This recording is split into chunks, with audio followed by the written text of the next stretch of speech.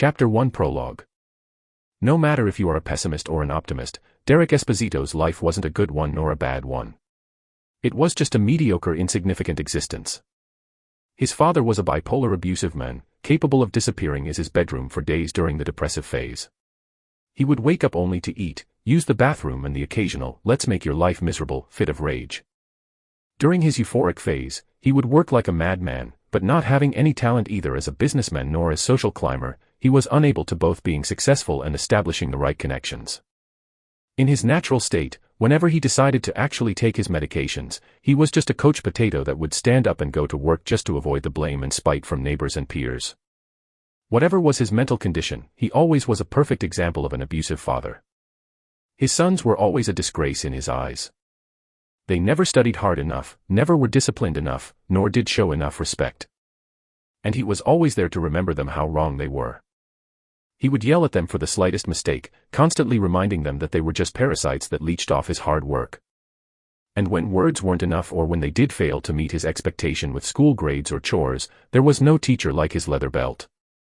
Hence, Derek and Carl had to quickly learn how to fend off for themselves, since their absent-minded mother practically forgot about them right after giving birth, dedicating her life in pursuit of peace and quiet, staying as far as possible from her spouse's tantrums. Derek was 2 years older, and desperately tried to take care of his little brother, but to no avail. They grew up watching and reading stories about heroes protecting the weak and upholding justice. But no hero ever appeared to save them. Every week they would be forced to go to church to worship a nondescript benevolent God and his Son, the Savior of all mankind. But no matter how much they prayed or how good they were, no miracle occurred. So, they simply stopped believing in heroes and instead of wasting time with prayers they crammed. School was their only oasis, but that lasted only until the 6th grade. Once in middle school, it didn't even take a month before the bullying started. Their cheap clothes and gloomy disposition made them the easiest targets. They were so used to being tossed around and insulted that they didn't even bother trying to fight back. For a long time, Derek had considered it the worst moment in his useless life. After a month, he knew he could not take any more of that, so he tried to make things better. He reported his father's abuses to the social services with an anonymous email, but being overworked and understaffed, the social work assistant made a brief visit and never came back. Then he tried to end the bullying by reporting their aggressors to a teacher, which in turn washed her hands by reporting it to the principal. The principal did not want to meddle with what he deemed as childish pranks, so he called Derek's parents to inform them of the problem, hoping they would let it slide. And at least his wish came true. Derek, instead, took an extra beating for not being man enough to face his own problems. "Are you really that stupid to never learn anything from me? Never delegate, if you want something done right, do it yourself." Derek had never felt so helpless and desperate, so that night he bawled his eyes out, until he fell asleep. That had been the last straw. The next day he felt different, clear-eyed like never before. It was not the time for despair anymore, he needed a plan. It would take him years to realize that something inside him had died. He was no longer able to trust, hope or develop any sense of kinship. He was surrounded by enemies, and to survive Derek needed to be able to fight back. So, Derek asked his father to let him join a dojo and learn martial arts, and to his surprise he did not have to beg or even ask twice. His old man was glad that his wimpy and scrawny poor excuse of a child was finally interested in becoming a man. His only condition was that Derek was not allowed to quit for at least 1 year, otherwise he would have to pay for it. Not only Derek started practicing Aikido almost daily, he would also wake up 2 hours earlier every single day to build muscles doing push-ups, squats, sit-ups and running until he was out of breath. In a few months he was finally able to do every day 100 push-ups, sit-ups and squats and run for at least 10 kilometers before going to school. Aikido soon revealed to be a perfect choice for his situation. At low level was mainly focused on self-defense, but there plenty of space for attacking and fighting dirty. By practicing martial arts, he finally discovered something he was good at. He was not particularly nimble, nor a fast learner. His hand-to-eye coordination was also average at best. His talent lied in the ability to spot the best time to hit a sensible spot during a block or a defensive maneuver. Even when the sensei was teaching sword or tanto arts, Derek was always able to grasp the killing moves at his first try, sometimes even before the sensei completed the practical demonstration. It was an exciting yet disappointing discovery since his only talent had no practical use. Even if Aikido was a sport with tournaments instead of a discipline, hits to groin, eyes, and trachea were universally forbidden. For months Derek kept training hard while keeping a low profile at school, planning his next move. At the end of the first semester, Derek stopped hiding from the bullies and started replying in kind to every single insult they threw at him, using the best quick-witted roast lines he had found online. Derek paid attention to never go to the bathroom or to remain alone for too long, always keeping an adult witness in line of sight. It did not even take a full day before his enemies were fuming and outraged. Only when the veins almost popped out their necks, he threw his bait. "I have enough of your sh*t, as holes. Meet me in an hour behind the grocery shop between Lincoln and the 3rd. Or are you too scared? Since you seek death, I will happily grant your wish, you fag *ot. It will only be you and the 3 of us, all right?" Derek nodded without believing him in the least. And he was right. When they entered the back alley, they had brought along 2 more people. Derek was waiting for them, leaned against the wall at the end of the blind alley. "There you are. I was starting to think you would stand me up." They started laughing. "Sorry we were late. Hope you do not mind we taking some friends for the party." Derek shrugged, while grinning from ear to ear. "No problem. No matter how much, worthless trash is always trash. I chose this alley because it's fully equipped with enough dumpsters to accommodate all of your friends." The last line hit a nerve, so they charged at him blindly. "Gang up on him, guys. Do not let him escape. Let's how him who is the trash." And so, they fell into his trap. Derek had come here preparing the terrain, and choosing the best spot to fight. A blind alley to not make them escape, the end of the alley so they would not notice the tripwire due to the dim light. The first 2 fell down hard on the concrete, and those behind them were so worried about not trampling on their friends that never saw the steel pipe coming. They did come in numbers. Derek had come fully armed. Using the pipe as a sword, he quickly hit them respectively on the head, the side of the knee, in the groin. Only then he started hitting the 2 that were trying to get back on their feet. While they were moaning and sobbing on the ground, he used a small knife to cut the tripwire, then he started beating them again and again with the metal pipe, giving a special attention to the nether regions.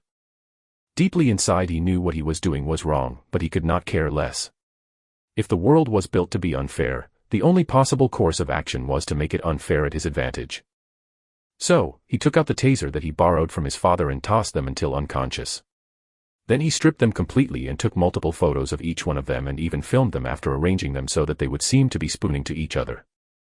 Then he splashed them with a bucket of cold water and sealed the deal. "Sorry to ruin your Brokeback Mountain moment, girls, but I need your attention for a minute." When the bullies woke up, they were still in so much pain they could barely notice that they were naked and embracing each other.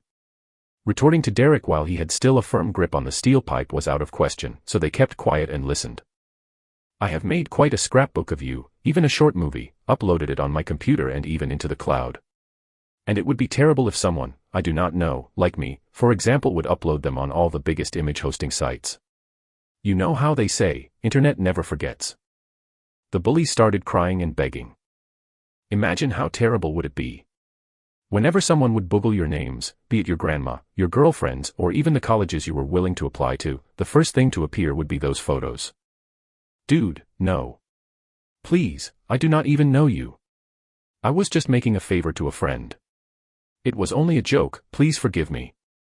The choir of begging gave him the goosebumps. Derek wanted to puke at their hypocrisy. "I do not care for your pathetic excuses. From this day onward, you will leave me alone.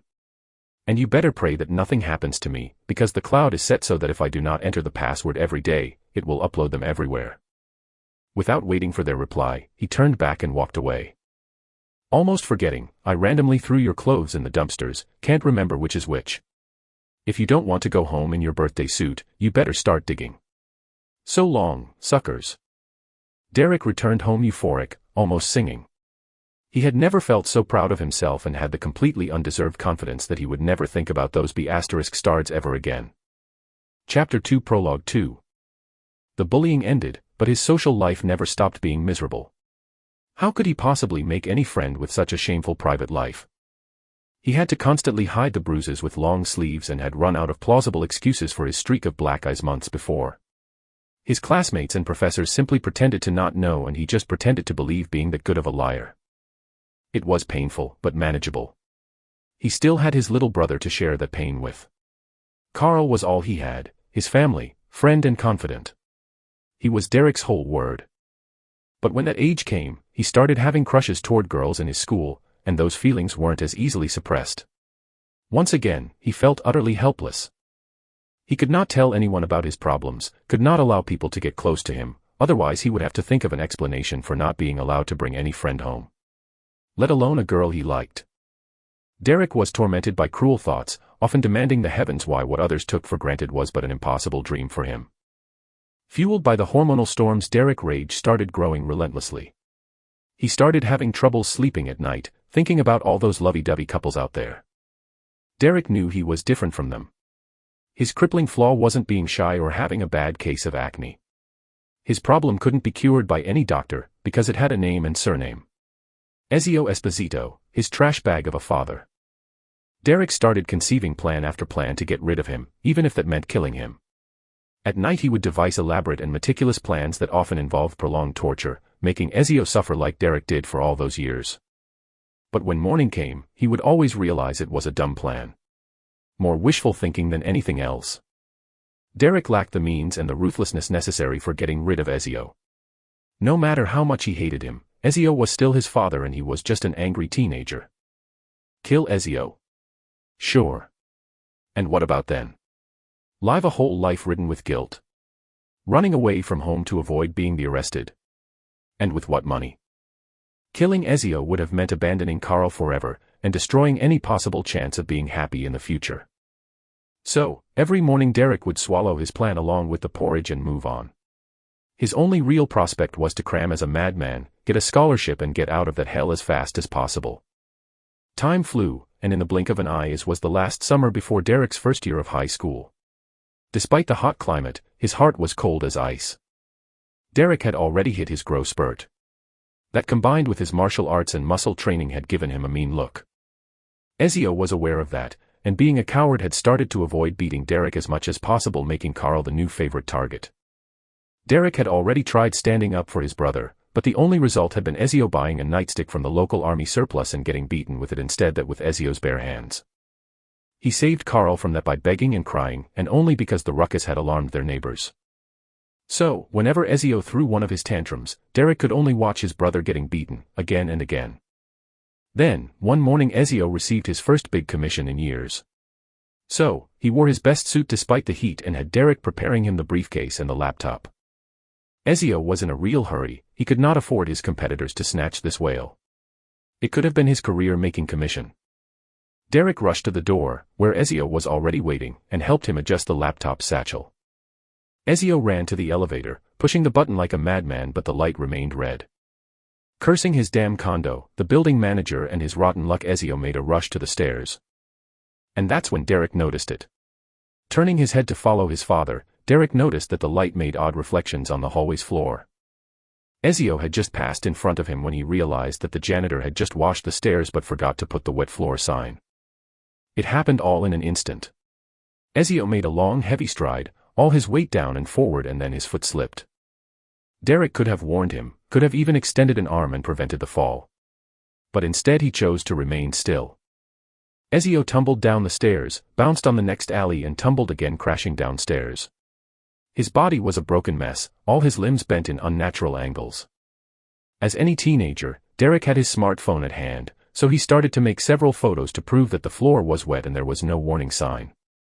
His mind was already planning on hiring the best shark lawyer he could and sue the building managing firm responsible for his condo. Only then he carefully walked down the stairs to confirm Ezio's death. He was there, incapable of making a moan or asking for help, but his eyes were fixated on Derek, begging for help. Derek grinned to him and said, "Do you really think I am so stupid to never learn anything from you? As you more than once taught me, never delegate. If you want something done right, do it yourself. Your smartphone is in your pocket, take it out and call 911. I'm just a failure of a son, I do not want to mess this up for you, Daddy." Ezio's eyes were full of shock and hate, but that lasted only a moment. His head went limp, his gaze blank. A laughter fought to come out, but Derek suppressed it. Instead he started shouting for help, putting on his best terrorized son impression. As always, Derek's mother was too obsessed with her problems, her grief, her feelings to bother looking for the lawyer, leaving everything in Derek's hand, since Ezio was no more. 3 birds with 1 stone. After a careful research, he contacted and hired the best shark lawyer they could afford, so that Derek would be his client instead of his mother. He told him everything about his father's incident, the abuse, and the need to make so that the money would be split between the three of them, mother and sons. Both Derek and Carl were very firm on that point. They wanted the lawyer to start the process to get emancipation. With the money from the compensation and the inheritance, they had enough to be self-sufficient until Derek could provide for them both. What followed was the happiest period in their life. First, they obtained the inheritance, and shortly after they got emancipated and moved away from their mother's place. Not even a month later, they received a very generous settling offer from the building manager. They used it to settle up and make proper plans for the future. During the following years, bullies were not a problem. Derek and Carl were now both martial artists and had each other's back. Finally, they could experience having friends and girlfriends, their domestic nightmare finally over. They suffered many disappointments though, since too many of those so-called friends turned out to be people that wanted to use their parent-free house as a party house. Also, they had a hard time figuring what being a normal teen was supposed to be. While their peers seemed only interested in having fun and skipping classes, they were focused on studying and saving as much as possible. Derek and Carl would spend holidays and vacations doing part-time jobs to slow down the thinning of their bank account. They were not poor, but not rich either. They knew they had to save as much as possible, in case rainy days would once more fall upon them. But all in all, they had a good life. Derek got a scholarship and obtained a bachelor degree in chemistry, soon followed by a master in biochemistry. Carl was doing well too, already got his engineering degree, ready to study for his master, and already had a fiancée. Despite being really happy for his little brother, that was really a painful thorn in Derek's side. He had always been the more socially inept between the two, and never managed to get into a stable relationship, not even in college. Derek had no problem talking to girls, the problem always lied in him being picky and ended in his inability to trust. He had had many crushes, but never fell in love. At the beginning he put the blame on his bad luck, always finding shallow or idiotic girls. After finding more than one good girl, he put the blame on his dark past. But when confronted with Carl's happy relationship, he could only blame himself. While Carl had suffered almost the same things, he got out much stronger and purer than Derek. Derek was just too scared of being hurt again to let any relationship grow above a certain level, and that was an enemy that he could not just beat up. Carl had shared with him, as a graduation present, that he was willing to propose to his fiancée as soon as he got his master.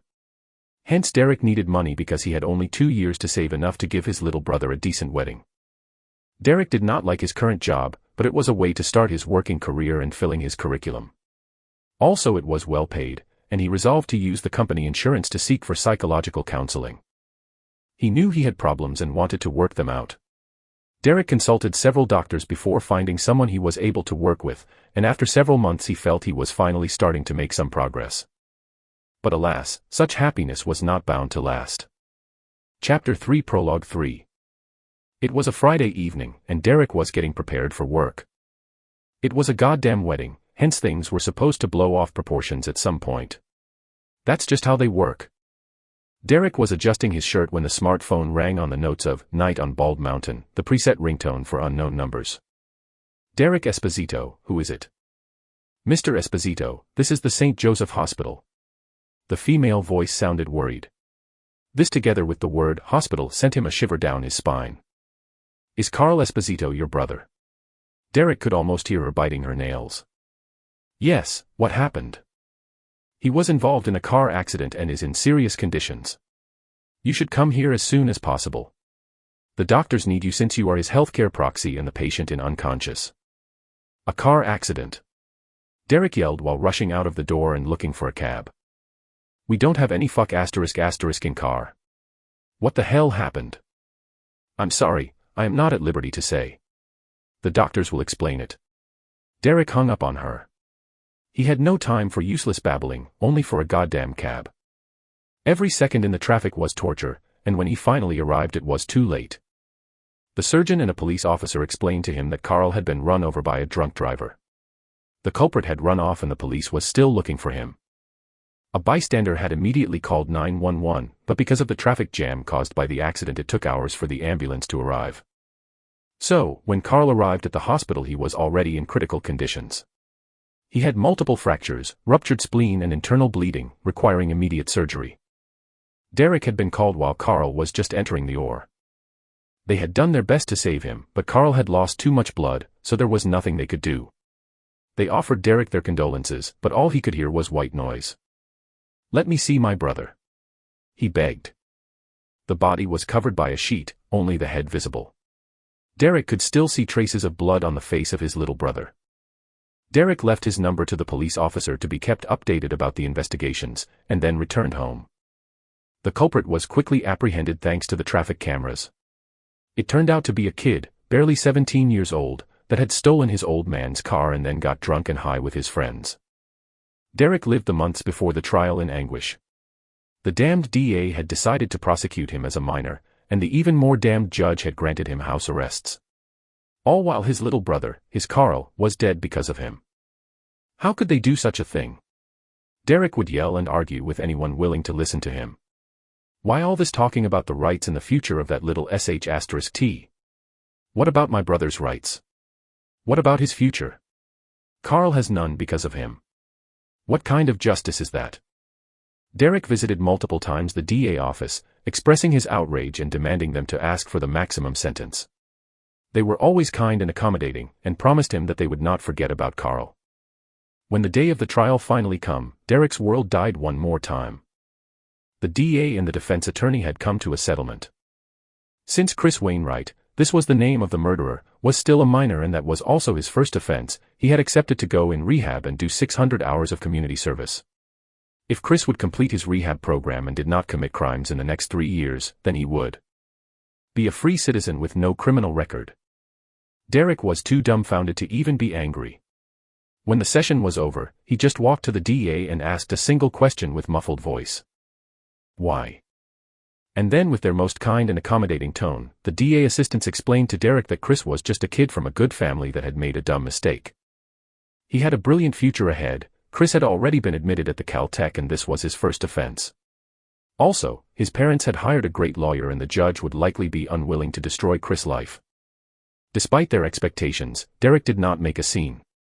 Derek's fire was extinguished, he had no more tears to shed.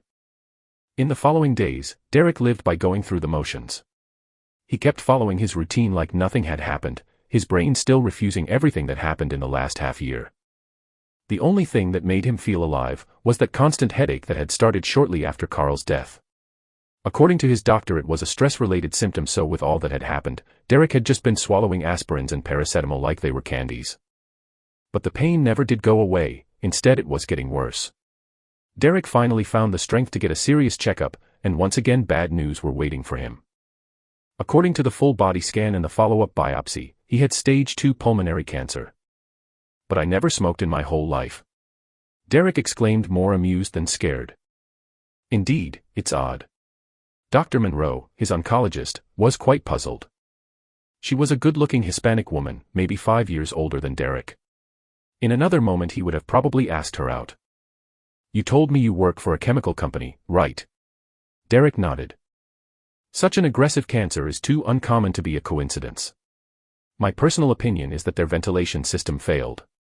You and God knows how many more people have been breathing poison from quite some time.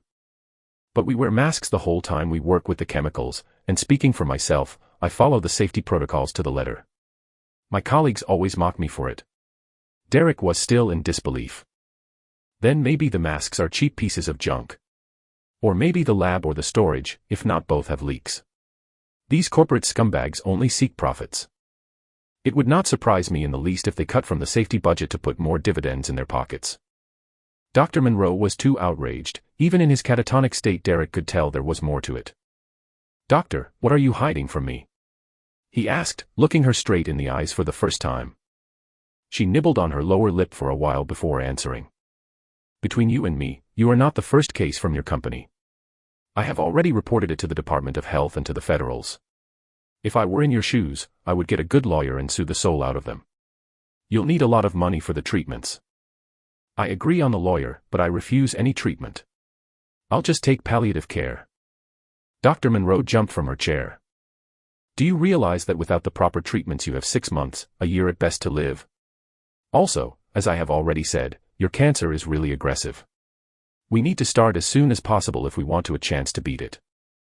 The situation was dramatic, but Derek found all those words hilarious, so he could not refrain from chuckling. We barely know each other, Doctor. So, we have nothing to do if not going separate ways. Derek said to her with an icy tone.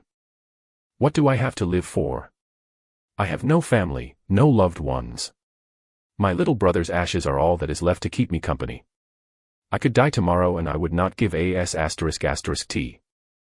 They parted on bad terms, but she still gave him her number, in case he changed his mind or simply needed to talk. Derek called his old shark lawyer and explained everything. Years had passed but they would still send each other Christmas cards. Derek had kept tabs on him, just in case. He had now more gray hair than before but was still a first-class shark. Derek stopped going to work and started spending his money without much care. He would go to all the fancy restaurants he had always wanted to try, but the suits he always dreamed about, and only ate his favorite foods for breakfast, lunch and dinner. Derek would spend most of his days playing games on his brand new gaming PC and revisiting all the spots that held a significance for him and Carl. Then, 24 days after the diagnosis, he had an epiphany. Chapter 4: Fall and Ascension. It was a night like all the others since he had quit his job. Derek would wear one of his new suits and wander off the city, to see what would kill him first, the cancer or a random crazy head. Once reached exhaustion or simply boredom, he would then take a cab and get back home. Derek was walking with quick strides, high on his medications, when he saw him.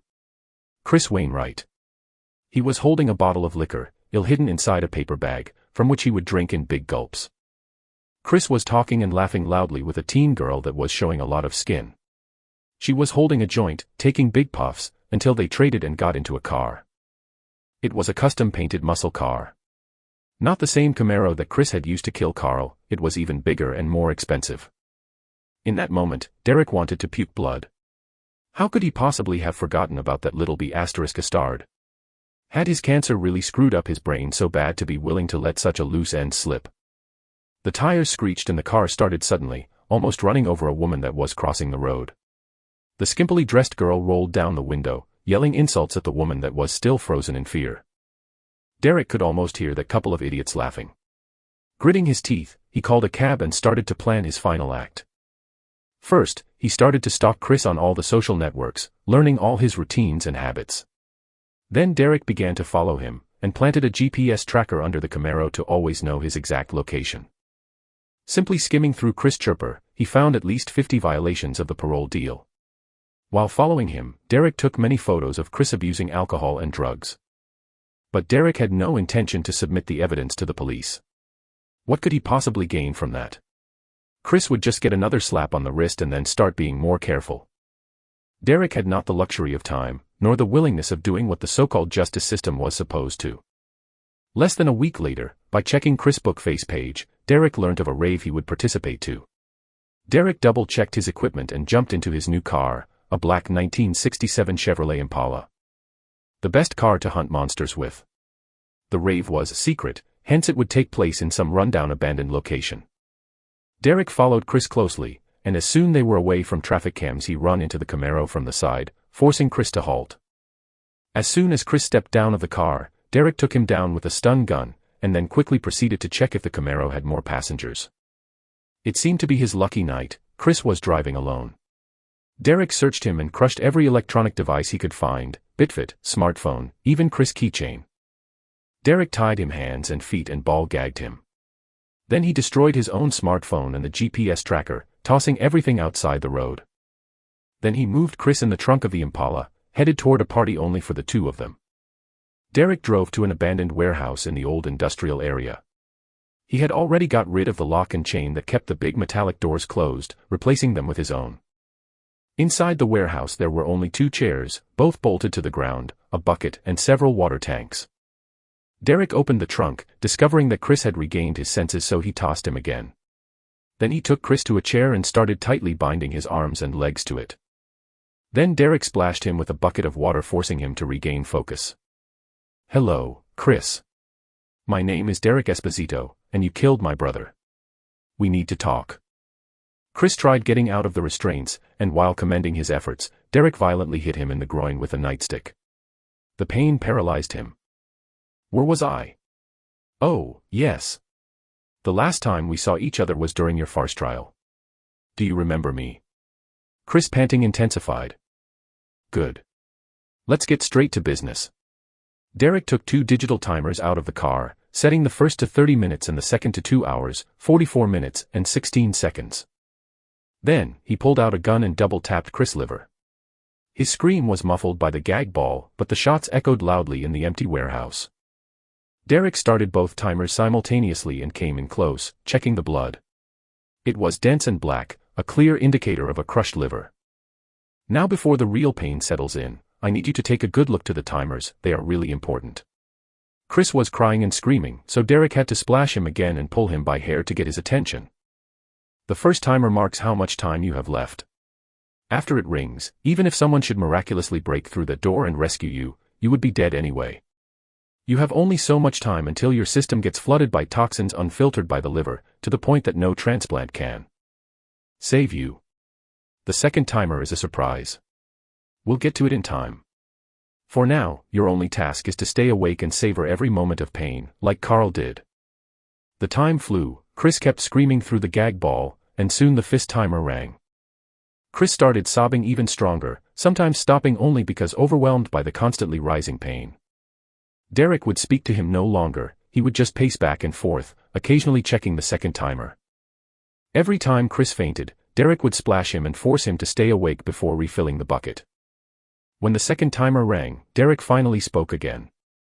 I have bad news and I have good news. The bad news is that I lied before. I thoroughly researched liver injuries, and with such crushed liver you had no hope to begin with. Even if I had shot you in front of the best hospital in the USA, unless they had a compatible liver at hand, you would have died. I wanted to give you false hope, as happened to my brother while waiting for help. The good news is that you just suffered as long as Carl did. I may be many things, unrelenting, vengeful, a liar, a murderer, but I am also fair. So your suffering ends now. Derek pointed the gun to Chris' head and double-tapped him. Then he pointed it to his own head. Little brother, I'm coming. Wait for me. And pulled the trigger one last time. While Derek's body was still falling, his consciousness was basked in light and he felt pulled toward the sky. After months of grieving, a whole lifetime of misery and pain, Derek felt that all his traumas and hatred were fading away. Derek had never experienced such bliss. In this new form he felt no negative emotion, he was in peace with his past, unafraid of his future. Derek was enjoying a present that he felt could lead to endless possibilities, and there was no right and wrong, success or failure. He would simply be, no strings attached. That intoxicating feeling lasted until he suddenly woke up, alive and breathing. All his negative emotions returned, plunging him back into despair. Derek cursed inwardly while trying to focus his eyes. Maybe it was because of the shot to the head, but his vision was blurry. So much for the perfect plan. Some idiot must have rescued me and somehow I survived the journey to the hospital. I am still alive. I still have cancer. I am still alone. But when his eyes finally cleared up, they strongly disagreed with his reasoning. Derek was in some kind of huge metal corridor surrounded by dead bodies. Alien dead bodies to be precise. They were all wearing some kind of full body armor that resembled some kind of sci-fi space suit. Where the F***K am I? What the hell does this mean? He screamed while trying to get up, only to fall back on the floor. He fell hand first, and only then he noticed that he was wearing a spacesuit too, and that his hands, all 4 of them, had 3 fingers each. What the actual F***K? Chapter 5 Collateral Damage. After much screaming and freaking out, Derek finally regained his composure and started to analyze his current predicament. The first thing that caught his eye was a huge hole in the spacesuit at the chest level. The contours of the hole had burn marks all over it and there was a lot of purple jelly on both his suit and the dead bodies. That meant the purple jelly was coagulated alien blood. Derek turned his head to see the spot where he had woken up, noticing a lot of blood and even something that he found safe to assume were some kind of splattered viscera. This makes no sense, he thought. All the evidence points to the fact that this body was dead as Julius Caesar until I somehow happened to inhabit it. And for whatever reason, it's also fully healed. Oh man, this means all religions are dead wrong.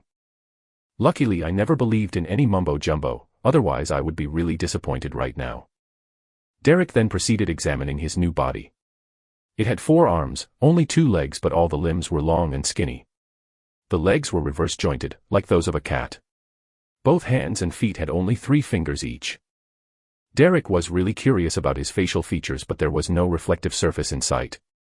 So, he tried feeling his face with the fingers, but the suit turned out to come with a helmet, which did not impede his senses though.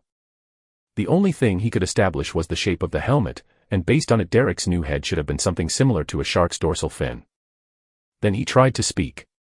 Test, test. Derek Esposito. 1, 2, 3. He could somehow do it, but it was still English. That meant that he did not inherit neither the muscle memory nor the intellect from the body's previous owner. Derek tried getting up, but the center of gravity was too different from his old body, so he had to give up and proceed crawling like a baby. So, he started examining the corpses to make heads or tails of what was happening around him. Judging from the suits, there were 2 factions at war. One had a red-colored space suit, and the other, which Derek was donning, was gray. He had no idea which side was winning, but it would not make any difference to him anyway. Unless the suit was equipped with a universal translator, he was incapable of communicating. Enemies would kill him on sight, allies would probably ditch him like garbage. Who would ever want a rambling idiot, incapable even of walking during a life or death situation? I'm not even here from a day and I am already as good as dead. Refusing to give up, Derek managed to get up by leaning on the walls and started exploring. The corridor had many doors, yet his choices were painfully limited, since he could only go through the open ones. Derek had no idea how to open the doors nor how to operate the control panels that he found along the way. He tried pushing buttons at random but nothing happened. And he was starting to get hungry. Will I die like this? Starving in a goddamned spaceship, alien planet, or whatever the F***K is this? I don't know what this useless pile of flesh eats. Even if I stumble on a mountain of food, I have no way to know what is what. And even if I did, I do not know how the heck to remove this helmet. After walking for several hours, hunger and frustration drove him to hysteria. Derek screamed and kicked whatever was within reach, until exhaustion made him fall asleep. When he woke up, his mind was clear again. This is a nightmare. I am all out of options, to the point that even if I wanted to kill myself, I would not know how. He banged the back of his head against the wall to keep frustration at bay. I never thought about this, but being reborn in a sci-fi environment is truly the worst-case scenario. Alien body, alien customs, complete lack of the new species' common sense. And to make things worse, everything here is so high-tech that I cannot even operate a door. Heck, every goddamn button could be tagged and it would still be useless to me since I don't know their language. His hunger was rising and he was feeling weaker by the hour. Having no time to lose, he started wandering again, this time banging and screaming at every door he met, trying to draw some attention. Derek was on the verge of fainting again due to hunger and exhaustion when finally a door opened up. The shock was great enough for him to lose his grip and fall to the ground. On the other side there were gray-suited aliens in a wedge formation. Every one of them was holding some kind of long metal staff as it was a rifle. Derek didn't even attempt to get up, he just waved a right hand, hoping it was a peace sign. Asterisk Captain. That's XARK. His life signal getting back online wasn't a glitch in the system, he is still alive. Asterisk, from this point onward asterisk means words that Derek does not understand. The formation opened and a taller and bulkier alien closed in. The soldiers never lowered their weapons nor lost focus, waiting for the attack order. Asterisk, what are you doing on the floor, soldier? And how in Thrax's name did you survive that ambush? Asterisk, the captain asked with a coarse voice. Dude, I have no idea what you did just said. Asterisk, what is he rambling? Medic, any reading on that blaster wound? Asterisk. A purple-dressed alien walked forward while scanning Derek's body. Asterisk, none, sir. It's not any dialect in the Empire. And the scanner confirms that the hole in his armor is definitely from a Corellan blaster. I have no idea how he survived it unscathed. It's a miracle. Asterisk. Asterisk, it's a liability. Asterisk, the captain's tone was grim. He took a staff from a soldier's hands and by pushing a button it became a glaive, whose blade was made of pure energy. Well, seems that I'm going to die from a lightsaber. It's cool, one hit and I'll be turned into dandruff. Lucky me, another painless death incoming. When the captain plunged the glaive into his chest, it did not make any burning sound. It pierced him from side to side, bleeding him to death. The blade was not a laser-based weapon, but a hard-light construct, making it no different from an ordinary glaive. Listen up, soldiers. XARK was a good soldier and we will remember and mourn him as such. When and if we get out of this alive. But that thing, whatever that is a risk we cannot allow to take. Not with Prince Rekhard in our care and those Karelian rebel scums still at large. Better some collateral damage than a spy among our ranks. Now shut that door and check the perimeter again. This time, death was far from painless for Derek. He felt like his chest was on fire, but what really hurt wasn't the wound as much the lungs.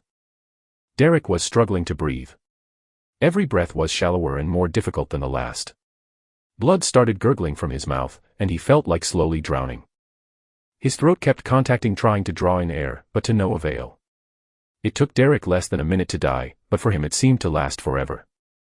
Once again, he found himself basked by blinding light and pulled towards it.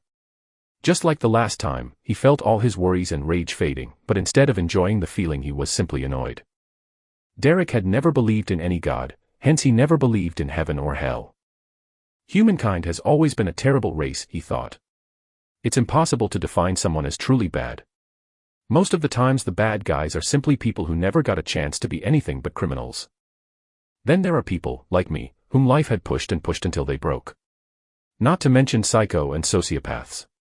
How could someone that is born bad be sent to hell simply because his head is malfunctioning? Hence, I have always believed that either there was an afterlife for everyone, or no afterlife at all. Death is supposed to be final spirit level, good or bad, rich or poor, the destination has to be the same. Instead I got this cheap excuse of reincarnation screwing with me. What purpose being reborn could possibly have if I retain all of my memories? Whatever body or planet I would end up in, I would still carry my baggage, so once outside the light all my pain, rage and contempt toward humankind would prevent me to learn whatever lesson I am supposed to learn. Inside that otherworldly space, he had the clarity to see that his psychologist was only half right. He could only change if he wanted to, but because of all his past experiences he had no will to. It was a perfect example of a catch-22 paradox. Suddenly, he was pulled downwards and away from the light. His vision was a blur, but he could still hear a lot of commotion around him. Giant hands were holding him still while he was puking God knows what, and judging from the breeze on his butt cheeks he was naked. I don't know what the heck is going on, he thought, but I bet I am in deep sh*t again. When Derek was finally able to see again, he discovered that the hands were not gigantic, the issue was him being very small. A baby, to be precise. He is alive. I did it. I managed to save your boy's life. A further inspection revealed that said hands belonged to some gibberish rambling old hag. Derek was currently inside a wooden shack, surrounded by people dressed with rags that could be called clothes only if they were part of a 1000 AD themed Renaissance fair. Man, I hate being always right. Chapter 6, A New Beginning. He is alive. I did it. I managed to save your boy's life.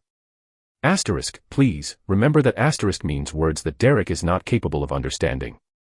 After the midwife triumphantly said those words, the room exploded in cheers and tears of joy. The people in the room were hugging each other and the mother in turns. Meanwhile, Derek lied limp in the midwife's arms, looking left and right trying to determine how bad was his current situation. Well. What do we have here? The bedridden woman is clearly this body's mother. She definitely needs a bath. After delivery, the sheets were stained with blood, urine and feces. The crying, rough-looking man should be the father. I wonder if he is crying for my sake or just because he was afraid of losing his wife. I bet the second one. Then I have a bigger brother and a sister.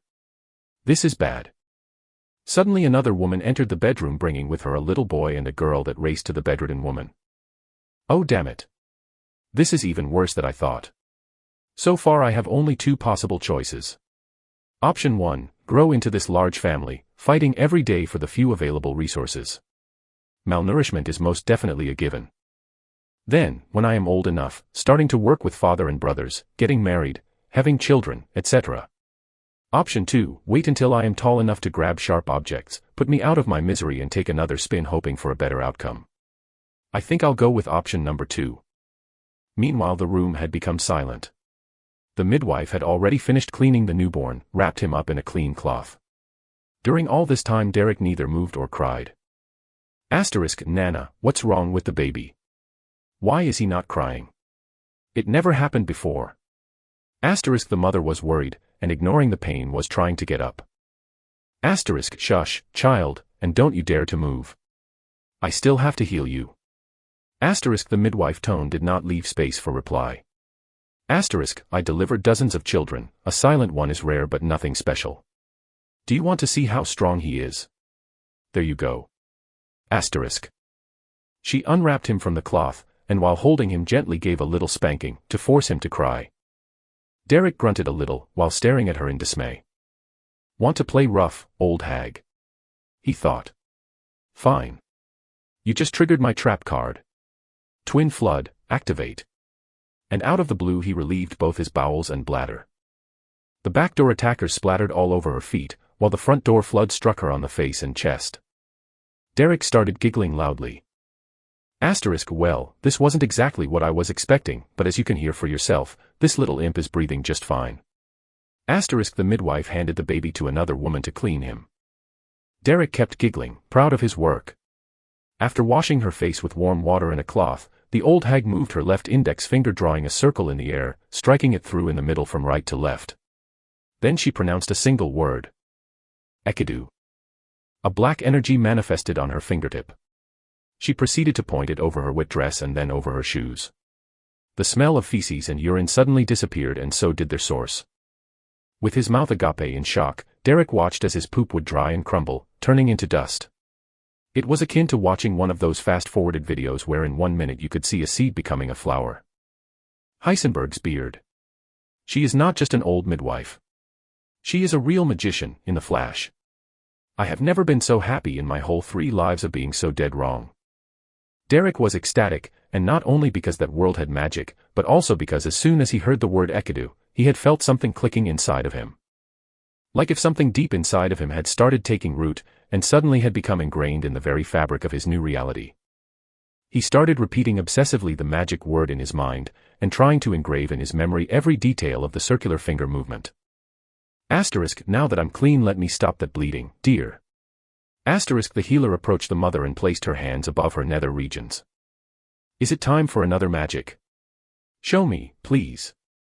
Derek begged in his mind. Nana first spreaded her fingers wide, then started to move both arms in a circular motion, first up over her head, then opened her arms as much as she could before joining her hands, palm against backhand, at her navel's height. Vinayri Lokhat. Derek, all wrapped up, tried to mimic all her movements, step after step, memorizing every single detail he could grasp, no matter how small. A sphere of light enveloped Derek's mother's lower body and she quickly recovered her complexion. The pale skin reverted to a healthy pink, while all the traces of pain and fatigue disappeared from her face. Once again, something clicked inside him. After the dark magic, he could clearly feel that simply by hearing the power word, a connection had been established between him and light magic. Derek could not stop grinning. If I have enough magical talent, it would mean there is actually a third hidden option. He thought. I can become a magician and live free for the first time in my life. No shackles, no responsibilities. But it's better not get over-enthusiast. With my luck I could just have a poor talent or...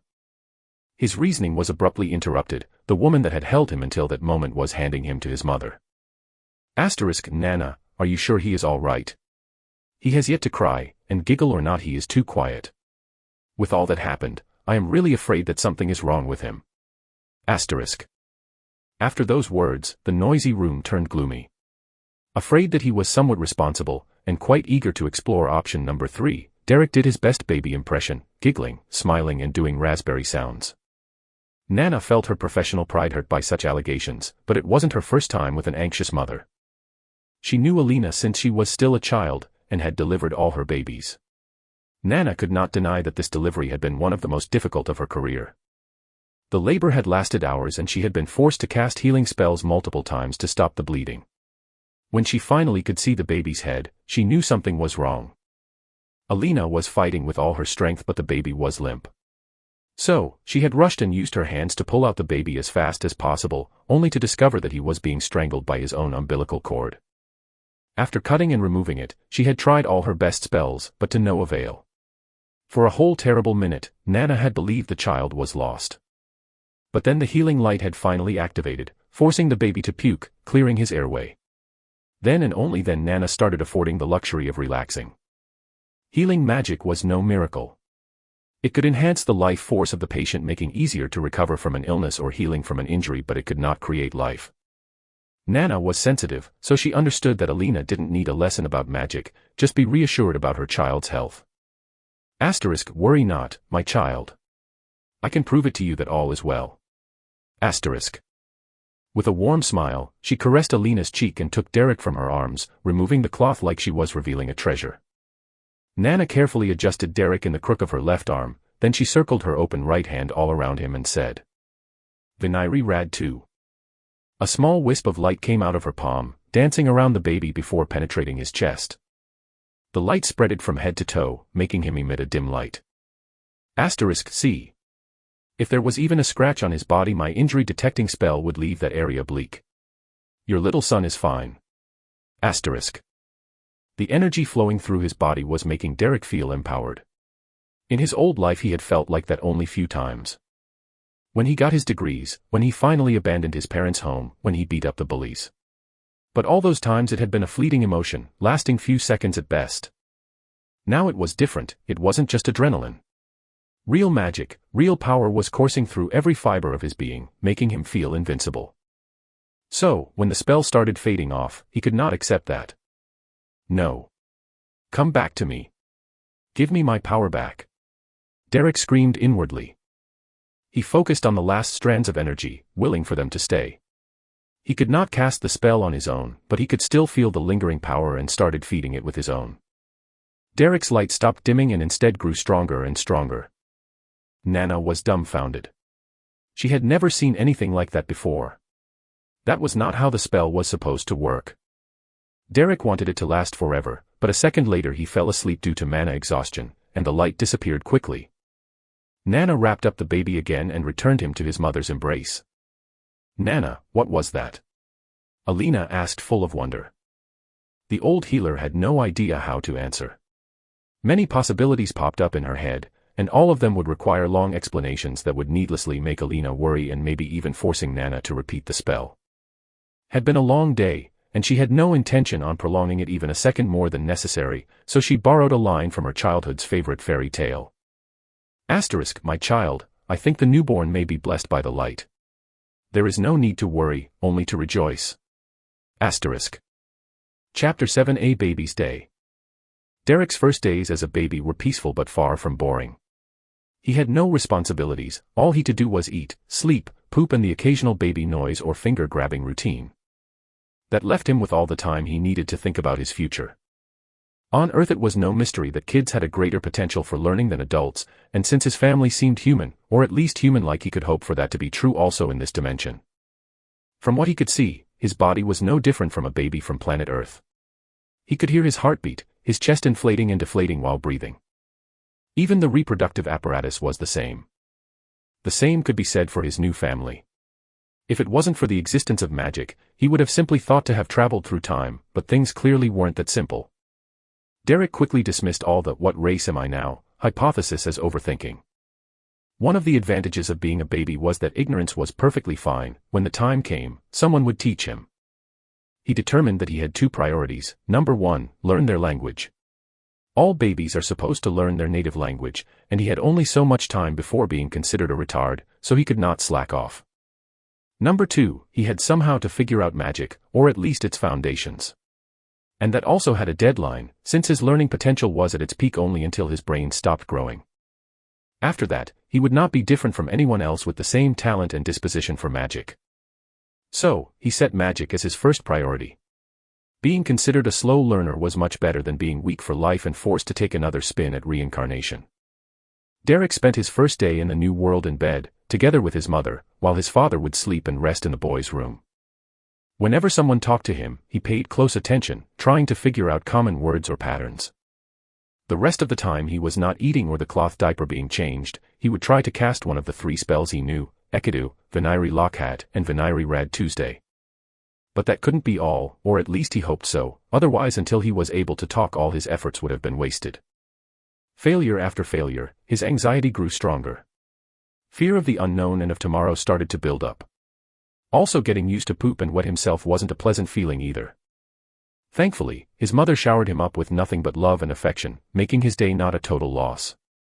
Despite his bias about mothers due to his previous life, Alina managed to make him feel loved and protected. That wasn't half bad at all. The final outcome of his first day was 0 progress in magic, no progress with language. But his mother seemed to be a good parent, and he finally learned his new name, Lith. The second day turned his world upside down. Alina, showing the strength of a wild ox, decided she was sick of resting and got up to help doing the daily chores. Lith had the opportunity to see her full figure. Despite giving birth the previous day, she was a good-looking woman, in her early 20s. She was definitely well endowed in all the right places, with a fit body honed through hard work. Her shoulder blades' long hair was of a beautiful light brown color, with shades of red all over it. Just the light of the candle made it look like there were flames dancing within. Seeing Mother with her hair down in a sunny day must be quite a sight to behold. Derek thought. Maybe it was because Lith was still a baby, maybe because of the mother-son bonding, but Lith felt deeply proud of her. He also discovered that she seemed to not use bra or underpants. Once finished dressing, she wrapped up Lith, making it impossible for him to move. Then Alina placed him into her sash, using it like a baby cradle so that she could easily hold him with only one arm with minimum exertion. She walked out the small bedroom and found her older daughter, Eliza, messing with the fireplace. What in the great mother's name do you think you're doing, Lily? The sun is not even out, you should be sleeping. You know you are not allowed to mess with fire. She said with a hiss, trying to not wake up the house. I'm sorry, Mom. I just wanted to make you all a surprise. Let you wake up in an already warm house and breakfast ready. Eliza's face showed only sincere concern. There is no need to worry, silly bee. Your mommy is a pro with kids. Alina said while ruffling her hair. Eliza, together with her twin brother, was the eldest child. She was 8 years old, and her blonde hair with shades of black was the reason for her moniker. Alina shooed her away from the fireplace and with a flick of a finger lighted the fire. In Firo. Thanks heavens. Lith rejoiced. Once again I had that weird feeling when discovering a new type of magic. This proves I wasn't just imagining stuff. Alina sent Lily opening the window shutters to let the dawn light in while she prepared breakfast. Alina took several vegetables out of a cabinet and proceeded chopping them with a knife. Some had a familiar look to Lith, like some semi-potatoes and odd-colored carrots. The others were all a mystery. The idea of having such breakfast made Lith almost cry. In his past life he never liked vegetables, they were all bland tasting. No matter how much of them he ate, within half an hour he would be hungry again. Alina shoved everything inside a small copper cauldron and with the help of a hook hanged it on a metal bar over the fire. Then with a finger snap she conjured water out of nowhere, filling the cauldron. Both Lith and Eliza were ecstatic, even though for completely different reasons. For Lith it meant hope. Spells could be casted without words or precise hands movements, and that showed him that there was a real chance for him to practice magic while still being baby. For Eliza was a reason for pride. Magic was common, but every time Alina casted a silent spell it was like watching a real magician at work. You are so amazing, Mom. Eliza's eyes were full of admiration. Will I ever be as good as you with magic? Of course you will, silly bee. Alina replied with a kind smile, while inwardly adding, after 10+ years of chores, every single day. After a while, everyone woke up to have breakfast together. The family consisted of Raz, father, Alina, 2 daughters, Eliza and Tista, and 2 sons, Orpal and Tryon. Lith could then establish with depressing certainty that there was no such a thing as an indoor bathroom. From what he could see the house consisted of a big room used as dining room, kitchen, and pantry with 3 doors that lead to the various bedrooms and nothing else. The breakfast was relatively quiet, so he had no problems learning the word for water magic when his father filled some jugs. Joran. After everyone left for their daily routine, Alina moved along with Lith to a rocking chair. During the morning he had the pleasure to discover that in the new world the daily chores like washing the dishes or cleaning the floors were all performed using magic. From her rocking chair, Alina would simply twirl her index and medium finger while reciting Breza to generate up to 3 small whirlwinds that she would move all around the house to collect and get rid of the dust. Whenever someone would dirty the floor with earth or mud, a flick of the wrist and a magna would send them back through the same door they were brought in. Lith was delighted discovering how common the use of magic was. Everyone in the family, even the younger ones, would use magic to make their life easier. When bedtime arrived, Lith was dying to try some magic. He had waited so long for his hands and feet to be finally free. Alina fell asleep almost instantly, yet Lith was impatient enough to have the impression of having waited for hours. After a full day of thinking, he had decided to try only air magic first until he was confident enough in his magic control abilities. Fire was just too dangerous for a novice, while water and light would easily wake up his mother. He could not spot any dirt to control in the dim light of the room, and was too afraid to mess up with darkness magic until he got a better understanding of it. So, he twirled his little arm and said, "EAA." Nothing happened.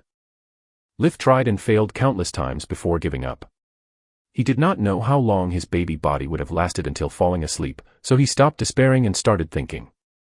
Magic was common. Whenever he heard for the first time an elemental magic word, something inside him had clicked, like creating a connection with the elemental energy. Those were all good news, but he still couldn't make head or tails why he was always failing. He never expected succeeding at the first try, but he had thought that something would have manifested. A random tiny gust of wind, a magic spark, anything would do. So, he started thinking back to when the healer had filled him with power. That feeling was not new to him, but he never experienced it so intense. Lith searched his memory until he found the answer. It was the same sensation that he had when he started practicing Aikido, while learning the basic breathing technique. Well, I have nothing to lose.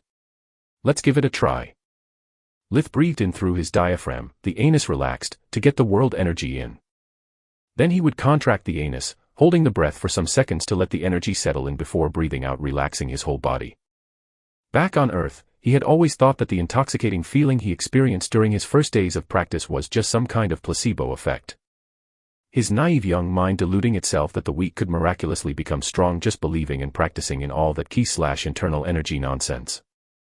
But what if he later stopped experiencing that sensation only because his native world energy was just too thin?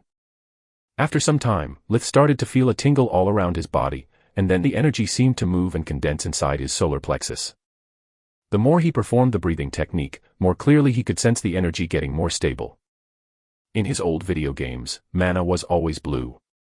So, he visualized a blue sphere settling in inside his solar plexus. After a while, Lith felt brimming with power. After holding his breath one last time, he twirled his little arm before commanding, "EAAA." The wind generated barely tweaked his mother's hair, while he had aimed for the blanket. Yet he could not stop grinning. This is really a great start. Chapter 8: Unrelenting Practice. In the following weeks, Lith's days consisted of a strict routine. During the day, when he was all wrapped up, he would only focus on practicing the breathing technique and learning as much as he could about his family and their language. At night he would practice magic until exhaustion made him fall asleep. Then as soon as he woke up, he would start again until Alina would get up for the day. More than once he tried taking a break, but it would never last long. Living as a baby was not easy, on the contrary, was very stressful. He could not speak, even the words he had already understood to not scare his family. He could not move, he could do nothing but watch, sleep, eat and relieve his bowels. He was not used to be so helpless and dependent on someone else for every little thing. Too much free time would bring him to the verge of insanity. So, he would practice and practice, trying to adjust to his new reality without overthinking about how absurd and irrational was his situation. As Lith's powers increased, so did his control, and after a few weeks he felt confident enough to try earth magic and water magic. He would always be careful, never conjuring more than a few droplets of water or manipulating a handful of dirt. He discovered that it was possible to make the elements float in mid-air, changing their shape and size by continuously spending mana. After that, he shifted his night training on focus and control rather than power. His mana was very limited and he much preferred doing few elaborate tricks perfectly rather than a lot of stuff at the risk of blowing his cover. No matter how common magic was, Lith doubted that a baby practicing it would be any less than shocking, or even terrifying. Lith was afraid of being abandoned by his family, or even worse killed. He was once again scared of death, since now he had too much to lose. What were the odds to find another world where magic existed, to be born as a baby in a loving family? Zero, none, nada, squat. He had to play his cards well, and play them as close to the vest as possible. Before revealing even a hint of his talent, he needed to know what the standards of that world were. How much talent was considered good, how much divided being considered a genius from being labeled as a monster. His mind was constantly filled with worries, and only training would alleviate his anxiety. After 3 months, he had become good enough at silent magic to try fire magic on the fireplace. The fire was already lit, and when everyone was busy talking and eating during breakfast, he tried making the flames dance at will. It ended up in failure, since the flames were too strong and the distance too big for his mana to have any effect. Yet he kept trying, since he could still sense the flow of magic going from himself to the fireplace, hence making it a good training to expand his mana sense and range. The only downside of all that training was that Lith would get hungry faster. Luckily, he was not Alina's first glutton, and she had no shortage of milk. Another month passed, and Alina started weaning him. This event was meaningful for 2 reasons. The first was Lith noticing that food wasn't abundant in his household, so even if he still had not a rich vocabulary, he could still read his parents' worried expressions every time he needed to be fed. Despite still being a cold-hearted, cynical misanthrope at his core, Lith could not help but feel guilty about it. They loved him like a child, while he would consider them nothing more than hosts, like a parasite. The only exceptions were Alina and Eliza, his big sister, the only one that along with his mother would take care of him. With their constant love, affection, and care had managed to crack his emotional defensive wall. The more time he spent with them, the more he would consider them part of his real family, not just people that he was leading by the nose. So, he started limiting his training to not exceed the amount of food they could afford. Even that required quite a few tries to find the right amount, since too little would cause even more worry than too much. The second reason were world-changing discoveries. Being forced to stop training magic as much as possible, Lith now had free time that he used to dedicate that time by practicing the breathing technique that he christened accumulation. That way, his inner energy, that he had long dubbed as mana core, grew faster to the point of hitting a bottleneck. Apparently, his body wasn't big or strong enough, or both, to hold an indefinite amount of mana. Lith never noticed before because his baby body was rapidly growing, and he had only so much time to expand the mana core. So, without realizing it, his body and mana core had developed together. But now the balance had been broken, and practicing accumulation would make every fiber of his body ache, so he was forced to stop. Luckily he was still well fed and developing fast, so despite not being able doing any physical exercise, the bottlenecks would not last long. The second discovery was the result of him being forced not to practice magic or use accumulation. While studying his bottleneck status, he found out that it was possible to modify the breathing technique by removing the breath-holding step. That way, the world energy would just flow in and out his body, energizing him like a good night's sleep. Lith named this new technique invigoration. After several tries, he discovered that the world's mana could allow him to stay awake for several days, but not indefinitely. Each time he would use invigoration, the energizing effect would last less and less, and only sleeping would reset its effectiveness. But the most important discovery, as almost always happens, was made by chance. After adjusting his food intake, Litha's greatest enemy had become the hunger. Not the slight appetite that can be fixed by a candy bar or the hankering after a busy morning. It was the kind of hunger that never goes away, always lurking, even right after a meal. Even though Lith was not starving, it was something that he had never experienced. Even among all the misfortunes of his first life, food had never been an issue. He had always been able to eat to his heart content, even allowing himself to be picky about food. But now he was so hungry that he ate until the last bite, and if his body had allowed him to, he would not hesitate licking the plate clean. In the good days, when the portions were larger, it was like white noise, annoying but easily ignored. But during the bad days, either because the rations were smaller or because he had lost himself in the practice of magic consuming too much mana, it would become a thorn in his head. He would be so hungry to have a headache all day long, often feeling lightheaded and incapable of focusing. Food would be the only thing he would think or dream about. Of course, he was not the only hungry one in the family. Aside from Alina, only his siblings Orpal and Eliza would be tasked to feed him. And while Eliza had a big heart and strived to be like her mother, Orpal was angrier and hungrier by the day. He would often daydream about the days when he and his twin were the only children in the house. Now not only he had to fight each day for his parents' attention, but also for the food, clothes, and so on. Once he had a room only for himself, then he had to share it with Tryon. It was just a matter of time before Lith would come to take away what little personal space he still had. Orpal could not understand why a family as poor as his own would keep making kids. It was winter, so there was not much work to do. Hence there weren't many occasions to restock their food supplies, and they had to last until spring. It was the toughest time of the year for all the farmers' families, since the food was meant not only for men but also for the animals. Orpal was sick of seeing Lith gobbling all the food, to the point of dubbing him Leech. So, whenever it was his turn to feed the little vermin, he would take some spoonful for himself. But Lith was not easily bullied. As soon as he noticed the spoon was not aimed to him, he would start to cry madly, and Alina would run to his side, foiling Orpal's plan. Lith never cried, unless he needed to be fed or changed, and that made their parents both really happy and paranoid about him. Since he would never cry wolf, they took every wail very seriously. That day was a really bad day for Lith, starving because of his growth spurt, and was Orpal's turn to take care of him. Both their parents were out, one of the cows seemed to suffer from frostbite. So Orpal took the plate full of creamy soup for the baby, and gulped down a full spoonful. Lith immediately started to cry, but there was no one to hear him. Cry all you want, Leech. Lith was now able to understand most of the common words, included Orpal's mockery. Today is just you and I. No mom in a shining armor to come to your rescue. After saying that he gulped down another one. Lith felt like he was going crazy. Once again, he was helpless, his so-called magic useless in time of need. What could he possibly do, aside from blowing his cover? Ventilate him. Wet him. Using fire was too dangerous, a single meal was not worthy burning down a house. Lith's hunger was eating him, and his rage went above and beyond what he would have ever thought possible. You foo ****. He yelled inwardly. Feeling so tough robbing a child. Then he saw the third spoonful, making a good half of his meal gone, moving toward Orpal's smug face. Lith's anger reached a new peak, his hatred burning like a fire. You are not my brother. He yelled inwardly. You are nothing but a filthy thief, trash. And then, more than clicking, he felt something breaking inside like a dam that could not hold the raging waters anymore. I hope you choke on that spoon, you ***T.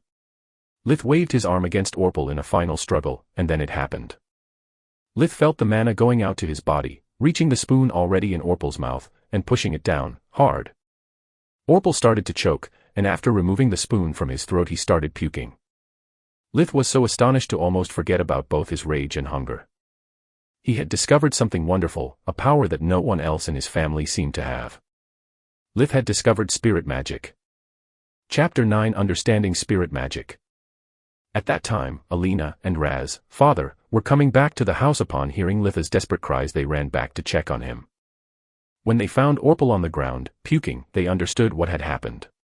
They already had suspicions, since whenever Orpal fed Lith, he was always hungrier than usual.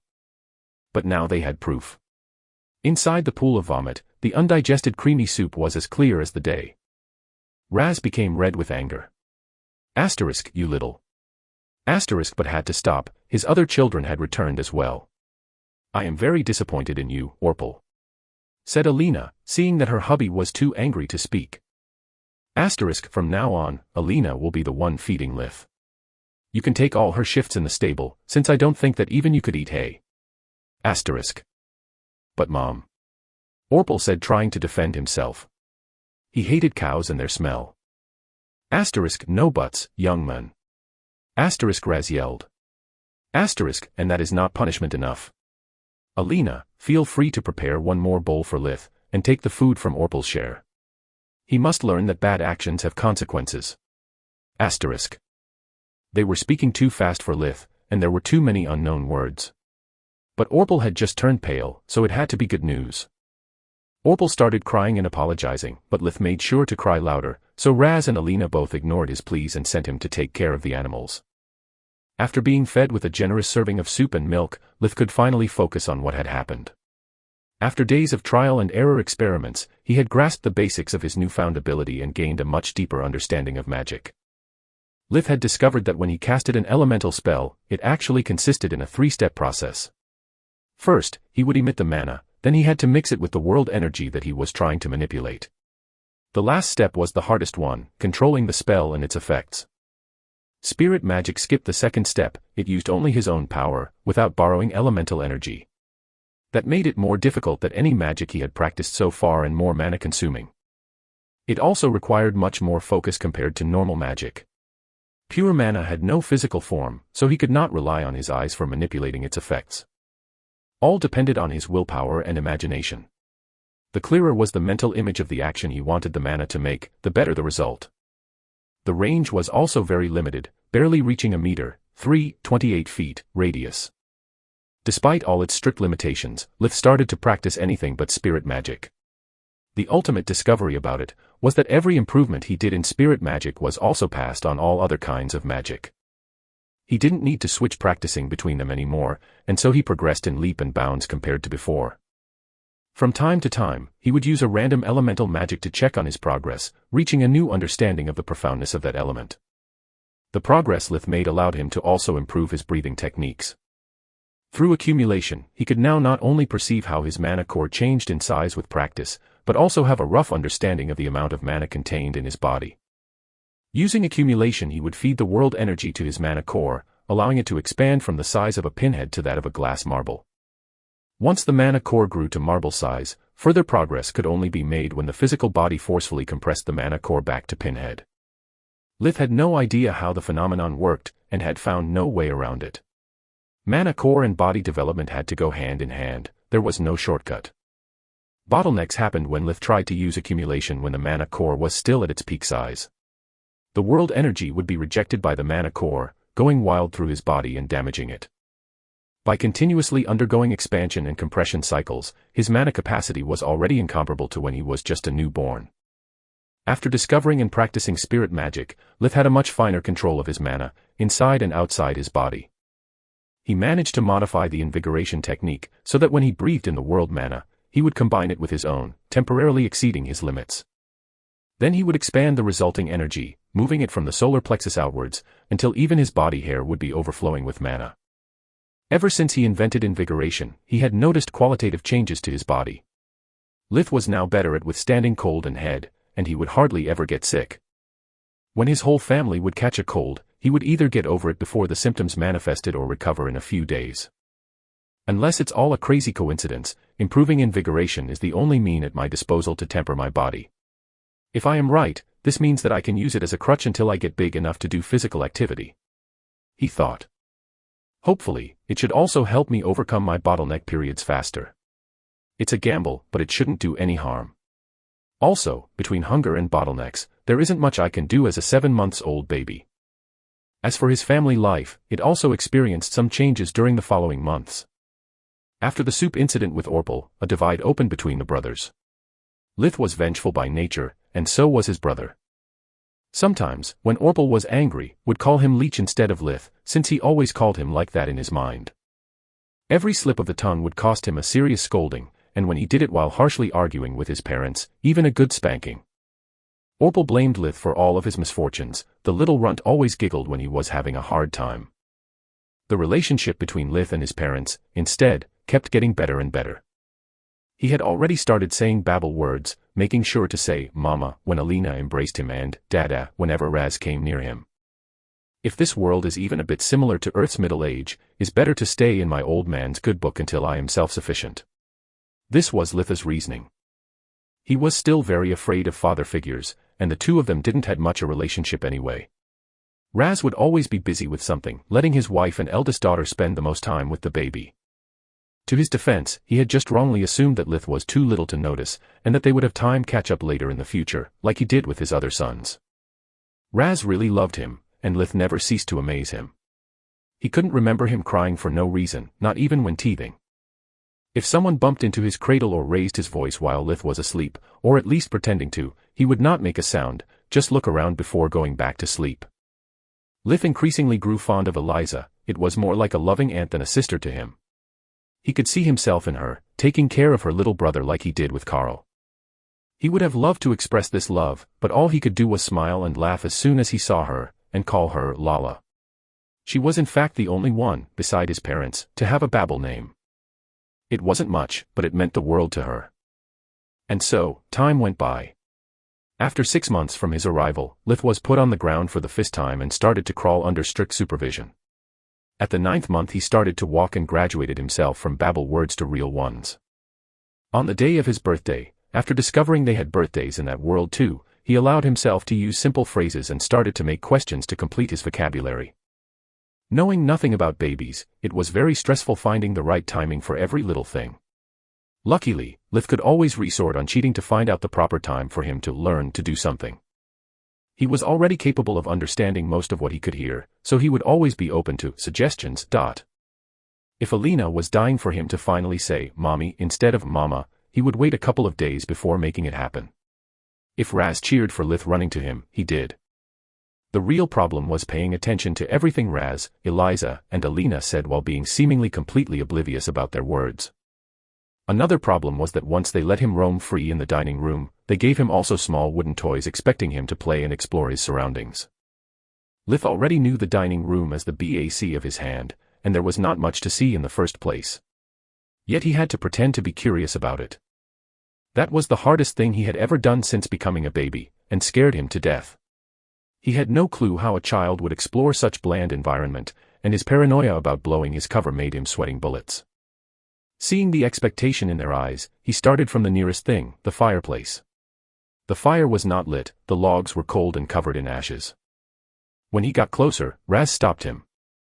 "This is the fireplace. Now is safe, but fire is bad. Fire hurts.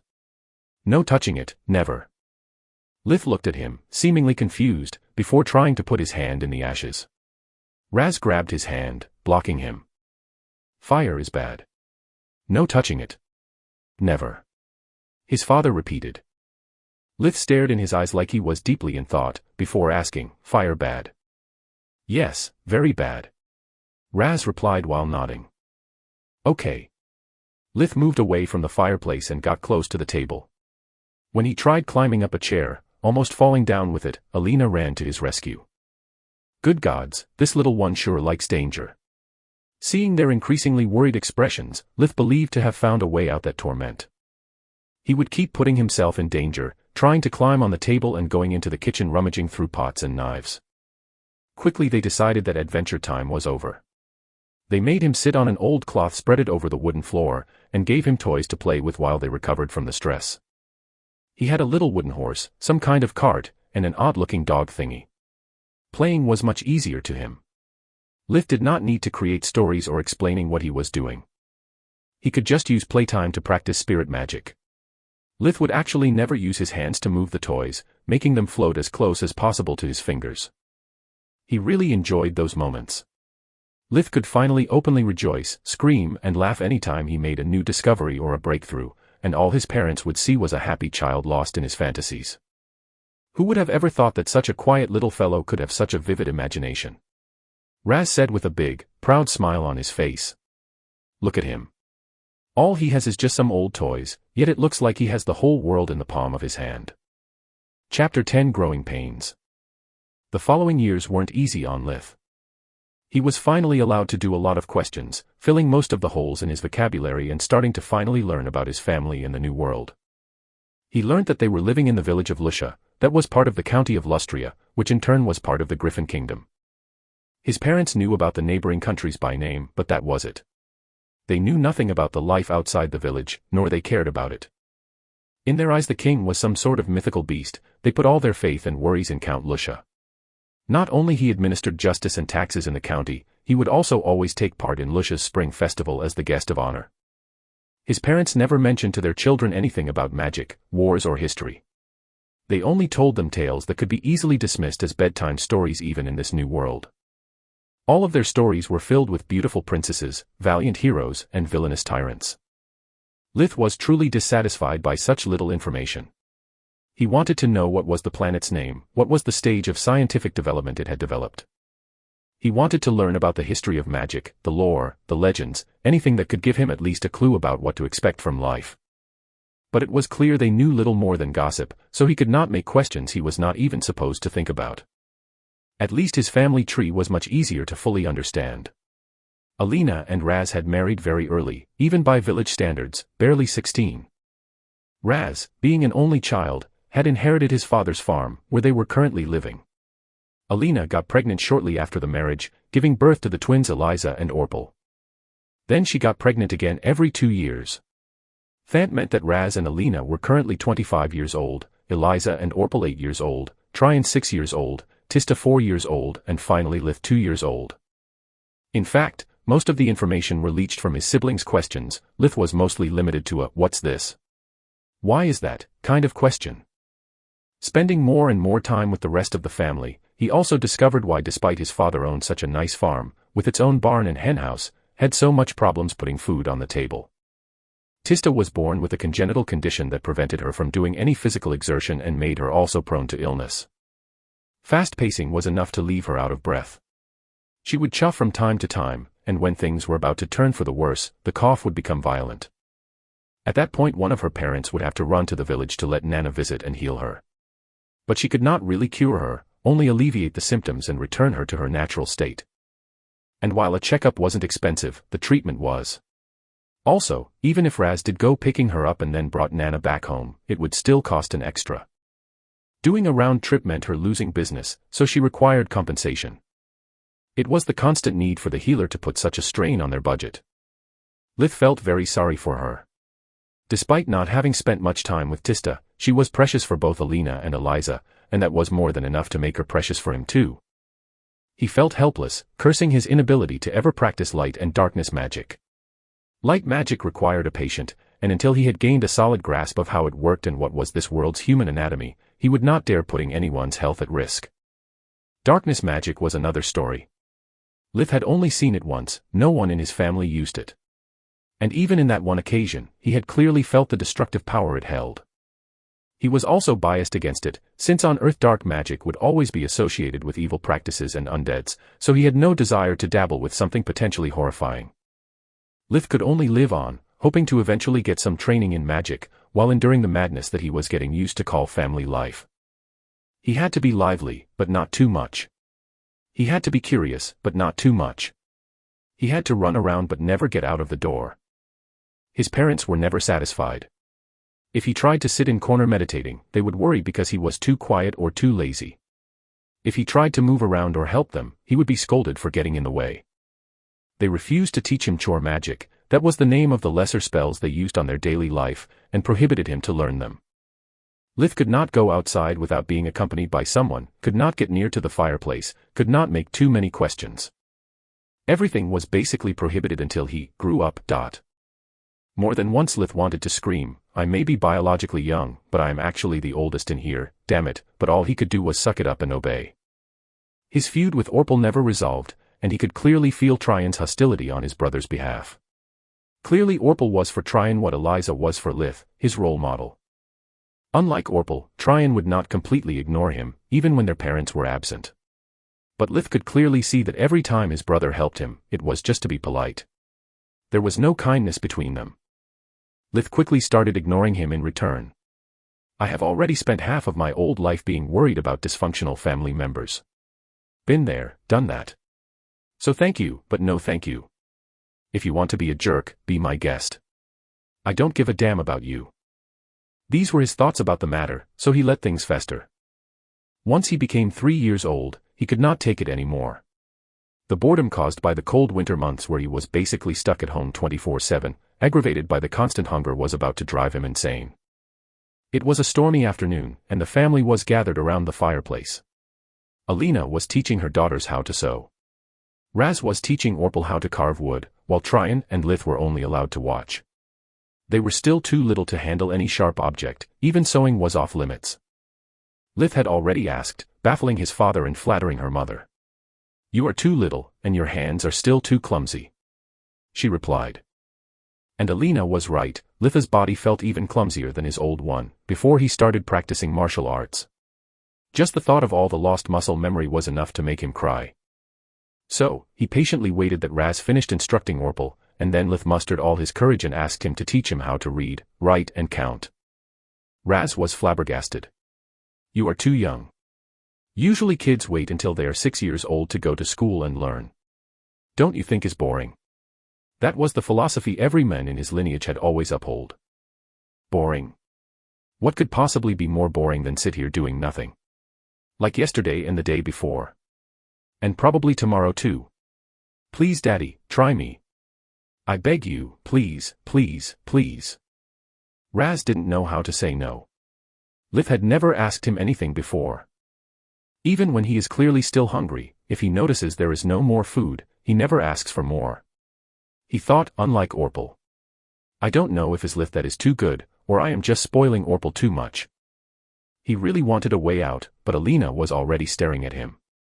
Her hands never stopped sewing, her mouth explaining the girls what they were doing wrong, but her eyes were clearly set on him. Damn it, what can I say? Learning does not even require dangerous tools. That's it. The tools. I'm such a moron sometimes. Raz looked in Litha's puppy eyes, his heart squeezed as in a vice, but he still replied, I'm sorry son, we have nothing you could possibly write on. So, I can't teach you. Lith had considered things through before asking, so he had already a solution at hand. He picked the biggest tray they had, and filled it with the ashes collected in a bucket beside the fireplace. Now we do. We can write as much as we want. Raz was amazed by Litha's ingenuity, and so was Alina. He was about to object again when he noticed that the stare had turned into a frown. Her hands were moving too fast, and that meant trouble for him. There was a storm outside, he could not run away from the one that was brewing inside. So with a deep sigh, he gave up. From what do you want to start? Raz could only hope that Lith would get bored fast and let him return to his leisure. Count. Lith promptly replied. So Raz sat on the floor beside him and started drawing lines in the ash. Lith was ecstatic. The numbers they used had a different shape from the Arabic numerals, but aside from that they were identical in use, even the calculation methods were the same. So, he kept the new numbers in the upper row to learn their shape, and then started doing the multiplication tables. He could actually do such simple math in his head, but he needed to engrave the new numbers in both his mind and body. Once he finished, Lith started taking requests from his audience, and when Orpal sarcastically asked, how much is 124 times 11, he quickly replied with flat, 1364, leaving them all speechless. Alina could not help herself standing up and lifting Lith up in a big hug. My little genius. I'm so proud of you. In less than 1 hour he had mastered what it would take others a full year to do. Eliza and Tista soon joined her in the embrace, congratulating their little brother, while the male side of the family was still flabbergasted. In rural areas they learned how to count only to not get ripped off when they sold or bought merchandise. So, they remembered only addition and subtraction, letting the useless multiplications and divisions fade away in their minds. Reading and writing required more time, but it was equally simple. Lith already knew most of the words and how to spell them. He only needed to learn the alphabet and memorize it, to be able to read and write. Once again his family was stunned, and the only one not rejoicing with them was Orpal, left alone with his envy and scorn. Chapter 11 I know that I know nothing. Having officially learned how to read and write, Lith practiced every day. While his family considered him a genius, he knew better. Needing to practice hard to memorize just 21 letters and 10 numbers, Lith did not feel much brilliant. Striking the iron while it was still hot, he asked Raz to carve for him a wooden ruler, 50 centimeters, 7 inches, long and 3 centimeters, 2 inches, both high and wide. In the front he had engraved all the alphabet, on the back the numbers.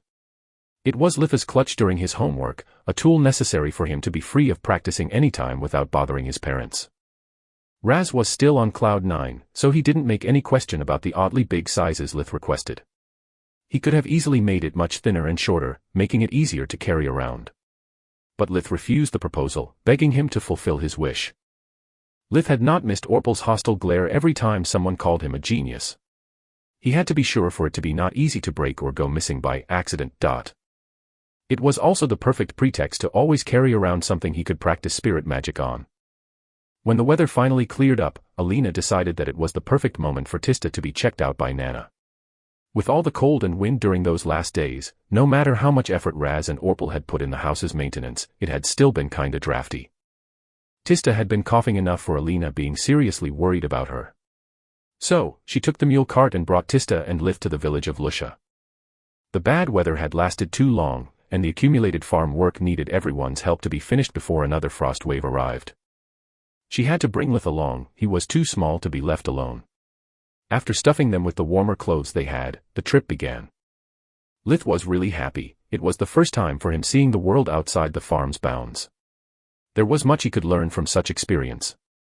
On the road they were bothered more than once by stray graths. They were wasp-like insects with a venomous sting at the end of their abdomen. Compared to Earth's wasps they were much hairier, and blue instead of yellow. Why in the Great Mother's name are they still around? Alina complained. They are supposed to be asleep during winter. One grath was particularly stubborn, and despite all their shooing, it kept going back until it got too close to Tista for comfort. Lith slammed his hands hard, missing it entirely. He was still nimble as a brick, but his spirit magic wasn't. It had already reached a radius of full 10 meters, 8 feet, radius of effect, so the grath was squashed effortlessly. Lith showed the prey with pride. "Don't worry, big sister, I'll always protect you." After hugging him, Tista was really curious about the dead insect, but Alina was still worried by the venom, so after throwing it away, they resumed their trip. When they came in sight of Lusha, much of Litha's doubts got cleared up. It wasn't just his family, the whole village resembled closely one of those early Middle Ages drawings he had seen in history books. There was no sign of any complex technology, even a windmill or a watermill would have been considered a marvel of science. When Lith asked Alina about the village, she explained that only artisans, scholars and merchants lived there, the rest of the population lived in their own farms tending the fields and raising livestock.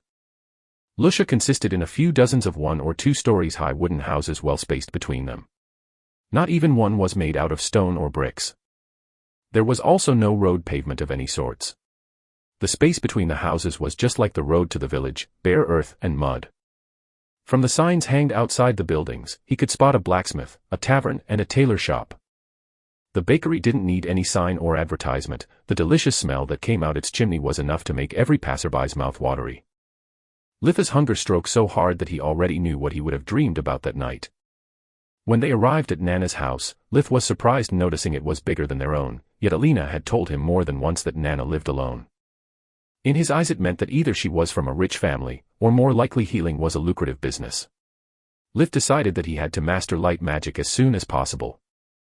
The door was open, and inside Lith felt the familiar feeling of a doctor's waiting room. Inside there was a single huge room that smelled of medicinal herbs and incense. At the end of the room, on the left there was a door, probably leading to Nana's living quarter. On the right there was a huge wide curtain, behind which Nana was visiting and treating the patients. The rest of the space was filled with benches and chairs, and many of them were already occupied. It seemed that many families had decided to make use of the good weather. Alina removed all the extra clothing from her children before instructing them to be quiet and don't disturb others. The waiting room was filled with bored mothers, and soon Alina joined the chatting, sharing her experiences and advices with them. Lith could wander around undisturbed, the women were too busy keeping their children under control to take notice of his existence. The room was bare and uninteresting, but once he got close to the curtain he stumbled on a treasure. He found a small open cabinet, filled with books about magic. Maybe in this world is the equivalent of a doctor hanging his degrees and masters. Many of the titles were specific about an element or its application, but one caught his eye immediately. It had The Basics of Magic written on the cover. After checking that no one was paying him attention, he grabbed it and started reading. "I'm only 3 years old. I can afford a better to ask forgiveness than permission attitude." Lith then moved to a corner, giving his back to the curtain hoping to go unnoticed as long as possible. It was clearly a book for beginners, so he skipped the introduction going straight for the elements description. Lith discovered that water magic was not just about conjuring and manipulating water, it also allowed the user to lower anything's temperature. Any magic apprentice was supposed to be able to generate ice, and use it as a mean of both offense and defense. Air magic too had an ability that he had never taken in consideration. Air magic highest peak was weather control, but even at the basic level a mage could generate lightning. Fire and earth were just plain and simple as he had pictured them all along, so he moved to the last 2 elements. While reading, it became clear to him that because of magic, whoever had written the book had no idea what anatomy was. The book would speak about the importance of keeping a wound clean, there was no use of terms like disinfection or sepsis, so he barely found unknown medical terms. Lith remained dumbfounded upon discovering that light and darkness were explained together instead that in separate chapters. According to the book, both elements were the bread and butter of any healer. Darkness magic could be used as a weapon, but it was not explained in detail. The author was very clear, stressing out the fact that he was not a fighter, and that beginners should never bite more than they could chew. Then he proceeded to explain that darkness magic wasn't either good or bad, just an element like the others. It was an invaluable tool for a healer, since it allowed to clean wounds, tools, or even to fumigate houses from rats and insects to avoid the spreading of diseases. Also, it was the only way of getting rid of parasites that had grown inside the patient, since light magic would allow the healer to detect their presence, but could do no harm to them. Light and darkness worked best when used together. Light magic's specialty was the ability to perceive life forces and scan them for anomalies. It also allowed to correct such anomalies and to guarantee an instant recovery from most diseases. Restoring broken bones was more difficult, and was explained in another chapter. Lith felt incredibly ignorant and stupid. He could have discovered most of those elemental properties on his own, if he hadn't been blinded by his narrow-minded superstition. How could I possibly have been so idiotic? I have lived here more than 3 years and I am still thinking like this is a video game with fixed rules and levels. Darkness is evil and light is holy or something. No, this is science, damn it, the same one I studied all my life. If fire magic is converting mana into heat, then water magic is nothing but converting mana into cold, condensing the water in the atmosphere and turning it into the liquid state. It's all so obvious, it's like the damned Columbus egg. He was about to turn the page and learn about healing broken bones when a firm hand squeezed his shoulder, locking him into place. That's not a toy, young man. I really hope that you have not damaged it, otherwise your family will have paid for it dearly. Chapter 12, Learning a Trade. Lith had been so engrossed reading to forget where he was, throwing caution to the wind. When Nana caught him red-handed, he was startled enough to yelp. I thought I knew every single rascal, but I failed to recognize this one. What's your name, kid? Lith. What's yours? He replied while making puppy eyes. Nana was now more curious than angry. Lith. Do you mean Alina's little imp? No wonder your face is new to me, you were just a newborn the last time I saw you. Nana's presence had made the chatter stop. Some women wanted to ask her how long until their turn, others were just curious. Alina jumped out from her chair apologizing on Litha's behalf. There's no need to apologize, Alina. Nana said. No harm, no foul. The little imp has not damaged the book while playing with it. Yes, Mom, there is no need to apologize. Lith hated when someone spoke of him like he wasn't there. And I was not playing with it, I was just reading. Reading? Young man, how old are you? 3 years and something. If this is a joke, it's not funny. I never expected one of Alina's children to be such a liar.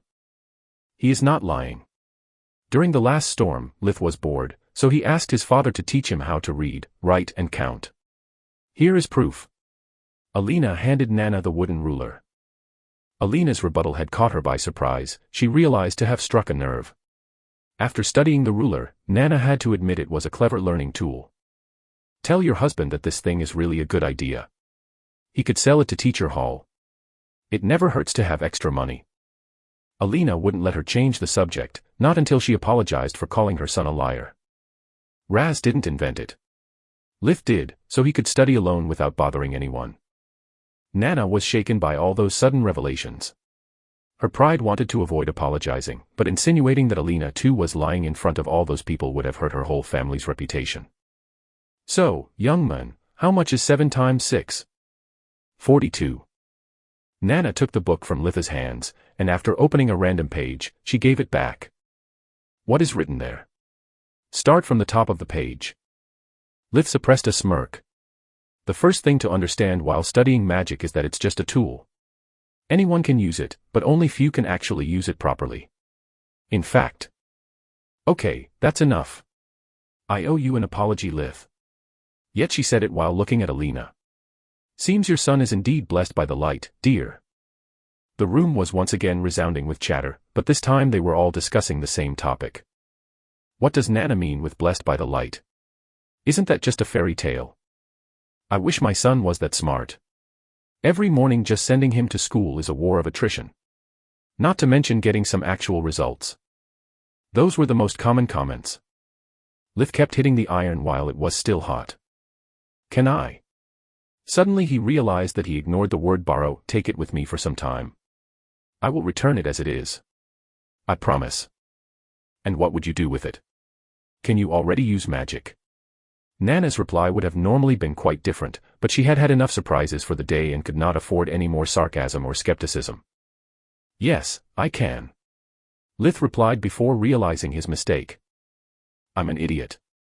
I just blew my cover. Years of careful planning, ruined by this big mouth of mine. The only thing I can do is damage control. Really? And what can you do? Yes, Lith. What can you do? Alina rebuked. Her right foot was furiously tapping the floor in annoyance. Lith knew he was in trouble. I can do wind and water chore magic, he said with a low apologetic tone, while staring at his own shoes. I'm sorry, Mom, I know you prohibited me to use any magic. But everyone else in the house always uses it, and I was so bored. The chattering increased in volume. Alina was really angry, but she could not scold him in public. Not when they were staring at them with admiration. Nana seems really impressed. Maybe this is a turning point in Litha's life. If she takes him as her apprentice, we could have a healer in our family. I can't ruin this opportunity. So, she kept silent, wondering about his son's future. Would you please show me? Nana asked, smiling for the first time. In for a penny, in for a pound. Here goes everything. Lith thought. Breza. Lith twirled his middle and index finger 2 times, creating as many tiny whirlwinds that he used to quickly sweep the room. He pretended to lose control from time to time. His goal was to impress, not to brag or scare people out of their wits. Oh. Oh. Oh. Nana laughed in admiration. She could see more and more of her in the little imp. Nana too had been a precocious brat. When she was his age her talent was better, but Lith was still a sight to behold. Usually men were less talented for magic, since women with their prerogative to give birth, were naturally more in tune with the life force of the planet. Some called that world energy, others simply called it mana. Also, country boys were usually blockheads, more inclined to hard works in the fields or in the military rather than spend years on books. Now I want you to do a thing for me. You said you can conjure water, right? Lith nodded in response. Now call upon water, it does not matter how little. But then, you have to not let it fall. You must make it float, like this. A perfect sphere of water the size of a fist appeared half a meter from Nana's open hand. Lith could not comprehend the why of such a specific request, but he complied. Joran. He conjured less than a glass worth of water, keeping its form irregular and unstable. Lith could not afford any more mistakes, his focus peaked trying to make his lack of control convincing. The water floated for 3 seconds before falling off. But instead of hitting the floor it started floating again, becoming another perfect sphere orbiting around Nana's spell like the moon does around the earth. Lith was flabbergasted. Not by Nana's control on the mana flow, he was already able of doing the same, if not better. He could not avert the eyes from the spectacle in front of him. Both spheres of water were constantly spinning on themselves, reflecting everything around them. They would capture the light from the sun, turning it into sparkles of rainbow. Lith had always seen magic like a force to be reckoned with, a great tool to build his future with.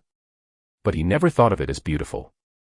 For the first time in over 3 years he was not pretending anymore. He was simply amazed, staring at the dancing lights while the memories of his old life flooded his mind. He suddenly remembered all the hours that he spent as kid, hiding in the planetarium together with his little brother Carl. They would dream of becoming astronauts, to run away to the stars where no one would ever hurt them again. And just like that his grief returned, stronger than ever, fighting the joy out. The pain for the loss overwhelmed him, tears started streaming from his eyes. Lith, are you all right? Alina's voice woke him up from his stupor. Realizing how weak he had allowed himself to be, Lith felt deeply disgusted. Water is just water, no need to get soft over a measly light show. Soldier up and follow the plan. Lith steeled himself, sealing away all the feelings that he deemed useless. I'm done getting hurt, he thought. Yes, Mommy, I am all right. I was just moved from the old lady's magic. My name is Neria, Lith. But everyone calls me Nana. Why Nana? Nana was usually a term of endearment used for the family's grandmother. You see, when I was a young maiden, everyone called me by my name. But then time passed, and I helped so many children come into this world that they started to call me Mama. After even more time passed, those children had children of their own, and they started to call me Nana. She ruffled Litha's hair. I have a proposal for you. Now you are too little, but when you become 6 years old, instead of going to school together with those blockheads, you could come here instead. So, you could read those books as much as you want. And maybe you could learn a trade. Mine. Lith tilted his head, playing dumb. I don't know, you don't seem nice. I would like the books, though. He replied while hiding behind his mother, only half his face visible behind her legs. Alina didn't know if to laugh or cry. Her dream had come true, but Lith didn't understand what he was turning down. Please, excuse him, Nana. He is just 3 years old, he has no idea what he is saying. He doesn't even know the importance of apprenticeship. 3 years old. Nana repeated. It's almost too good to be true. But you are right, if he had to choose between gold and toys, he would probably pick the latter. We'll have this conversation again 3 years from now. She knelt down, looking Lith straight in the eyes. If you don't become dumb as all the other boys in this village, I'll take you as my apprentice. If you are still interested in magic and books, of course. Lith nodded, grabbing his mother gown, looking for protection. His weak and scared appearance hid his inner rage. 3 years. I could have as well starved by then. And all because of you, greedy hag. He was so sick of being hungry, he wanted to bite her out of frustration. Calm down, Derek, and remember all of your lessons. Suck it up and grow stronger, because only strength will make you free. Only power will keep your family safe. Chapter 13 Learning a Trade, again. Nana's work ethic didn't allow for favoritism of any kind. Lith may have been his future apprentice, but Tista had to wait for her turn like everyone else. Lith hadn't been so happy of being stuck in the queue since his student's days in college, when he would use every single second to review his weakest subjects. So much to read and so little time. Better to cram light and dark magic since they are the only elements outside the physics as I know it. In the best-case scenario, it will take years to get my hands on a book again, and there is only so much I can learn as self-taught. When it came their turn, he studied carefully how the healer performed the light magic Viniri Rad Tuesday. It was the same life force detecting spell she had used on him 3 years ago, and this time he had a better understanding of magic and a way better standpoint. Being next to her, Lith could appreciate every gesture and hand movement Nana used to amplify the spell effectiveness. The light enveloped Tista's body, quickly turning gray around her chest, clearly outlining the shape of her lungs. I have good news, and I have bad news. The good news is that Tista's condition is the same as always, there is no sign of degeneration this time. The bad news is that it doesn't seem to be improving either. I'm afraid that she will remain like this forever. The more she grows, the lesser the chances that her body will be able to somehow fix itself. The air in the room turned heavy, a lifetime of illness was barely better than no life at all. Lith was so shocked to completely forget about the books. The whole world meant nothing to him if he could not share it with the only 3 people he loved and trusted. They came out of Nana's house in low spirits, returning home without speaking a word. Once arrived, Alina shared the bad news, searching for Raz's arms before starting to cry. One by one, the whole family burst into tears, hugging each other in search of comfort. Lith allowed himself to cry, cursing the cruel fate that had befallen his sister. What good is magic if I keep being helpless? Why do I keep reincarnating, simply to replace one living hell with another? Is this just bad luck or is it my fault? Could it be that in some previous life I committed such an atrocious act that now all those I love are cursed? Could this be my punishment? During the following days Lith kept second-guessing every life choice he made, before accepting the fact that bad things happens. Tista was already ill when he resurrected for the second time, it couldn't be his fault. Having been accepted as Nana's apprentice, he could now practice magic openly. Soon he proved capable of cleaning the whole house by himself, relieving his mother and sisters from all the chores. Thanks to darkness magic, cleaning dishes and cauldrons became a matter of minutes. Nothing organic, be it food residue or grease, could escape being turned into dust by a single spark of dark energy. He also made countless experiments with light magic, in search for a cure. Yet all he managed to do was keeping the symptoms at bay. Tista now needed much less treatments from Nana, but was still prisoner in her own body. This caused Orpal to hate him more and more. Show off. How I am supposed to enjoy my life with him constantly breathing on my neck. Not only Leech shares the housework with Mom, but also spends so much time with Tista. Mom and Dad always praised him for his so-called talent and intelligence. And now they never shut up about Leech saving the family a lot of money by tending Tista's condition on his own. No one gives a damn about me wasting my time and sweat doing all the farm work. Gods, why did you let him live? Why you didn't give me any talent? Oblivious of his brother's feelings, Lith was not coping much better. His magic power and comprehension of mana kept growing, but it could not erase the perpetual taste of failure that accompanied him. In the following year he could not feel any joy regarding magic, every discovery was useless, all his power meaningless. And so, he was finally 4 years old. The period between 4 and 6 years in Lusha was called the Golden Age, since the child was big enough to have some freedom and too little to be of any help in the daily activities. They would be allowed to play all day without a care in the world. It was the perfect time to make friends and grow closer to one's own neighbors and deepen the ties between the families. The day of his 4th birthday, after he finished the chores, Eliza introduced him to all their neighbors before returning home. He was supposed to socialize and play, but Lith had other plans. There was no amount of failures or grief that could make him forget for long the hunger that consumed him since he was barely 5 months old. Raz's farm was on the western edge of Lusha's farmlands, a little less than a kilometer, 0.62 miles, apart from the great woods known as Tron. Despite the pretentious name, it wasn't particularly dangerous. The people who lived in nearby villages depended on the forest as their primary source of timber for their everyday life. Tron was also abundant in wildlife, so those bold and lucky enough would go hunting all year round, searching for precious meat, warm fur, or both. It was impossible to meet monsters in the forest, unless one went several kilometers deep. Since there was no need for exploring Tron in detail, the inner areas were still uncharted territory. There was a reason if Lith had never practiced martial arts in the New World, not even the footwork. The constant practice of magic required a lot of energy, and his household lacked the necessary resources for his training. Lith was already skinnier than all of his siblings, any more exertion and he would turn in a pile of bones. He needed food. But being a city boy, he knew nothing about butchering, he needed a teacher. And that was why he was headed for the house of Celia Fastarrow, the only hunter among their neighbors. The problem is that I have no idea how to get her to help. I'm still too little for apprenticeship, and even if I wasn't, it's unlikely she had not heard about Nana's offer. She has nothing to gain helping me. I can only hope she is a kind and benevolent woman. Celia's house was a single-story wooden house, much smaller than Litha's, about 60 square meters large. There was no henhouse or barn. Except for the space in near proximity of the house, the fields were uncultivated, full of weeds, tall grass, and whatever the wind hand planted over time. She clearly has no interest in farming and stock breeding, and that's good news. Means her business is good enough. I wonder what's in the shed near the house. It's almost as big as the house itself. Lith knocked, his innards tied in a knot from the nervousness. The door opened almost immediately. You again.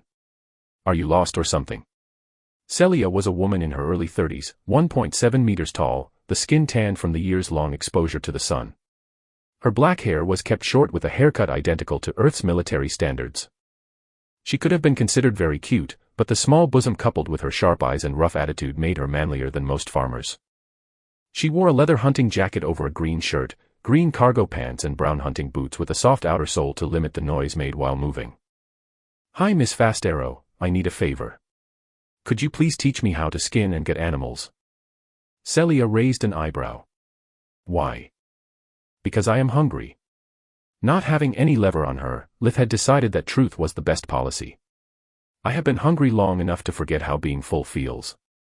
I know I can hunt, but I also know that without proper handling meat goes bad and is inedible. No, you got me wrong. I mean, why should I help you? What's in for me? Now she was knitting her eyebrows. What do you want? Lith asked while bottling up the urge to kill her slow and painfully. He was hungry enough to see her as quarry. Honestly, I don't believe a runt that barely reaches my belt can hunt anything, not even a rat. And since teaching is a waste of time, it demands compensation. She scratched her chin searching for a deal bad enough to drive the pest away. She never wanted a child of her own, let alone dealing with someone else's. So, if you want to learn from me, first you must bring here some game. If you mess up while playing butcher, you'll ruin my merchandise, wasting my goods and time. So here is my deal, whatever you bring me, I'll teach you how to skin and gut it. But half of it is mine for the trouble. Take it or leave it. So much for the kind and benevolent woman, this is plain extortion. Lith thought. I'll take it. How long will you stay home? He replied. I'll be here all day, I have a lot of work to do. Why? Because when I get back with my prey, I'll need your help. Don't forget our deal. Lith turned around, moving toward the woods. Seeing the little runt act all tough, without a bow, traps or even just a bag for the game, Celia could not help but laugh out loud. That until the door suddenly slammed on her face, sending her butt first on the floor. After getting up, she went to the nearest window. Lith was still in the same spot, but his face was turned towards her door, his eyes glowing bright in the dim light of the dawn. After getting at the edge of the woods, he activated the light spell Life Vision. It was one of his creations from the last year of practice. By infusing his eyes with light magic, Lith was able to see living beings as colored, while the rest of the world was turned into shades of gray. The stronger the life force, the bigger and brighter was the light emitted. This way he could easily spot animals, even if they were hiding underground, in bushes or inside a tree. Lith did not need to hunt something big, as long as it was meat it was the perfect prey. Most of the animals would run away as soon he came too close, but not all of them. Birds and squirrels perched on tree branches felt safe. But Lith's spirit magic had reached a range of over 20 meters, 21.9 yards, they were all within his reach. He only needed to extend his open hand towards the quarry, then squeeze and turn it for a neck to be broken. In less than 20 minutes he had killed 2 odd feathered birds and 2 squirrels. I could catch more, but I want to pay that harpy as little as possible. While returning to the huntress house, his greed was debating fiercely with his rage. Damn it. I wish I could just ask my father. Our farm has a hen house, we eat chicken, so he must know how to butcher it. But if I do, then I will be forced to share my quarry in equal parts. And if there is something that I hate more than being robbed by that harpy is the idea of Orpal and Tryon having the same amount of meat as me. Or worse, even more, being older. I hunted this game. This meat is mine, mine. They will only be allowed to eat my scraps when and if I want so. When Lith got to the door he had calmed down, the rage hidden by his business face. He took deep breaths before knocking again. When Celia saw him, was on the verge of mocking him, calling him a quitter for giving up in less than an hour. But then Lith showed her his game, making her whole. Never underestimate how hard a hunter's job is. Speech die in her throat. Chapter 14 Learning a Trade, again too. How did you do it?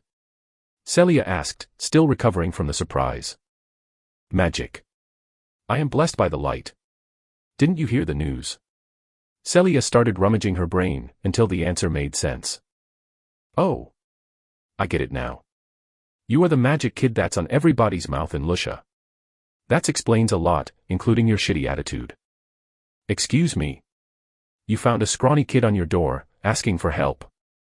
And what you did was send him away with a rip-off deal, even laughing at his efforts, and I am the one with a shitty attitude. Lith was now so angry that even the idea of sharing his prey did not seem so bad anymore. Celia laughed out loud. Kid, you really are funny in the head. First, when you come at the door of a stranger asking for help, the best you can hope for is to be sent away with a polite kick in the butt. If I had to comply with every madman's request, I would be broke in a jiffy.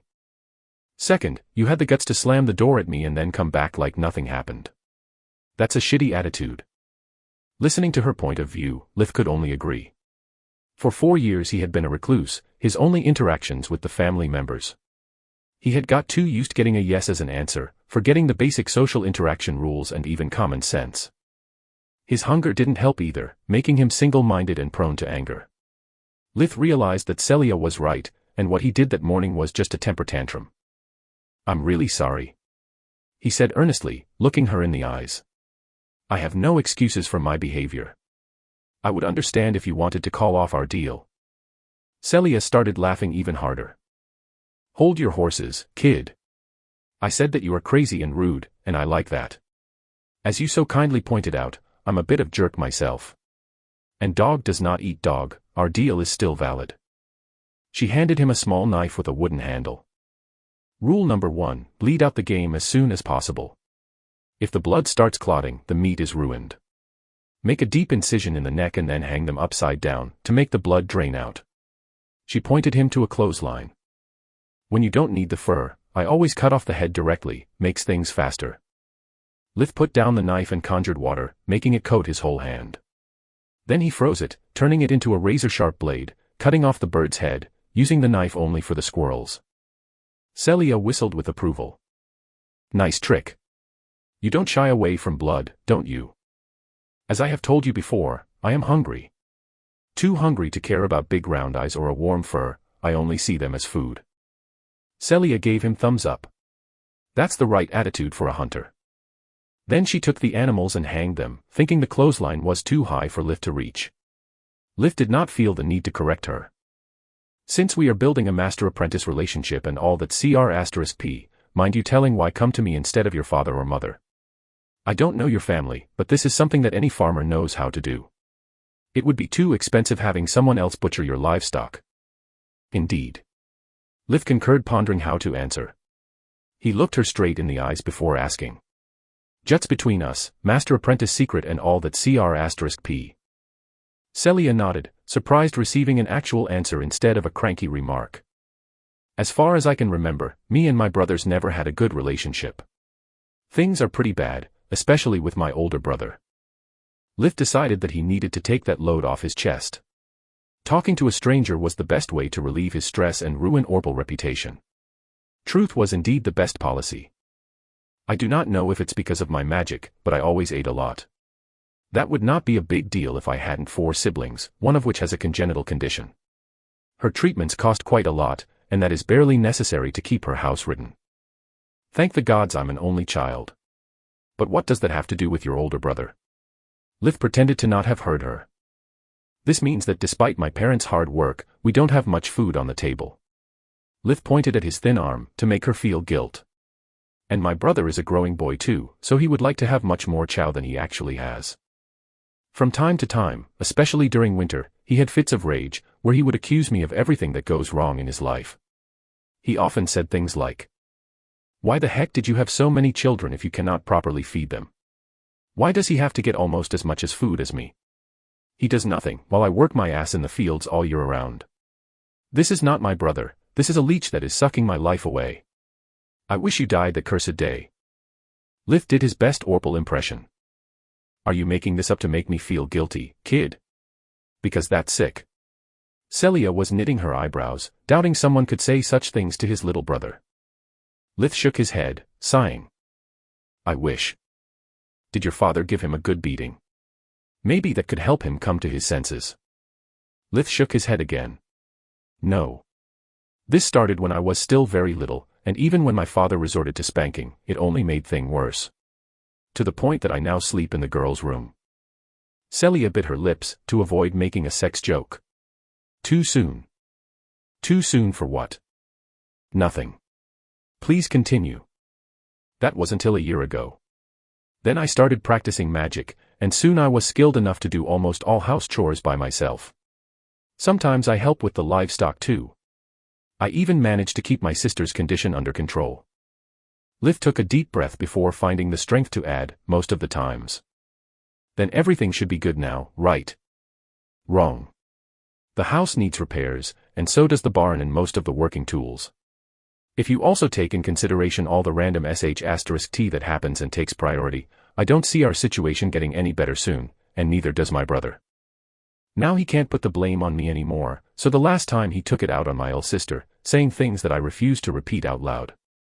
Liv spat on the ground to get rid of the dirty taste the memory gave him. To the point of saying that it would be better for her to. Liv pointed at the hanged game. To put her down like an animal.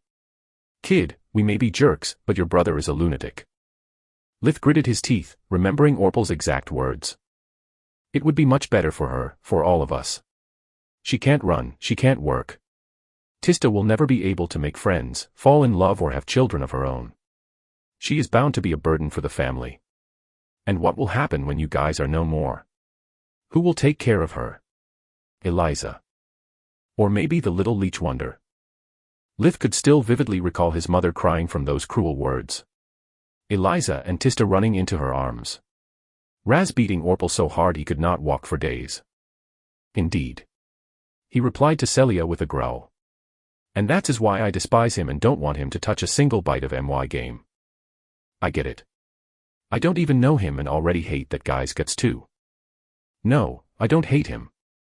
Liv corrected her, hate, just like love, is an irrational feeling, while my contempt for him has sound foundations.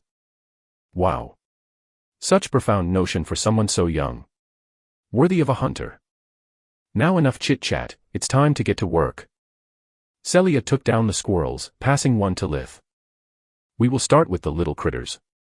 They are smaller and better for practice, since even if you mess up is no big deal, there is not much meat in here. She placed a squirrel on a cutting board, and prepared another for Lith.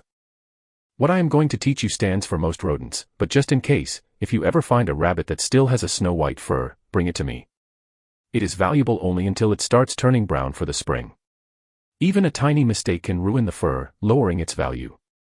Celia handed him the short knife again. If you want me to teach you properly, let's do things my way. Use the knife, do as I do and follow my instructions. Lith nodded in approval. On the squirrel's back, pinch its hide and cut it near the base of the neck so to expose at least half of it. Now use your index finger and middle finger on both hands to create an opening after you have made the cut. Use your fingers to hook up under the skin and pull one hand towards the rear and the other hand towards its head. During the process, Lith noticed that beside being disgusting, skinning a squirrel was like taking off a sticky wet glove. After that, Celia showed him how to remove the head, the legs and the tail. I know is a bummer, but that bushy tail is no fur, is all goddamn body hair. You can still use it to stuff things, is very warm and soft. Now comes the tricky part. When we proceed to gut anything, be careful while making incisions. If you cut open the bladder or the intestines, the meat is ruined by bile or feces. There is no saving it.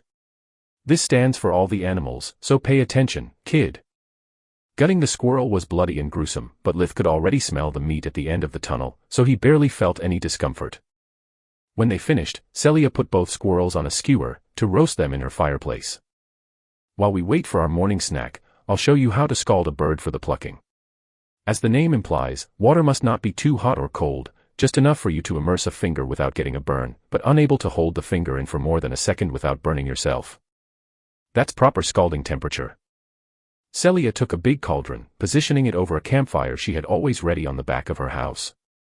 It can be a messy job, so it's better to do it outside whenever is possible. The smell of the meat cooking inside was making Litha's mouth watery. He could not afford the risk of them burning. Joran. At his command the cauldron became immediately filled with water. Lith then stuck his hand in the water casting, in firo, making it emit steam.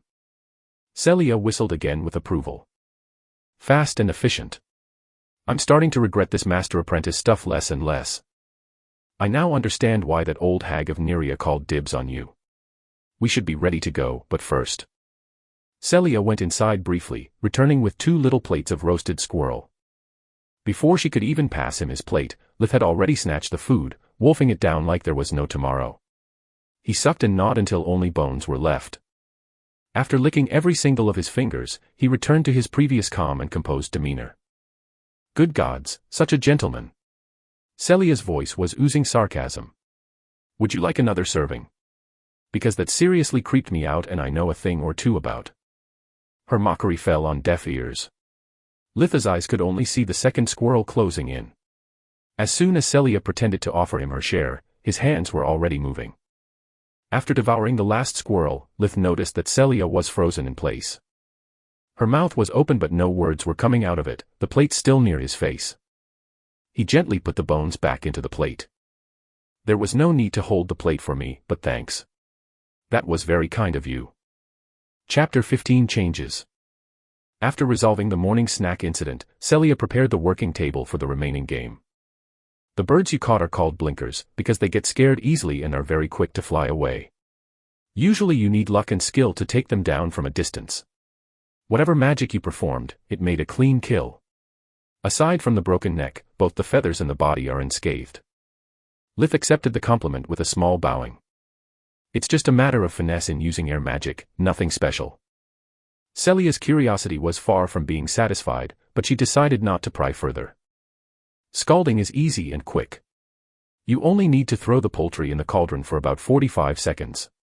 It's better to gently stir the water in the process, to clean the birds from dirt and external parasites. It also helps loosening most of the feathers.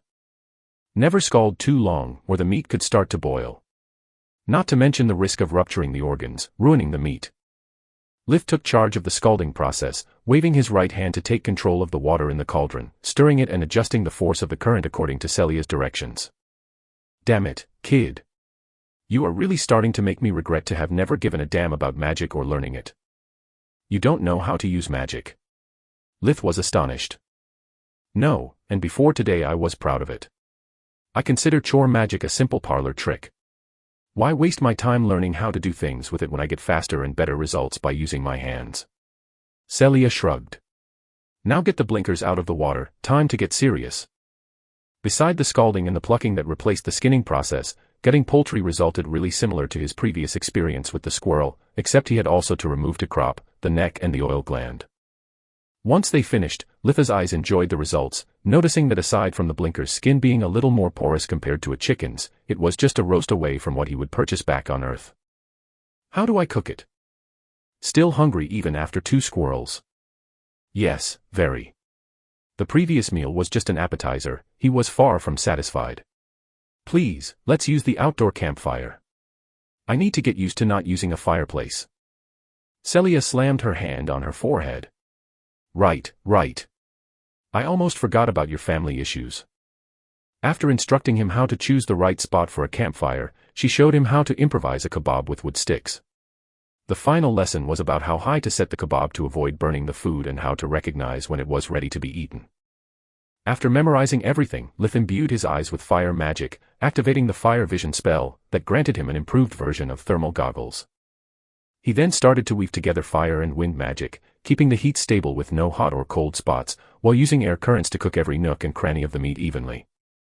Such fine control required for him to move both his hands and feet, to watch his meal from different angles and adjusting the mana flow. His movements were akin to a combination of martial arts katas. Celia was about to mock him about how performing a victory dance for a single blinker was a little extreme, when the delicious smell reached her nose. The blinker was getting roasted with a speed visible to the naked eye, the skin turning into a crispy crust, releasing the fat that was masterfully spreaded evenly. The smell was so good that her stomach started grumbling, despite she had consumed her breakfast less than 2 hours ago. Lith lifted the skewer with spirit magic and after lowering the temperature to avoid burning himself while eating, he started wolfing down the meat, ripping it apart with his bare hands. First the drumsticks, then the breast and lastly the wings. It lacked salt, and the meat wasn't as tender as a roasted chicken since they had not let the meat undergo any maturation. Nonetheless, it was the best meal Lith had ever had. I can't believe it, I cannot feel the hunger anymore. Lith fell to his knees from the happiness, his eyes wet on the verge of shedding tears. But that moment passed quickly. I need more. I can't allow the hunger to cripple me again. Lith looked at the sun, there were still a couple of hours before noon, he had still time for more hunting. Master Celia, I need a favor. I need a place to hide my own game, the one I am not willing to share. Just call me Celia, hunters do not waste time with honorifics, we are practical people. She waved her hand dismissing the need for a title. As for your request, I don't make favors, only deals. What about this, from tomorrow onwards you will come here every day and clean my house, and maybe from time to time cook something for me with that silly dance of yours. In exchange, I will keep your personal meat safe and sound, and whenever you cook for me, we will share the meal evenly. Deal. Celia offered him her hand. It was still a rip-off, but it was his only option. Deal. I have only one rule. I don't do laundry. In the next days Litha's house resounded with much more laughter and joy than usual. Him bringing game home had raised some questions, but nothing he couldn't explain easily. The food helped everyone to relax and let go of the stress of the past. Even Lith and Orpal started to smooth over their relationship, limiting the glares and insults to a couple every day. But more importantly, Lith could finally start practicing martial arts again. His routine was very simple, hunting in the morning, magical training in the afternoon, martial arts at night. Thanks to the invigoration breathing technique, Lith was now able to stay up for almost a week before being forced to rest. He would sneak out of the house as soon his life vision spell confirmed that everyone was asleep. Once outside he would create mud dummies with earth magic to both practice martial techniques and temper his body. His first priority was the footwork. Maybe it was because he was only 4 years old, or maybe it was the lack of activity due to the previous constant hunger, but his body was embarrassingly clumsy and lacked coordination. Whenever someone threw anything at him, even a chestnut from a meter away, 3 feet, he would either miss it entirely or dunk it on the floor. Lith knew that despite his spellcasting was very quick, especially spirit magic, it was not instant. He could not afford to become a sitting duck as soon as someone closed in too much.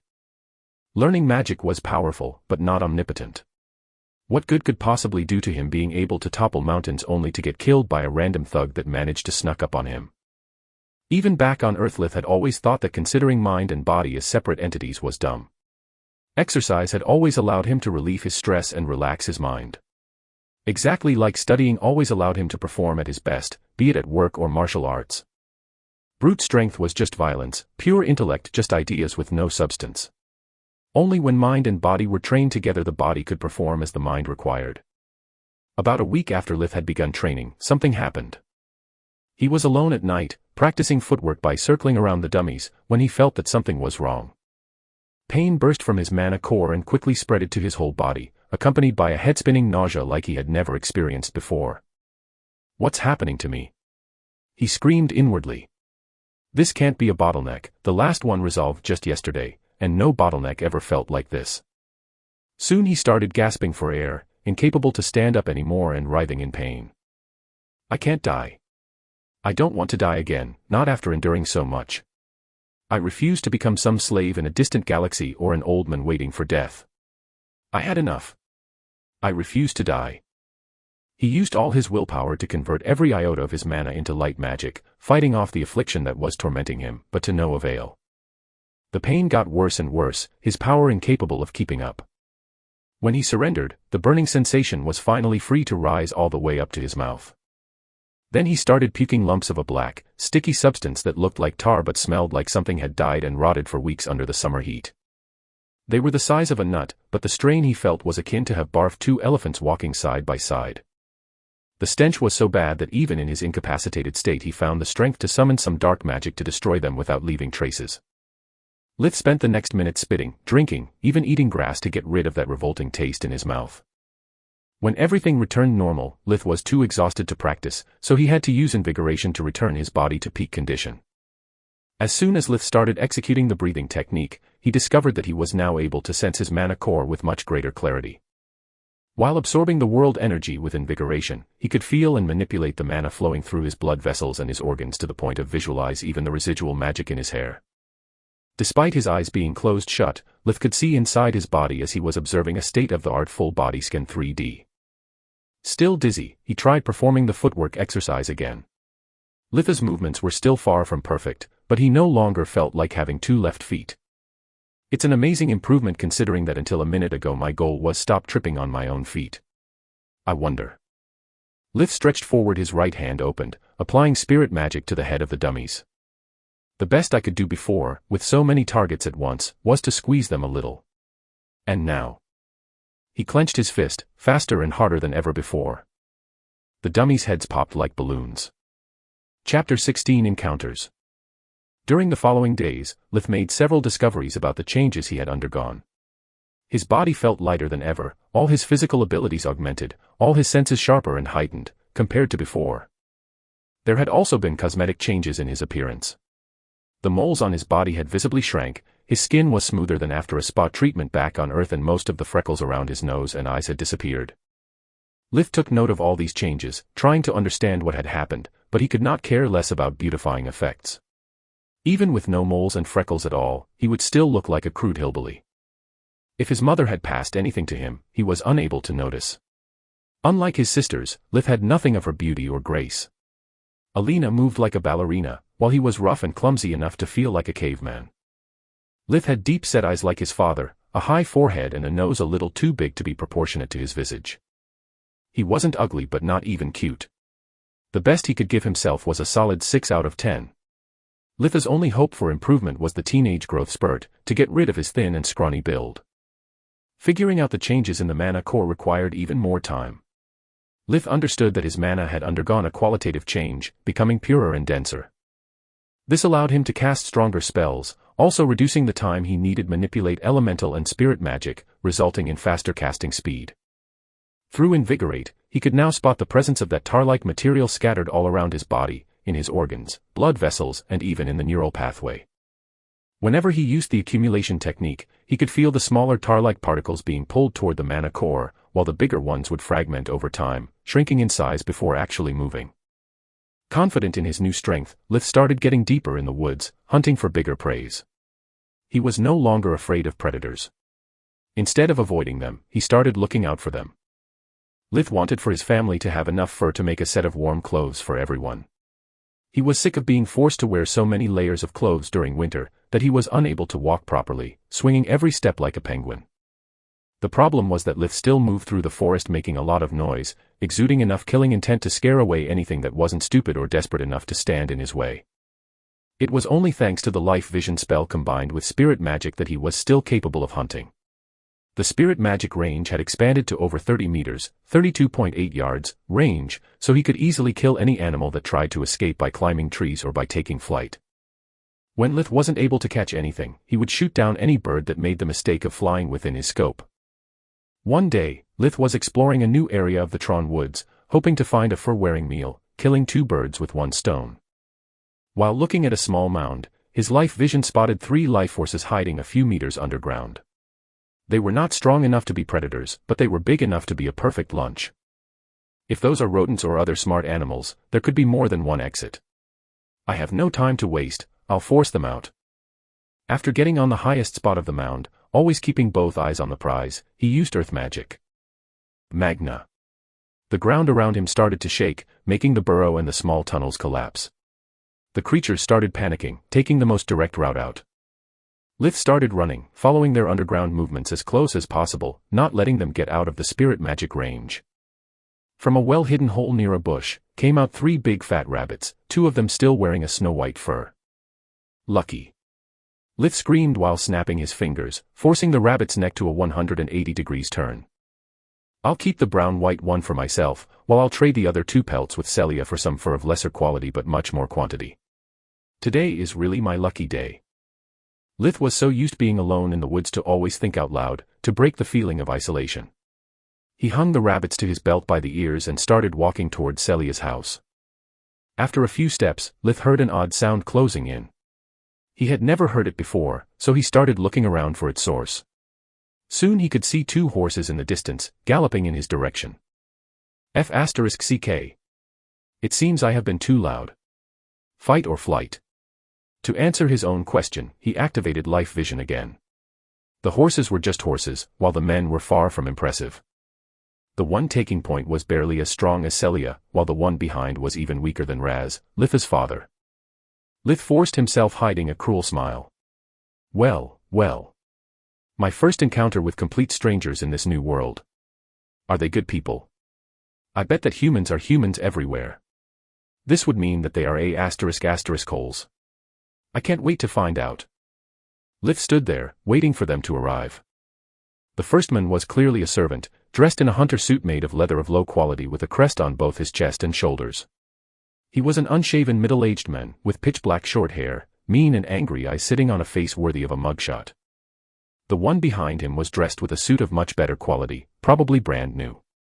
He wore the same crest on his chest, but this one seemed to be made of silk and gold embroidered. He was a kid maybe 16 years old, with a handsome face and the build of a swimsuit model. The tight-fitting leather emphasized his muscular body moving in tune with his horse. Lith felt really pissed off, and he knew exactly why. I really hope he is as much of **CK as he is handsome. Otherwise not only I will be forced to start to believe in Prince Charming, but I will also die of envy. Hey, kid.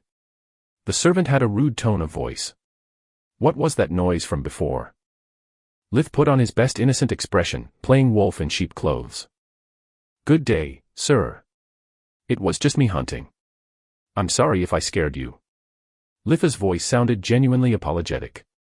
He wanted to give them the benefit of the doubt. Where did you get those? He said, ignoring Lith's apologies and pointing at the rabbits. From a rabbit hole. They are my game. Lith smiled, keeping watch on both of them. Give them to us, now. They will make a perfect muff for my mother. The handsome youth had also a beautiful voice. If you are really sorry, you should offer us proper compensation. Even a commoner like you should know the basics of decency. He said with a mocking smile. Lith dropped the act like a live grenade. Seriously? Robbing a kid in broad daylight? Don't you have any shame? Kid. The servant rebuked. Do you know who are you talking to? He is the son of Baron Wrath, lord of these lands. Lith started laughing out loud. Please. Tron Woods has no owner, except maybe Count Lark. Stop spewing bulls asterisk it just to cover your sorry a asterisk s. And besides, do you know whom are you talking to? I am the Supreme Mage. See what happens when you waste your breath on commoners, Korth. The young noble took up the short bow he carried on his back, knocking an arrow. They are just too stupid, it's in the nature of things. He shot the arrow with perfect aim towards Lith's heart. But Lith was far enough, and had kept many spells ready on his fingertips. With a wave of his hand, a strong gust of wind hit the arrow on the side, making it spin out of control before harmlessly hitting the ground meters away from its intended target. Despite being flabbergasted, the young noble was able to keep his cool, knocking another arrow while ordering Korth to kill the kid. Lith raised his left hand, freezing Korth in place with spirit magic, while with the right he took control of the arrow, that slipped away from the youth's fingers before stabbing him in the eye. The youth fell from his horse, screaming in pain.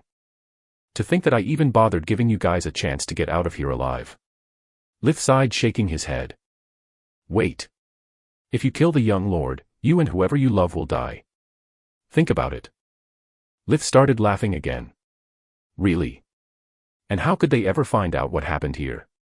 Lith moved his left thumb, and Korth noticed with horror that his right hand was moving against his will, unsheathing the hunting knife he carried at his belt. Wait, please. Have mercy. Don't do this, you are just a kid. He begged. So, when you want to kill, you kill. But when you lose, I am supposed to show mercy. The spite in his voice was palpable. Lith lowered his ring finger, bringing the knife at Korth's throat.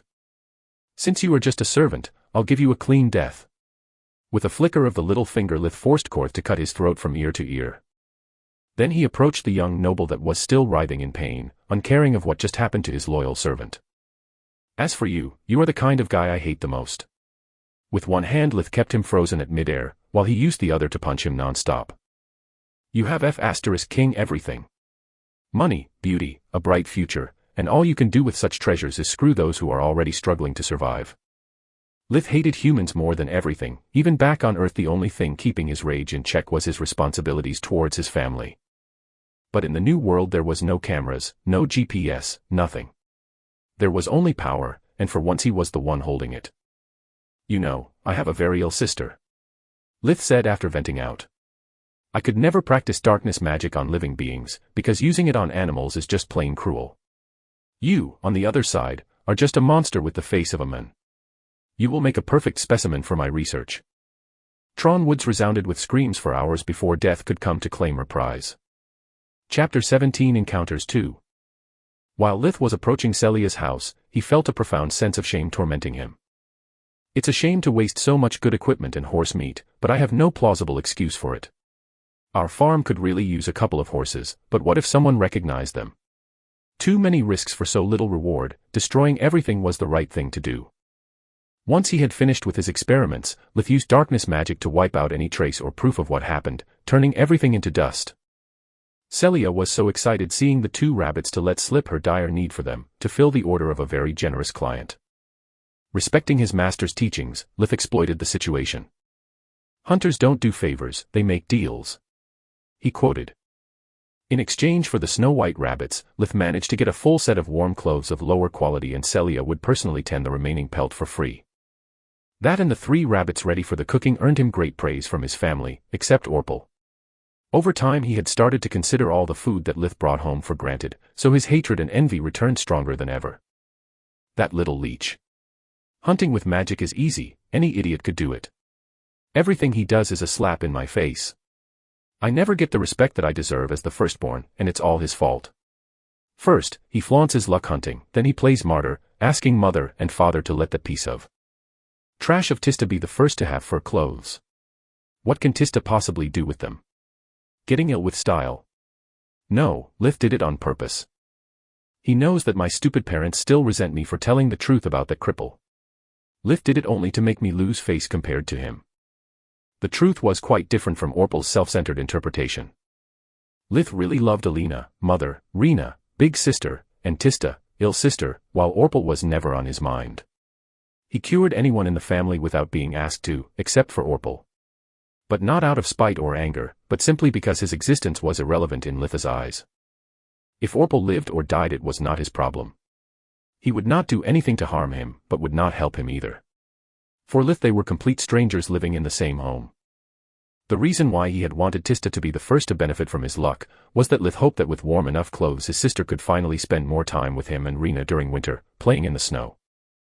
In Litha's eyes the image of Karl would often overlap on Tista's visage. He loved them deeply, and both of them were victims of a cruel fate.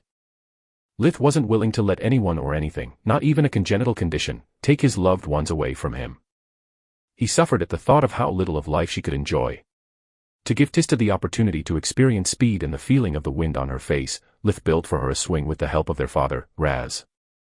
It was nothing special, just a wooden plank attached to 4 tight ropes hanging from a reversed U-shaped wooden framework with triangular standings.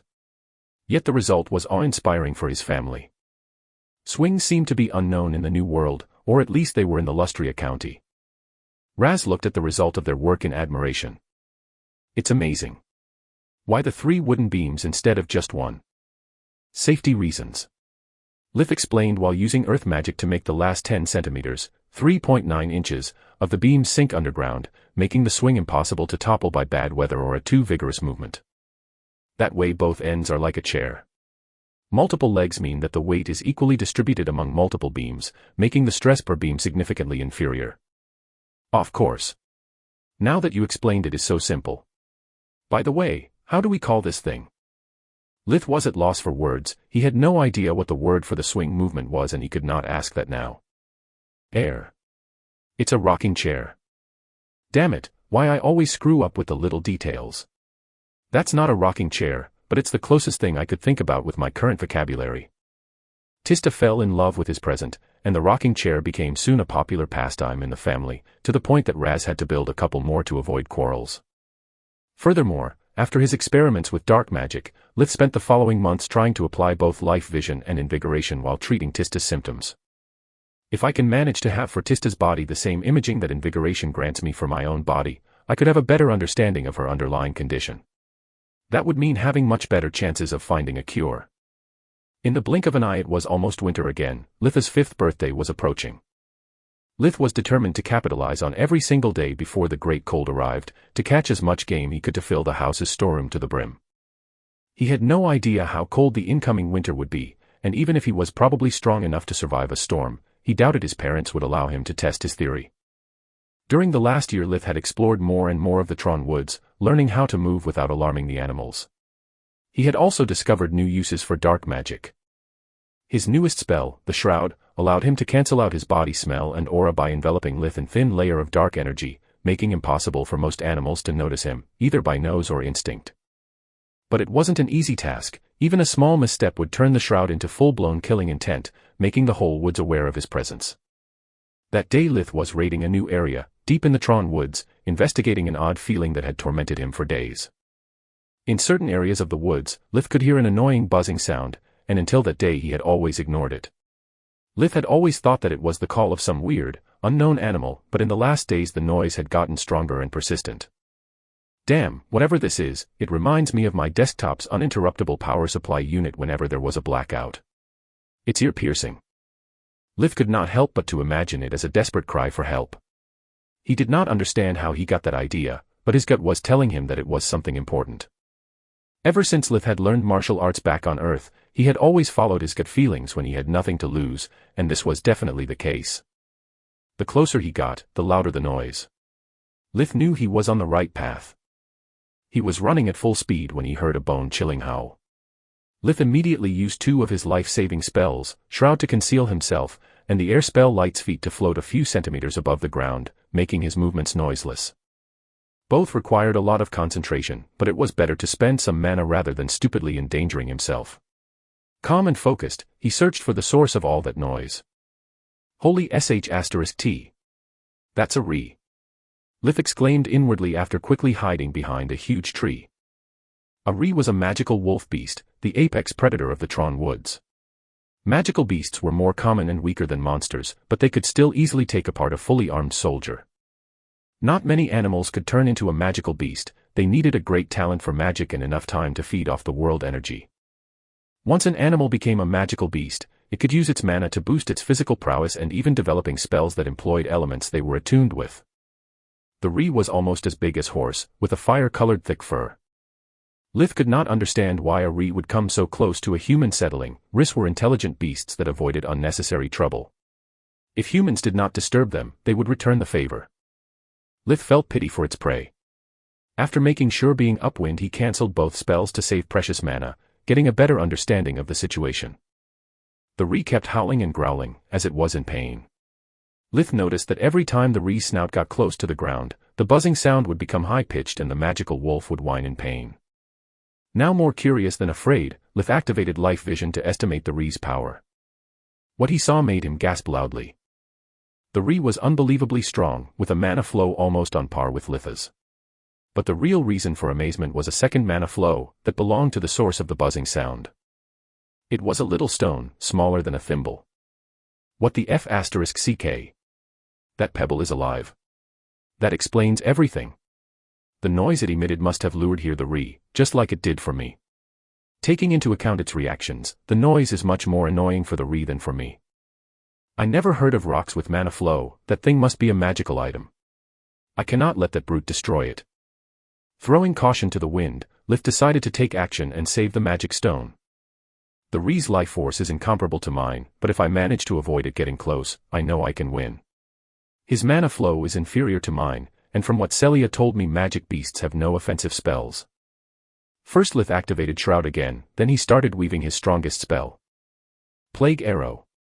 A bolt of dark energy flew from his joined hands, hitting the Ree from its blind spot while it was trying again to crack the noisy stone with its teeth. The screeching sound and the spell hit both at the same time, making the magical beast almost lose its footing. Plague Arrow was a spell that injected a dense mass of darkness magic in the victim, disrupting both the mana flow and the life force. Lith had charged it as much as he could, to get as much advantage as he could. Before the Ree could turn around to search for its enemy, a stream of lightnings erupted from Lith's palms, hitting the magical beast with enough strength to knock it down. While increasing the distance between them, Lith cancelled Shroud for life vision. Despite the sneak attacks, the Ree was still alive and strong. Lith focused his spirit magic, using both his hands, trying to break its neck as he had already done countless times. The Ree wasn't stupid. As soon as it felt the ominous sensation on his neck, it contracted its muscles, reinforcing it with mana and making it harder than steel. F***ck. So much for my advantage. If only I could use fire magic, you would be already roasted to death. Could you please go away? That thing is mine. Mine. Lith conjured several ice javelins, throwing them at the magical beast from multiple angles simultaneously. The Ree easily dodged them all, retaliating with a powerful magical roar. Lith was only saved by the distance, having the time to realize that a massive wind blast was heading his way. He stepped back at the moment of the impact, using his own wind magic to dissipate the blast. His sleeves got turned into confetti, but aside from some flesh wounds he was fine. F***ck me sideways. Thanks a lot, Celia. Magical beasts do not have offensive spells, sure. It seems this Ree never got the memo, though. The Ree charged at Lith, using its wind blasts to disrupt his rhythm. Lith did his best to keep the beast at bay, but the difference in physical prowess was overwhelming. It was only a matter of time before getting caught. Okay, when you can't win, just run. Plan B, fight dirty. Lith stopped running away, to prepare his last attack plan before throwing the towel. He conjured many ice javelins, but did not throw them. He left them floating in midair all around him. After a moment of hesitation, the Ree chose to ignore them, charging straight at that insolent pest. That's a good boy. Eat this. Twin spell. Flash and bang. Lith's right hand produced a massive flash of light. For a moment it was like a second sun had appeared. His left hand, instead, used wind magic to produce a noise comparable to an explosion. The Ree tumbled from the pain, its eyes and ears bleeding, while Lith was unscathed. He had learned long ago that as long as it was infused with his mana, his own spells would do him no harm. He could cover himself in fire, ice or lightning without a scratch. When the Ree crashed against a tree, Lith finally used the javelins, throwing them with all the force he had.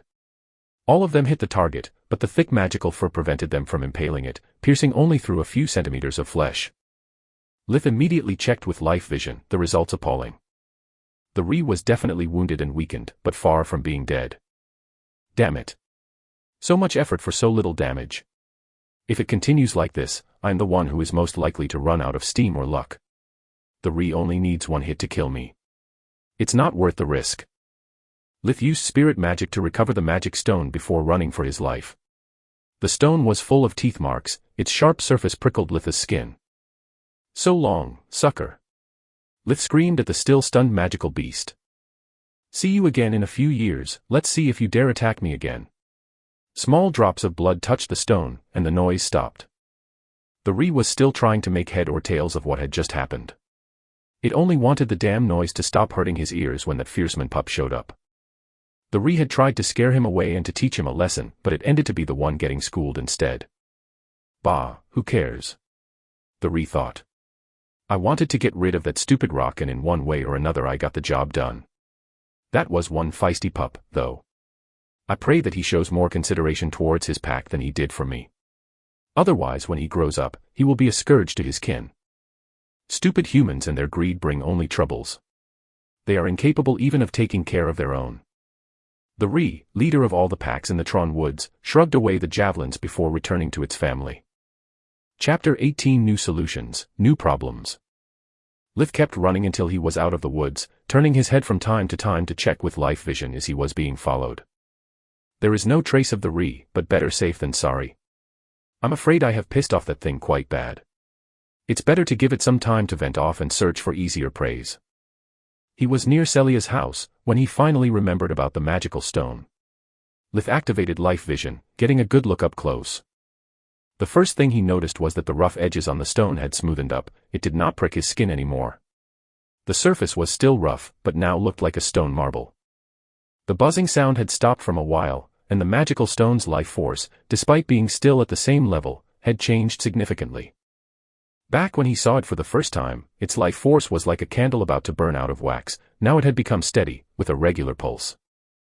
Warning Celia about the magical beast took priority, so he hid the stone in a leather pouch he always carried at his neck before knocking at her door. Lith explained her everything, describing in detail the size and power of the Ree, leaving her flabbergasted. Of course, he never mentioned their fight. Lith told her that he had fled as soon as their eyes met, and that he got away only thanks to his magic, showing his tattered sleeves as proof. Good gods, kid. She still refused to call him by his name. You have been really lucky it took it easy on you. Had the Ree decided to give you chase, we would not be having this conversation. Nonetheless, thanks for warning me first, instead of going to your parents. Celia ruffled his hair. How do you know I came here first? Because if you didn't, your parents would have probably locked you up in your house, and one of them would have come here to warn me in your place. Lith froze up. He had just dodged a bullet much scarier than any Ree. You are right. It's better not to tell them, otherwise my hunting days may be over forever. Yeah. I suggest you taking the rest of the morning off. Make up an excuse for those sleeves and go home. Celia walked over the shed near her house where she kept her game maturating. Take these as a thank you for the heads up. She handed him a rabbit and a blinker, ready to be cooked. I was about to go in the woods. I think I will follow my advice, instead, and keep tanning the remaining pelts. I'll go to hunting in the afternoon, when it should be safer. Lith thanked her with a deep bow. He knew how precious meat was in Lucia, even for a huntress as good as Celia. Not to mention she had just saved him from perpetual house arrests. He spent the rest of the morning trying to understand how to use the magic stone. It appeared to be feeding off Litha's mana. Not leeching it like a parasite, more like nibbling at the mana that he naturally released being talented in magic. The stone would simply breathe in what Litha's body breathed out, nothing more. Lith tried injecting mana into it, but to no avail. Then he casted elemental spells while holding the stone, to check if their strength, cast speed, and area of effect were affected in any way. All of his experiments gave no results. The stone looked just like any other. Stones do not have such a clear mana flow, and certainly they do not have any life force. Maybe this thing needs time to heal, to recharge, or something. The Ree messed it up quite bad. Let's hope it's not broken. Unless it starts harming me, I'll keep it. Maybe it's some kind of treasure, or maybe I can find something about it on Nana's books. I just have to be patient. The last days of autumn passed on uneventful, until winter arrived. Having reached the 5 years of age, Lith revealed a little more of his magic talents, proving to be invaluable to his family. He would wake up first and warm up the whole house with magic, even the floors. At that point the fireplace was lit only because it was cozy, and because rounding up around the fire, especially during the stormy winter evenings, was a family tradition. Even the cooking was entrusted to Lith. Alina would prepare the meal, and Lith would cook it faster and better than a ventilated oven, keeping the soup warm for everyone during the whole meal. He could not go hunting anymore because of the bad weather, his parents had been adamant on that. But Lith could still go to Celia's house to perform the chores for her. During the last year, she had become so lazy to become dependent on Lith for keeping her house clean and her tools sterilized. This meant killing 2 birds with 1 stone for Lith. Now he had an excuse to go fetch his private stock of meat whenever he got hungry, and Celia had to pay him for the chores. Lith would do it for free, just to get out of the house, but his parents would not agree. So, Celia paid him a few copper coins to clean her house, and some more for Alina to do her laundry. Both Alina and Raz would welcome any extra income, and doing the laundry for 8 instead of 7 wasn't much an effort. Especially since Lith provided her an endless supply of hot water. "Nice to meet you, I am Lith, Boiler Supreme." He would grumble inwardly every time. In the first weeks of winter, Lith made a very important breakthrough. He finally understood how to use Invigoration's body imaging on others. He was now able to let his mana seep into another person's body, and slowly take control of their mana flow, allowing Lith to know everything about the subject's physical condition. The only way to achieve such a result was to keep physical contact, searching way-ins for the mana without harming him, her. Lith immediately used it on Tista, and his findings were appalling. Her body was full of the tar-like substance that, for the lack of a better term, he had dubbed impurities. And the cause of that was her lungs. Barely half of Tista's lungs were made up by a healthy tissue. The rest appeared like a black-brown mass that actively produced impurities, that over time filled the healthy tissues of her lungs and windpipe, making her cough first and ill later. After giving it some thought, Lith was sure to have found a fix better than everything he had done before, but much more embarrassing. Even though now his real age was that of a 30-year-old man, he was still in a 5-year-old body, which found extremely uncomfortable the idea of speaking of certain matters, especially with the family women. After some deep breaths to calm down, he called Raz and Alina to ask for their help and permission. He had to dumb down the procedure quite a lot to get them to understand. "Basically, I cannot cure Tista, not yet. But I discovered a way that should make her feel much better. In the best-case scenario, she could even get rid of most of her symptoms. And in the worst-case scenario?" Raz asked, full of worries. "At worst she will be the same. That's I'm certain of it. But I need you to trust me." Contrary to his expectations, they did not make any objections or question. Their trust in Litha's mastery of magic was boundless, and in their eyes, he was just a 5-year-old, while Tista was barely 7. She had yet to mature in every way. For them it was like yesterday when they bathed together in the wash tub. The first phase was the easiest. Lith would take control of Tista's mana flow, overloading her body with his mana, and forcing the impurities to move away from the inner organs and toward the skin. She would just feel hot the whole time, like having a mild fever. Once most of the impurities were about to surface, Lith demanded to be blindfolded and that either Alina or Rena witness the process. Tista was just a kid, and Lith feared that over time suspicions might arise. During Earth's Middle Ages, incestuous relationships were disgustingly common, and he rejected even the idea of being thought of as a pervert. The second and last phase required Tista to be soaking in the wash tub that had been previously filled by Lith with hot water and soap. He clearly remembered the stench the impurities gave off, and during winter ventilating the house was difficult, especially in Tista's condition.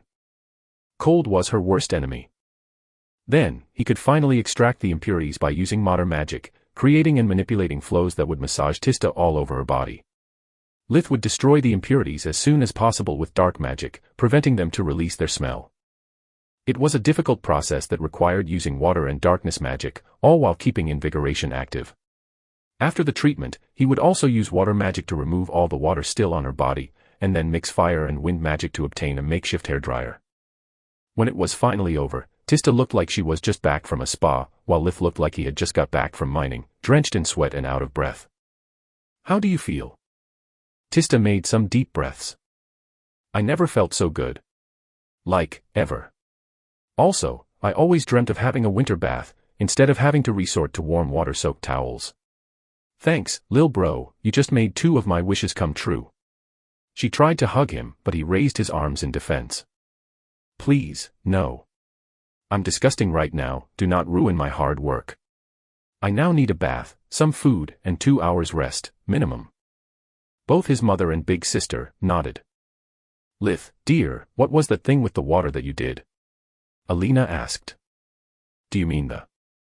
Damn it, I can't tell her I was imitating a hydromassage, they do not have Latin here. Nor I can call it a jacuzzi or something. Whatever, I'm too tired for this sh*t. Water massage. Yes, that. It seemed so relaxing. Tista has fallen asleep many times during her treatment. Sure, it must be pleasant. Rena's words were filled with expectation. And that thing for drying her hair, could you do that again too? Alina raised the ante, their aim more and more obvious by the second. Lith was on the verge of collapsing, he had no time to spare with niceties. Are you implying that you would like a hot water massage too? More nodding followed, their hands joined in a silent plea. But. Lith stuttered. Both of you are. He was trying to find a polite way to say, hot. Lith could still remember Alina's naked body when he was still an infant, and she had aged very well. Rena was now 11. Maybe it was the countryside lifestyle, maybe it was related to the new world, but she had already begun her growth spurt, developing some curves, being nice and soft in all the right places. Lith already had so many qualms for his little sister, and Tista was as flat as a board, only her long hairs gave her away as a girl instead of a boy. We are family. And all of us have dreamt of being able to take a bath during winter without catching a cold or worse. You have no idea how smelly we become by working in the barn, surrounded by the livestock smell and their dung. Sometimes the smell is so bad we can't even sleep at night. Couldn't you help us too? Alina, his mother, completely oblivious of Litha's worries, tried to play the guilt card. Lith gave up. Fine, just let me rest a bit and then I'll help you. But you still need to blindfold me, and I demand a witness. They both started laughing out loud. Why so many qualms? You are just a baby, not some thug. I would like to say that I am a gentleman, but I do not know the word for it. I could say that I am a man, but that would make them laugh even harder. Stupid 5-year-old body. He thought. Decorum. It was the only word in his vocabulary he could resort to. Damn, this is going to be a freaking long winter. Chapter 19 Conflicts. As Lith predicted, his 5th winter revealed to be quite interesting. Treating Tista's condition required 2 sessions per week minimum, each one lasting around 4 hours. 2 for the treatment itself and the remaining time for him to bathe and recover his strength. Manipulating Tista's mana flow while simultaneously using fire, water, and dark magic took its toll every time. The good news was that with so much practice, he was becoming accustomed to casting and maintaining several spells active at once. Every treatment was easier than the previous one and her symptoms were quickly improving. Tista was now able to help with the house chores and the livestock. She could even afford making long walks outside, when the weather was good. The bad news was that Litha's relationship with his brothers was now uglier than ever before. Every time Tista got better, someone would reproach Orpal for his past words, and if no one did, then Tista would. Orpal's fits of rage had really hurt her. His cruel words had shattered the image she always had of her perfect family, of her caring big brother. Tista had been humiliated and betrayed, and she was not going to forget that easily. Also, soon after hot winter baths had become available, Raz too started to bathe often. Orpal and Tryon were the only ones left out. Orpal because he could not stand the thought of having to ask something from Lith, especially if he had to do it politely. I'm the eldest brother, I'm not supposed to beg runts for favors. I'm supposed to give orders and be respected for it. That leech now has turned even the cripple against me.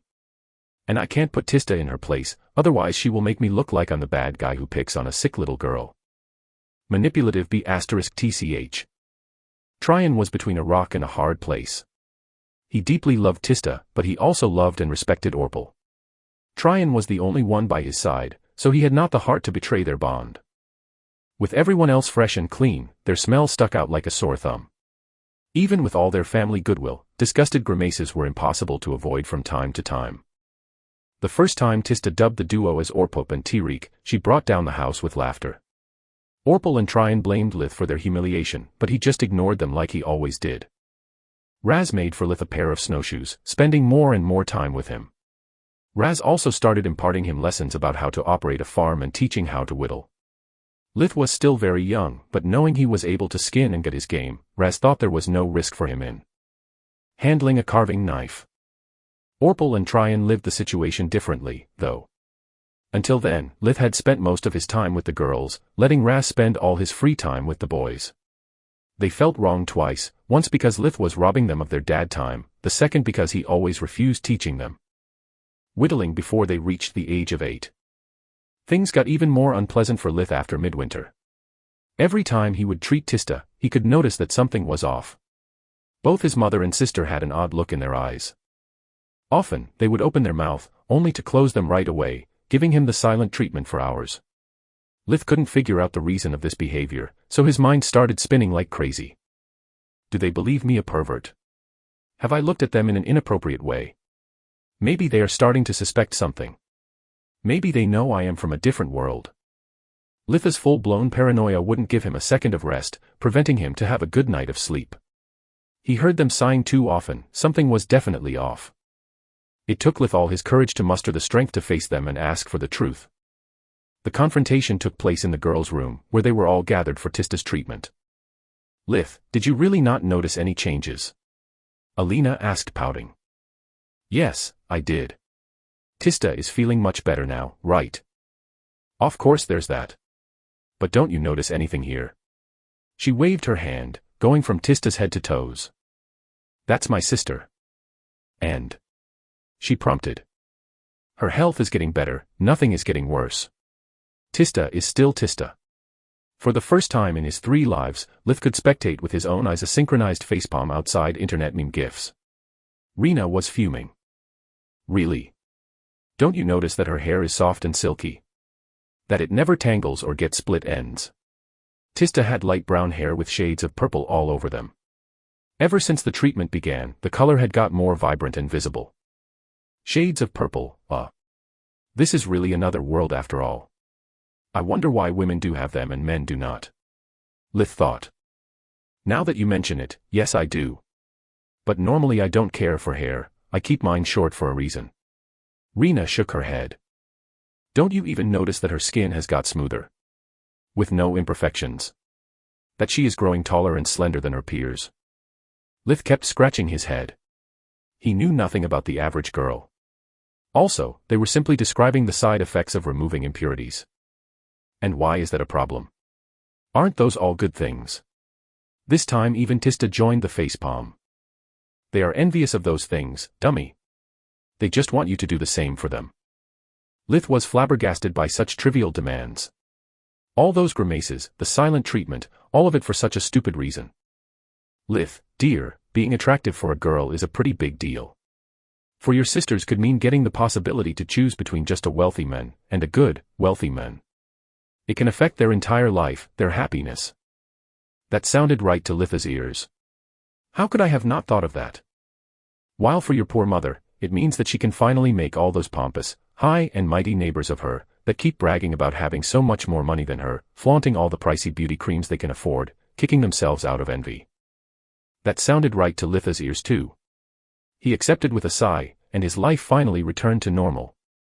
He had to spend at least 3 afternoons a week for all the treatments, but it was worth it. All that practice made his mana core grow steady and fast, his control of mana and cast speed improved by leap and bounds. Right before the end of winter, he was forced to take in a new customer. With the weather improving, the neighboring families started meeting often. Sometimes for a visit, more often they would simply bump into each other while trading goods at the village. And that was driving Raz crazy. Lith, you have to help me. His plea was desperate. Your mother looks at least 10 years younger, and I am starting to look more like her father rather than her husband. People keep murmuring how she was unfortunate marrying me, that she could have got so much better. Please do your thing on me too. Lith had heard the rumors. They were mean and petty, and deserved to be faced head-on. He would not allow anyone to speak ill of his dad. Fine, but only at some conditions, the same I asked from Mom. 1. Secrecy. Nobody must ever know outside you and me. Think of all the bad people that could want to exploit me. Raz nodded. Second, you will never talk about it with Orpal or Tryon, nor ask me to do it for them. I don't care if they fall on love or want to marry. They made pretty clear what they feel toward me and Tista. I will not endanger my safety for them. Take it or leave it. Raz wanted to object, remind Lith that they were family too. But their behavior had only gotten worse after being forced to spend so much time together during winter. Raz had to scold them multiple times just to make them behave properly. I can only hope that when they grow up, my sons will be able to mend their relationship. I can't force them to get along. And so, he accepted. A few weeks later, Lith was headed to Celia's house for the usual cleaning, before going hunting. The dawn's light made the world around him look like out of a fairy tale. The thin layer of snow was immaculate, reflecting the orange light over the weeds and trees along the way. His surroundings were completely silent, the world still and at peace. At the next clearing, Lith took out the magic stone out of his pouch, observing it in the morning light. During the winter months the magic stone had mended most of the teeth marks. Both its life force and mana flow had tremendously improved, but it was still useless as the day Lith found it. Just my luck. He sighed. I risked my life facing that reef for nothing. Let's hope I can find something in Nana's books, otherwise my only option is to find someone willing to buy it. Lith was really impatient to start his apprenticeship. It meant being finally able to study magic from books instead as a self-taught.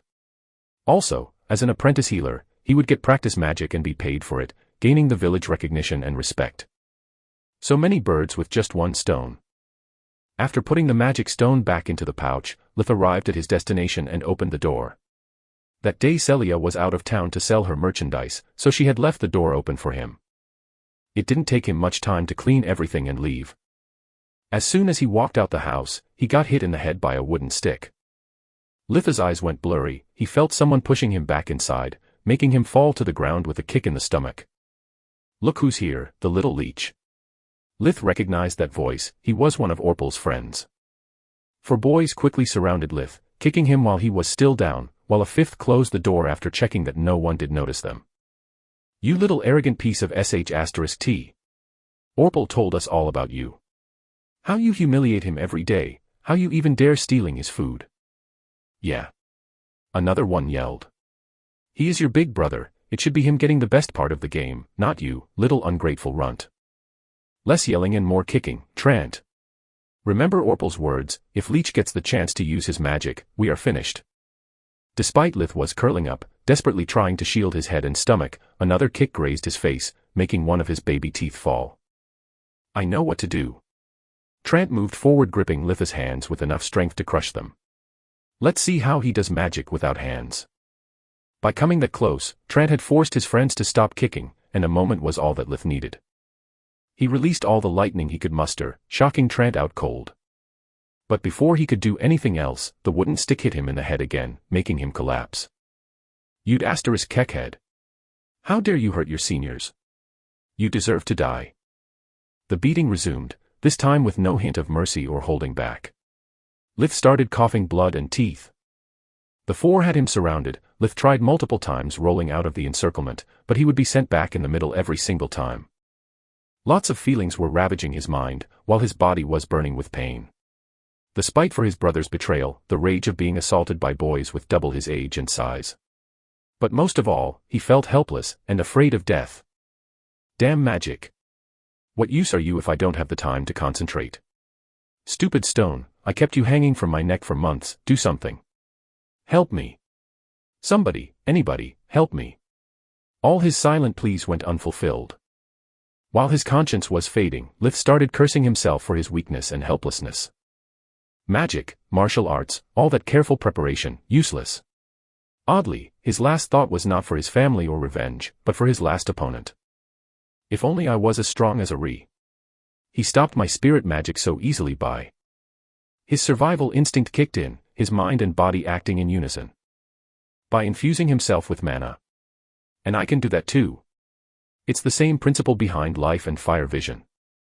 With each breath he started calling upon the elemental energy, but instead of wasting time giving it a form, Lith let it merge directly with his mana core, infusing himself with earth magic. His whole body started hardening, the pain getting duller and duller. Lith also infused himself with light magic, accelerating his healing and preventing himself from losing consciousness. Soon he was able to ignore the kicks, springing back up in one fluid motion. What is Earth? It's just a mix of minerals and organic matter, the same as my body. I can be immovable like a mountain. With that thought, he further hardened his head, before headbutting from below the chin of the assailant in front of him. Before the remaining three could recover from the surprise and resume the encirclement, Lith raised his guard. The left arm forward for blocking, the right arm ready to strike. Orpal's friends were scared. After Lith knocked down their leader with the headbutt, the only thing on their mind was to prevent him to use magic, so they rushed forward, not giving him time to recover. The closest assailant tried to punch Lith in the face, to disrupt any casting he could attempt. 60% of the human body is made of water. I can be formless like water. Lith's left arm, imbued with water magic, coiled around his opponent's right arm like a snake. The body burns calories to produce heat and energy.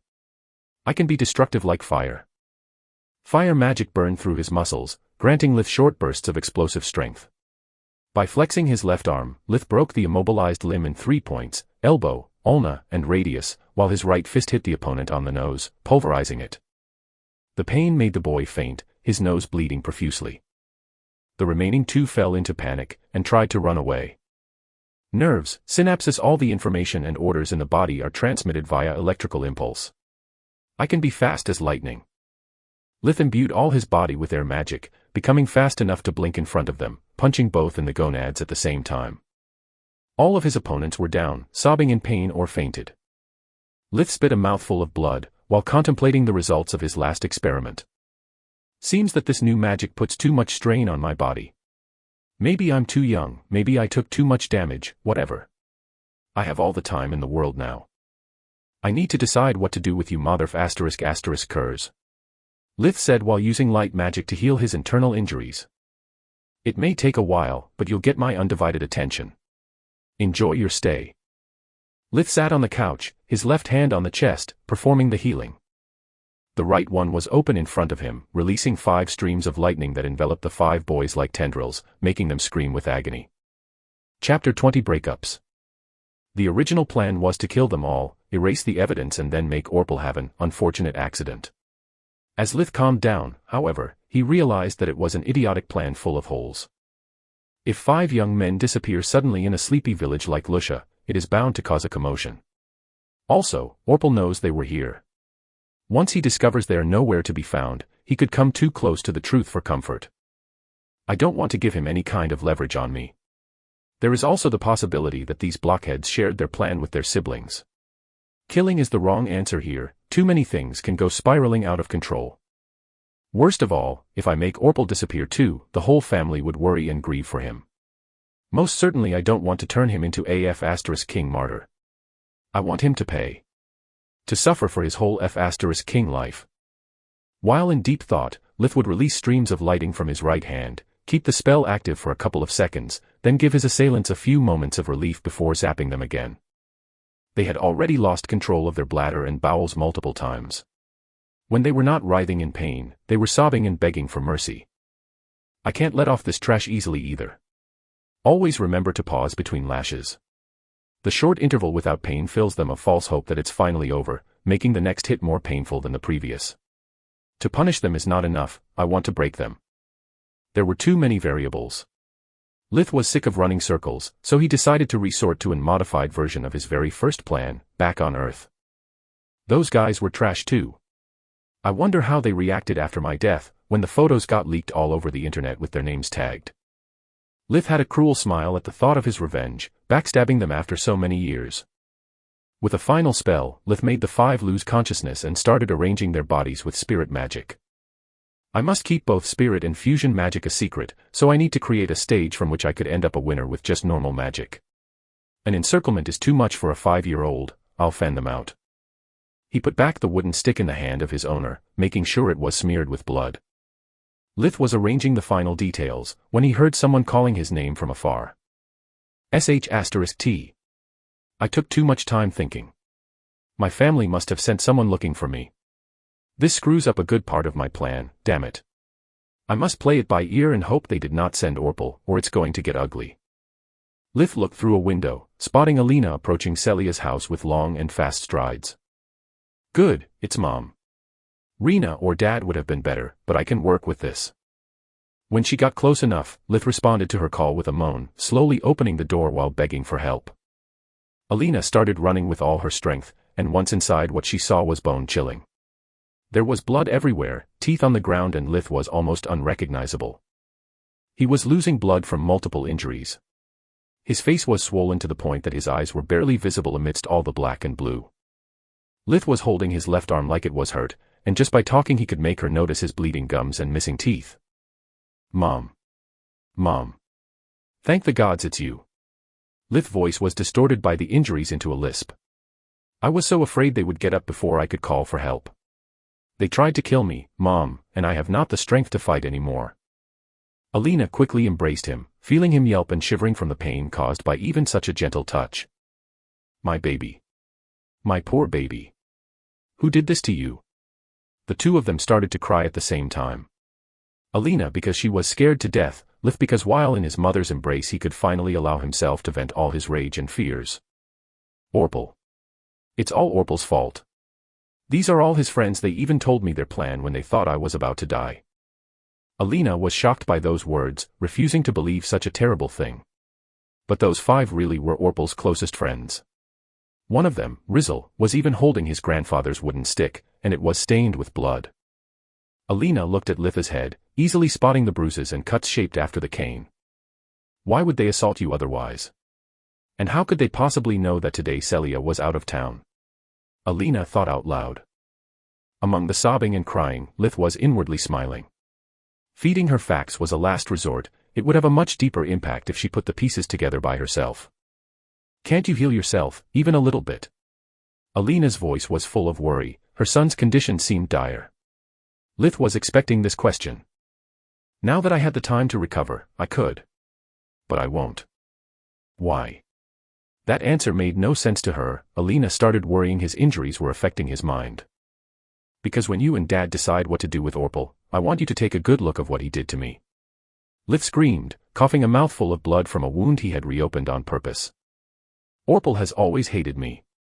Always will. No matter if I help you all with chores or your health. He does not care how much game I bring to the table or money to our house, nothing is ever enough for him. Lith kept screaming and sobbing. Am I such an awful son, such a terrible brother to deserve this? Lith hugged her with all of his strength, bawling his eyes out. Alina was at loss for words, but only for a moment. She held her son tightly, raising him up from the ground and carrying him back home. Then she brought the whole family to Celia's house to let them witness the scene with their own eyes. The matter was too serious, she could not hide it from her children. When Orpal saw Lith, he became pale as a ghost. Alina refused to call him by his name, and if glares could kill, he was certain that she would make him leave the field's feet first. What the heck went wrong? Those morons knew the plan. They had only to rough him up. Teach him respect and humility. But most importantly to force him to shut his F***king mouth up. Now my stupid parents will never let me hear the end of it. And when he saw all the blood on the floor, with his friends still there and out cold, he felt his life falling apart. As soon as Alina let him do it, Raz embraced Lith before checking his conditions. After that he looked around the room, easily recognizing the 5 culprits. Rena, go call their parents. Take Tista with you, I don't want her to hear what I am about to say. Raz was even paler than Orpal, clenching his fists so hard that they started to bleed. Alina had whispered to him only 3 words after coming back with Lith. Orpal did it. In the beginning, he had refused to believe that one of his beloved children could do something like that, but the truth appeared so horrifyingly simple to his eyes. No one outside of the family knew that Lith worked for Celia. No one else could possibly know that exactly on that day and time Lith would be left alone in Celia's house. But the most painful and irrefutable truth was that no one but Orpal could possibly resent Lith so much. He barely knew anyone outside of his family and their closest friends. Lith had always been working so hard to help all of them, especially Tista, that he never had the time to make friends or enemies. Raz felt those thoughts ripping his heart out of his chest, but he had to know. Did you do it? Raz looked Orpal straight in the eyes. A terrible silence fell in the room, revealing the truth that Raz was trying so hard to deny, looking for a possible alternative explanation. But there wasn't any. How could you possibly do this to your brother? Tears were streaming from his eyes. Dad, I swear, it's not like you think. I can explain. Orpal mind was desperately trying to find a plausible excuse. Is there anything to explain? Raz roared out of anger. Aren't those your friends? Yes, but it wasn't you telling them what to do. It wasn't you planning how, when, and where to ambush Lith, causing him to be almost beaten to the death. In the God's name, how could you possibly explain all that? Because that wasn't the plan. They didn't listen to me, just like you. You never listen to what I say.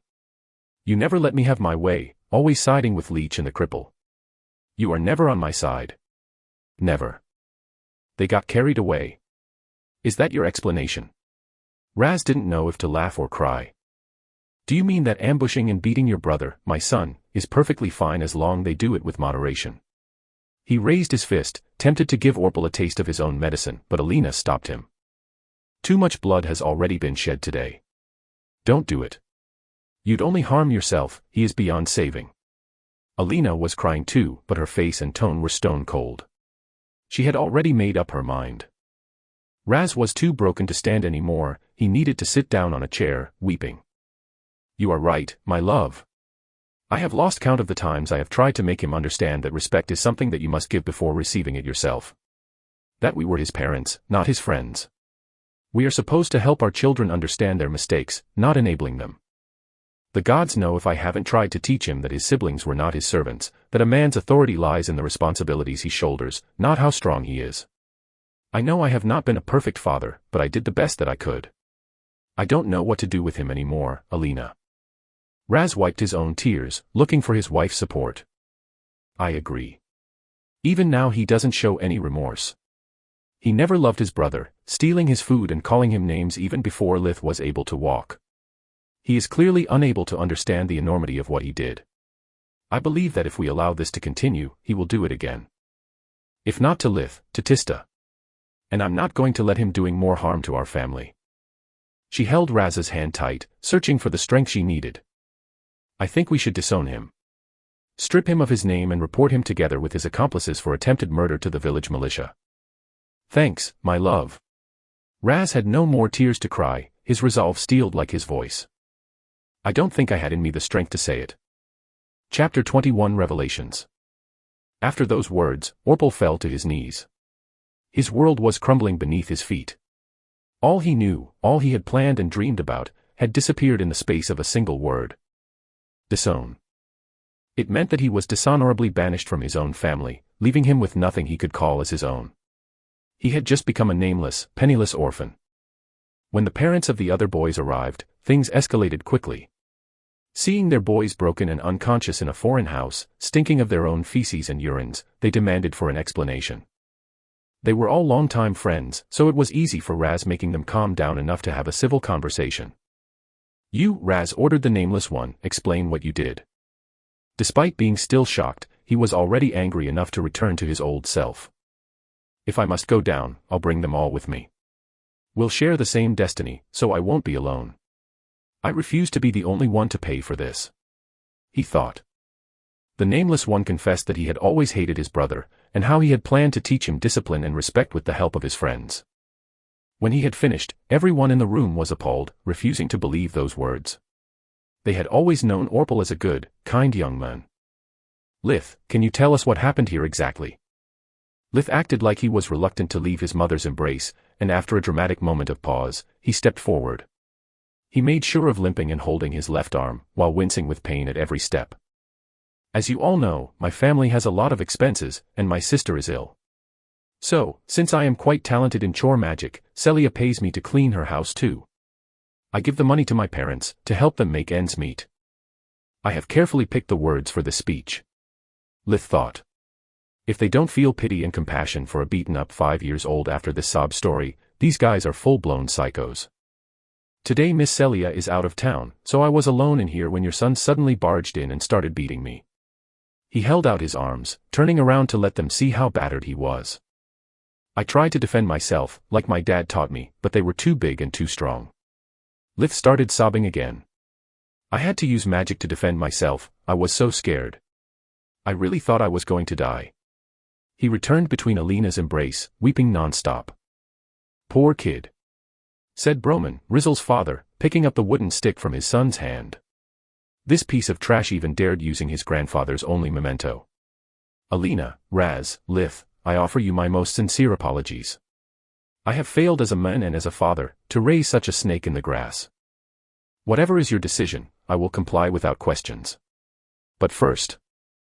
Broman splashed Rizzle's face with a bucket of dirty water to get him conscious. He needed to hear the truth from his own son. He still could not fully believe even his own eyes. Dad. What are you doing here? Rizzle held his chin that was throbbing with pain, when he suddenly recalled what had happened. All the eyes were on him, including Litha's. The same cold eyes, glowing with blue energy Lith had before unleashing lightnings.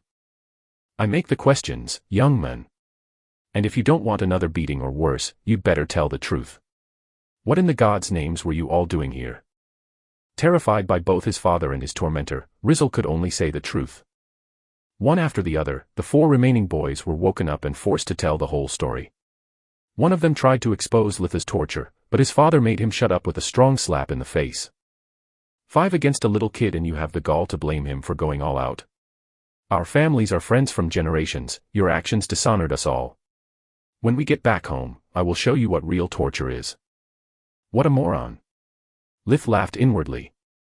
Their credibility is less than 0, they can tell whatever they want. It will only appear as the pathetic excuse of a criminal caught red-handed. Raz, what do you want us to do? Broman asked. I am going to disown Orpal, and then report all of them for attempted murder. I won't ask anything from you. We all know how hard is being a parent, especially in moments like this. I just wanted you to hear it from me, before I go to the village chief. I will not disown my son. Not yet at least. Broman said. But I can promise you that I will do nothing to defend him in any way from the consequences of his actions. And when he will be back home, I will make sure that he will never have the opportunity to harm your family again. So, they all went to Lusha, where the village chief listened to the 6 boys' confessions before pronouncing the sentence. After hearing all the facts and testimony, I hereby sentence the 6 of you to 4 hours of pillory, where you will be shaved of all your hair and whipped 10 times for your crimes. After that, you will spend 3 days in jail to reconsider your actions. Any objections? All those present shook their heads. I have a question. Lith said. For me or for the prisoners, young men? For them. Can I? But of course. Ask them whatever you want. Lith nodded, and moved in front of Rizzle. Did Tryon know? Of course he did. Orpal screamed. He has always stood by my side, unlike you, leech. Lith ignored him. Did he? No. Rizzle looked at Orpal with eyes filled with disgust. We planned everything when we were alone. Orpal said that he did not trust Tryon enough. That Tryon is a spineless coward, and that he feared that he could rat us out. Thanks. Lith then spoke to the village chief again. Could you please reduce his sentence? His sincerity helps my whole family, it clears our doubts and my brother's name as well. But of course. If the victims asks for mercy, how could I possibly refuse? Rizzle will only receive 5 lashes, and after the pillory time has passed, his family is free to bring him home. Is that okay for you? Lith nodded, and Broman shook Litha's hand while his wife was weeping with joy. Thanks, Lith. That means a lot for my poor Lisa. I will not forget your kindness. I'm sure you'll become a great man, just like your father. Lith was completely satisfied with that outcome. I didn't know that disowning a son, especially the firstborn, was possible. Everything went even better than I imagined. Orpal's friends can't wait to get some alone time in jail with him, and once his sentence is over, he is doomed. Either someone from the village adopts him, something that I find hard to believe, or he will be deported to the nearest orphanage. I hope to get rid of Tryon too, but maybe that's for the best. I don't think my parents can bear losing 2 sons at once. And between their happiness and getting even with that idiot, they come first by a landslide. The following days were really hard for Raz, Alina, and Tryon. The couple needed quite some time before overcoming their grief. It was really hard for them to accept that the kind and bright boy that they brought up for almost 12 years was gone forever. Even worse, they started to suspect that the Orpal they knew never really existed. Thinking back about all the bad things he did and said over the years, he might as well have been deceiving them all along. Tryon was the one having the hardest time. He had lost his favorite sibling and his family's trust at the same time. Despite Rizzle had cleared his name, the suspicions remain. How could he have been so close to Orpal and yet never noticing anything? I can't blame them. In their shoes I too would think of me as either a liar or a complete idiot. Tryon didn't know if to laugh or cry. Lith, Rena, and Tista, instead were having the time of their life, even if they did their best to avoid their parents to notice. They would get more and better food, clothes, and they did not have to tolerate Orpal's mean words and petty jokes anymore. Plus, there were all the gifts that 5 families sent them as an apology. Both the girls had stopped considering Orpal as a brother from the day he had proposed to get rid of Tista, calling her a cripple. Lith was above and beyond them, he never considered him his brother. His only worry was for his parents, so he tried to lessen their burden as much as he could. Litha's magic was now strong enough that he could till and plow the fields with earth magic. He could also hunt for much bigger prey, his aim set to deer, boars, and bear, whose pelt could be sold for a pretty penny. The time for the spring festival was nearing, and Lith wanted some extra pocket money to buy something nice for his parents and sisters. Tryon was still a stranger to him. The spring festival was held mid-spring, during the equinox, to celebrate the time when the light finally overcame the darkness and cold of winter. Lith was happily playing around the Tron woods, looking for the best opportunity to kill a huge boar. Damn it, its neck and skin are too thick to break with my current level of spirit magic. Fire and thunder could easily put it down, but that would mean damaging either the pelt or the meat. I need to get creative. The boar movements were easy to predict, since it would always charge in a straight line by using air fusion. Litha's body was fast enough to dodge the charges with ease, as long as he managed to prevent the beast from coming too close. When an ox went mad, my father told me that the best way to put it down is to strike at the legs, instead of the head. Once you take away their mobility, beasts like this one are easy prey. At the next charge, Lith conjured a thick layer of ice before dodging. When the boar stepped on it, it lost its footing, spinning on itself like a top. The boar crashed against the huge oak Lith had aligned it with, its bones snapping on impact. Lith closed in enough to not miss his next shot, but always keeping a safe distance. A cornered prey is the most dangerous one. Always respect the prey, never underestimate it. It only needs one hit to kill you. Lith remembered Celia's teachings. Lith made a finger gun, aligning it with his target before shooting an ice arrow that penetrated in the boar's right eye, puncturing its brain. The beast collapsed on the ground, but Lith shot another arrow in the left eye too, just to be on the safe side. Okay, dead it's dead. Now the problem is how the heck do I carry it out of the woods? My spirit magic may not be enough to carry a several hundred kilograms dead animal all the way until Celia's house. And even if I actually manage to do it, how can I explain it? Lith was nervously tapping with a finger on a nearby tree, trying to find a solution before having to fight to defend his game, when the dead animal suddenly disappeared. What the F***ck? Since when do boars vanish into thin air? Who's there? He promptly activated life vision, scanning the surroundings in search of his enemy, but the only living beings he could find were small birds and rodents. Okay, this is getting creepy, but I need to get my boar back. The boar appeared back, very close to Lith, making him jump away in fright. Why are you messing with me? Who are you? Lith screamed while checking out the best escape route. An invisible enemy could easily kill me. Screw the boar, I need to get out of here fast. He thought. There is no need to escape. A gentle feminine voice replied in his mind. I'm not your enemy, my host. Okay, if you want to scare the sh*t out of me, you're doing a great job. What do you mean with host? Where the heck are you? Lith kept looking around, the enemy somehow was untraceable even by his magical senses. Stop looking around, host. I'm here where you put me. Around your neck. Lith instinctively grabbed the pouch and threw it away. He could finally notice that both the life force and the mana flow of the stone were bigger than ever. Lith had always kept it in a blind spot, and since it was useless, he forgot to check it with life vision since the day of the ambush. Okay, I hate riddles. Tell me who or what you are, or I'll leave.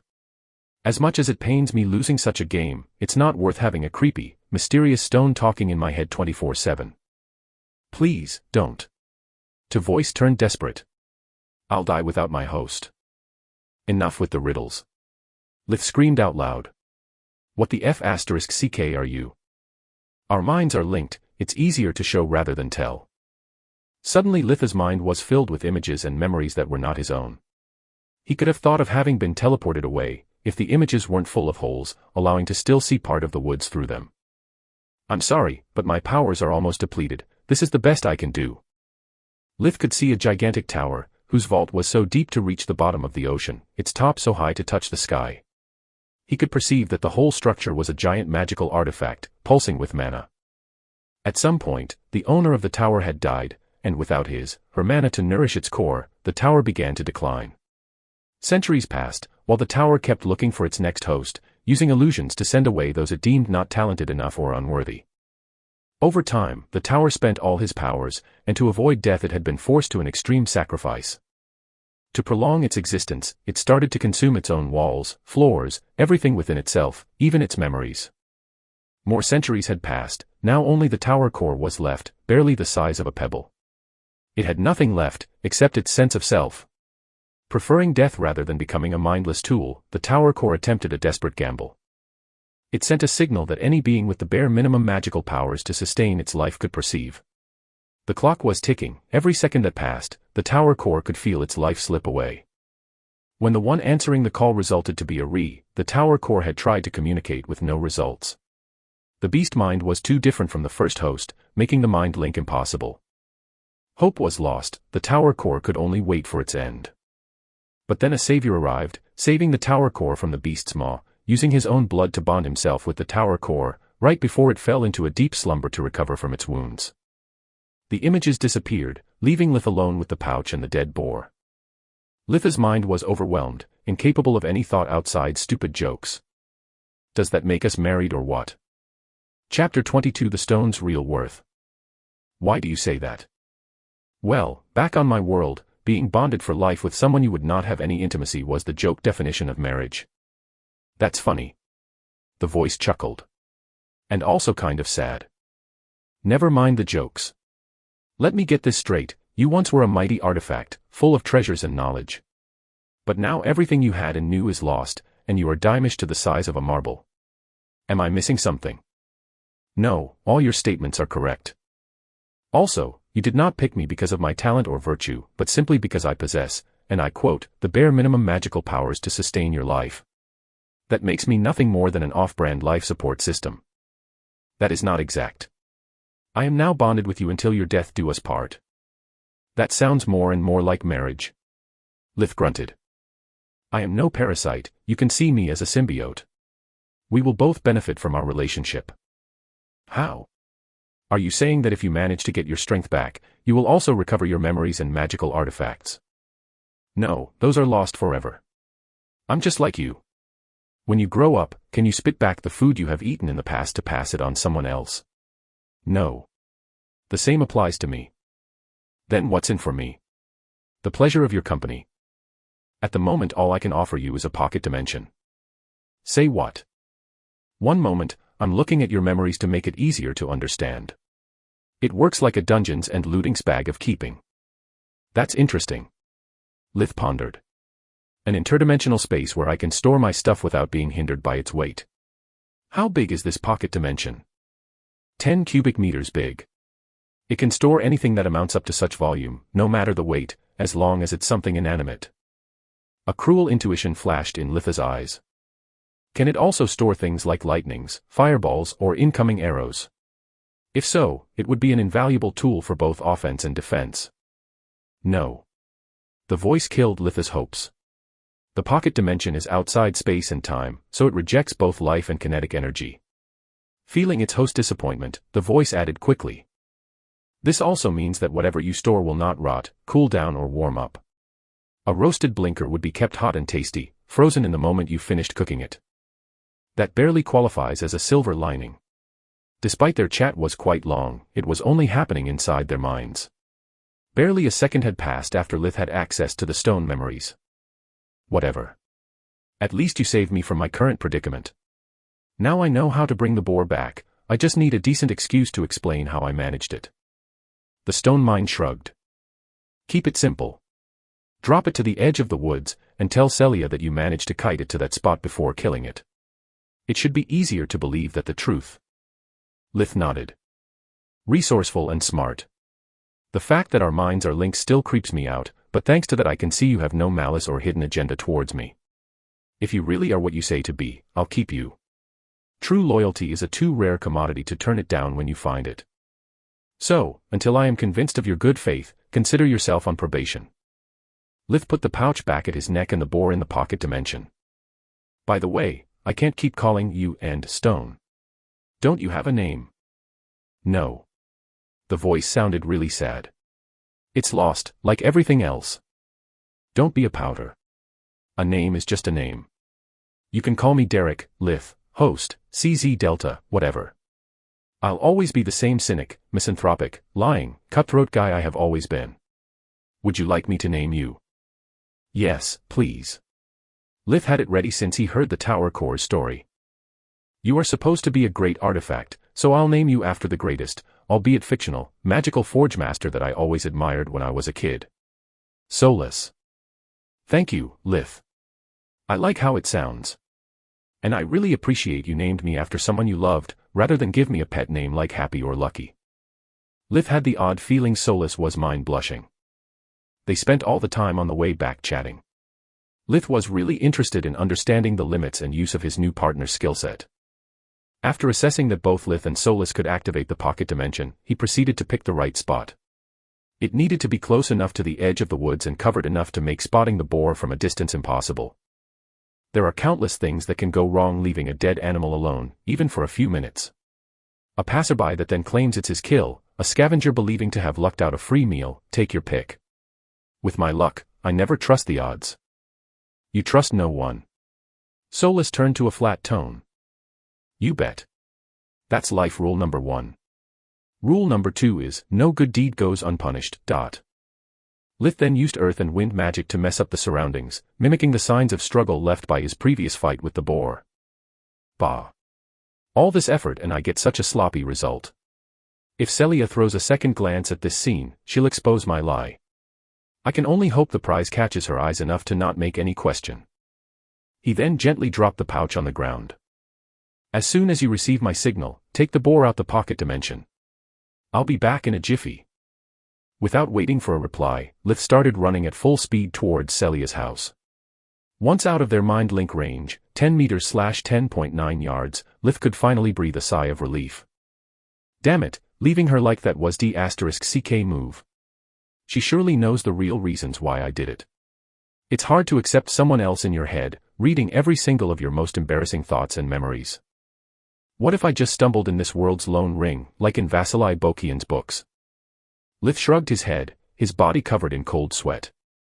I bet that as soon we're back together, she will have access to this inner monologue too. F***ck my life. No pain, no gain. If she really is what she says, she's worth the risk. At least I'll have someone who finally knows the real me. A few minutes later, Celia and Lith were approaching the drop spot, riding the 2-horse cart she used to move around the heaviest goods. Is it really that big to require 2 horses? She asked skeptically. I think one should be enough to move it once it's loaded. The second is necessary to drag it on the cart easily. Once Lith and Celia jumped down their ride, he gave Solus the signal. Celia detached the horses, guiding them by the bridle. Lith took with him the thick ropes necessary to make a harness for the boar, making it easy for the horses to drag it out of the woods and into the cart. When Celia saw the game with her own eyes, she whistled with approval. Good gods. This thing must be around 300 kilograms, 661 pounds. You weren't boasting as usual. I never boast. Lith used spirit magic to stealthily recover the pouch, while Celia was engrossed sizing the beast. Please, all men do. Celia clicked her tongue. You are not an exception. With all your magic and secrets, do you want me to believe you do not enjoy your short, dark and teethless act? She added laughing out loud. It's not my fault I have a lisp now. Lith was pissed off by her non-stop mockery of his new voice. Will you ever let me hear the end of it? I'm sorry, I really am. It's just that your tough boy attitude is even more hilarious now that you have a lisp. The first time she had heard him call her Ophelia, she had laughed hard enough to fall from her chair, hugging her belly. Judging from its size, it was really close to become a magical beast. We could have sold it for a much bigger sum, it's kind of sad. She sighed. Yeah, and if it was a magical beast, I would be much deader now. Lith rebuked. They kept bickering until the boar was safe and sound on the cart. Only once they got back to her house and started bleeding out the game, Celia got her business attitude back. The most valuable piece is the head. If we can find a noble willing to stuff it, hang it over his fireplace and take the credit for the kill, we can sell it really well. The pelt and the meat are nothing special. Do you have any plans about them? Lith nodded. All this meat will allow me to skip hunting for a while, so I prefer to keep and macerate it. As for the pelt, it should make a nice carpet for my parents' bedroom. Always a family boy, huh? Celia ruffled his hair. This time there was no mockery in her voice. I'm so proud of you being so considerate toward your family that I'll tend it for free. I still get half of the head price, though. Perfect. Good. Our best shot is with Count Lark himself. He is both loaded and very proud of his hunting skills. I must reach my contacts in his manor to test the waters. Fingers crossed. Lith suffered at the idea of losing so much money, but half was better than nothing. He didn't know how to tan pelts or stuff heads, and lacked both time and instruments to do it. And even if he did, he had no way to sell the merchandise outside his little village. After Lith left Celia, he and Solus started chatting again, feigning ignorance about each other's feelings. Solus, I think that your help will be invaluable to bring my martial arts training to the next level. Chapter 23 Hard to hear. Until that moment, Lith's martial training had been really sloppy.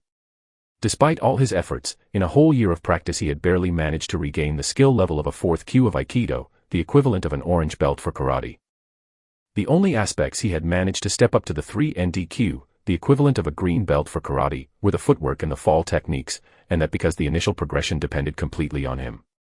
Without a sparring partner, someone that could watch his moves and help him correct his mistakes, there was only so much that he could do. He could either make a mud dummy move or train himself. He was not at the point that he could do both at the same time. Making a rough mud doll perform human-like movements required a lot of concentration. That meant that he could only put the dummies in position and then practice while they were once again still. Lith's body was even clumsier than his original one back on Earth. To make real progress he needed to be hit, to be thrown around, to practice all his moves on a moving target. But Lith couldn't ask for help from anyone. How could he possibly explain that he wanted to practice alien martial arts? What help could anyone give him, not even knowing the basics of the basics? That's why he usually practiced in the middle of the night. And Solus was the perfect solution for his problem. After further merging their minds, they had discovered new uses for the tower core. Lith had just to plant her into a mud doll to turn it into a quasi-golem, finally getting his sparring partner. Solus had all the human senses and more, and with Lith's permission, she could consume his mana to perform spells he knew in his stead. Her nature was that of a magic tower. She was supposed to oversee her countless floors and devices. Even in her weakened state, moving a poor excuse of a mud golem was easier than pie. Solus further improved Lith's idea, managing to make the golem's body soften at the right times, before hitting or being hit. This way she was able to put enough strain on Lith's body to train it, and avoid any possible injury by accident. She also had access to all his memories, including all of his master's teachings. Solus was able to use those memories to correct Lith's mistakes and help him improve by leap and bounds. Thanks to invigoration, Lith was now able to stay awake for a whole month before his performances started declining, forcing him to rest. So, thanks to Solus, whenever he would meet a bottleneck, he would train martial arts. He only needed to take a short break when the fatigue became too much. Light magic would mend his muscles, making them recover and grow stronger in a matter of minutes, dissipating the accumulated lactic acid at the same time. During those moments, Lith and Solus would chat heart to heart. So, what do you plan to do in the future?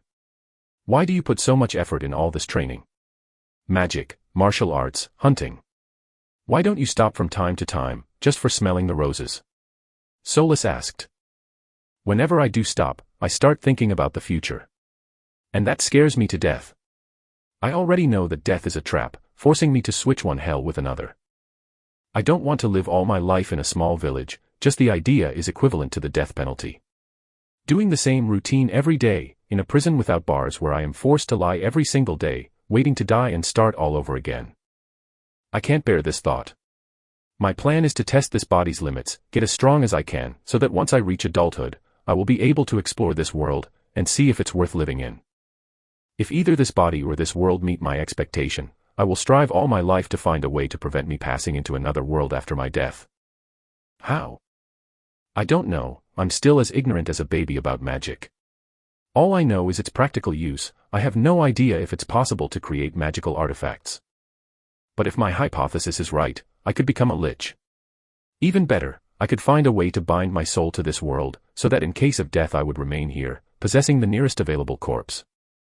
I hope that when push comes the shove, I will also have found a way to retain both my magic core and muscle memory.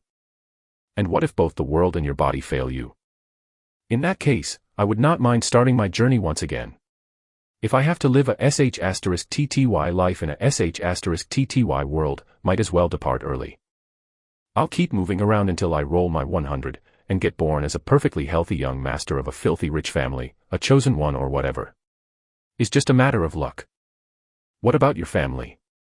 Are you going to abandon them like that? Lith pondered seriously about that matter. Of course not. Making them lose their son, their brother for no reason, without even giving them a body to bury is too cruel, even for me. I'll stick around until my family needs me before checking out. Solus giggled. Don't you see? Things are not actually all black and white as you make them. When you awoke in this world, you couldn't wait to die. To re-roll, as you say. Then you chose to stay for the magic. Now you are willing to continue this life for someone else's sake. Give yourself some time.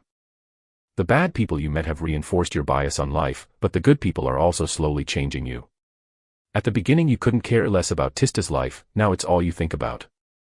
You hated both Alina and Raz even before knowing them, because of your issues with parental figures. They are not your parents back on Earth, this planet is not Earth. Give it a chance before doing something so extreme. How do I know you are not telling me all this stuff only to keep your host? Easy peasy, read my mind. After checking it thrice, Lith could not find any hidden agenda or egotistical reason. Damn it, all this mind link stuff is so irritating. I cannot get out of this argument with mistrust or doubts. It's my loss. For now, at least. You are barely a month old, life will change you. It always does. Solus giggled again. Or maybe it will change you, and you will start warming up to me. And then you will have to take care of me for your whole life, hubby. Lith felt a cold chill run down his spine. Please, don't call me like that. I'm ready to go again. Don't go easy on me. I never do. Solus replied, getting on Litha's already shaken nerves. Thanks to all that exercise, Lith would quickly overcome any bottlenecks, and soon he could feel the bottled-up impurities trying to find their way out again. Lith had pondered if it was the case of getting rid of the impurities in the same way he did for the rest of his family, but after discussing it with Solus, he decided not to. The purification treatment he had devised for Tista was an artificial method, and even though it gave the same benefits in terms of physical appearance and resistance to illness, their magic power and physical prowess never got enhanced. Lith had no idea why the impurities had to travel to the mana core before getting expelled, inflicting such excruciating pain. But it was worth the cost. It happened during one of their sparring sessions. As soon as Lith realized what was happening, he quickly undressed himself to not taint his clothes. This time he offered no resistance, discovering that it wasn't so painful after all. Lith puked much more impurities than the last time, letting them came out of all his pores and orifices. The stench was so bad he was about to faint before managing to destroy them with dark magic. He was completely exhausted, this time not even invigoration could replenish his energies, he needed to sleep. After a bath. I stink so bad I could raise the dead. Solus ignored the obvious remark. It's exactly as you remembered. Whatever happens to you, is like a sword getting tempered and purified at the same time. Both your body and mana core had undergone qualitative changes again. I think your potential skyrocketed, promoting you from my bare minimum requirements. You still need to work hard to develop it, though. And so, Lith continued his routine until the day of the Spring Festival came. Chapter 24 The Spring Festival. It was without a doubt the worst day of the year for Lith. He would be forced to spend the full afternoon away from home, surrounded by complete strangers and robbed of any privacy or personal space during the festivities. All the families in the village would gather for the festival, forgetting about all their daily problems and miseries, since everything from decorations to food and drinks were paid by Count Lark. He would also take part in the whole event, to keep his bonds with the community strong and maintain his reputation of a fair lord, instead of being just a faceless guy who collected taxes, making their lives even harder. The festival was comprised of 3 parts. The morning would still be spent like a normal day's work, to let foreigner merchants and carnies prepare their stands and arrange their merchandise. In the evening the families would gather and check out the stands, searching for trinkets and jewelry to buy with their extra money to add them to their daughter's dowry.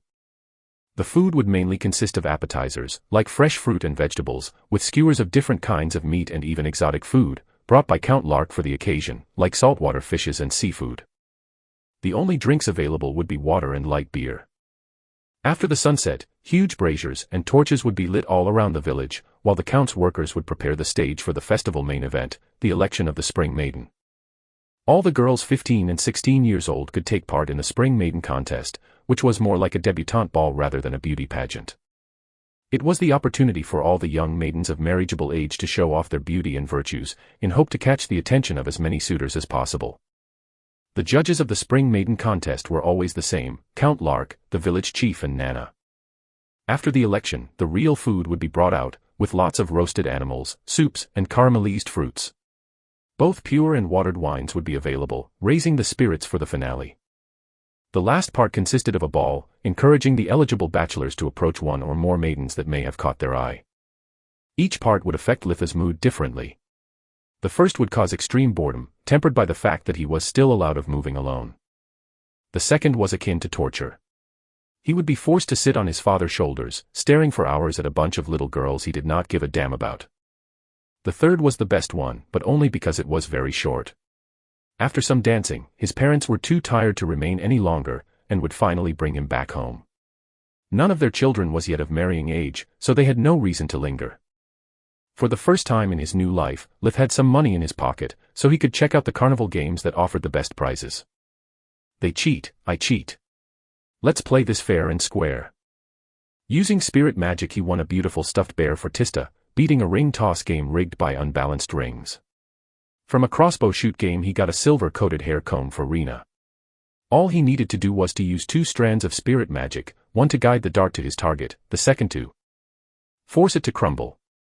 Last, but not least, a silk ribbon for his mother from a Wheel of Fortune stand. The carnies were flabbergasted, but trying to bully a local child in front of so many villagers, not to mention Count Lark, would have earned them nothing more than the beating of a lifetime and a permanent ban from every event in the county of Lustria. They started to keep an eye on him, but Lith was not greedy and left after getting the 3 prizes. He actually wanted something for Raz too, but all they had were feminine products.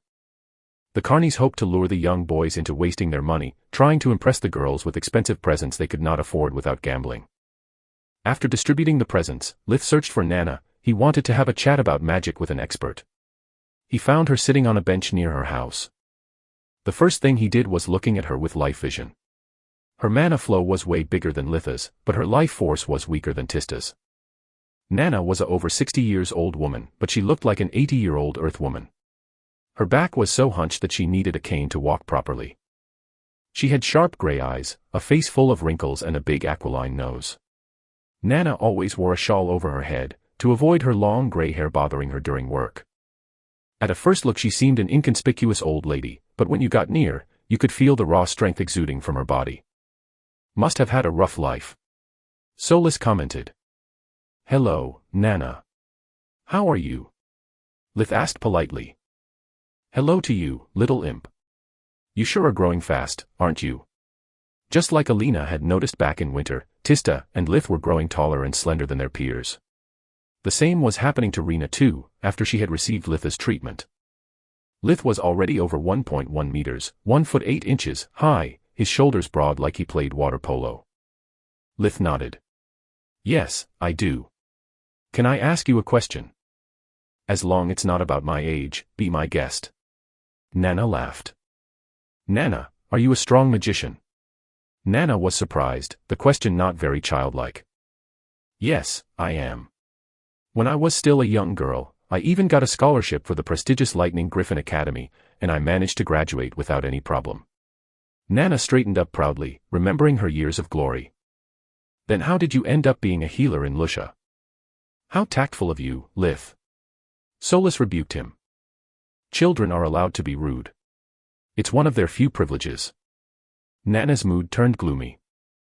You see, Lith, in this world there are commoners, nobles, and mages. A strong mage has a status on par with the nobles, depending on his, her magic power. Back then I was very strong, but not a genius. Sadly, I was also stupid and naive, so I made some very bad choices and ended up alone, without anyone backing me. I had only two options left. Either submit to a powerful noble or living free with the status of a healer. Guess what I picked? Lith became gloomy too. The idea of losing everything after working so hard for it made his future look even scarier. There, kid. Nana brightened up. Let's not spoil the mood and enjoy the festival. After leaving Nana alone, Lith thought back at her words about his growth, and stopped in front of a mirror on display, watching his reflection. He could only sigh in resignation. No matter how many impurities I expel, I managed to fail even at the gene pool lottery. I took so much from my dad and so little from my mom. When I look at myself while brooding, rather than cool, I like some kind of psycho kid escaped from juvie. If I smile, now that I miss so many teeth, I'm not even cute. Even all dressed up, I could barely pass for a street urchin from one of Dickens' novels. Solus tried to brighten him up, but to no avail. Later in the evening, Count Lark introduced to the village elders his guest of honor.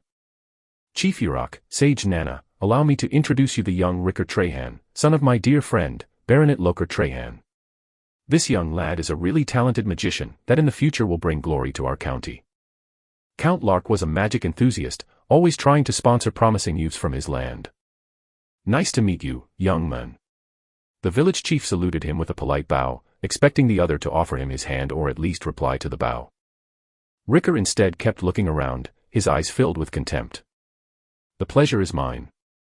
He replied with a cold tone. Ricker, where are your manners? Count Lark rebuked him mildly. Sage Nana was a powerful and renowned magician in her youth. Feel free to ask her for advice. Her experience could prove invaluable to overcome any difficulty you may encounter during your studies. I have no doubt about that, my lord. Ricker bowed this time, but to Count Lark. Nana had seen enough nobles in her life to recognize the type. A high and mighty young master, pampered enough to believe that only nobles could achieve greatness. The people of the village were having a hard time tolerating so much disrespect towards their elders, but for the Count's sake they limited themselves to angry whispers. Oh. You got yourself another spunky one, dear Lark. Nana laughed without any warmth. Ricker shuddered at such lack of respect, the old bat calling the Count by his first name without honorifics. But he knew that Lark was a sucker for magicians, and judging from her attitude, he had granted the old bat the right to do so. He has every right to be proud, dear Nana. Next year he will turn 12 and apply for a Lighting Griffin's Academy scholarship, and with a little luck he will enroll just like you did back in the day. Ricker failed to repress his amazement, knitting his eyebrows at Nana. By the gods, how could such a commoner get admitted into the academy? He thought. She must have cheated her way in, no doubt. Really? Replied Nana with exaggerated enthusiasm, why don't you ask him to show us what he is capable of? Count Lark gladly accepted, and per his request soon was set up a 1 meter, 3 feet 3 inches, high stump with a head of lettuce on its top. Ricker had to stay at least 10 meters, 11 yards, away from it and knock it down. It was a very basic exercise for anyone who wanted to become a magician, often used to quickly get rid of unworthy candidates. Only those with real talent for magic were able to use chore magic at such range. For normal people, magic had a range of a meter or 2.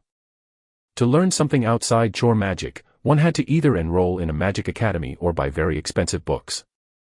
Young man, do your best. Count Lark's voice was full of enthusiasm. Ricker had done that exercise countless times, but always alone. This time he was surrounded by commoners, clearly hoping to watch him fail and get the chance to ridicule him. Even worse, Count Lark was putting a lot of pressure on him. In Ricker's eyes this wasn't a simple test, but a matter of life and death. Feeling countless eyes on him, he lost his concentration while performing the hand signs and stuttered the magic word. Iron Fyro. He produced a chestnut-big fireball that almost missed the lettuce. Yet with a small boom the head of lettuce got knocked off. No one applauded except for Count Lark. More than one "that's it" could be heard among the crowd.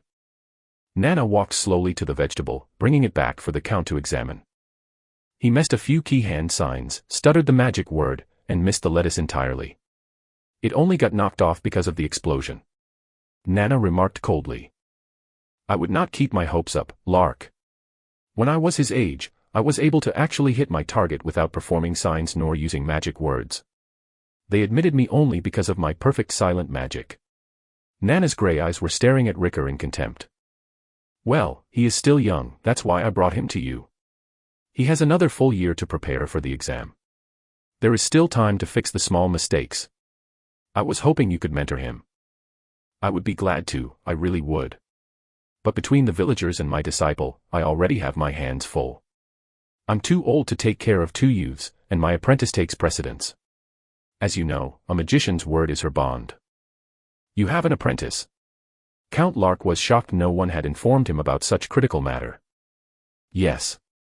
She nodded, smiling in Ricker's face. He learned to read and write in the age of 3, and by that time he had already learned chore magic all by himself. Marvelous. Count Lark's excitement was a slap in Ricker's face. Yeah, he is also my disciple. Celia stepped forward, adding fuel to the fire. She and Nana politely detested each other, but between her and a stuck-up obnoxious brat, she would always choose the devil she knew. He hunts in the Tron woods from the age of 4. Even if he can only hunt blinkers and critters, he would never miss a moving target, let alone some deadweight lettuce. She then whispered to the Count's ear, he is actually the you-know-who that provided the you-know-what. Fantastic. Excellent. When can I meet him? His monocle jumped out of his eye orbit from the happiness. Ricker was on the verge of exploding out of anger. Can't he see they are just leading him by the nose? How can someone with such a high social status like the Count trust even one word from these commoners? Lying and cheating is in their nature. They are just trash, trying to stoop us at their level to make themselves feel better about their pathetic lives. If that old bat is a magician, then I am the crown prince. Why do I have to bear with all her nonsense? And how come even a gut-stinking hunter can freely speak to a Count? This evening could not turn any worse. How the heck I managed to let my father convince me to come to this pigsty? Here he is. Broman shouted triumphantly, forcefully dragging Lith by his arm. He had no idea what was happening. Lith was with his family, nibbling at a caramelized apple, when Broman appeared out of the blue, babbling about the village honor or something. Too many eyes were on him. Lith's intuition told him that something was wrong, so he decided to play it close to the vest. Count Lark, I'm honored to meet you. It didn't take a genius to understand that the overdressed beanpole with the monocle had to be the lord of the land. Lith greeted him cupping his fist, performing a deep bow. He then proceeded greeting the village chief, Nana, and Celia, making his bow deep according to the respect they deserved. Lastly, he turned towards the ill-looking kid standing next to the Count. He had to be around 10 years old, 1.4 meters, 4 feet 8 inches, high. He was wearing a silk white shirt over high-end leather pants. His face was all red and sweaty, like he had either run for his life or been bitten by a venomous snake. The situation made no sense to Lith, but since no one seemed worried about the kid's health, Lith did what he was supposed to. Greetings, honorable guest. I hope you enjoy your visit in our village. Lith cupped his fist again, making only a small bow. He had no idea who the kid was, and Ricker could not find the strength to introduce by himself. The Count seemed to have completely forgot about his existence. Oh. Nana laughed. See, Lark. Manners. That's something so many youngsters lack nowadays. Lith kept looking around, waiting for someone to explain what was happening. Can I be of assistance? He asked. Ricker once again needed all his willpower to prevent himself from throwing a fit of rage. This is their prodigy. A toothless bum. I should ask the Count to whip them all to death for their blatant lies. Simply outrageous. Yes, Lith. Celia stepped in again. Count Lark loves magic in all its kinds and forms, and I was just telling him about how you kill blinkers without ruining even a feather. Would you mind to show him? She took out a wooden stick, holding it up for the Count and everyone else to see. Lith sighed with relief. All this fuss for chore magic. They almost gave me a heart attack.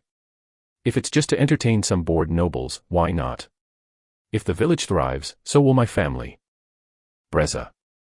After twirling twice his middle and medium finger, a small vortex enveloped the stick.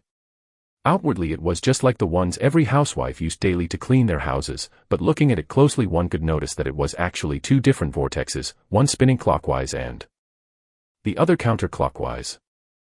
This way the spell applied a huge strain to the stick in the point where the two vortexes connected, causing it to break almost instantly. Lith had invented it after Celia had started bothering him too much about how he killed the blinkers. He could not show her spirit magic, so he came up with this trick. Ricker wanted to rebut, saying that Lith was standing barely a meter, 1.1 yards, away from the stick, but even he knew how hard it was to use two different spells at the same time. He also knew that such an objection would be met by the old bat requesting him to do the same. And he had no idea how to. Nana waved her hand, and a villager put another head of lettuce on the stump. Lith, be a dear and knock that out, please. Lith was getting more and more confused.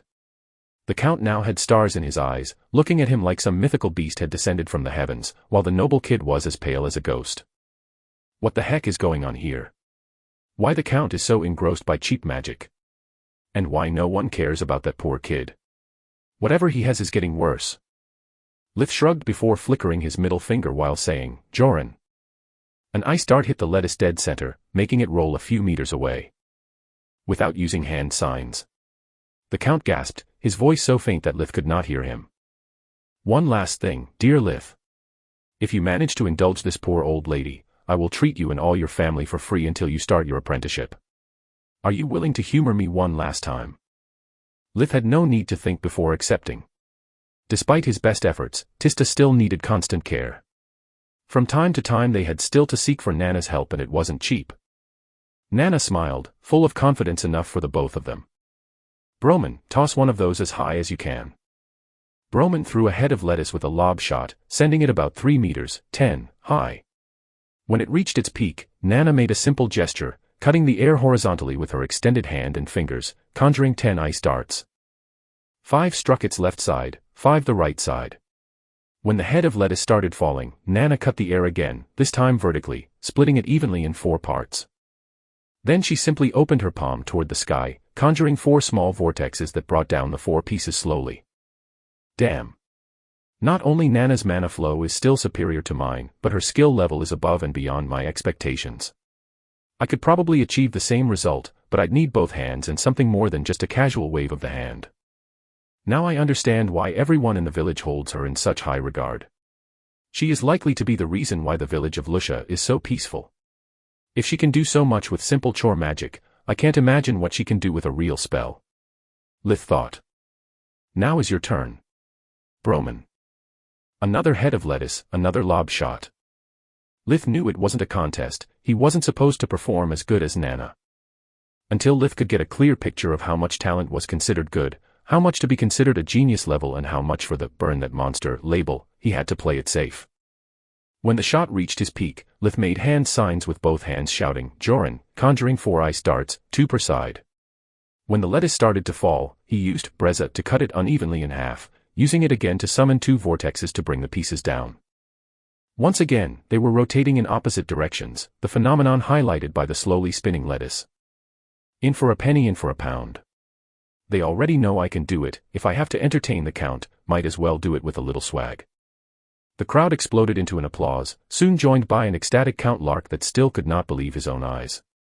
Nana sent Lith away to his parents, reassuring him that she would keep her side of the bargain, before speaking again to Ricker Trahan.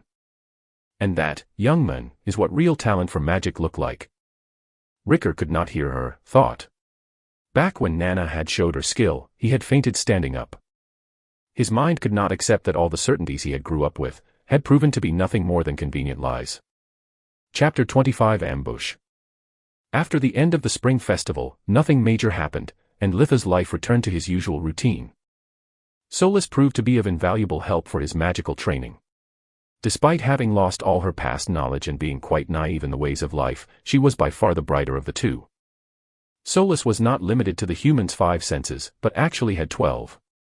Solis was certain that by regaining her powers she would be able to awaken even more. Solis' sense of mana helped Lith to better understand the laws of magic that determined the innate talent and the mana capacity. Her mana sense was similar to Litha's life vision, but much more profound and accurate. Solis could see the mana flowing even from blades of grass or pebbles. When looking at someone, she was immediately able to grasp their magic talent. Even more important, she was able to use her mana sense even on Litha's memories. According to Solis, all the information needed for the mana sense were also contained in the visible spectrum, but the humans lacked the means to interpret them. When you were on Earth, you had no mana core. Your native world had basically no mana at all. The same thing happened on the alien spaceship. But when you were born here, you started with a very little blood-red mana core. By absorbing and processing the world energy with your breathing technique, you managed to develop it from red to orange. For years of unrelenting practice just to promote it to the next rank. Lith was quite depressed by the news. Not quite. Your mana core also keeps changing and developing as you grow up, and this happens to everyone else too. At the moment of your birth, Tista's mana core was already field poppy red, and turned brighter every year. Right now it's light orange, and it would not surprise me if after her final growth spurt it turned yellow, or even green. She seems to be fairly talented for magic. And that where does it leave me? Lith kept feeling worse about himself. Am I really a complete failure in everything? Looks, talent, can't I do one thing right? Stop moping around and listen to me. You keep forgetting that you are 2 years younger and I have no idea if males and females develop their mana cores at different rates. Also, your constantly skipping steps makes hard for me to understand what your base talent is.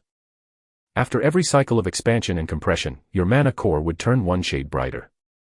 Every time you expel impurities from your mana core, it skips to the next level. Right now is deep green. Is it me, or this mana core strength seems to be somehow related to the light spectrum? Lith pondered. A prism can break down white light in its basic components: red, orange, yellow, green, cyan, blue, purple. Agreed. Soulless mind nodded. But it could also somehow be related to fire. Flames follow the same principle: a yellow star is colder than green one, and so on. Our real question is the final step for a mana core to turn purple or white? Lith shook his head. I'm starting to get a head-splitting headache.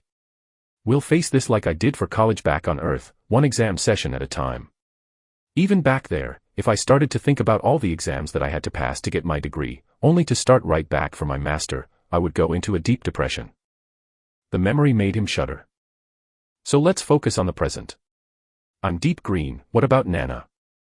She is the only person with a light cyan mana core. To be born with such talent, she is really impressive. Is there anyone else talented in the village? Lith had to be aware of the possible competition. No. The ill kid Count Lark brought along had a bright yellow mana core, but I don't think he lives close by. Lith sighed, all that information overwhelming him. For so many years he had deluded himself into thinking he was special, stronger than anyone else. Now he felt like the proverbial frog in the well, finally discovering the vastness of the sea. Enough moping around, let's roll up our sleeves and work hard. Nothing that's worth having comes easy. Lith and Solus kept practicing together for the whole year, growing closer and closer like fraternal twins. Litha's birthday was on fall, but all major activities in the village would be suspended until the next spring. Since Nana's offer was to replace the 2 years public school with an apprenticeship, Lith too had to wait until spring to begin his magical education. In the late winter the weather cleared, and the trades between the village and the farmhouses became more and more frequent. Thanks to this, Nana was able to let Lith know the date she had set for starting his apprenticeship, entrusting the message to one of his neighbors that had come to her to heal a nasty wound suffered while repairing the roof. When the day came, Lith woke up early, determined to keep his routine of cleaning both his house and Celia's before going to the village. The huntress had done so much for him that Lith considered her as an aunt. A stingy, nagging one that would make rip-off deals, but an aunt nonetheless. That morning the house was in turmoil. All his loved ones were so excited at the idea of having a future mage in the family, to be barely able to eat their breakfast, spending all their time and energies giving him unwanted and obvious advices. Do not be late. Is better getting a little early rather than late. Be obedient and respectful. Nana is giving you a great chance. The reason why everyone was on edge was that despite they considered the first day to be of vital importance, Lithi had to go to the village alone. The house was in dire need of repairs, and with Orpal gone they needed all hands on deck to also take care of the fields and animals. Lith didn't mind it at all, it was just a 30 minutes walk that he had done countless times. Raz and Alina, though, felt like they were abandoning their child in his hour of need. Lith rushed out of his house, to escape from that barrage of worries. He had been very calm about the apprenticeship, it wasn't his first rodeo, after all. But they had managed to make him nervous like a teenager at his first date. After finishing the chores at Celia's house and collecting his usual payment, Lith restlessly looked at the sun. Damn it, it's still barely dawn. And here I was, shuddering in fear. I still have a lot of time. Lith walked briskly toward the village, hoping that at his arrival Nana would at least be already up. Arriving so early to give her the wake-up call would have been quite embarrassing. When he arrived midway, Lith noticed something odd. There was a horseman standing on the side of the road.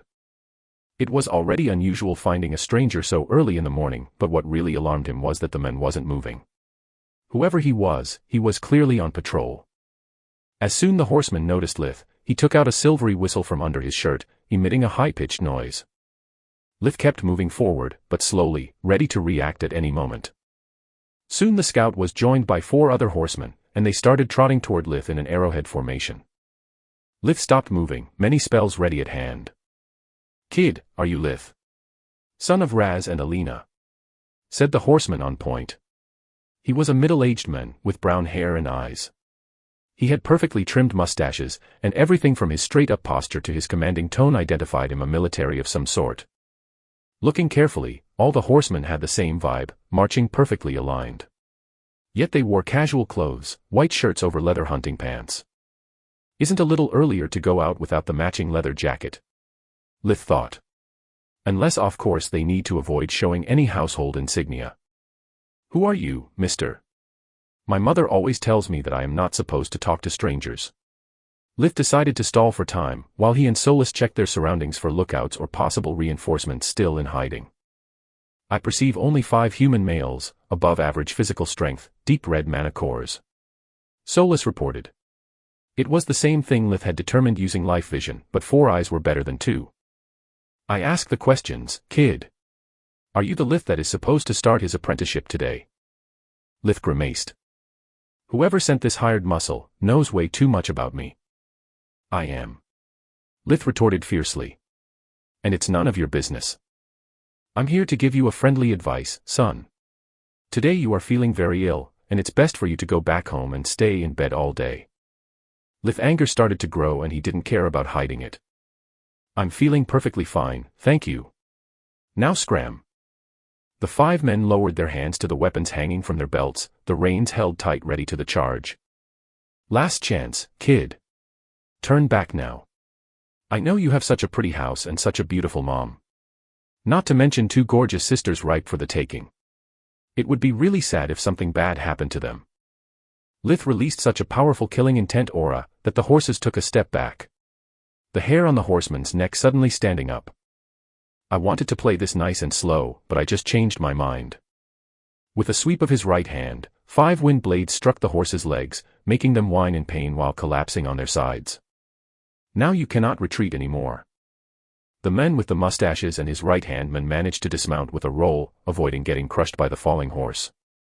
The other 3 weren't so skilled. "Kill him. Go. Go. Go. Kneel." Lith's voice was cold, his words fell on the 2 men like boulders, making them instantly fall on their knees. Lith's spirit magic was stronger than ever, and he wasn't holding back even one bit. "What the heck? Sarge, I can't get up," screamed the right-hand man struggling on the ground. "I never allowed you to talk or to look at me. I said kneel." Another wave, even stronger than the previous one, pushed their heads toward the ground. Despite dropping their weapons to absorb the impact with their hands, they still hit the ground so hard that they started to bleed. "Much better. Now let me dispose of the garbage before resuming our talk." Lith walked over the closest horseman, still under his horse, the leg stuck and broken, making him scream and wince in pain. With a wave of the hand, turned both their heads 180 degrees, the neck snapping like a dry log tossed into the fire. "Stay away. Stay away from me, monster," screamed the next in line, crying in desperation. "Am I a monster? Wasn't you the one ready to burn a house full of innocents, to our *PE a barely 8 years old child?" Without waiting for his reply, Lith clenched his fist, distorting the man's head before making it implode like a walnut. "Please, please. It's not my fault. Have mercy. I was just following orders," said a blonde, handsome youth trying to free his trapped leg. "Just following orders. I could lecture you about the many atrocities that men like you did with such an excuse. But you see, I'm just the same. I'm just following orders too. Mine to be precise." A firebolt struck both horse and rider, turning them into a pyre, screaming in agony. Lith returned to the kneeling men. They were still struggling to escape his control, their faces pale as ghosts, gritting their teeth while exerting every ounce of their strength. "I'm sorry," Lith said with a cherubic smile, while letting them raise their heads. "But my puppet master spell isn't so simple. It takes more than a touch of strength and a spoonful of wishful thinking to escape from it." The two men wanted to beg for mercy, but their mouths refused to open. It was like their teeth were fused to each other. "Now, I have good news and bad news. The bad news is that I don't need both of you. And between the pack leader and the lackey, the choice is obvious. The good news is that I allow you to speak. Any last words?" "Please, don't. I just married, I needed the prize money from my lord. My wife is expecting a child. I could not allow to lose my position." Lith emitted a cruel, joyless laugh. "We'll have to agree to disagree. You say wife, yet all I can hear is widow." Lith put his left hand on the man's head, turning it into a block of ice. It fell to the ground, shattering into countless shards of bones, skin and brain matter. The men with the mustaches started to puke uncontrollably, but his mouth was still tight shut. Some barf managed to escape from his nose, the rest he was forced to gulp it down over and over, to avoid choking. Lith raised his hand, making the men with the mustaches float in midair upside down, so that he could watch him straight in the eyes. "And now, you have only two choices. You can tell me what I want and die without suffering too much. Or you can keep resisting, suffering through unimaginable pain and agony before telling me what I want to know. You have free will after all." Chapter 26 Truth. At those words the men steeled his resolve, recovering the courage worthy of a soldier that had looked death in the eyes many times on the battlefield. When Lith allowed him to speak, he wasn't afraid anymore. "I am knight, my honor lies with my lord. I will never betray his trust, you filthy mongrel." "Oh my, you're so helpful. Thanks to your friend there, I already knew there is a lord behind the ambush. But I thought you were just mercenaries. Are you telling me you are actual knights? Maybe his personal guard?" Realizing his mistake, the knight bit his tongue, literally, trying to die before letting anything else slip out his mouth. "Tisk, tsk. Not so fast." Lith froze him in place again, forcing the teeth away from the tongue before healing it with light magic. "You are way dumber than you look." Lith never stopped smiling, talking to him with the calm, collected manner a mother would use with a small child. "I'll spell it out for you. Not even death can save you from me. I can take you apart, piece by piece, and then put you back together, like the flesh puppet you are." Lith's eyes lost any trace of humanity, his voice exuded only hatred and rage. "But if it's pain that you want, I can give you plenty." Lith clenched his fist, and suddenly the knight felt his nether region squeezed and crushed, like into a vice. The knight's eyes filled with tears, his mouth was only able to emit gargling sounds. Lith would release the grip from time to time, giving him some rest, before twisting and turning his hand and so the knight's gonads. "Are you ready to talk?"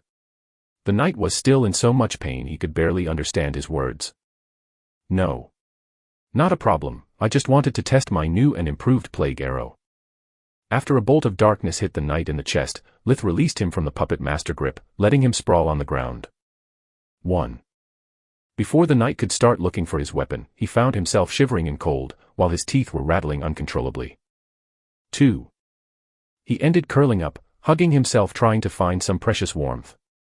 3. Suddenly the cold was gone, the knight started sweating bullets. He felt terribly hot, like when he had been forced to stay on guard for hours under the scorching summer sun. 4. 5. He felt suffocating, so he tore away his shirt, gasping for air. The knight's throat was so parched that he started gulping down handfuls of snow, thanking the gods for its fresh relief. 6. 7. Then it was like his blood had started flowing in reverse, all his body was coursing with pain.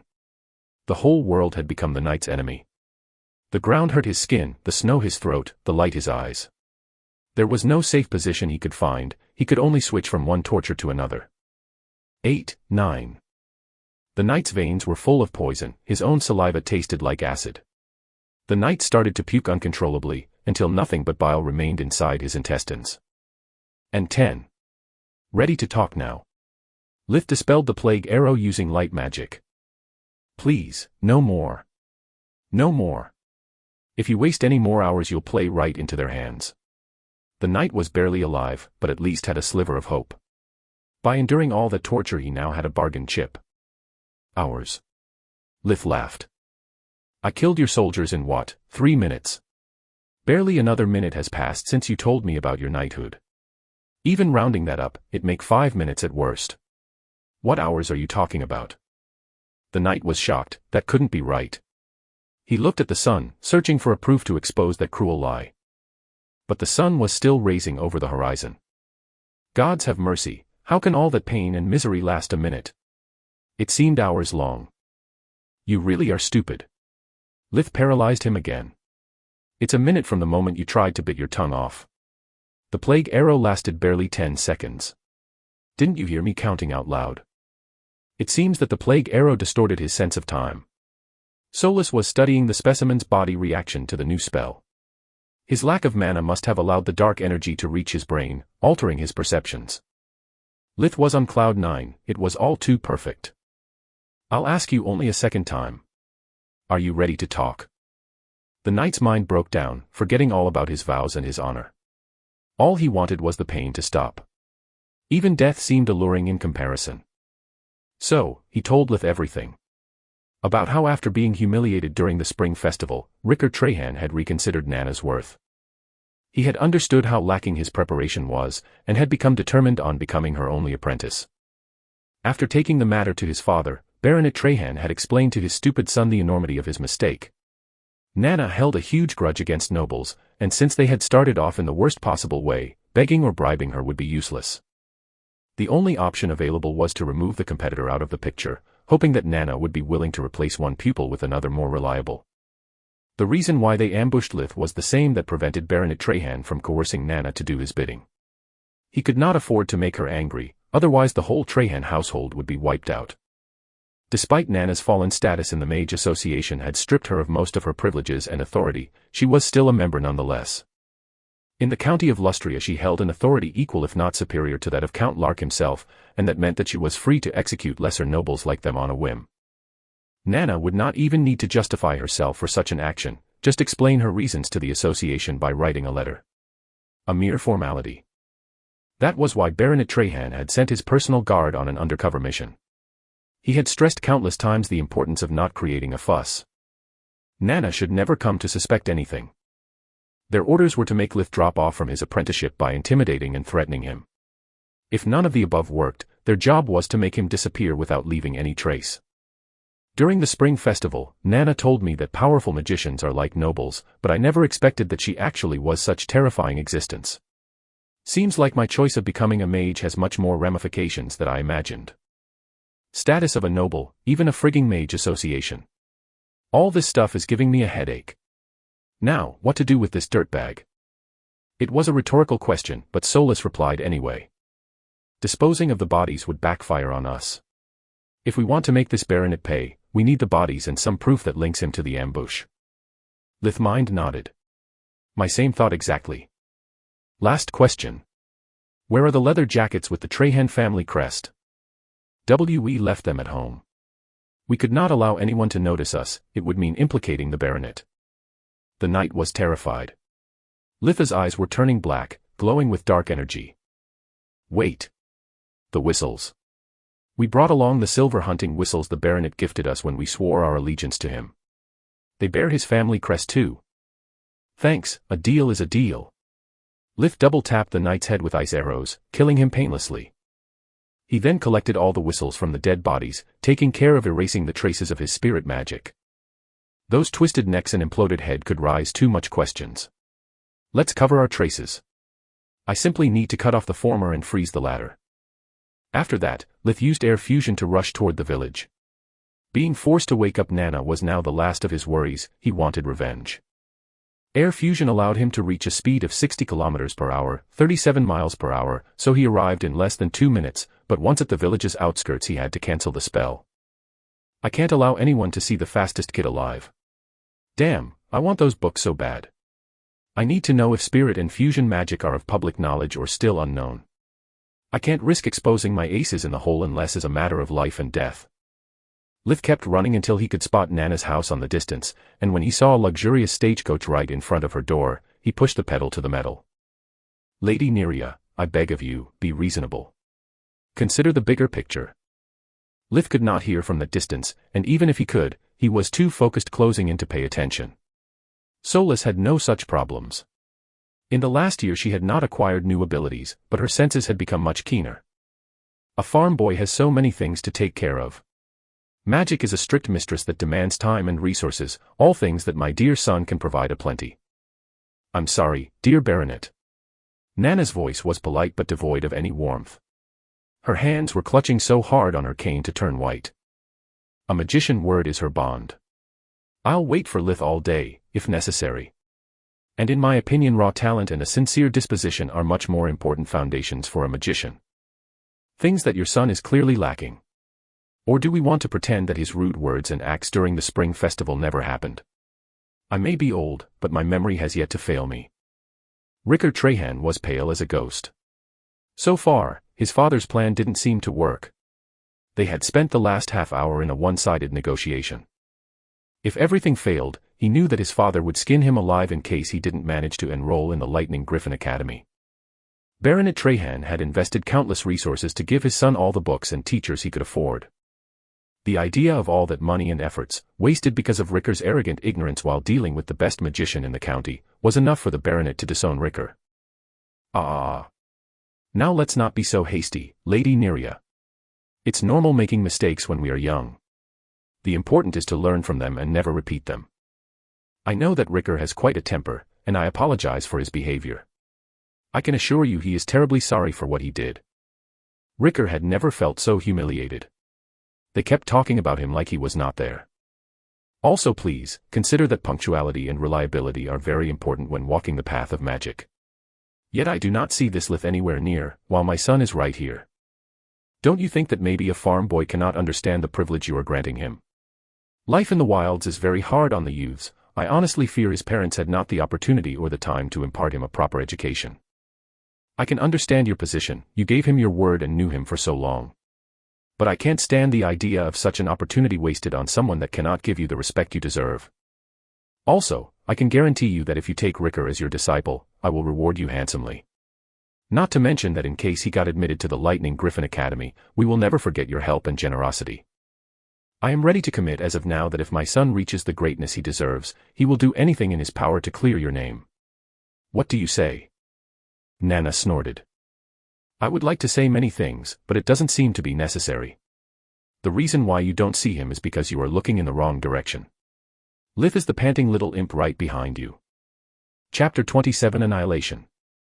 At those words, father and son turned around just in time to see Lith rush past them, stopping only when he was already in front of Nana. Now that he was close enough, Nana could notice that Litha's body was covered in cuts and bruises. Some were quite deep, but had been already roughly treated with light magic. They were still bleeding, but Litha's life was in no danger. What in the God's name has happened to you? As far as I know, the roads to the village are safe. Nana did not miss the panic flashing in the expression of the two nobles in front of her. Lith was still bent downward, hands on his knees, trying to catch his breath. Was it really necessary inflicting yourself all those wounds before coming here? Solis asked, still worried about Lith. No pain, no gain. Lith responded telepathically. Coming unscathed out of a sink or swim fight, alone against 5 knights, would have been too suspicious. These wounds served 2 purposes. First, to make Nana angry enough to do what must be done. Second, and most important, to avoid any further investigation. If there's anything this mess proved, is that too much attention is bad. The higher I get, the more dangers I will have to face. Right now, I have no backer. All that stands between my family and the baronet is Nana. I can't protect them at all the times. It was a stroke of luck that they had to target me. In the future I must be careful of not crossing the wrong people, at least until I get enough power or backing. I don't care about magic or wealth if I don't have anyone to share them with. No one will ever be taken away from me. Never. The whole conversation with Solis lasted barely for a second. Still panting and wheezing, Lith told her about the ambush. When I was coming here, 5 horsemen tried to coerce me into giving up on my magic schooling. When I refused to submit, they tried to kill me. Thank the gods I managed to kill their leader before they got too close. With him dead, their formation went in disarray and I managed to kill them before they killed me. Lith sniffled, covering his eyes with a hand, pretending to be fighting back tears. Gods, I don't know I managed to do it. It's all a blur. Nana performed skillfully a series of hand signs before saying, Vinayri Lokhat. A warm sphere of light magic enveloped Lith's body, healing all his injuries. That's enough, Lith. I can easily imagine the rest. Nana caressed his head, trying to comfort him. You did your best to treat your wounds, before rushing here to warn me against this scum noble. She raised her cane, pointing it toward the baronet's face with an intimidating manner. Please, Lady Neria, don't rush to judgment, Enough with your fake sycophancy. Nana was bursting with rage. Do you want me to believe that all your talk about respect and punctuality and the attack on the boy's life happening today, at the same moment, is just a sheer coincidence? How stupid do you think I am? Baronet Trahan knelt down, his hands on the floor in submission. Please, Lady Neria, believe in my good faith. I know nothing about it. The kid is still scared and traumatized, maybe his memory about the assault is confused. Also, he doesn't have any proof. Don't take hasty decisions before considering all the facts. The sight of his father, kneeling to a commoner, shocked Ricker deeply. Yet he kept enough of his cool to remember what was at stake, so he kneeled too, begging for mercy. Good faith, my wrinkly *s. I have met enough nobles to understand how your kind thinks, and how cheaply you value a commoner's life. I think. Nana stopped talking. Lith was tugging her arm repeatedly. She knew he was smart enough to understand that she was fighting for him. For interrupting her like that, Lith must have had excellent reasons. He was showing her 5 silver whistles, one of which had burnt marks. Nana took one and started examining it. She barely needed a second to recognize the Trahan family crest engraved on its top. Well done, Lith. She whispered. Even in the face of danger, never let your emotions cloud your judgment. That's the way of a true magician. She was kindly smiling at him, like a grandmother proud of her grandson achievements. Then, always keeping her back at the Trahans, she quickly performed some complex hand signs before whispering, Ekadu Ruha. Nana's eyes briefly glowed black with dark energy. Ekadu was root magic word for darkness magic, like Vinayri for light magic or Infiro for fire magic. She was casting a dark spell. Lith couldn't wait to see its effects. At the same time, though, the way she used the spell threw him in confusion. Why taking the trouble of performing hand signs and using words? Nana knows silent magic, I've seen her do it already. Couldn't she just do it silently in front of them? I can't believe she is using a complex spell that requires that much caution just for those weaklings. Nana turned around, poking father and son both with her cane. She has just hit them with her spell. Solus notified Lith. Everything had happened in an instant, without releasing even a magic spark. If it wasn't for Solus' mana sense, Lith would have missed it entirely. Enough with this charade. Do you want proof? Is this proof enough? She shoved the silver whistle in front of the baronet's face, that turned red, then white and finally green. He had to use every ounce of self-control he had to stop himself from panic puking. Now get out of my sight. If anything ever happens to my apprentice or his family, even if one of them breaks his fingernail, it's you that will pay the price. The two of them got back on their feet, running toward the stagecoach without saying a word. Lith was both shocked and disappointed by Nana's behavior. So much for her hatred toward nobles. Who would have thought that after everything she went through, she would still be so merciful? *CK. Nana went to the bakery, to talk to the coachman that was eating some pastries while waiting for his master. Hey, kid, the man was actually in his mid-20s, around 177 meters, 5 feet 6 inches tall. He had blonde hair and a kind, perfectly shaven face. What's your name? Andy. He replied while nibbling at a cream puff. Andy. Nana raised an eyebrow. Gods be my witnesses, it's a really strange name. Andy shrugged. Is actually just a nickname. Better than my real name, though. Many people found Hasa Diga Ibo way too hard to pronounce. Nana was flabbergasted. Anyhow, what do you need me for, Lady Nana? You seem a nice man, so here is a friendly advice. Bring your master back home as fast as you can, then find yourself a new job. She winked. Andy dropped the cream puff like it was hot, deeply bowing to Nana before running to the stagecoach. Nana returned to her house, opening the door to let Lith go inside. And now what? He was barely repressing his disappointment. Do we wait for their next move? Nana laughed heartily. Their next move? They will drop dead before arriving to their pompous home.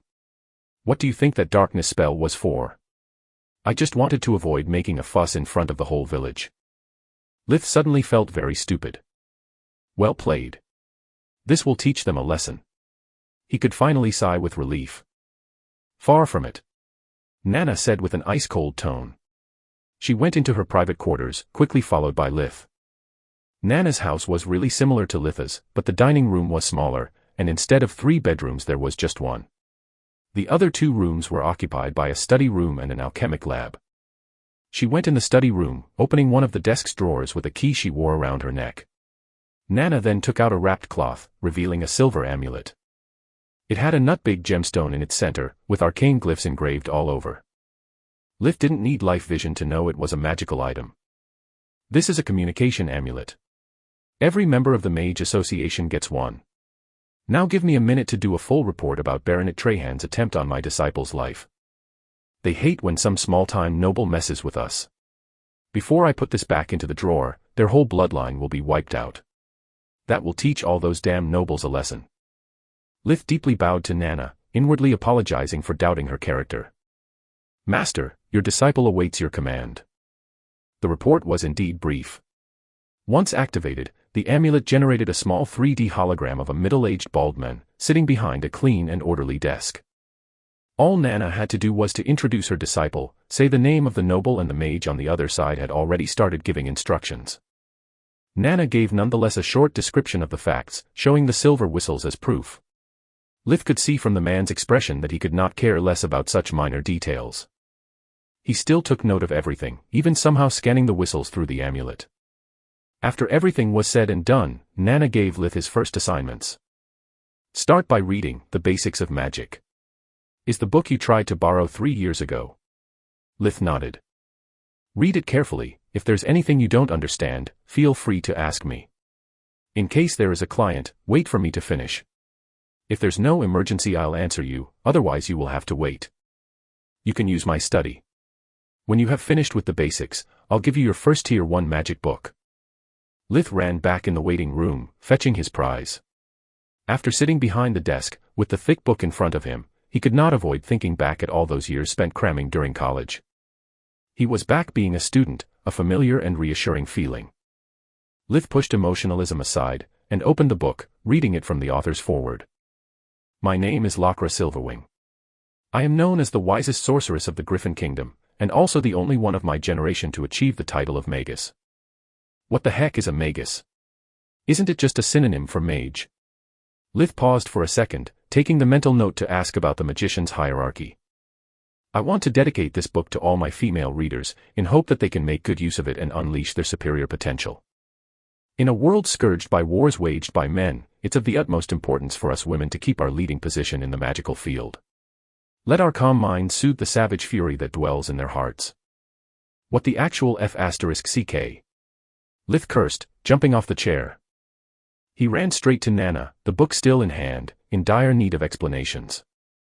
Sorry to be the one to break it to you, but it's the truth. Nana chuckled. Like men are stronger physically, women are more apt towards magic. It's the nature of things. See Chapter 12 for more details. F***ck me sideways. Lith inwardly screamed, amongst soulless giggles. Does this mean that I start right on the back foot? Was what he actually said. Yes, little imp. Be it the Griffin Kingdom, the Gorgon's Empire, or the Blood Sand Desert tribes, usually women hold most of the key roles in the various mage associations. Even I never expected to have a male disciple. Back when I attended the Magic Academy, 70% of the students were female. I don't think things have changed much. If you aim for the top spots, they'll be your fiercest competition. Great. Lith felt dejected. He wasn't the kind of man to discriminate, he despised humans regardless of their gender. What dispirited him was the idea of being once again on the losing side of life. Not rich, not talented, not handsome. I even managed to be of the fairer magical sex. Just splendid. He thought. There. Nana patted his head. Don't be depressed. History is full of very powerful male mages. It's the talent that matters the most, not the gender. One day you could even become a magus. Oh, yeah. I almost forgot, that was my second question. What's a magus? Chapter 28 True Magic. The magic community is like a separate society, and just like any society it has a clear hierarchy. First there is normal people.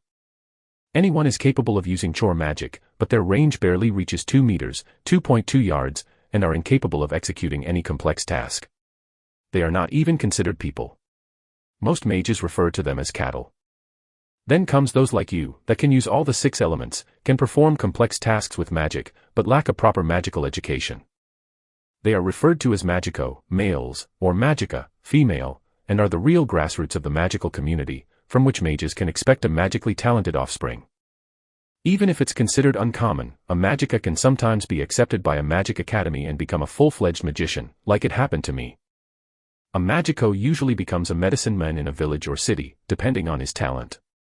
A magico becoming a magician is even more uncommon, but far from rare. Terms like mage, witch, sorceress, warlock are all just different words that identify someone that managed to enroll in a magic academy and complete the 5 years course necessary to be recognized as a true member of the magic community. At that point, one has just to follow his ambitions. You can become the personal mage of a noble, you enjoy life at court. Others choose to devote their whole life to study magic or create specific artifacts. As long as you don't do anything to contribute actively to the development of the kingdom or the mage association, you'll only remain just a mage, no matter how powerful you are or what you accomplish with your experiments. Remember, no mage can be forced to share her spells or discoveries in the magic field. Not even the king himself can openly violate this rule. But what you keep for yourself has no worth for society, hence it gives you no merits. Only by sharing your knowledge or by using it to perform tasks from which the kingdom or the magic association take great benefit, you can be elevated to the status of archmage. They are for the mages what dukes and marquises are for the nobles. And finally, there is the magus. A magus is someone whose power is equal only to his outstanding merits toward the community and the knowledge he shared with the magical association. A magus usually ensures to those who come after him a deeper understanding of magic, and the means to achieve better foundations than their predecessors. A magus is a king to mages, and a god to men. Very rarely there has been more than one. Whenever any country has 2 or more magi, it's considered to be in its golden age, everything becomes possible. Lith was far from impressed. Basically, it's just a fancy title that some old fogey forces on you after milking you dry. I don't know if by becoming a magus I would feel just sad or simply lose all my self-respect. You insolent whelp. Nana was outraged by such disrespect. Without magi like Lakra and their legacies, people like me would never get the chance to pass the entrance exam of any academy, no matter how small or insignificant.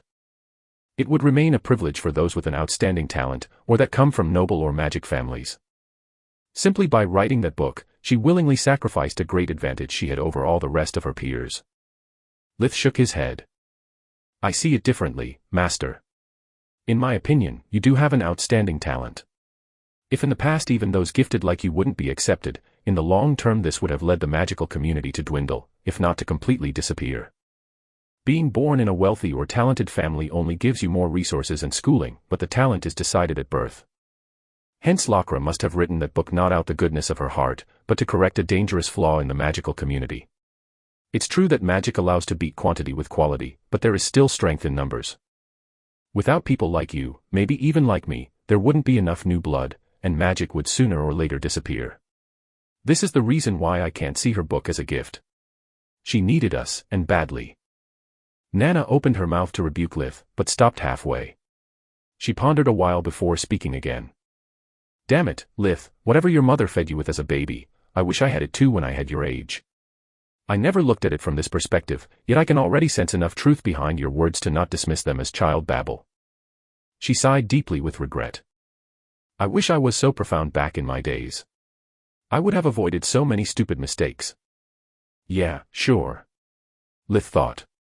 A over 30 years old man that comes from Earth and is not able to see that much would be a complete idiot. Scholarship here or on Earth are the same. Either a way for the rich to get rid of some of their sense of guilt for being filthy rich, or the manifestation of their fears. The fear of not having a doctor, a lawyer, or any professional help when they need it. If just having an offspring would suffice for their needs, they would have closed the school centuries ago. The door of Nana's waiting room opened. The first client of the day had arrived. Time to make some money. Do you have any other questions from the forward? She tried being sarcastic, but was still dwelling on Litha's words, so she lacked the proper tone. Only one. I may need to take notes. Is there anything I could use to write? But of course. After confirming that the woman and child that just entered the waiting room simply needed a medical check, Nana asked them politely to wait for a minute or two. Nana and Lith got back to her study room, where she gave him a big, thick book with a red hardcover. Its pages were completely blank. This will be your first grimoire. Treasure it dearly. Paper is rare and expensive by nature. It's sold by weight, and it's more precious than silver. Lith was stunned by such news. The book was 27 centimeters, 10.7 inches, long, 17 centimeters, 6.7 inches, large and 3 centimeters, 1.2 inches, thick. It was huge. Aye. Lith stuttered for the second time in his new life. I don't know what to say. I can't believe you would do such a thing for me, it must have costed you a fortune. I'm deeply moved. A tear appeared on the back of his eyes. Nana laughed heartily. Oh. So wise yet so naive. You bet I wouldn't. Money doesn't grow on trees. If it were for me, a few pages would have sufficed, little imp. The warmth in his heart died as quickly as it had appeared. Then who do I have to thank for it? Count Lark, who else? That noble is a magic enthusiast, he sent it to me as soon as he was informed of your apprenticeship. Now more studying and less flapping your gums. You are here to learn magic, not to chat. Nana left in a hurry, hoping to avoid her waiting room getting clogged up with patients. Lith sat back behind the desk and resumed reading. Most of the contents of Lockra's book were old news to him. He had discovered them by himself through countless trial and error experiments. He could only sigh in regret. If only I had this book as soon as I was reborn. I wonder how powerful I would be today. Whenever Lith would find something noteworthy, he would write it down in his grimoire. Lith could not trust his bad handwriting, so he would dip his finger into the inkwell and then use water magic to spread the ink on the page, and then to dry it. The result was a whole page written with an outstanding calligraphy, even copying illustrations when necessary, in perfect English. All in just a second. Ah! Lith inwardly laughed. I don't need a secret code. I am the only one that speaks English in this world. My secrets are safe with my grimoire. They would be safe either way. Don't forget my pocket dimension. Solus chimed in. One more layer of protection never hurts. There is no such thing as too careful. Lith found the sections about fire, water, air, and earth quite bland. He already knew almost everything written in the book, but he read carefully every word. Nana allowed him to read only until lunchtime, then he was forced to go back home and resume his previous routine, switching the hunting time from morning to afternoon. It took him 3 days to get to the juicy part. Lith was aware that being a self-taught, light and dark magic were his weakest subjects. They were the only two elements that didn't exist on Earth, after all. He spent a whole week on the light and darkness section, taking countless notes and finally understanding how shallow and rough was his mastery over those elements. Amazing, simply amazing. It never ceases to impress me how profound is Lockra's understanding of light and darkness. Her description of the mana flow in the patient's body is just peerless. I would have never thought of that on my own. Only now I finally understand why she wrote about them in the same section. Light and darkness are not separate elements, but two sides of the same coin. Darkness is of paramount importance for healing diseases and congenital conditions. Once I have fully absorbed all this new knowledge, I might even be able to cure Tista for good. If I really manage to do that, I will rethink my view about being a magus. Lith read that section again and again, until he became certain to have not missed anything. His magic power hadn't increased much, but his comprehension was now on another level for all the 6 elements. Lith was sure he would be able to achieve even stronger foundations, also improving his spirit and fusion magic. But with his confidence, also new doubts arose. The more I learn, the less it makes sense. How is it possible that with all this knowledge in her hands Nana didn't manage to cure Tista over the years? Why she needed both hand signs and a magic word to kill Baronet Trahan and his son? A finger snap should have sufficed. Lith decided to postpone those questions until he had fully understood Lockra's book. Maybe he was missing some key element, or maybe it wasn't as easy as it appeared. Nana was delighted learning that he had finished the whole book in just a week, and immediately gave him his first Tier 1 magic spell book. Let's see if you are good at practicing magic as you are with its theory. Lith took the book from her hands, treating it like a precious gemstone that could easily break. He walked solemnly to his desk, opening the book full of anticipation. He would have never imagined to be disappointed to such an extent. What the F***King F***ck is this? Is this how a spell book is supposed to look like? By my core, what is this CR**P? Solus cursed for the first time in her life. Both Lith and Solus were too flabbergasted to make any further comment. So, they closed the book, reopened it again, discovering it was unchanged. They had expected for it to be filled with instructions about how to manipulate the mana flow in the mage's body, how to better connect with the world energy to obtain spells whose power was incomparable to those they already knew. Instead, all they found was an odd mix of a spelling book and a hand signs instruction manual. Not to mention that they already knew all of those Tier 1 spells, just with different names that Lith had invented over time. Blasting Sphere is just a fireball, Piercing Ice is identical to my Frost Lance, if not worse. Lith did go back to the foreword, noticing that this book had not been written by a magus, and was just a collection of the most common spells. By reading the instructions for Blasting Sphere, Lith noticed how the author stressed out the importance of executing the hand signs in the proper order with precise movements. Even the magic word was split into syllables, to help the student learn the correct pronunciation and accent. After skimming through the whole book, Lith couldn't find any mention of how to perform them with silence magic. Becoming more and more confused, Lith went to Nana for advice. I'm sorry, Lith, I had forgot how frustrating and painful is going from the simple and easy silent chore magic to the much more complex real magic. Only Tier 0 magic can be silently cast. All the superior tiers of magic require both hand signs and proper spelling of the magic word. Lith's head was spinning so fast he had to sit down for a moment. This makes no sense at all, he thought. I use silent magic with my ice spears and fireballs all the time. I wouldn't be alive otherwise. Then a sudden thought erupted in his mind. Maybe I am special, after all. Maybe I use a different kind of magic because I came from Earth. Maybe I am some sort of chosen one. Lith was both scared and flattered at the idea. None of the above. Solus' words abruptly doused his enthusiasm. Thanks for the vote of confidence. Much appreciated. What's your explanation then? Lith could feel Solus's mind spinning so fast that it was hard for him to follow her reasoning. If my hypothesis is correct, then you, like Lockra Silverwing and all the other past and present magus, are one of the few people in this world to actually use true magic. Chapter 29 True Magic and Fake Magic. What do you mean with true magic? Lith said. At this point it's still too early to tell. Of course, if you are too curious you can look at my mind right now, but I don't know how helpful could it be. Lith merged his mind with Solus, discovering she wasn't exaggerating at all. Her mind was full of ifs and buts, constantly examining facts, revisiting memories, making one speculation after the other before dismissing them. What can I do to help you? I need two things. First, all the books about the history of magic you can find. Second, we need to get out of here and do some experiments. I'll explain everything later. Lith went to Nana, asking her for help. Sure, I have a magic history book. But it's not such an interesting topic, so I only purchased one covering the last couple hundred years. Is that enough for you? Lith shook his head.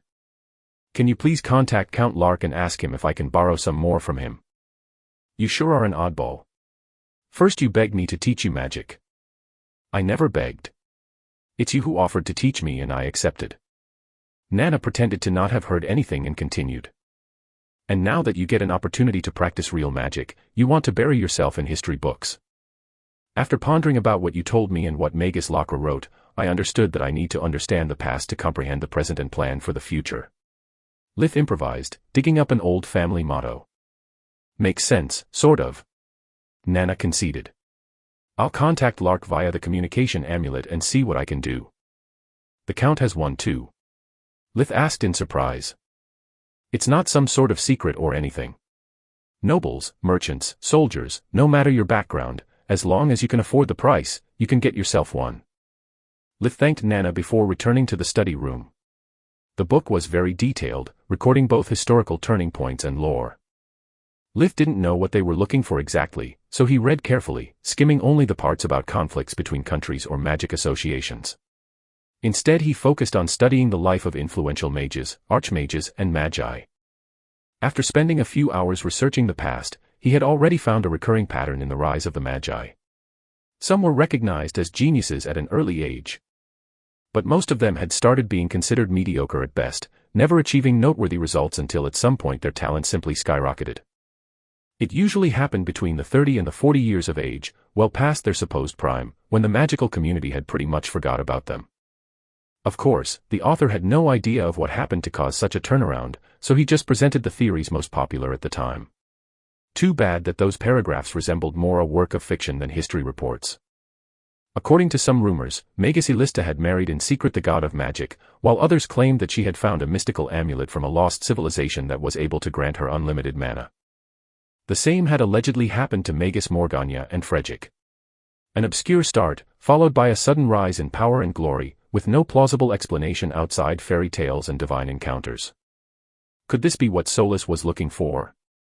Maybe what changed them wasn't some insane stroke of luck, but the discovery of the true magic Solus mentioned before. Lith was about to close the book, having ran out of magi, when Solus stopped him.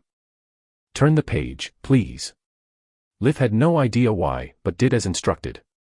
By quickly reading through the page, he noticed it was about some disorders in a faraway place, during which several low-ranked mages had died.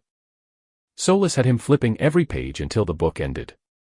It was already lunchtime, so Lith started walking back home. "Did you find anything important?" "Yes, I think so. I just need us to perform some experiments to put my theory to test. If I am right, once you experience the difference between fake and true magic, you'll be able to understand my reasoning. I hope that once you do, you can help me fill the holes I am unable to explain." Lith's mind and heart were in turmoil, the road seemed to stretch endlessly in front of him. Even when he sat around the table together with his family, he was unable to hide his unpleasant feelings. Damn it. Damn it all this CR*P. First my real origin, then spirit magic, fusion magic, and now this. How many secrets do I have to keep to protect myself from this world, to protect my family from me? Couldn't I just find a magical hammer or something, granting me godlike powers? Or maybe just be handpicked by an ancient magician, to become the champion of order just by speaking one frigging word? Why does everything have to be so complicated? I really love my family, except for Tryon, but I can't be honest with them.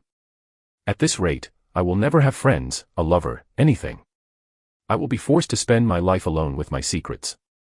No. Not alone. Solus's voice resounded in his mind, full of kindness and affection. The tower core around Lith's neck pulsed, releasing gentle waves of mana that enveloped his body like a warm embrace. Lith's mood lightened a bit, allowing him to have a pleasant meal and conversation with his family, telling each other the respective day's work. After doing the dishes, he was finally able to leave home and go to the Tron Woods. Lith had his own special glade, deep in the woods. A place spacious enough to train his magical skills without endangering trees or wildlife, away from prying eyes. Lith and Solus double-checked their surroundings for intruders or magical beasts. Finding none, Lith could finally take out his grimoire from the pocket dimension and start memorizing the simplest Tier 1 spell he had found in Nana's book. We don't need something powerful or complex for our experiments. Only something to compare with your own spells. The faster you master it, the sooner we'll have our answers. Solus explained. The spell was Piercing Ice, a watered-down version of the Ice Spears spell that Lith used against huge opponents like the Ree or the Boars. Its magic word was Jaruna Litu, with accents on the U for Jaruna and the I for Litu. The hand signs required to start with the index's fingertips touching themselves, before pulling them away, drawing in the Era 7 with the right index while the left one had to execute mirrored movements at the same time. After that, the left hand had to stop, while the right index had to rotate, drawing a full circle before pointing at the target. The expected result was conjuring and shooting a giant ice shard against an enemy. Holy *T. And this is a simple one. So much effort for so little return. At his first try, Lith managed to conjure some kind of giant fork that traveled forward for a couple of meters, 2.2 yards, before crashing on the ground. You did not aspirate the H. Solus remarked. Then it came a boomerang that almost chopped his head off. It's Litu, not Litu. After a series of non-life-threatening failures, Lith had to admit he wasn't able to learn both the pronunciation of the magic word and the hand signs at the same time. So, he had to sit down and recite the spell until he got it right. After that, he had to face head on his poor hand-eye coordination. That's not a 7, more like a 1. Do the second line steeper. You are supposed to draw a circle, not an egg. Will you stop your left hand during the last movement, please? Otherwise we'll never see the end of it.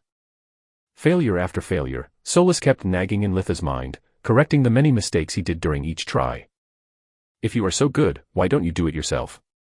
Lith rebutted, bursting with frustration. Sorry, I do not have a body. Not to mention I cannot perform any spell unless A, you first know how to do it and B, you give me the permission for it. It was a long afternoon for Lith, full of cursing, sweating, and casting, not necessarily in that order, before he finally managed to get piercing ice right. He kept repeating the spell until it became a second nature to him. I can't believe I had to work so hard for the simplest spell. I have barely an hour before the sunset. Hey, Solus, is it enough time, or do we wrap things up for today and go back home? Is more than enough. Tell me, how does it feel using magic that way? To be honest, it does not feel at all. I'm so focused on all that CR*P that I can barely breath. Solus mentally nodded. Perfect. Now cast your ice spear spell, shooting only one spear. Lith was so tired to need to actually use the magic word. Joran. With a flick of the wrist, Lith conjured a slender, sharp ice javelin that struck the nearest tree faster and harder than the piercing ice. Now focus, how did you do it? Lith couldn't understand all those apparently stupid questions, but he trusted Solus enough to know she wasn't just trying to piss him off. Like usual. First, I mentally visualized the effect of my spell, things like the shape of the spear, the trajectory, etc. Then I used my mana core to generate enough mana to support my spell, taking in account the size of the spear I wanted to conjure and how strong I wanted it to strike. Finally, I projected my mana on the outside, mixing it with the world energy to have access to the water element, and voila. Order up. Okay, now use piercing ice, again. This time do it slowly, try to feel how your mana flows according to the spell. Lith needed a few tries before succeeding in the task Solus had assigned him. The result was astonishing. What the heck? As soon as I start with the hand signs, a portion of my mana leaves my body. And there is more. The magic word determines how my mana interacts with the world energy, in this case the water element, while also giving the spell its shape and size. Lith could tell that if Solus had a face, now she would have had a smug grin from ear to ear. You are almost at the finishing line. Do piercing ice again, but try making the ice shard bigger. I can't. Lith was flabbergasted. If I try adding more mana, the spell becomes unstable and dissipates. Solus asked him to try generating a second ice shard, then to make the single shard faster and finally to alter its trajectory right after it materialized. Litha's answer was always the same. I can't. The whole spell is set in stone. Once I learned the proper signs and pronunciation, I became nothing more than a mana source and a targeting system. My mana core and imagination play no part in this type of spell casting. Lith suddenly reached enlightenment. And that's why you consider it fake magic. Calling it fake magic is a little extreme, but for simplicity's sake let's call it that. Lith could sense Solus brimming with pride. Now I can finally share my theory with you. First of all, I'd like you to think back about all the steps necessary for you to use true magic. Solus paused for a moment, giving Lith time enough to think. What's your point? My point is that what you so casually dismiss as usual is actually a really complex feat, much harder than fake magic. Sorry, I still can't follow you. Solus' mind snorted in frustration. True magic isn't as simple as you make it out to be. It requires to be aware of your own mana core and to be able to generate the right amount of mana for each and any spell. Too much mana and it would backfire on you, too little and it would not succeed. It also requires to be able to project your mana outwards, reaching out to the world energy by yourself.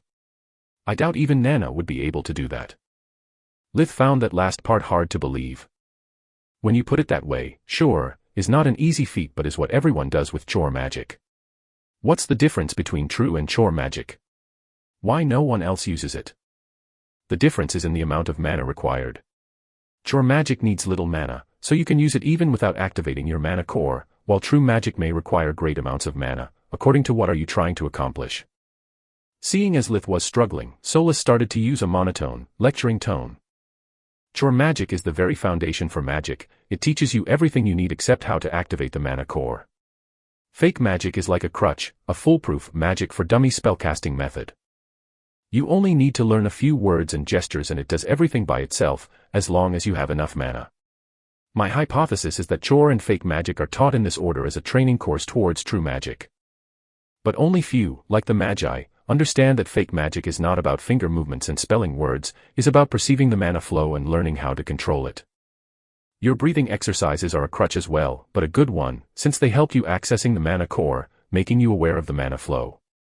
Fake magic, instead, is a bad one, since it makes its users too reliant on its power. Most fake magic users are so obsessed by details like hand signs and pronunciation, that live their whole lives without noticing what lies beyond. Fake mages, especially those with great talent, become so complacent being able to do what no one else can, that they never stop for a moment to ask themselves why. Is kind of ironic. Lith was astonished. Everything made perfect sense. But if you had all this figured out, why didn't you tell me? What are those holes in your theory you mentioned earlier? Solus was embarrassed, but replied nonetheless. Because I can't answer some key points of my own theory. If I am right, why is fake magic the only one available for everyone? Why true mages kill whoever tries spreading it to the whole world? Say what? Solus merged their minds, showing to Lith all the things she had noticed reading the history book. How so many theorists and rising mages had all died in accidents or mysterious circumstances, often right after announcing to the magical community a groundbreaking discovery. Others, instead, would be dismissed as frauds, before going mad and disappear. Lith could only laugh his heart out. Oh, my. Solus, you are so smart and yet so naive in the ways of mankind. The answer is really simple. Do you know why back on Earth we had traffic jams? Because everyone could get a car. Would you really let any madman, any naive fool gets his hands on this kind of power? Fake magic is a mean to control the masses, it's not the final test like you think. After one discovers true magic, the final test is proving to be smart enough to silently join the club and reap the benefits.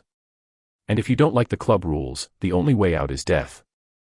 Chapter 30 True Magic and Fake Magic 2. When they finished comparing notes about Solus' explanation for true magic, it was already late. Lith had to rush to get out of the woods before it became too dark. He wasn't afraid of nighttime predators, his mother Alina, though, were another story. If I come back too late, I'll get grounded for weeks. Darn it all, I hate curfew so much. He did not want to come back home empty-handed, so he took out of the pocket dimension a couple of fat blinkers he had saved for moments like that. The next day, Nana informed Lith that the Count had agreed to help, and that some of his best books were on their way.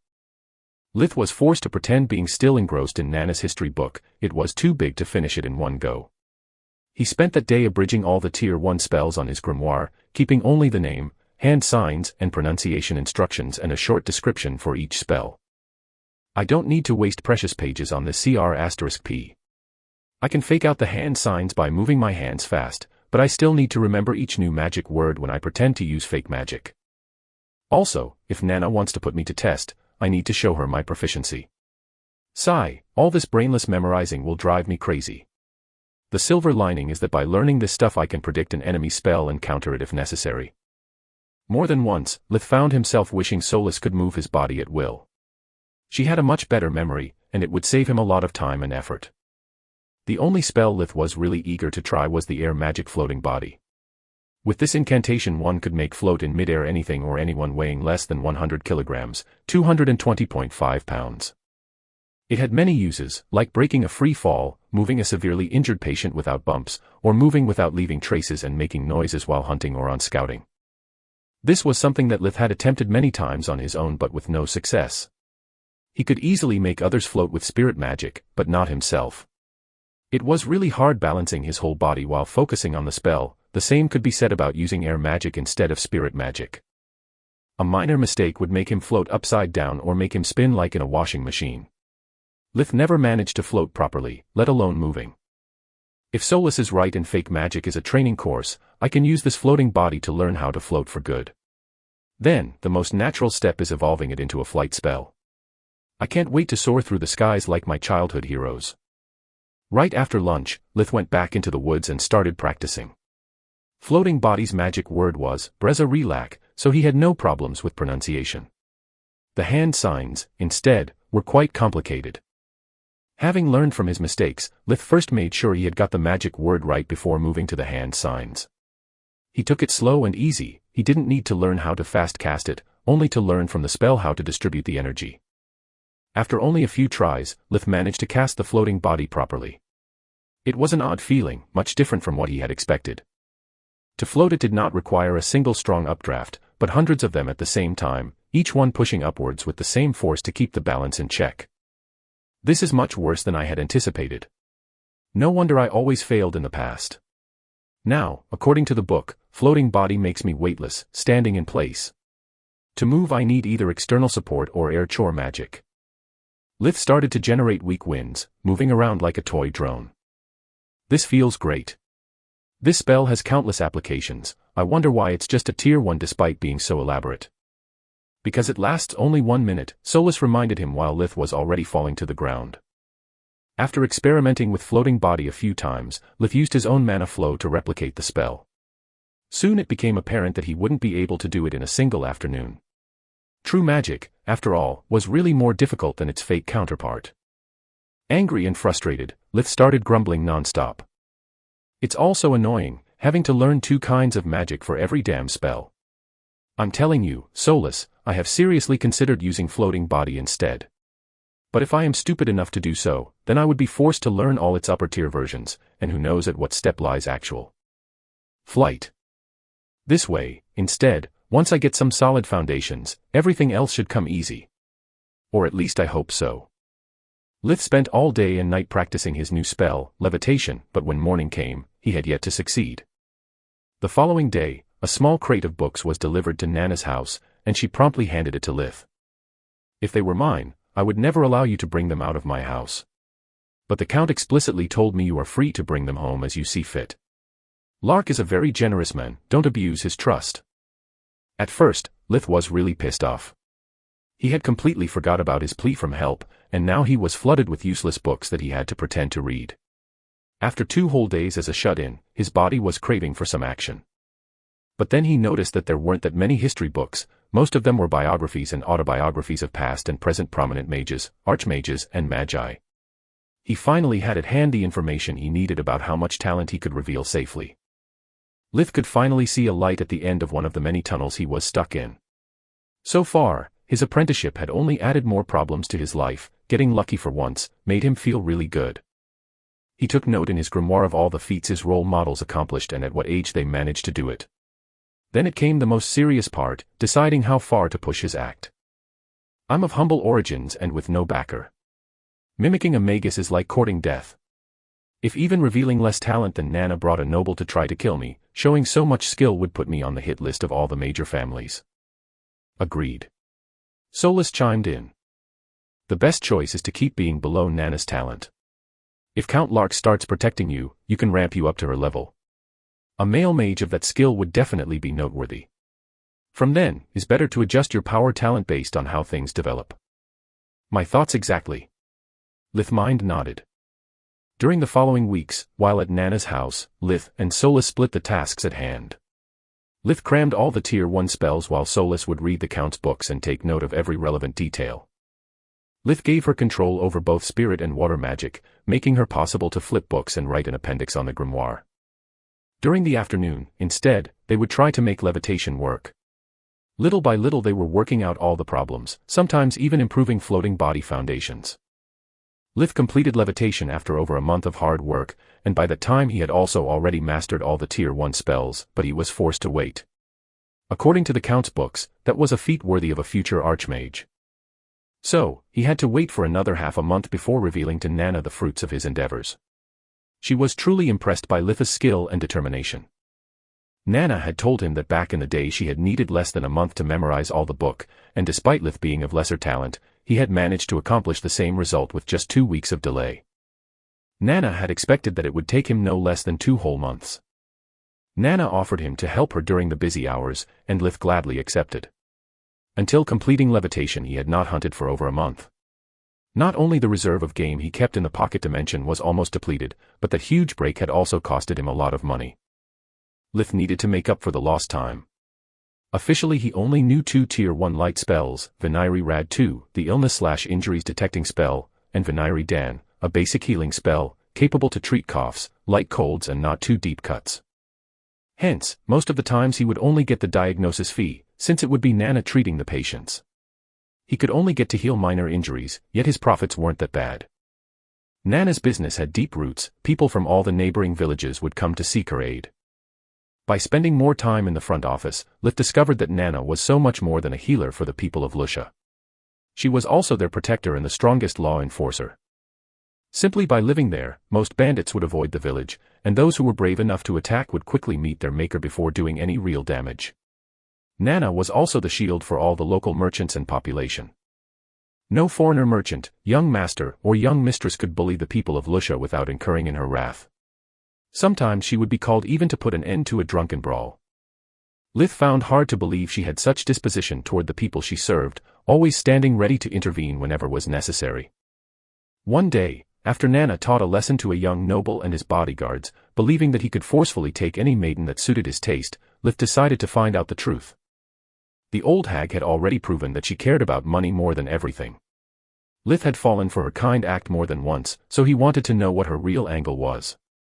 Being rude to his mentor was definitely a bad idea, so he went with a subtler approach. "Master, I really don't know how to express my admiration for you. Taking care of the safety of the village, basically all by yourself, and asking nothing in return. It's really impressive of you." Nana laughed out loud, sounding ominous like the plumber, back on Earth, that once Lith had been forced to call during a national holiday. "You really are hilarious, kid. Sometimes you are so wise I almost forget you are just 6 years old. But whenever you come out with this nonsense, you really look like a naive child. Of course I get something in return. Have you ever wondered why my treatments are so expensive?" Chapter 31 Kindness and Retribution. Actually, yes. Many times. But I always thought those were the normal fares for a healer. In the moment he said it out loud, Lith remembered how ignorant he was in the ways of the new world. "They are not." Nana shook her head. "Listen, little imp, in a few years you are going to get out of this village and face the world. Not everyone is kind as your parents, and most nobles are not like Count Lark. For the average person life is hard, most of the time unfair, and hard work means nothing without luck and opportunity. I don't tell you this because I want to scare you, only because I don't want you to make my same mistakes. You need to wise up, so let me tell you a story. Once upon a time, a mage fallen from grace decided to return to her old village, to settle in and forget about her failures. At first, people were scared of her, thinking she would abuse her power and authority to settle old feuds. But the mage was too tired and bitter for petty revenges, she only wanted peace. So, when she became a medicine woman, doing nothing but tending to the ill and wounded for a fair price, the villagers were really happy. And when they noticed that since her arrival brigands, merchants, and nobles treated the village with much more respect, they became ecstatic. But bad things kept happening from time to time, since the mage had no interest in playing hero. So, the people in the village offered her a deal. They would pay her a certain sum in exchange for her help. Everything was perfect, and everyone was happy for a while.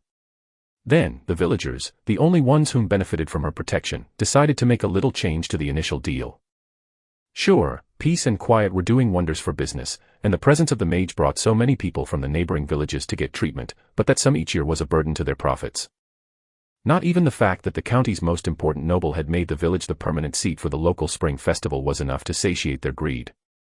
So, they decided to convince the local farmers that it was in their best interest to help the villagers cover the sum they had agreed to pay to the mage. You may ask, how did they manage to do it? Well, let's just say not appealing to the goodness of their hearts. They simply threatened the farmers to change the exchange rate of their goods to the point of making their life a living nightmare. And what could the farmers do about it? Nothing. They needed the blacksmith for their tools, the merchant to buy and sell cattle and crops. You can easily imagine the rest. Without the villagers, the farmers were cut off from the rest of the county. By refusing, every single farmer would have to travel for days, each year, even to buy a new plow. Not to mention how hard and perilous would it be moving the cattle and the crops to the nearest merchant, all while leaving family and fields unattended. Lith nodded, a ferocious expression on his face. Let me guess. According to the new deal, every time the farmers needed the help of the mage, they would pay a share of the agreed sum. Just like everyone else. When Nana had finished her story, she could read the rage and disgust in the eyes of her disciple. There, Lith. I didn't mean to make you angry, the purpose was to show you what normal people, even good people, do to each other on a daily basis. We are good friends and all, but that is until our pockets or families get involved, then one's priorities come first. Life is hard for everyone, but for mages is even worse. Normal people see them as monsters, nobles as something to submit or exploit. But the worst comes always from your own. Even in the magical academy you will find hidden ranks, hierarchy, and the competition will be tougher than you can imagine. The pressure both families and teachers put on those poor kids quickly turns them into ferocious beasts. They get measured, judged, and looked down upon for every mistake they make.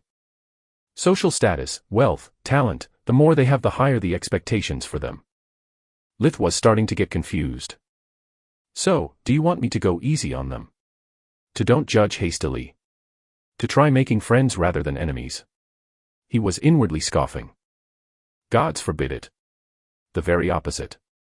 Nana yelled in desperation, flapping her arms like a hysterical bird. I already told you, you need to wise up. Don't fall for the first nice act someone performs. How do you think they will treat a dirty poor country bumpkin? How do you think they treated me? At first you will easily make friends with the students from the lower classes, but as soon you'll reveal any talent, you'll be surrounded by only two kind of people. Those who want to destroy you and those who want to suck up on you. Stay away from the former, and ever further from the latter, otherwise you'll end up like me. Naively believing to have lots of important friends, until you make one single mistake, and then they pile up on you like everyone else, leaving only scorched earth around you. When she finished talking, Nana looked really tired and bitter, staring at the floor with watery eyes. She seemed to have aged about 20 years. Lith pondered for a while on her words, before giving her his answer. I appreciate the thought and will treasure your words forever. But I also hope you'll understand that your story kind of pissed me off big time.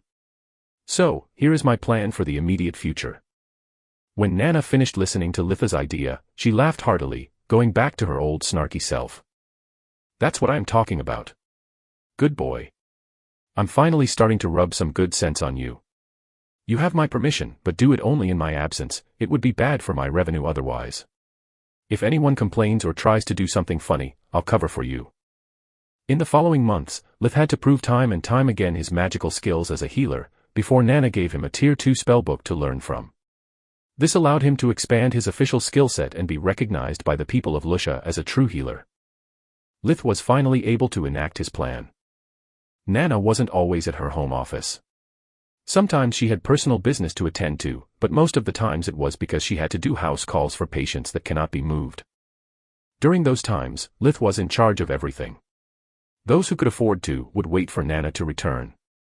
Lith was still 6-year-old after all. He didn't seem trustworthy enough to put someone's life in his hands without Nana's supervision. But emergencies couldn't be planned, so there was always someone desperate enough to come for his help. His first real patient ended up to be Luca, Rizzle's youngest brother, see Chap 21. He was just a toddler, so his mother, Lisa, had a terrified expression when she brought him in. Luca was crying desperately, his left arm purple and swollen, bent in an unnatural angle. Lith hadn't even finished pulling the curtain to give them some privacy, that Lisa laid Luca on the bed and started to beg for Litha's help. It's all my fault, I'm so stupid. I was cradling him in my arms, while preparing lunch, when he started squirming and fell. Can you please help my baby? Lith quickly waved his fingers into a Vinayri Rad 2. A small wisp of light danced around the baby before penetrating his chest. The light spreaded to all his body, becoming dimmer around his chest and left arm. Immediately after, Lith faked a Vinayri Lockhat. Guided by his willpower, the light magic first dulled the pain, then it made the bone fragments reattach themselves to the ribcage and the arm. Lith used his invigoration breathing technique on the baby, using the imaging it provided him to make sure that the bones were perfectly healed and aligned before interrupting the spell. He had a broken arm and cracked ribs, but now is as good as new. Luca was still crying, but now he was moving both arms, his skin pink and with no traces of bruises. Lisa sighed in relief, thanking Lith with a deep bow before handing him the money. It was Nana's usual fare, 4 copper coins. Enough for a family of 4 to eat well for one day. Lith took only 2, what she would have paid without the village protection tax. Seeing that she was confused, Lith whispered. I know about the deal with the villagers, and I am not Nana. I protect no one. Also, us farmers need to stick together, am I right? Please, keep your lips sealed about it, otherwise the next time I will be forced to ask you for the full price. Lisa was shocked, her eyes watery. She did not know what to say. Then can I ask you to check my leg too? It hurts from a while, and the pain is not getting any better over time. Is that how the little Luca managed to slip away? Lith asked. Yes. A few weeks ago, I took a bad fall while repairing a hole in the roof. At first it didn't hurt much, and with a baby we could not afford a visit for every small thing. Lith used invigoration again, using the injury detection spell as a cover. Holy CR*AP, her leg is badly cracked. It's a miracle she was still able to walk without a limp. After healing her, Lith was conflicted about taking the rest of the money. He could see Alina in her, all the sacrifices his family had made just for keeping Tista alive were always vivid in his memory. Lith couldn't avoid empathizing with the daily struggles his neighbors had to face every day, perceiving them as real persons, like him, instead of dismissing them as trash, like he always did with those he killed in the past. Luckily Lisa took the choice for him, handing the money and opening the curtain before he could say a word. What a proud woman, truly deserving my respect. Next time she comes, I'll perform the healing while checking up the wound, so she won't get to pay. Those 4 copper coins were the heaviest Litha's hand had ever held. Lisa's family would have to skip a meal or 2 to cover for that expense. From that day onward, Lith would do the same thing for all the farmers, always prompting them to silence. Soon his reputation grew wildly outside the village's borders. Inside those same borders, though, things were quite different. On another occasion, when Nana had been called away, another kind of patient walked in. It was Renkin, merchant and richest man in the village, barging in while carrying his son on a makeshift stretcher, with the help of one of his assistants. Nana. Where in the 9 hells is that wretched healer when you really need her? She is away at the moment. Lith moved forward, making way for the stretcher. The boy was around 15 years old, his black hair stood out on his pale face. He was bleeding from his leg, despite the wound was tightly wrapped up. Where is she? Renkin yelled. The men repairing the Colon Bridge had an accident, she will be back on the afternoon at best. You idiot, can't you see my son is dying? I do not have that much time. Lith snorted in annoyance. If you have to yell and be rude, that's the door. If you want me to take care of him. Lith extended his right hand, while pointing with the left at a sign on the wall that said, payment up front. No refunds. Paying you. What are you, 4? Almost 6.5. Again, if you aren't going to pay, make space for real clients. If you want miracles, feel free to pray. But do it outside. Litha's tone was stone cold. Okay. Renkin gave up. Here is you goddamned 4 copper coins. 8. Lith stopped him before he could take the money out of his pouch. That's clearly a deep wound, requiring 2 tier 2 spells, if not even a tier 3. Either way the price is set to 8 copper coins. Lith pointed to another sign, stating the prices. Checkup, 1 copper coin. Tier 1 spells, plus 1 cubic centimeter, tier 2 spells, plus 3 cubic centimeters, tier 3 spells, plus 7 cubic centimeters. But those are Nana's prices. You are not Nana. Really? Lith mimicked his master's snarky tone. What gave me away? The age? The height? The gender? You are really perceptive, worthy of a merchant. Renkin was choking on his own anger. Such an arrogant little brat. I meant that you shouldn't ask so much. Didn't your master tell you about our agreement? Lith just pointed to the end of the second sign, where, no discounts, ever, was written in big bright red words. Don't you have a heart? How can you ask so much? You are so young and inexperienced, after all. In all his years as a merchant, Renkin was proud to have never overpaid any product. He was determined to get a discount at all costs. I could argue that I don't think you ever gave a discount to someone just for pointing out your age or likability. Also, which one of us is bargaining on his son's life? I doubt all healing magic in the world would do him any good once he bleeds out. Finally remembering about his beloved Garth, Rankin finally paid the fee, letting Lith do his job. What happened? Lith asked after using Vinayri Rad 2 coupled with Invigoration, sensing a deep cut wound that missed the femoral artery by an inch. This blockhead and his idiotic best friend had the brilliant idea of practicing their swordsmanship with real swords. That's what happened. He lost a lot of blood. Lith said after completely healing the leg. Keep him at rest and make him eat rare meat. Later, that day, when Rankin returned to complain to Nana about her disciple, she laughed hard in his face for a whole minute, before shutting her door in his face. Chapter 32 Merits and Truss. 2 more years passed. Lith was now 8 years old. During that time, he had mastered all the spells contained in Nana's books, which brought his official skill set up to the most common Tier 3 spells. Books about superior tiers were extremely expensive, and Nana had no interest in acquiring them. She had her own grimoire, after all. The books she bought over the years were mostly for display, to show her clients what they could purchase. But while his skill in fake magic stagnated, Lith used those years to deepen his understanding of true magic. His grasp on its profoundness and foundations had improved greatly. By practicing true magic every day as a healer, he had gained such fine control on both light and darkness magic that he had finally acquired the necessary skill to permanently get rid of Tista's congenital condition. The problem was that despite all his efforts, his mana core was not strong enough to perform the treatment Lith had devised. During those years he had used assimilation whenever he could, making his mana core going through multiple cycles of expansion and compression, turning it from deep green to bright green. But it was still green. Lith's impurities had yet to reach the mana core, and until that happened both his mana and body would not undergo through qualitative changes. He had reached a bottleneck, and had no idea how to overcome it. Solis too had changed quite a lot. She was no more limited to her pebble form, but could actually turn into any shape while retaining the same overall mass. That allowed Solis to take the form of a smooth stone ring that Lith wore on his right middle finger. When she asked him why a ring on the middle finger, Lith replied with an odd short poem related to a green ring of power. It was something related to his childhood, of which he was really fond of. Along with some of her power, Solis had also regained a new function, something that Lith called Solispedia.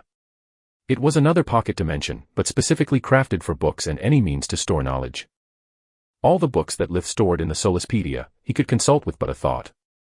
For example, by storing his grimoire he didn't need to memorize anymore the magic words and hand signs for the fake magic spells he had learned. Lith still had to practice the hand signs and pronunciation, but he only had to think about what he needed to remember everything up to the smallest detail. The same applied for maps, herbals, and bestiaries. Lith had given almost everything he had earned as a healer to his family, allowing them to have a much easier life and accumulate a decent dowry for Rena and Tista. Whatever he kept for himself, he would use to buy the most detailed compendiums he could find about the most useful topics, like law, court etiquette, and even a vocabulary. As long as they were in the Solispedia, Lith knew them inside and out. What made him inwardly gloating was the fact that he could buy even those items that were almost crumbling or defective, resulting to be highly perishable. That wasn't a problem for him. Just like for the pocket dimension, they would be frozen in time, and hence potentially last forever. After his 8th winter ended, Lith received a call from Count Lark on Nana's communication amulet. The event took him by surprise. The Count had never contacted him before. Having had plenty of video calls and job interviews on Discord and Scope back on Earth, he was familiar with that kind of meeting. Lith bowed deeply as a salute, while cupping his fist. "Dear Lith, you are always so polite. No need for all the formalities, you are among friends now." Count Lark had a convivial and friendly demeanor, making him seem more like an uncle calling his nephew rather than a lord. "Count Lark, to what do I owe the pleasure of this call?" Lith looked at Nana, standing beside him, in search for approval. She nodded while staring at the magical hologram of the Count. "You have accumulated quite some merits. I wanted to know if you plan on using some of them." Merits were something that anyone who contributed to the welfare of the kingdom would receive and could be exchanged for privileges or commodities. A convict could have his sentence shortened by serving in the military and earning merits, a farmer could get more land for free, a scholar could get a recommendation for a government job. Merits. Lith was taken aback. "I didn't do anything to earn such things." "Quite the contrary, dear Lith. Every year I receive hundreds of commendation letters from the farmers and their families about the outstanding job you are performing as a healer." Since Lith had started to give treatments for half the price to the farmers, they would wait for Nana to leave the village before going to get medical care. Nana knew it and did not care. They still needed her for the emergencies, and the house call extra fees covered whatever profit she may have lost. A letter counts for earning merits? Lith asked, still confused. One letter, no. But dozens, hundreds of letters all about the same person for a prolonged period of time, of course they do. Do you have anything in mind the kingdom can help you with? Lith pondered for a while accessing the law book in Solispedia. More land was suicidal, his family was already stretched thin, and they cannot afford hired help. The kingdom would not trade merits for money, but Lith could still get the next best thing. Do I have enough for my family to be exonerated from taxes this year? Count Lark dropped his monocle from the shock, the mouth ajar. Taxes? Your family still pays taxes. Yes, we are law-abiding citizens, your lordship. Lith was almost as confused as the count, but with a better poker face. I'll flay my accountant alive. The count jumped off his chair, his face red from anger. I told that incompetent fool to exonerate your family since the day Lady Neria took you under her wing.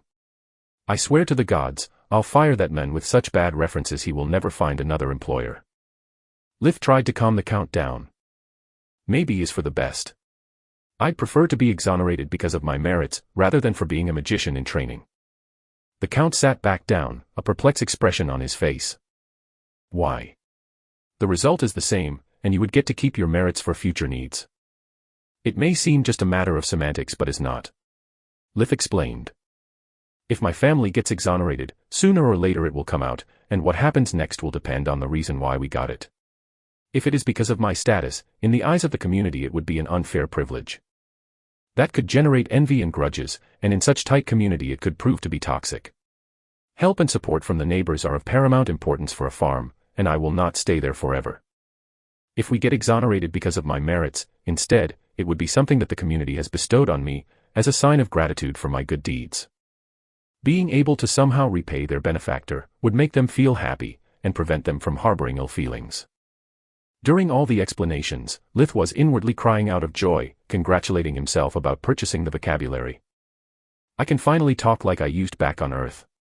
The inability to express myself correctly has always been such a burden. He thought. Magic is indeed the supreme form of art. Count Lark nodded in agreement. Only a magician can be so wise despite being so young. I am honestly impressed. A dragon whelp is still a dragon, after all. Nana chimed in. The boy is not only wise beyond his age, but also is blessed by the light. He is talented enough to have already invented his own light spells. Litha's skill as a healer is almost at the same level I had back at his age, and he even created some cosmetic spell for his sister. She has the fairest skin I have seen in my whole life. This is just between us, of course. Lith was smiling and nodding, but he was actually scared to death. Nana seemed to have seen through some of his deception. Wonderful. Just wonderful. The count jumped off his chair out of joy, losing once again his monocle. Thanks for your trust, Lith. I will keep your secret with me at all costs. After the call ended, Lith stared at Nana, unable to express his questions out loud. She laughed out tauntingly as usual. Don't be so shocked, I'm a mage too, after all. When some of your patients came back for a second opinion, after describing me their injuries, I was bound to discover the truth. Some of those wounds were supposed to be beyond your skill. As for your mother and sister, you just overdid it, little imp.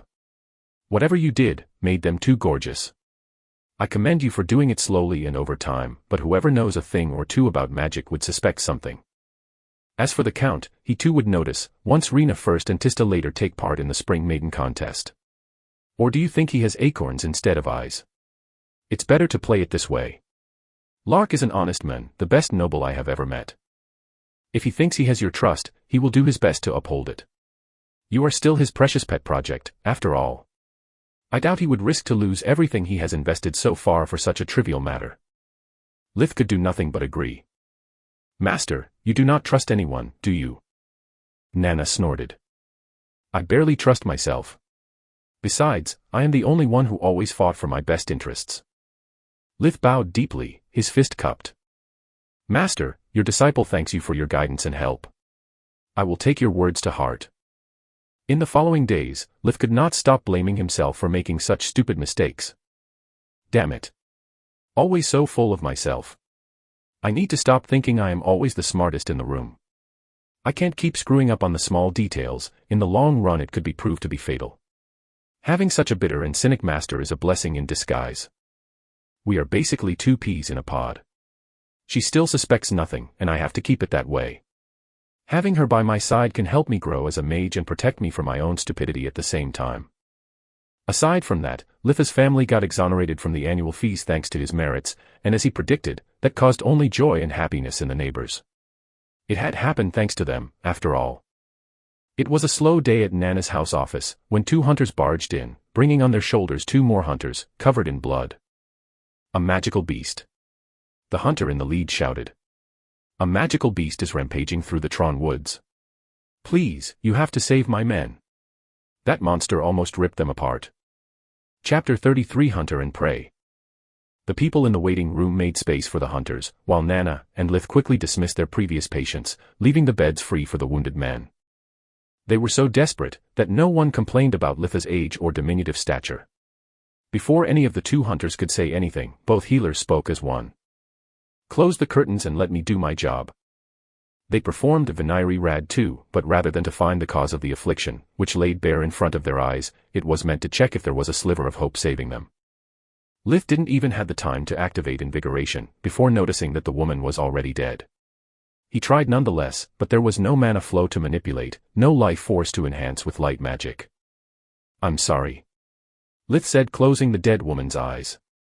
She was already dead before you got here. Before he could continue with his bedside manners, Nana yelled to him. Get here, quick. We can still save this one if we work together. Lith rushed to the other bed, positioning himself at the man's feet while Nana moved behind the head. They both needed space to operate at their best. Nana was right, invigoration could still feel a mana flow, despite it being weak. The hunter's wounds were very deep. Lith doubted that fake magic could help him.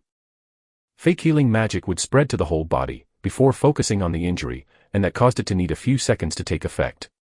Even worse, the spreading and focusing process would cause the spell to lose some of its effectiveness. True healing magic, instead, would directly affect the wound. Thanks to invigoration, Lith was also able to pinpoint where to send the light mana with surgical precision, maximizing the potency of the spell. Nana's specialty is not light magic, after all. If she called me, it means that she hopes my personal spells can save this man. For a moment, Lith hesitated. He would have loved to have the time to ponder about the risk-reward ratio of that scenario.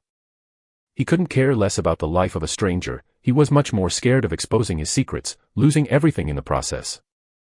Screw it. Sooner or later I'll have to reveal my spells. I want to believe in Nana and give all this, blessed by the light, CR*PA go. Play scared, die scared. Lith started performing quick hand signs, mixed with ninja hand seals he remembered from an old movie. He had prepared that choreography since the last conversation with Count Lark. Vinayri Eskla. The light magic flowed straight through the hunter's blood vessels, repairing them and stopping the blood loss. With Nana keeping his condition stable, Lith was able to bring the hunter to the point where fake magic could save him. After that, he had to lean against the wall and slide down to the ground. Lith was exhausted. He had never attempted something that required so much focus and mana for a prolonged time. Damn my stupid green mana core. If it was already cyan, maybe I wouldn't be forced to leave halfway through the procedure. Luckily, Nana took all the credit for the success, relieving Lith from any possible questioning about his unknown spell. After taking her 40 copper coins, she warned the hunter's leader. He is alive, but barely. I don't know if he will make it or not. I can't even assure you a full recovery. His injuries were too deep, we did the best that we could. 40 copper coins, almost AF* king half silver coin, and that's all you have to say. A bunch of ifs and wishful thinking. He yelled. Nana clearly understood that the man wasn't really angry with her or Lith. He still could not accept the loss of one, if not both of his friends. Yet she did not care. When it came to anger, Nana was second to none. She had been the scapegoat for others' misbehavior enough to last for a lifetime. Listen to me, young man, and listen well. I dare you find any village that hosts not one, but two healers capable of casting tier 3 spells. If you want certainties, go find Krishna Manohar, the god of healing. He lives in the White Griffin Academy, just 500 kilometers, 311 miles, from here. And now get out of my house, before I make you. Even a grieving man knew that to further antagonize a mage whose eyes were brimming with power and whose voice generated wind blows was plain suicide. The two surviving hunters could only comply. While Nana was clearing the blood spattered around the room, Lith had managed to use invigoration enough to recover some of his strength, so he followed them outside. Tronwoods was too close to his house for comfort. "Sir Hunter, please wait." They were already halfway toward the tavern. The hunter's leader really wanted to vent his frustration on the little pest, but he had regained enough of his cool to admit that the kid was blameless. If anything, he had contributed saving the life of his little brother. That and he was still scared *less by Nana. "No need for honorifics, young man. My name is Eckhart Longren, and this is my sworn brother Fleck Irosha. My name is Lith." The three men bowed to each other. "The man whose life you saved is my little brother, Odom Longren. If I can do anything to return the favor, you just need to say the word. Could you please tell me more about this magical beast?" Eckhart shivered for a moment, his eyes closed by the fear that memory generated in his heart. But he was a great hunter, who had danced with death countless times. With every passing second, he was recovering both his courage and spirits. "It's a huge BYK, do you what it is?" Lith nodded. According to the bestiary in the Solispedia, a BYK was a bear that had evolved into a magical beast. They were in tune with earth magic, in rare cases also with fire magic. It all started around a month ago. The farms on the east side of the Tron Woods were being attacked by a mad beast. At first it would just slay some cattle, before returning to the woods. But then that harpy of Baroness Wrath put a huge bounty on the BYK, in hope to avenge his mad son. She believes he has fallen prey to the beast months ago. Wrath. Lith thought. The name sounds familiar. The psycho that tried to rob you of your bunnies. Solus reminded him. And that was the beginning of the end. After slaying some wannabe hunters, lured by the promise of easy money, the BYK got a taste for human flesh. From that moment, it started to hunt down his pursuers with elaborate traps. When we understood how smart the BYK is, it was already too late. We managed to get away only because he was too engrossed in his last meal to chase us. Lith bowed again. "Thanks. I live near the woods, and your information may have just saved my family. Consider your debt settled." Before he could turn around, Eckhart grabbed his shoulder. "I have been long enough in the business to recognize a fellow hunter when I see one. Listen to my advice, don't go after it. That beast is unnatural. Not only is smart and cunning, it also moves at unbelievable speed. No matter how fast you run away or chase it, it keeps switching places, like a ghost. I know it sounds stupid, but I believe it to be a vengeful spirit." Lith thanked him again, before going back to help move Odom in one of the tavern's rooms and to clean the blood on Nana's house floor. When he finished, Nana handed him 20 copper coins, half the fee. "Go home and rest. You really are talented in light magic, but that spell is too draining for you. Use it only in case of emergencies." Lith nodded, but before going back home he needed to purchase some things. He kept discussing the matter with Solus the whole time. Facing such a monster without more than one plan and enough preparation was idiotic. After warning Celia, he spent the whole day resting and using accumulation. In a life-or-death situation even a small power-up could make the difference. That night, he slept for the first time in 2 months. Lith wanted to be at his peak condition, he wasn't willing to take unnecessary risks. He woke up before dawn, leaving a note for his parents. He then wore his brand new leather hunter set, with metal protectors for the forearms, shins and heart, his last line of defense in case everything else failed. Once outside, after checking there were no witnesses, he casted the Soaring Hawk spell and took flight. The Tron Woods was too big, and moving on foot was too slow. Using both his life vision and Solus mana sense, he started looking for his prey, while moving near the top of the trees. It didn't take long to find it, the BYK wasn't even trying to hide. Lith could trace it thanks to the bear claw marks on trees and rocks, until he found it eating a deer. So much for smart and cunning. How the heck can it still eat? It should have filled his belly many times already. Lith thought. Nevertheless, let's see if I can kill it nice and easy. The BYK was on the ground, while Lith was in the sky, the distance between them about 30 meters, 33 yards, well within the spirit magic's range. Lith sent a huge wave of mana, meaning to snap the BYK's neck in one go. The BYK instinct was sharp. Even if it was still unaware of the new hunter, it could feel that something was off. It infused his whole body with earth magic, so when the two mana flows clashed, the spirit magic was diminished to a neck rub. F***ck my life. Again with that sh**t, just like the re. It seems that magical beasts are able to use fusion magic to some extent. Solus commented. No duh, Sherlock. And what's worse is that fusion magic is spirit magic's bane. It can disrupt my mana flow, making it useless. But that stands only for direct attacks. Having his first plan failed, Lith hid behind the tree while moving away from the BYK. Casting spells in midair still required too much effort. He also wanted to keep his ability to fly a secret from the prey. Once on the ground, he took a roundabout path toward the BYK, using float to not make noises, and a subtle dark aura to cancel out his smell and aura. When Lith found the BYK again, it was still sniffing the air, looking at its surroundings. Lith moved right behind its back, before unleashing a lightning as big as the crouched BYK. It had no effect, aside from angering the magical beast and blackening some of its fur. Holy sh**t. I would have never suspected that earth fusion could shield from lightning. The BYK roared its challenge, standing tall on its legs. It was an enormous beast, at least 4 meters, 13 feet, tall, with a weight close to a ton. Its fur was deep brown with shades of green, and its green eyes were staring at Lith with malice. Too big for comfort. Lith summoned a strong wind, hoping to take advantage of that unstable position to topple the BYK and prevent it from charging ahead. The BYK channeled even more earth magic, becoming heavier while digging deep into the ground with its claws. It managed to return back on its 4, now standing 1.6 meters, 5 feet 3 inches, tall at the shoulder. Magnificent display of earth fusion. Solus couldn't hold her admiration. Lith was the same, but much more scared. Yeah, I'm clearly a noob compared to it. Ice spears. Countless spears of ice appeared out of thin air encircling the BYK.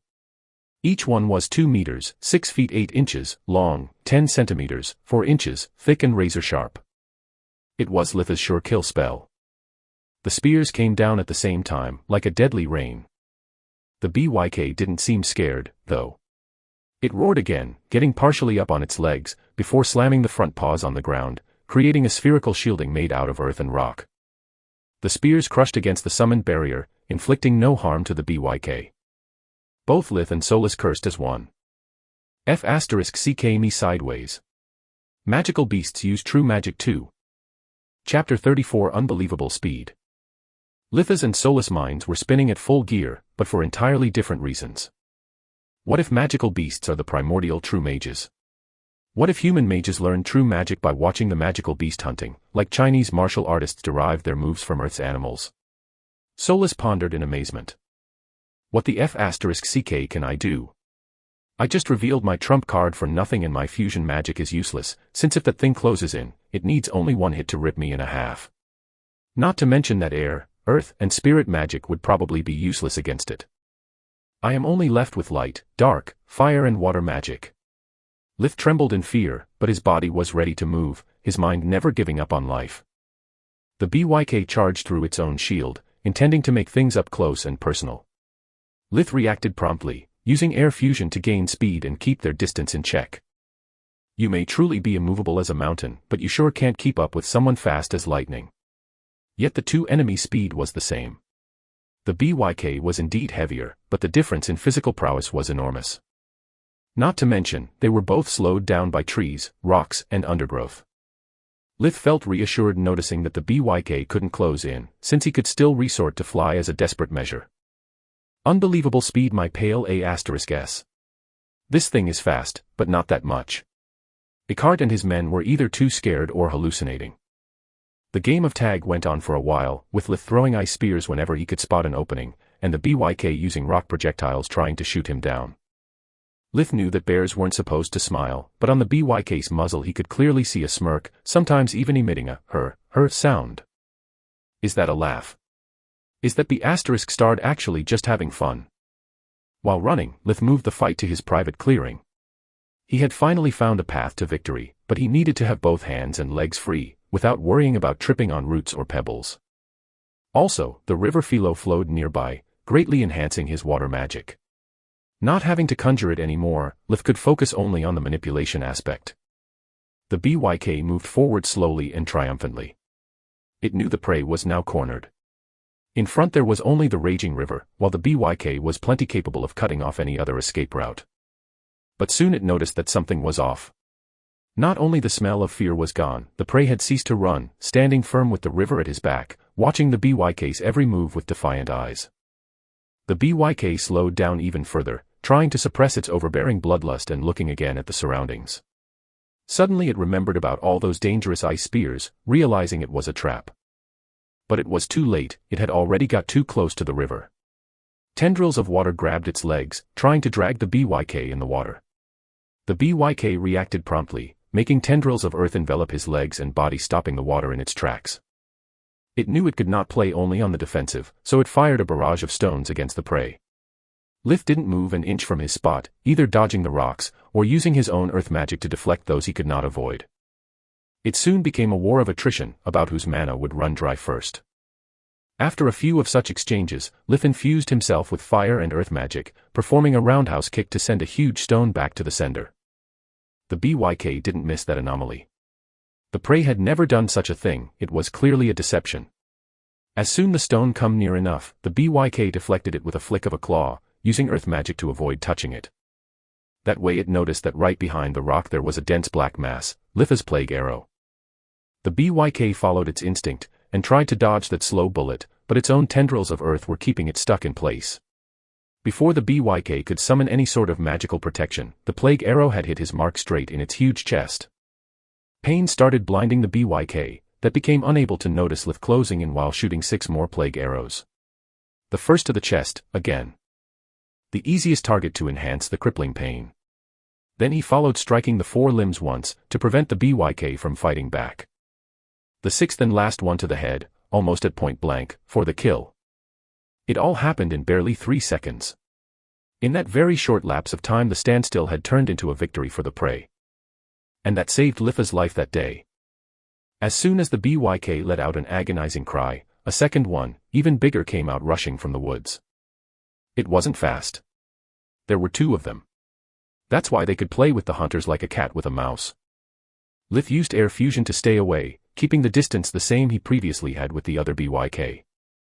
Luckily the second BYK didn't seem interested in pursuing him, and started to lick its partner affectionately. From its size, it should be a male.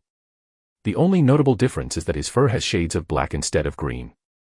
No wonder the hunters weren't able to tell them apart. Solus observed. You better make use of this time to replenish your mana. We don't know what it's capable of. Lif immediately used the invigorating breathing technique, letting the world energy replenish his lost mana and washing away his fatigue. Thanks to the good night's sleep, invigoration effect was at its peak, and it would not take Lif long to recover. After all, his body was in perfect condition, only his stamina and mana had been consumed during the fight. Filthy human. How dare you kill my spouse? The BYK spoke. Lif had no time to be surprised, so he kept his breathing rhythm steady, aiming to stall as long as he could. Wow, you talk. I didn't know bears could talk. Lowly maggot. I'm not a bear. I'm Urtu, the new king of the woods, and she was my queen, Gerda. Sorry, your majesty, but if you wanted to live happily ever after, you should have respected my turf. I don't care what you do on the east side of the woods, but the west side is mine. Not to mention that I know a Ree that could refute your claim. A Ree. Urta moved away from the carcass, putting enough distance from the river to be safe from the Manpup tricks. You mean that weakling? The mutt is as good as dead. Urta grinned while slowly moving forward. Don't come any closer. Lith ordered. If you leave now and promise to never return, we can close it here. Otherwise one of us will have to die. Urta laughed. You will not die, murderer. I will just rip off your legs and arms. Then I'll follow your scent back to your burrow and will devour your family alive, in front of your eyes. Only then we will be even. Lith dropped the act like a live grenade. I never intended to let you walk away alive from here. I only had doubts about how much make you suffer. Thanks for clearing them up for me. Such arrogance for a weak Manpup. I will not fall for your trickery, like my poor Gerda. I have watched the whole time. The only reason you are still alive is that she loved so much playing with you vermin before biting your head off. It's all my fault. I shouldn't have indulged her so much. If I had killed you back then, she would still be alive. Ertu roared, getting even closer. Lith had already fully recovered and some more. If you want so bad to apologize to her, let me send you to the other side. Despite all his provocations, Ertu remained calm and collected, always keeping a safe distance from the waters. He is too confident. I have a bad feeling about this. Why does he keeps advancing despite what happened to the other BYK? Lith fought back the temptation of using all the extra mana from the world energy in one go, limiting to a single plague arrow. Instead of dodging it, Ertu stood up on its legs, laughing cruelly. When the plague arrow hit the BYK's heart, Lith could see thanks to life vision that instead of attacking its vital organs, the dark energy was being assimilated by Ertu's core. Her. Did you really think to be the only one that have mastered dark magic, maggot? Now die. Ertu jumped forward, and before Lith could take advantage of its inability to dodge in midair, 4 rock formations abruptly erupted from the ground, right where Ertu's paws were going to be. That way the BYK was able to jump forward once more, his speed further increased by the 4 rocks' borrowed momentum. In less than a second Lith was robbed of his opportunity to counterattack, while Ertu had turned into a 1-ton bullet. To evade the attack Lith had not only used air fusion but also to roll forward. The BYK was too fast for a real dodge, his only option was to pass under it. After that point, things got worse. When Ertu landed, instead of creating a crater, the ground stretched under its legs like a trampoline, allowing it to resume the chase without a second of delay. What the F***CK? You can do that with earth magic. Lith bit his lower lip hard, cursing his own ignorance. He was a self-taught after all, the only knowledge he had about true magic was what he discovered experimenting by himself. Clearly the BYK was a natural at magic, and had refined its mastery over Earth through the years, aptly adapting it to best suit its hunting techniques. Making a split-second decision, Lith kicked the ground with his left leg while using all the mana he could to infuse himself with earth magic, boosting his defense. Thanks to the clean cut in his previous trajectory, Lith got only grazed on the chest from Ertu's claw. Yet it was enough to rip off his chest protector and graze the underneath skin. Lith instinctively used light fusion to stop the bleeding and gain a healing factor. The mid-air strike had messed up the BYK's tempo, so after the second jump it was forced to stop. Lith used that moment of pause to activate Soaring Hawk and take flight. The opponent was clearly superior, he had almost run out of options. No escape. Ertu roared, shooting a rain of rock debris against him. Lith mimicked Gerda, using air instead of earth to generate a fast-spinning barrier that deflected the sudden attacks. Yet his flight was interrupted, and he started to fall down. Ertu grinned, getting up on its back legs, ready to catch him. He could already feel in its mouth the crunchy taste of the prey's limbs. Lith was almost out of options. Almost.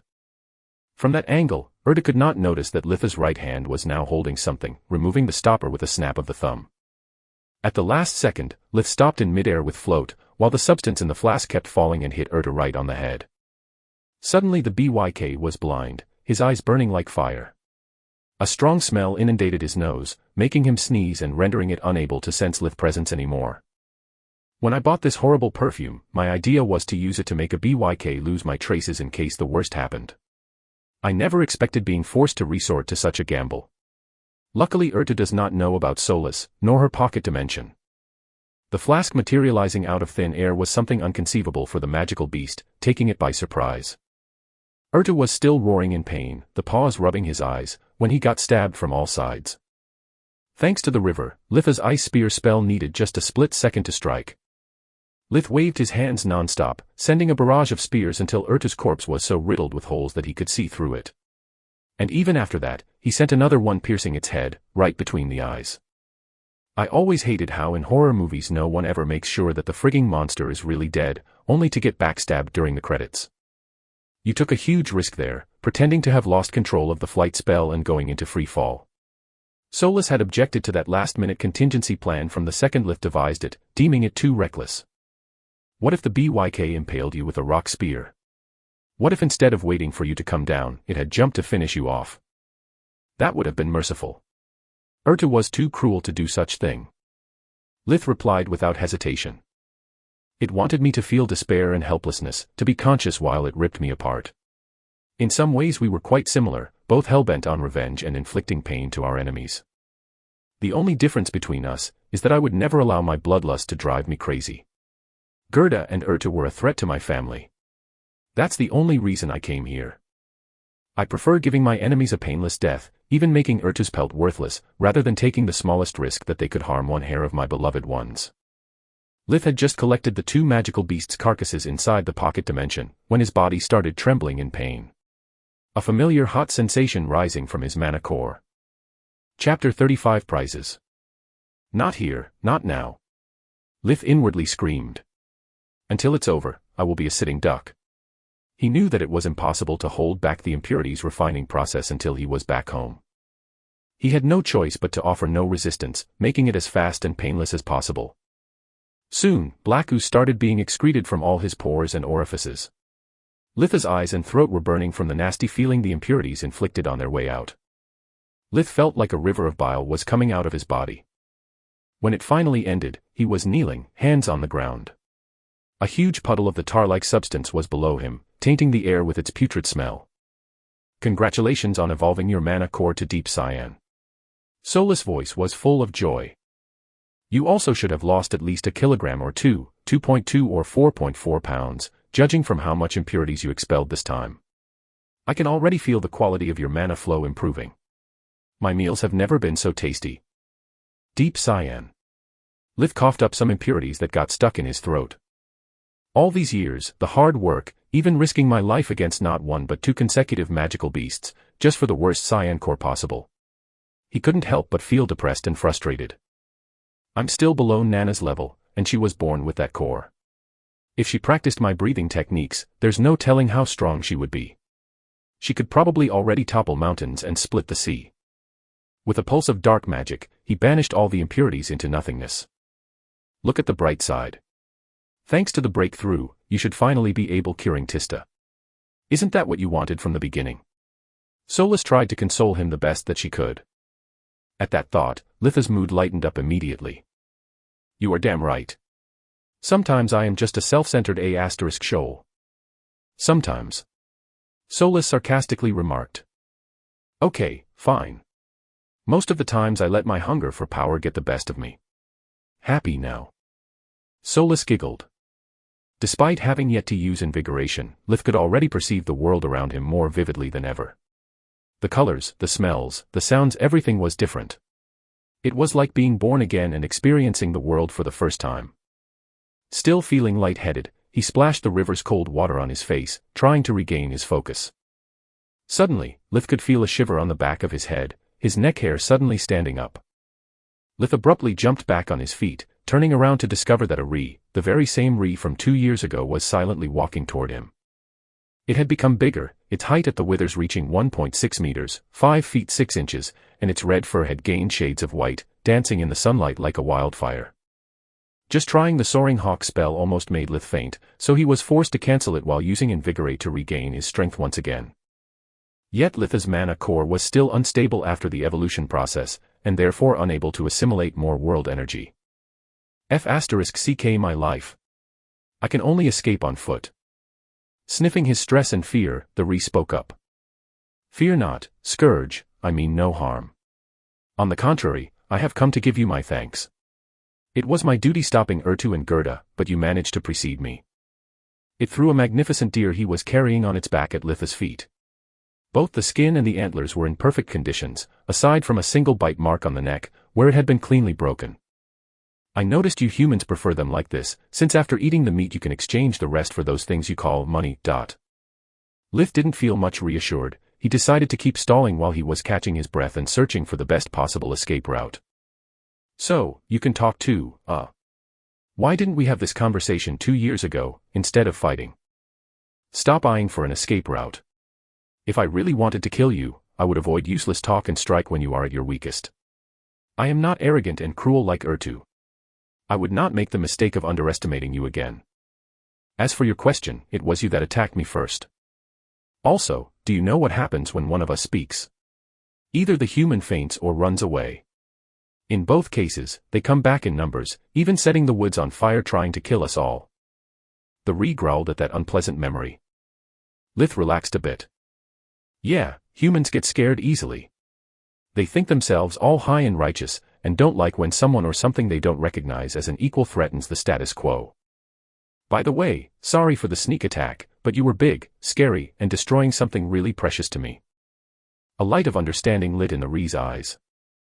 You mean the annoying rock that now you wear at your finger, I see. Then it's my turn to apologize for damaging your property and trying to kick you out of the woods. I only wanted the noise to stop, and you ceasing your attack. If I have to believe your words, why do you call me Scourge? Isn't that kind of offensive? Lith kept moving, very slowly, towards the fastest way home, one step at the time, like he was just shifting his weight from one foot to another while chatting. The Ree snorted, pretending to not notice it. It's no offense. You killed the king in the west, and with its life you claimed its title as well. That would make you the king in the east, I suppose. What's your title? Lith moved another step. The Protector. My role is to keep both humans and unruly magic beasts at bay. It has a much better ring than mine. By the way, Your Majesty, I am not interested in kingships or messing with your turf. Feel free to take over Urtu's region or whatever it's called. I only hunt for my survival, not for sport or pleasure. And that's why you are still alive. Seeing that the human was too self-conscious about his weakened state, the Ree gave up and turned back, walking towards the woods. Lith was still scared, yet had the presence of mind to store the deer in the pocket dimension. As soon as the magical beast disappeared from his sight, Lith ran out the woods, always making Solus look out for any possible menace. Once outside, he changed into his usual clothing, deeming the claw rip on the chest too unsettling for his parents. The closest he got home, the weaker he felt. The adrenaline rush was fading away, his body and mind were both battered from all that had happened. A splitting headache arose, making difficult for him to think. When Lith finally arrived at destination, he was too tired to speak or even walk to his bedroom. He sat down on the nearest chair, sighing in relief, allowing himself to relax. The next thing he knew was that someone had put him into bed, and judging from the lighting it was already night. He closed his eyes, pondering about what to do next, and when he opened them again it was already dawning. Tista and Rena were still asleep. Lith decided to get up and prepare the breakfast for everyone, following his normal routine. It was in that moment that he realized how much had he changed overnight. Not only his body was brimming with strength, he could also perceive his own mana flow without the assistance of any breathing technique. Lith needed but a thought to start floating, managing to get out of the bedroom without making the wood creak. What had required so much focus just the day before, now barely needed his attention. If a Tier 1 spell has become so easy, what about chore magic? Lith discovered that now he was able to use up to 6 spells at once, without the use of any gesture or magic word to help coordinate them. Soon many small vortexes were cleaning every nook and cranny of the dining room, the air in the room getting warmer by the second, while plates and cutlery floated in their place. By the time the table was laid, he had also finished washing and drying the floor. I have performed in less than a minute what usually took me half an hour. I have still a lot of time before having to wake everyone up. Solus, how do you feel? Now that I know you are all right, just peachy. But since you were referring to my abilities, instead of my feelings. From the tone she was quite pissed off. Both the Soluspedia and the Pocket Dimension have started expanding since your mana core stabilized. And what about you? Thanks for asking without any subtle hint from my side. The sarcasm was palpable. I am still recovering from the huge scare you gave me yesterday, but I'll live. I'm sorry. I know you wanted me to escape from Urtu and not take unnecessary risks, but I couldn't run away and live in fear, waiting for him to find and attack my family. I have lived too long in terror of my father, back on Earth, to let the same thing happen again. I hope you can understand. Wanting nothing more than change the subject to escape that awkward silence, Lith asked. What about Gerda's carcass? Can we take credit for the kill or would it arise suspicions? There is no problem for Gerda. History is full of promising mages, even younger than you, killing a magical beast. Since there is no way to determine how strong it was, you can say that you ambushed it successfully. Urtu, on the other side, is more problematic. Not only his pelt is useless, making him only good for racking up merits, but its corpse shows signs of a spell that should be around tier 4 or 5, if not above. I'd say to save it for rainy days. After deciding what to do with the various carcasses, Lith used the remaining time to practice accumulation, while thinking about how to announce to his parents the treatment he had devised for Tista. Among all the things he had gained since arriving in the new world, his family's happiness was still the greatest prize he could strive for. Chapter 36 Out of Misery. Author's note: I do research my stuff, but please remember that this is a work of fiction, not a medicine textbook. If among you there is some nitpicky doctor, please be nice and cut me some slack. Enjoy your read. Lith spent the next few days familiarizing with the changes in both his body and mana core. Healing with true magic was much different from the on-off effects that fake magic used. Not to mention that the procedure for Tista required surgical precision. So, he used his new job as Nana's assistant to master once again his mana flow. Lith also personally reported to Count Lark the slaying of the magical beast via Nana's communication amulet. He gave the Count the chance to buy the perfectly preserved pelt, but for that he needed to get in touch with Celia. Lith had no idea how to tan and preserve such magnificent fur, and neither did he know how much was its worth. So, he had been forced to turn to the Huntress for help, and Celia had accepted in exchange of 25% on the final price. The same fate befell the deer carcass. Lith's goal was to improve his relations with Count Lark by earning merits for both of them.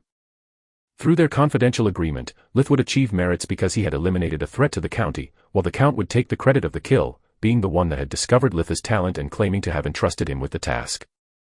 According to the law book in Lith's possession, a noble would get great fame and honors, according to how his subjects performed.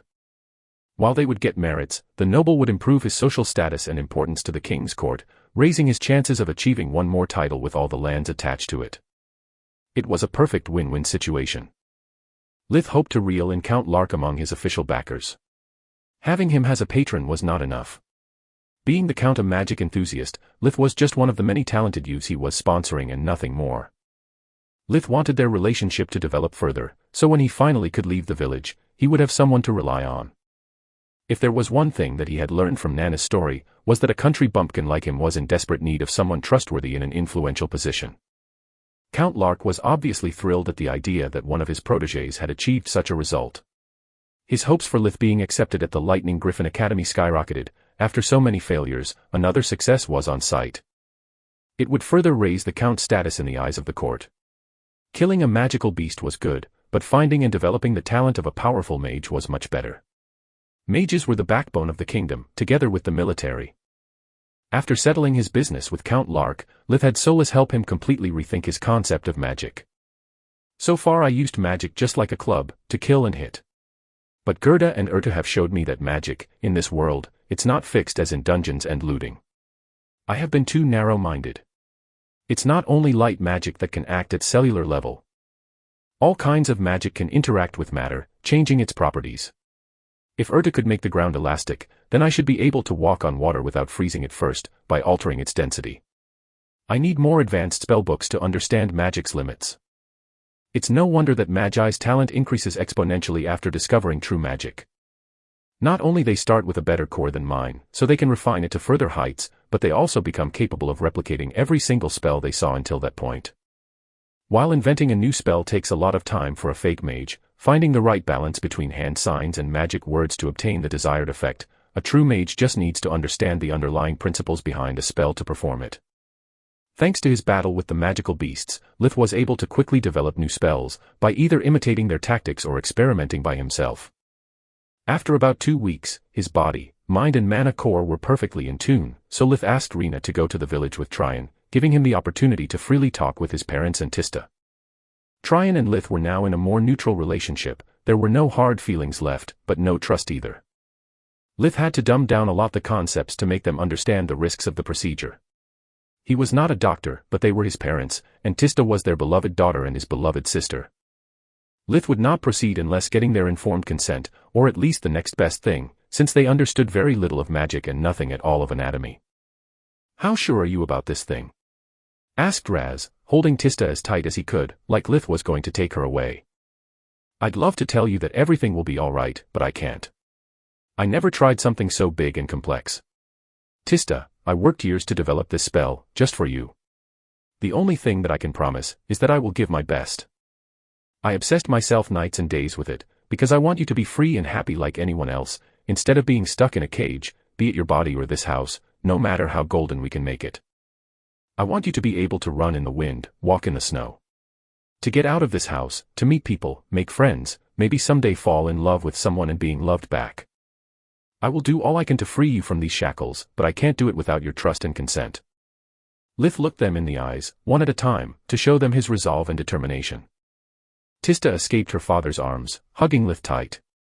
Oh, Lith. When you talk like that you sound more like Dad than a little brother, she said, crying. Of course I trust you. You have always been by my side, taking care of me, even when I could do nothing but stay in bed all day. You work so hard, giving me so much. Food, clothes, you even invented the rocking chair for me, and is actually a swing. See Chap 17 for more details. Mom, Dad, I want to do it. Whatever happens, I could never regret having trust in my little brother. Without saying a word, Raz and Alina joined her in the embrace, all of them sobbing together, even Lith, so fond of their bond and so scared to lose one of them at the same time. After Lith calmed down, he could finally start. On paper, the treatment was simple. By using Invigoration's real-time imaging of Tista's body, Lith would use light and dark magic in sync. Dark magic would destroy the damaged cells that composed almost half of Tista's lungs, while at the same rate light magic would enhance the healthy cell's ability to multiply, instantly replacing the lost organ tissue. But even with his limited knowledge in medicine, Lith could see many underlying problems. The destroyed cells would release toxins and impurities in Tista's system, and if they accumulated too much she could die of shock or organ failure. Also, regenerating a vital organ like the lungs was a delicate process that would consume lots of her strength, and she hadn't much to begin with. So Lith had decided to take things slow, treating only a minimal part of her lungs to begin with. Then he would use his control over her mana flow to expel from her body all toxins and impurities the dead tissue would release, and give her some time to recover before attempting another session. During all the process, he took care of her eating and resting properly, to the point that Lith skipped hunting and magic training, only keeping his job with Nana to have a steady source of income while Tista was resting. The whole procedure took over a month, but thanks to all his painstakingly efforts and meticulous bordering anal retentive preparations, everything went well. In some respects, even too well. After the treatment, Tista's mana core had gone from light orange to yellow, and according to Solus, it kept evolving over time. Seems your sister was quite talented, but her illness prevented her core from properly grow. That's good. Lith nodded. As soon she completely recovers, I can bring her to Nana to learn magic. That way she will be able to learn a trade and achieve a social status on her own. What comes next depends entirely on her. Won't you teach her true magic? That would be idiotic. She is just 10 years old. If there's really some sort of global conspiracy and control over magic, that would mean putting her in danger. She deserves to finally have some fun. To live instead of just surviving. I won't drag her into a beehive unless that's what she wants. Lith made sure that everyone in the family understood the importance of keeping Tista's recovery a secret. Lith was still a no-one. If the rumor spreaded, nobles or other mages could hunt them down to get their hands on the procedure. Despite they regretted being forced to keep trying in the dark, they accepted wholeheartedly. None of them was stupid enough to endanger such a hardly achieved happiness just for bragging.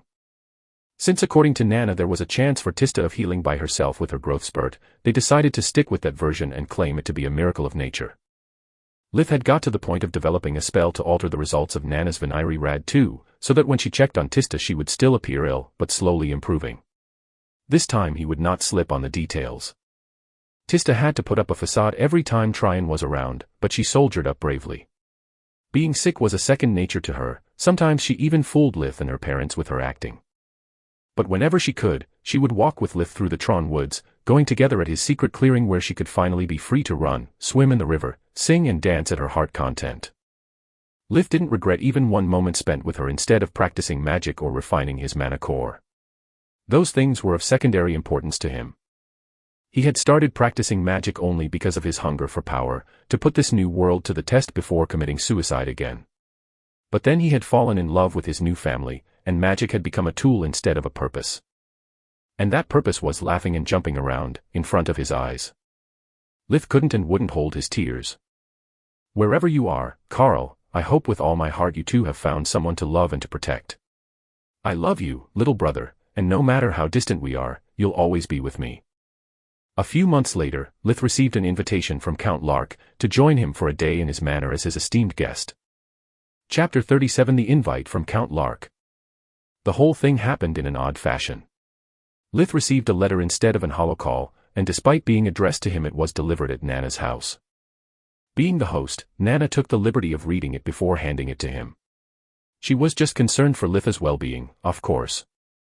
The letter said in a perfect penmanship. Dear Lith. Thanks again for slaying the monstrous magical beast. You have served the county of Lustria and deserve to be rewarded accordingly. To this end, I would like you to join me in my manor in 10 days since receiving this letter. We have much to discuss. I urge you to contact me as soon as you can via Lady Neria's communication amulet. Count Tranquil Lark. What does this mean? Lith asked Nana. It sounds so serious to be ominous. It doesn't even seem something a joyful and spirited person like the Count would write. Nana nodded, eager to avoid the outrageous accusation of being nosy. I can smell good news and bad news. The good news is that isn't anything serious. Despite the somber tone, worthy of a payment order, Lark used a letter. This means it's nothing urgent or important, since he could afford to wait for the delivery and the reply. The bad news is that all the above stinks of formality and etiquette. I fear that you are in for a whole day of boredom, while attending all the official business regarding your prizes and whatnot. As I always say, little imp, no good deed goes unpunished. That's my line. Lith inwardly screamed.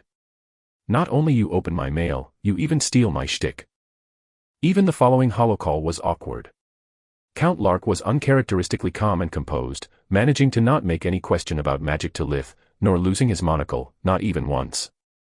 After hearing that Lith had accepted his invite, he stated that his personal tailor would stop by later to take Litha's measurements, and that he would send his stagecoach on the set date, 1 hour after dawn in front of Nana's house. Then, the Count politely but promptly ended the call, saying he had many things to attend. For Lith was like talking to a complete stranger. The tailor arrived less than an hour later. He didn't give Lith any mean look or nasty remark. On the contrary, he somehow recognized him at the first glance, complimenting him for his height. Despite being only 8 years and a half, Lith was already over 1 meter and 35 centimeters, 4 feet 6 inches, high, and in the county of Lustria any man above 1.75 meters, 5 feet 9 inches, was considered tall. Keep growing up so fast and soon you'll be as tall as the Count, young man. After the men left, Nana whistled in surprise. Good gods, I know him. That's the tailor that personally prepared the dresses for the Larks family. It's even worse than I thought. This occasion must be something really big, like being invited to a ball kind of big. This is one of those rare moments when I'm happy not being part of high society anymore. Prepare yourself for long awkward silences, insufferable small talk and being showed around like some kind of exotic beast.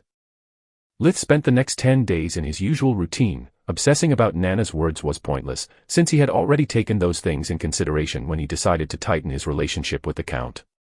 Except dancing, of course. Lith had always hated dancing, even back on Earth, mostly because of his 2 left feet. But even that wouldn't worry him much. There was no way for him learning courts dances in so little time.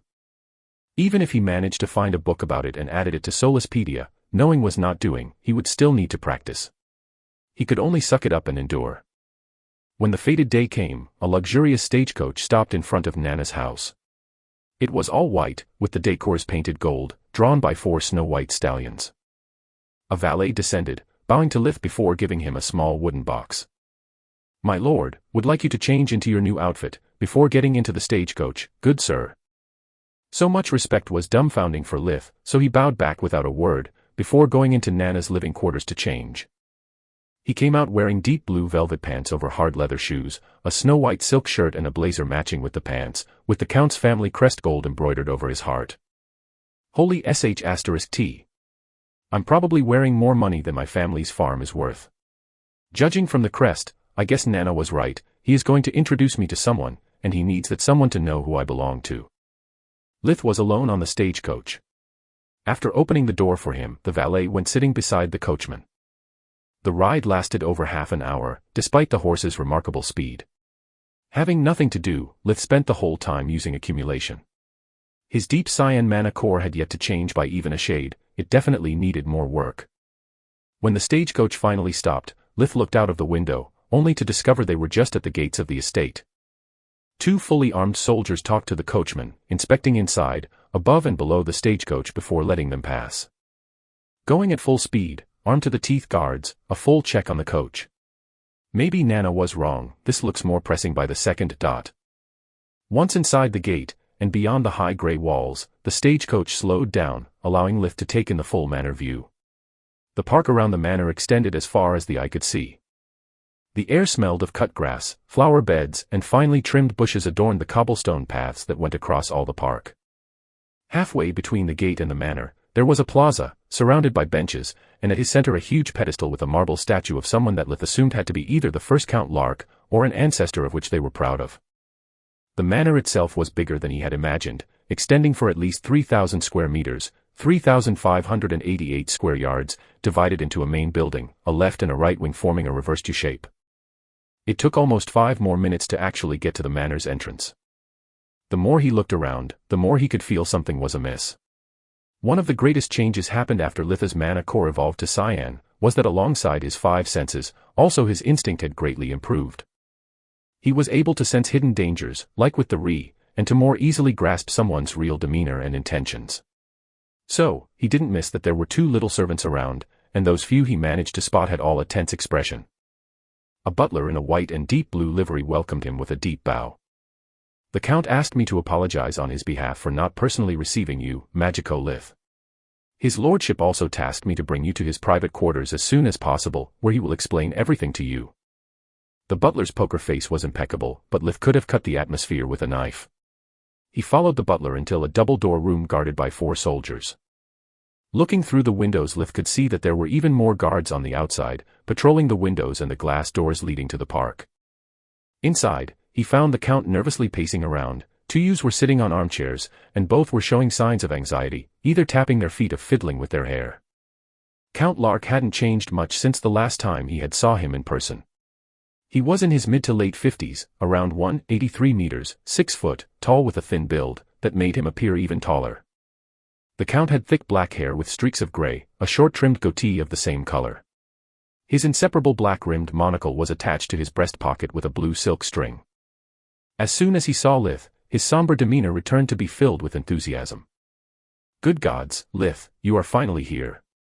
The Count shook his hand with such vigor that Lith thought he was actually trying to crush it. "But where are my manners? Allow me to introduce you my beloved children." The 2 youths stood up and extended their hands in turns. "This is my third born, Jaden. He is also the next in line to become the next Count Lark. Hopefully it should happen many years from now." Lith shook his hand. Jaden had a firm but gentle grip, physically resembling his father, except being almost 10 centimeters, 4 inches, shorter and with a much more muscular build. He was in his early 20s, with pitch black hair and goatee. "And this is my 4th born, Kayla. This young beautiful lady is almost 16, and ready to make his debut at the king's court. They are the only family I have left." Kayla was a petite girl, 153 meters, 5 foot, high, with flaming red hair with shades of gold and emerald green eyes. She was wearing an emerald green day dress that highlighted her hair and eyes. She fitted the Count's bill, except for the beautiful part. She wasn't really well endowed for Litha's tastes, and despite all the makeup she wore it was impossible to hide such a bad case of acne. And even without that issue, he would have considered her pretty at best. Kayla offered him her hand, the palm facing downward. Lith didn't need his etiquette book to know that she was expecting a hand kiss. It was awkward for him, he never did such a thing even for his past girlfriends when things had got almost serious. Luckily, after being dead and reborn twice, having faced killers and magical beasts, it would take much more than that to embarrass him. So, he made a small bow while giving a short peck on her hand. "It's a real pleasure and an honor for me to meet you all," Lith said, following the etiquette. "Now please, you lordship, could you explain to me the reason of my summoning?" The more he saw and heard, the less he understood. Lith couldn't figure out why the Count was giving him all those useless details, and why the hand-tailored dress he received was so similar to what Jaden was wearing. The Count facepalmed himself. "Oh. Of course, I'm so sorry. I'm still so shocked by the recent events that my head doesn't work properly. Let me explain, I called you here because I need you saving our lives. My wife wants to kill us all." Chapter 38 Dysfunctional Family. "I beg your pardon." Lith was flabbergasted. "Dad. How many times I have told you to start explaining things from the beginning, not the end." Kayla rolled her eyes. Yes, my dear. You see, when I was Jaden's age I got married. It was an arranged marriage, with the purpose to join the resources of the Lark and Gishel households, that back at the time were both in dire straits, to get out of the insane debts that our profligate parents had left us. The financial side of the business was a success. Between our combined annuities and by selling some of the residual assets, I was able to have enough capitals to invest in the right businesses. Long story short, our families went from almost broke to being again two of the richest of the dukedom. And that's when everything fell apart between us. My wife, Koya, have never been kind or lovely to me, we were just business partners. We never shared a common interest or ideal, but until we got our money back, at least it was bearable. After that point, our marriage was purely for show, and aside from when she asked me to attend to my marital duties, we had no intimacy. I got 4 children from her, after all, and even got them tested with blood resonance magic to be certain they were actually mine. I might be a little airhead, but I'm not that naive. Both Jaden and Kayla became bright red, up to their ears. Dad. Too much information. Stick to the facts, please. This situation is already embarrassing as it is, don't add oil to the fire. Jaden said, but the Count was inflexible. To be able to help us, Lith needs to understand what kind of woman we are facing, or do you want to underestimate your mother again? At those words, Jaden lowered his eyes and sat back down. Lith was really interested in the blood resonance magic, but he kept the question for later. Things were already confused enough already.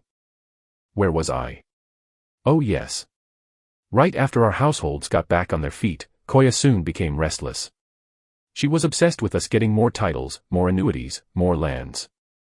To the point that she took part in the court's power games and intrigues, trying to make allies to weaken our neighbors and take over their lands. But after working hard for more than 20 years, I was content with what I had. 4 beautiful children, a rich and prosperous household, a thriving county.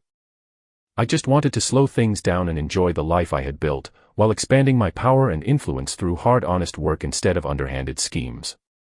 Of course she was furious, all her plotting was useless without my consent. After all, I wasn't married into her family, she was married into mine. And being the one that did all the work I kept the biggest share of the profits. At that point, somehow, our constant arguing and mutual spite started affecting my firstborns. I don't know if it happened because they were born when I was still too busy to give them the proper care and attention, or if they just got more from their mother's side rather than mine. Only the gods know. My eldest son, Laurent, started taking for granted his status as my successor, neglecting his duties and doing nothing but drinking, gambling, and chasing skirts. My second-born, Laika, had always been a problematic child. She was never content with what she had, always wanting more toys, more dresses, more jewelry. Nothing was enough for her. As my constant fights with her mother continues, she became angry with everything and everyone, throwing fits of rage for the smallest things. She started beating the servants almost on daily basis. I lost count of how many ran away from this house because of her. Between Laika and Laurent, it was like there was a competition about who would make me monthly spend more money, trying to cover up their misdeeds and compensating their victims. I tried sending Laurent to all the military academies I could find, hoping that some discipline would straighten him up, but he always managed to get dishonorably discharged in a few months, if not weeks. My last resort was giving him the position of responsibility in the household, but he would either not attend at all, or show up dead drunk.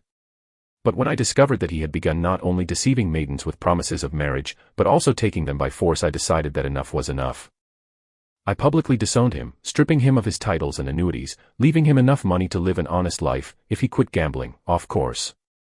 I also told him that the next time he defiled a girl he would be judged like any other scoundrel, and pay for it. At those words, Lith thought about Orpal for the first time in over 3 years. That Shoal should be away for at least another couple years. Maybe if I decide to take part in this episode of Game of Spades and we survive, I can have the Count trace and eliminate him for me. That would be nice.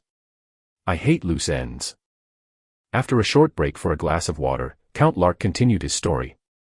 My wife was outraged, for her Laurent's crimes were just boyish pranks that we should indulge and forgive. But it was the Lark household that he was dragging into the mud. He was throwing away my money with gambles and loan sharks. Not to mention that my reputation had become that of a corrupt and profligate noble.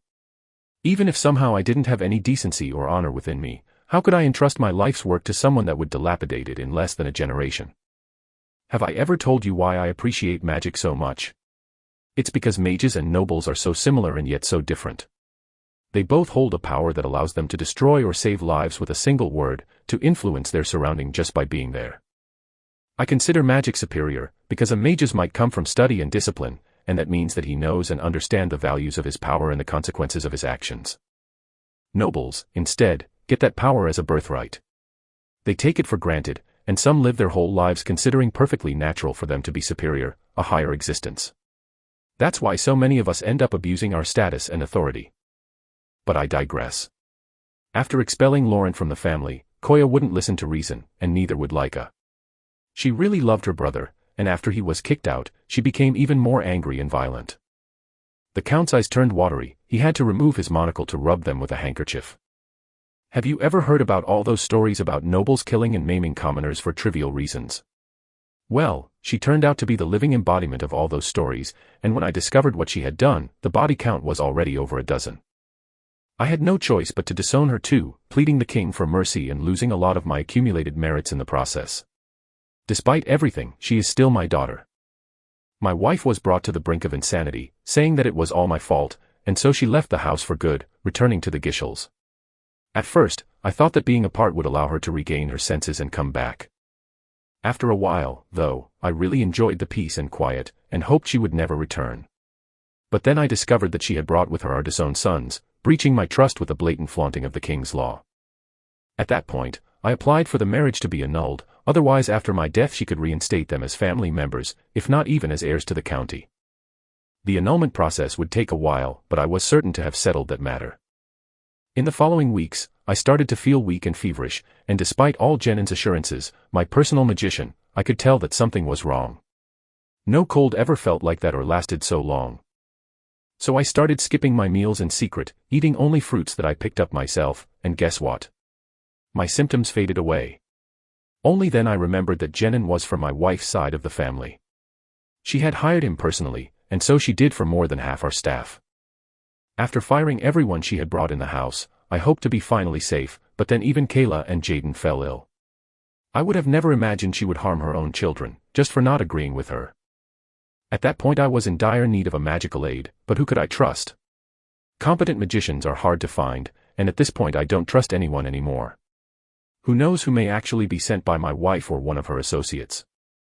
That's when I sent you the letter with the help of my personal secretary, a man that I know and trust from decades. I couldn't call for Lady Neria's help. Without her the whole district of Lusha would fall apart, not to mention it would be a sign of weakness. Who would entrust a county to a man incapable of managing his own house? Nana have more than once assured me that your healing skills are on par with hers, and having killed a magical beast, I'm pretty confident that you are already more competent than Jenin, who graduated in a minor academy only thanks to his father's money. Lith closed his eyes, trying to assimilate all that information at once to decide his next course of action. F***CK. I'm in a dead end. He thought. If I say no and he survives, I'll lose everything I built so far. If I refuse and he dies, not only all my efforts for making him into my backer will be for naught, but this wannabe Cersei strikes me like someone that after getting rid of her husband, will wipe clean all traces of his existence, and that includes me. Unless she is deaf, blind, and dumb, she is bound to know how much the Count has invested in me. That puts all my family in danger. And I definitely don't want this Laurent guy come any close to my mother and sisters. Feeling cornered, he had only one doubt. I consider myself a good healer and hunter, your lordship, but I don't see how can I help, except by keeping you safe and healthy for the time being, of course. But that would be just stalling for time. If you don't have a way to make your wife yield, it could go on for years. No, rest assured that it won't. As soon as the marriage is annulled, she will not be able to make demands anymore about the Lark household. Unless I am sorely mistaken, by that time she will be knee-deep in troubles caused by our disowned sons and for violating the king's law by bringing them into her family despite being marked as a living shame. Her only way out is to get rid of me, Kayla and Jaden, to make my will null and void, remain the only inheritor alive and restore Laurent and Koya status. I just need you to keep us alive until the king signs the annulment documents. Litha's mind was spinning at full gear, consulting with Solus to make sure to keep all his bases covered. That can be done.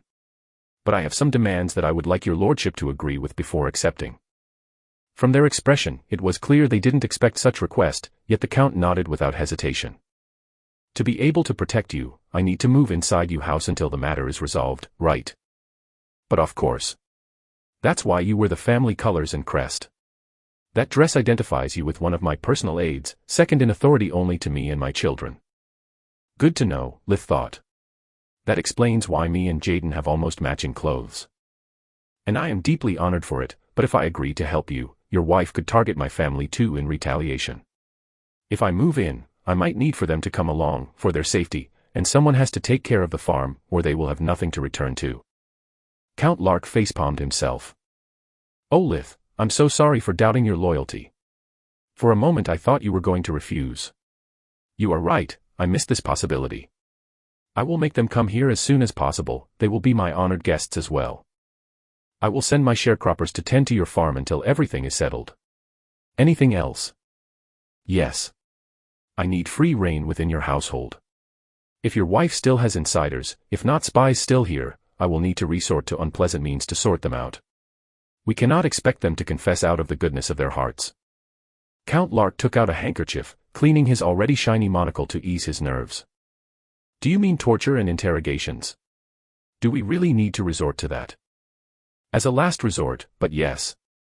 Desperate times call for desperate measures. But it should not be necessary, I can easily disguise as your guest while keeping a low profile.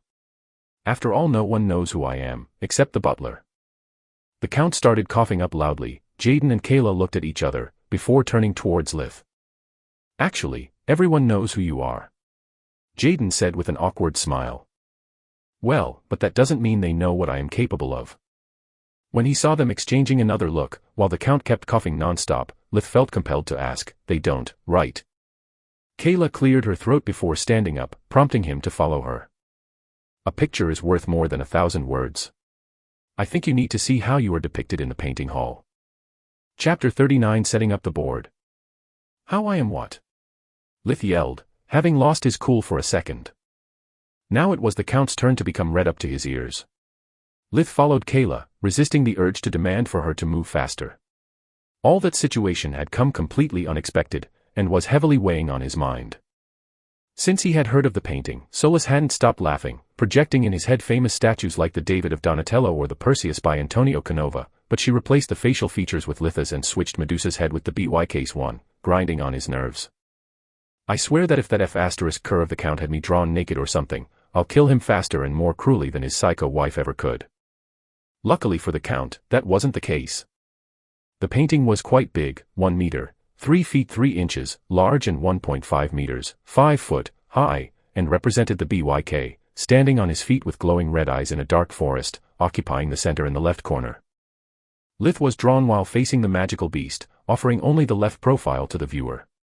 His small body occupied only the bottom right corner, engulfed in a magical aura. His left arm and hand were set ablaze, supposedly because of a fire spell he was casting. The perspective and darkness-filled background made the BYK seem big and terrifying like a dragon, while Lith appeared as the only element of light, his face filled with courage and determination. The enormous stuffed body of the BYK was placed a few meters to the right, half hidden in an alcove, to show the visitor the ending of the story depicted in the drawing. Well, it's not that bad. Lith thought.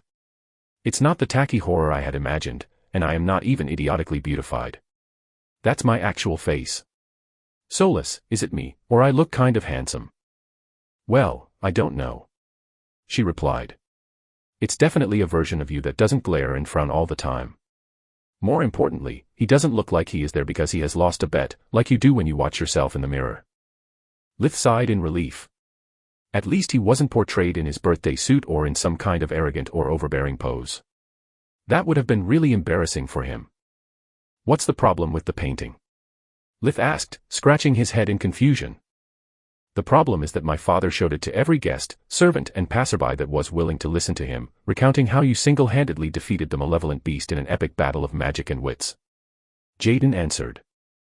That's quite an accurate recollection of the events, albeit entirely made up, Solus commented. The Count would make an excellent storyteller. Lith dismissed Jaden's worries with a wave of the hand. You are overthinking it. No one actually witnessed the fight, the pelt is almost completely intact, and everyone knows about Count Lark's obsession with magic and sponsoring promising youths. They would more likely believe that either I lucked out or that the Count gave me some help, and is trying to lie me into a hero. No offense, your lordship. None taken. the Count replied. So, do you like it? He was itching of impatience, waiting for Litha's reply. What's not to like? He shrugged. I'm not an art expert, but it seems well painted. Both me and the BYK are depicted realistically. The only question I have is how could the artist know my... Then Litha's I noticed the painter's signature in the bottom left corner. It was a squiggly line, but with a leap of imagination one could actually read the name, Tranquil Lark. Lith turned around abruptly just in time to get a glimpse of Count Lark jumping with joy, before regaining his composure. Having cleared that issue, they silently returned to the Count's private quarters, before resuming their conversation. Lith pretended to be casting a fake magic spell, while actually casting his hush spell. It would create a spherical air vortex that would make eavesdropping by conventional means impossible, by distorting the sounds coming out of the room. That will prevent anyone from listening. As I was saying, taking everything in account, no one would actually believe such a story. Of course, the fact that everyone knows my face complicates things, but a covert operation is still feasible. For how I see it, we have two options. Option 1, I pretend to not live up to what the Count said up until this point and act like a half-baked magician. This will give the enemies inside and outside the house the confidence to carry on with their plans, like I am not even here. It should make easier to capture whoever tried to poison you, but it also means that the assassin will embolden and attack more often. Consider that such person or persons could be a small fish, hence even eliminating him, her would do us no good, they would be easily replaceable. Option 2, I play it big and loud, confirming all the rumors about me. That should put your wife on alert, forcing her to reconsider her plans and become more cautious. That would mean a temporary peace, but the next assassination attempts would be conducted by a skilled person that would strike only after a careful preparation, giving him, her high chance of success. At the same time, it wouldn't be easy to find another trusted mercenary on such short notice, if we manage to eliminate the first one. Both paths are filled with thorns and dangers, so it's up to you to decide. The room fell into silence, the three nobles were pondering about how they wanted to bet their lives. Isn't there a third option? Kayla asked. If you can find one, sure. I am open to suggestions. Lith shrugged. I say that our best option is discretion. The Count had made up his mind. We aren't trying to beat Koya at her own game, we just need to stall for time.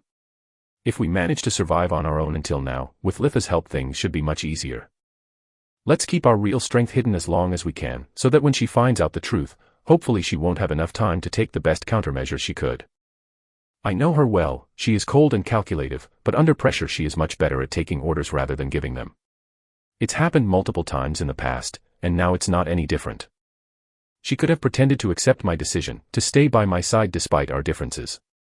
That way, even the first poisoning attempt would have succeeded, since my suspects arose mostly because I knew she wouldn't stand idly while losing the status and money that the title of Countess gives her.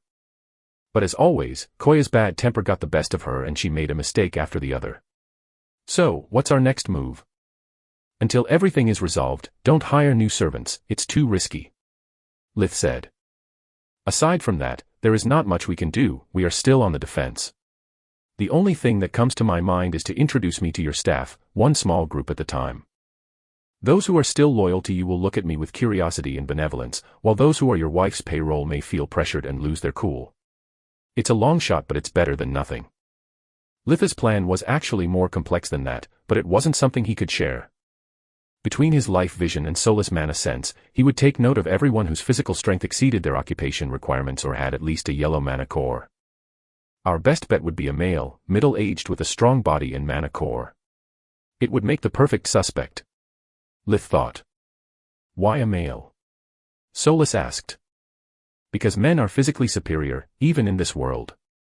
A woman would better suit a honey trap, but we already know that the Count doesn't fiddle with maids. Middle-aged because it should be someone the Countess planted long ago, to let him gain the trust and authority necessary to freely move in the manor. And a strong mana core would be a great tell for a hitman. I doubt anyone with enough talent for magic would settle for a manual labor job without a really good reason. Also, if something magic-related happens, it would be the perfect diversion, since women would always be the prime suspects being naturally more talented. When the Count had told him to have fired half of the staff, Lith had deluded himself into believing that would make things easier for him to control. But reality begged to differ. The remaining personnel still amounted to over 50 units, and that was only after not taking into account gardeners and stable workers, since they did not have access to the main building. 54 F*King persons. It's more than the whole village population. It took me hours just to meet them all. None of them had shown signs of stress meeting him, making his official plan a complete failure. The silver lining was that he had actually found possible suspects. The problem, thought, was that there were too many. Lith had found among the staff 16 people that stuck out for their physical or magical abilities. Yet he had no way of performing a background check outside directly asking them or their colleagues, but that would make his intentions too obvious. He couldn't rely on the Count or his children for that, they barely knew their names and roles in the household. Lith decided that for the time being, the best he could do was keep his own family in the dark. As long as he played his role as a weak magico, the safest place for them was the one further away from the eye of the storm. He kept thinking and thinking, but he couldn't find a way out. Damn it. I'm really starting to believe that this time I am way out of my league. I'm no detective, just an out-of-practice chemist that now practices magical arts. This is not a problem that I can solve by killing or burning stuff. The situation resembles more and more a frigging game of chess, and I hate chess. I suck at chess when the fight is fair, let alone when all I have is my queen, me, the king, count, and 2 pawns, heirs. Soulless giggle was the first good thing he had heard the whole day. Well, if the board is so unfavorable, have you thought about cheating? Suddenly Litha's stone ring turned to liquid, splashing on the floor before returning to the form of a marble. 8 little legs came out of the stone marble, making it resemble a spider that started to move in circles around Lith. Nice little trick, don't you think? Chapter 40 Soulless Adventure. I wanted to give this a try since I gained the ability to change shape at will. Soulless explained. It's amazing what you can do in that form. The same as always. Store things and use magic you know by consuming your mana. If you allow me to do it, obviously. Then what's the point? Last time we checked, our mind link was around 10 meters, 10.1 yards. Sure, I could plant and use you as a bug, but then I would need somehow to retrieve you without raising suspicions. How far can you move on your own? We are about to find out. Soulless started moving fast, first on the floor then up the wall, until she reached the ceiling. Then she moved on the opposite side of the room, putting 5 meters, 5.4 yards, between them. So far so good. I feel I can move even further. Lith opened the door of his room, checking with life vision that there was no one hidden in some corner or behind a secret passage he was unaware of. Then he let Soulless get further away from him. She kept humming the entire time, making possible to Lith to determine how the strength of their mind link changed with distance. At 10 meters, 11 yards, it was perfectly clear, like she was still on his finger. After 20 meters, 22 yards, it became muffled. He could still share her senses and communicate with her, but it required focus. At 30 meters, 33 yards, her thoughts were barely a whisper. I don't feel so good, I'm afraid that this is my limit. If I get any further, I won't be able to receive your mana anymore and I will begin to consume my life force in order to move. My reserves are not depleted as when you first found me, but the idea of being all alone, bleeding energy at every step frightens me quite a bit. Lith could understand her fear. She had already got very close to death once, and in order to survive, Soulless had to pay a terrible price. If mana is the problem, let's see if I can do something about it. Lith created a string of mana with spirit magic, and used it to connect to Soulless. Suddenly everything was clear again, he could even feel her little body perform a joyful dance. Soulless was able to proceed swiftly until the distance between them was 50 meters, 54.7 yards, the new limit of spirit magic's range. Sending her mana over a further distance required increasing focus and energy consumption on Lith's side. It was like casting and keeping active several spells at the same time. For Soulless to reach the servant quarters, Lith required such concentration to become blind and deaf to whatever was happening around him, going into a meditative trance. This is completely unacceptable. I need to babysit the Count and his kids at all times. What would happen if we got attacked while I play the Sleeping Beauty? Not to mention how can I possibly explain to the Count my narcolepsy without either losing his trust or revealing Soulless' existence? Lith tried to open his eyes, to listen with his own ears instead of using Soulless' senses. It didn't come easy, it was like pushing a car uphill, the slightest mistake and he would be back to square one. After numerous failures, Lith snapped. F***CK. If finesse doesn't work, let's go brute force. Lith forcefully awoke. His room was as he had left it, the door still barred from the inside since Solus had gone beyond his line of sight. He could hear and see again, but the burden on his mind and body was unchanged. He could feel his mana being drained, his mind slower than usual. It was like trying to do mental calculation despite a commercial jingle you couldn't get out of your head. The mind link was still there, but it was blocked. Seems at this range I can either use my senses or hers, not both. It's not great, but still an improvement. I won't have to fall asleep at the weirdest times at least. After closing his eyes again, Lith asked Solus to come back, and after her return, they planned their next moves. In the following days, Lith would stay with the three nobles at all the times, barricading themselves in the Count's private quarters and surrounded by guards.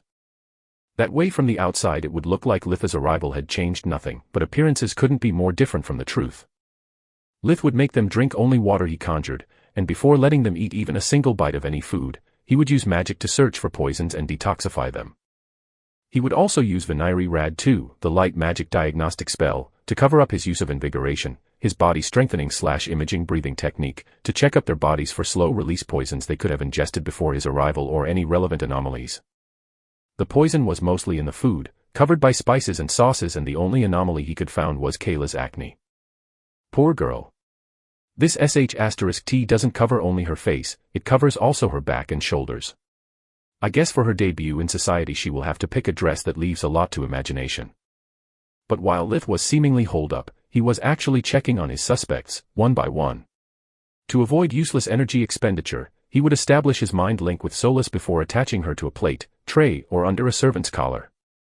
She would then travel to the kitchens in search of her target, and only then she would send a small burst of energy to signal Lith to start feeding her again. She would then follow the suspect during the day, hoping to caught him or her red-handed. Usually she would get nothing out of it, but just the gossip was worth the trip. Sigh, since the Countess left, so many bad things have happened, said a maid in her late 20s.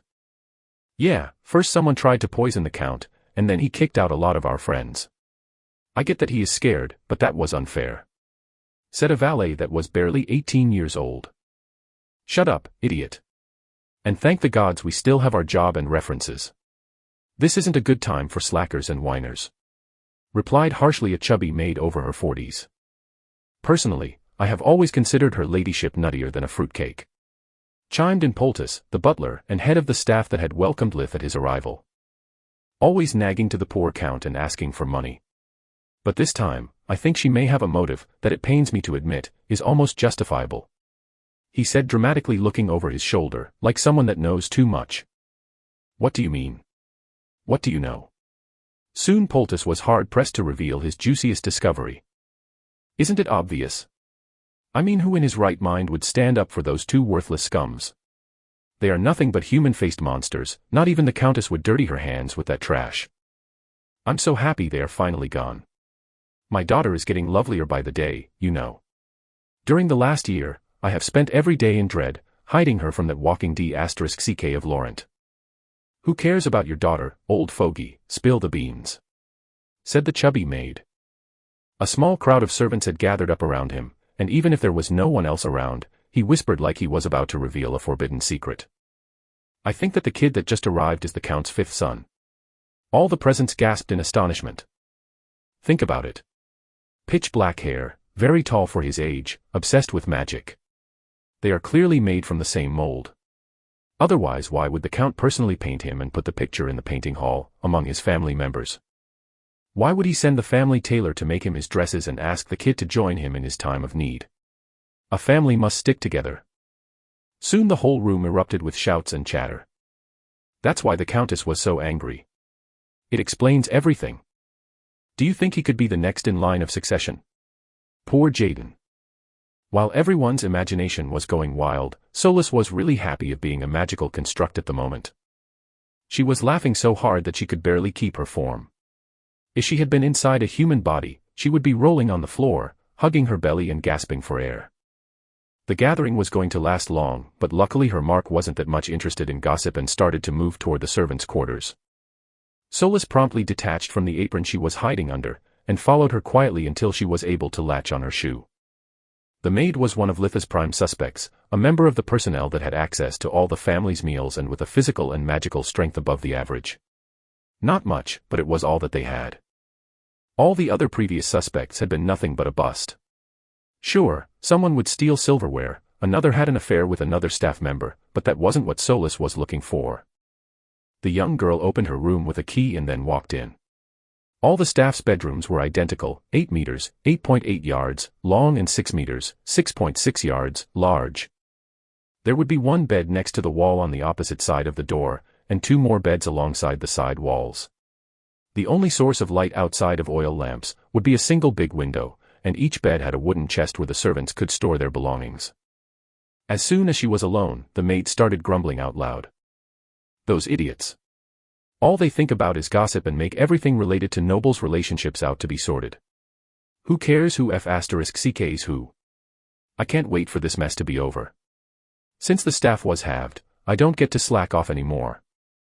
The Count has lessened our workload, sure, but with half the house to clean, now Pontus has double the time to check on our work.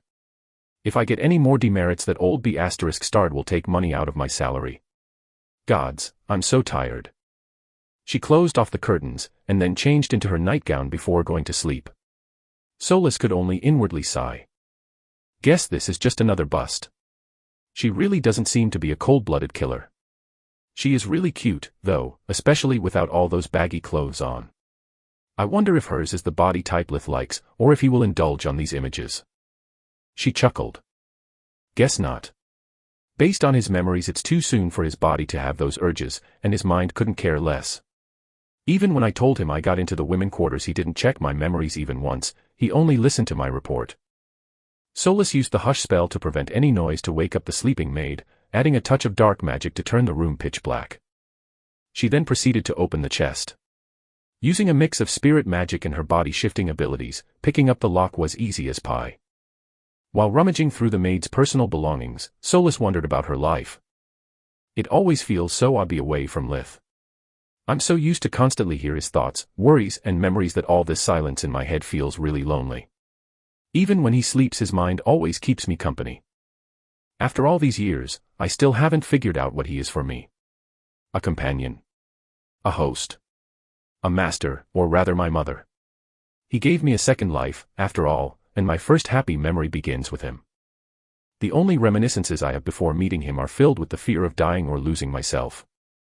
The search had given no results, there was nothing outside casual clothes, shoes, family mementos, and harmless mails between her and her loved ones. Sigh, according to Earth's detective stories, the culprit should have with him, her a detailed letter from the instigator, money, a signet, a flask of poison or whatnot. Being already in the room, Solis decided to also check the remaining beds and wooden chests, starting from the one on the left side of the room. It turned out to be even more bland than the previous. 2 down, 1 more to go. Solis opened the last lock, going through the clothes, the letters, and the trinkets contained in the last chest. She turned an old pair of shoes upside down when a hidden treasure fell into her hands. Well, well. What do we have here? Chapter 41 Screams of Terror. Later, that day, when Solis returned with the identity of the culprit, a sample of the poison and the hilarious new gossip as prizes, she had expected Lith to be excited or at least relieved. Instead he was brooding, with the same annoyed face he had when he was forced to spend quality time with Tryon. Why so gloomy? We did it, we can take her out anytime we want. Smile a little. I would indeed smile if we managed to find her at the first or maybe 5th attempt. Unless math has become an opinion, the last time I slept, searching 13 rooms out of 18, means you have searched 39 persons, more than 2/3 of the staff members. At this point we can as well sweep the remaining 5 to verify if she has accomplices. Not to mention that this maid wasn't even on my list, the psycho wife would have bested me if not for your new ability. Lith started pacing, his mind analyzing the choices at his hand. You are a real party pooper, you know. Solis pouted. Sorry, you did a great job, but put yourself in my shoes. First, it took us so long to find her that I am pretty sure the Countess has already noticed that something is wrong. The Count and his heirs have been poisoned daily, yet they are perfectly fine. It's safe to assume that soon she will resort to a more direct approach. We need to move fast, before her pawn flees from the scene. Second and most important, this new piece of gossip you brought me is a nightmare. Sure, is all fun and laugh, until you realize that if the rumor reaches the Countess' ears, she may even believe it. And while I don't care being a target, the same can't be said about my mother. We must wrap this up quickly, and try to get as much evidence as we can, so whoever is handling the annulment process will be forced to speed his bureaucrat A*S up. Then, I can ask the Count to bring my family here as soon as possible. When those blabbering fools see that I am the spitting image of my father, that stupid rumor will die out. Only then I will be able to focus on protecting the Count again. Well, yeah. Solus shrugged. But you are forgetting about the bright side. If the Countess falls for this rumor, she will get really angry. And when she's angry she makes really stupid mistakes. Always such a pessimist. And you even dare to question why you look like Cr*P in a mirror. Ever since Solus had started following the suspects, Lith hadn't been sitting idly either. To make use of whatever she would find, he needed a plausible excuse. At random times during the day, he would pretend to go investigating on his own, leaving the three nobles with the guards, while he would actually always remain in the vicinity, ready to intervene if necessity arose. Also, he had asked the Count to give him a tour of his magical library, getting the opportunity to borrow some Tier 4 books and store them inside Soluspedia. Even when they were apart, Lith could still access both the dimensional storages, it would just take some effort to operate them. That allowed him to further expand his knowledge about the possibilities of magic, and gave him several new ideas. The next day, after Solus identified at least one of the Countess agents, Lith started to prepare the final steps for his new plan, while Solus searched the remaining 7 rooms. It turned out they miscalculated, since both the butler and the head of kitchen had their private rooms, because of their status and seniority. Her task was made faster and easier by the fact that she had not to tail a target for a whole day anymore. Solus could just get inside and search for evidence as soon the coast was clear. On Lith's side things were a bit trickier. First, he had to identify the poison from the sample Solus brought back. It was a colorless and odorless liquid.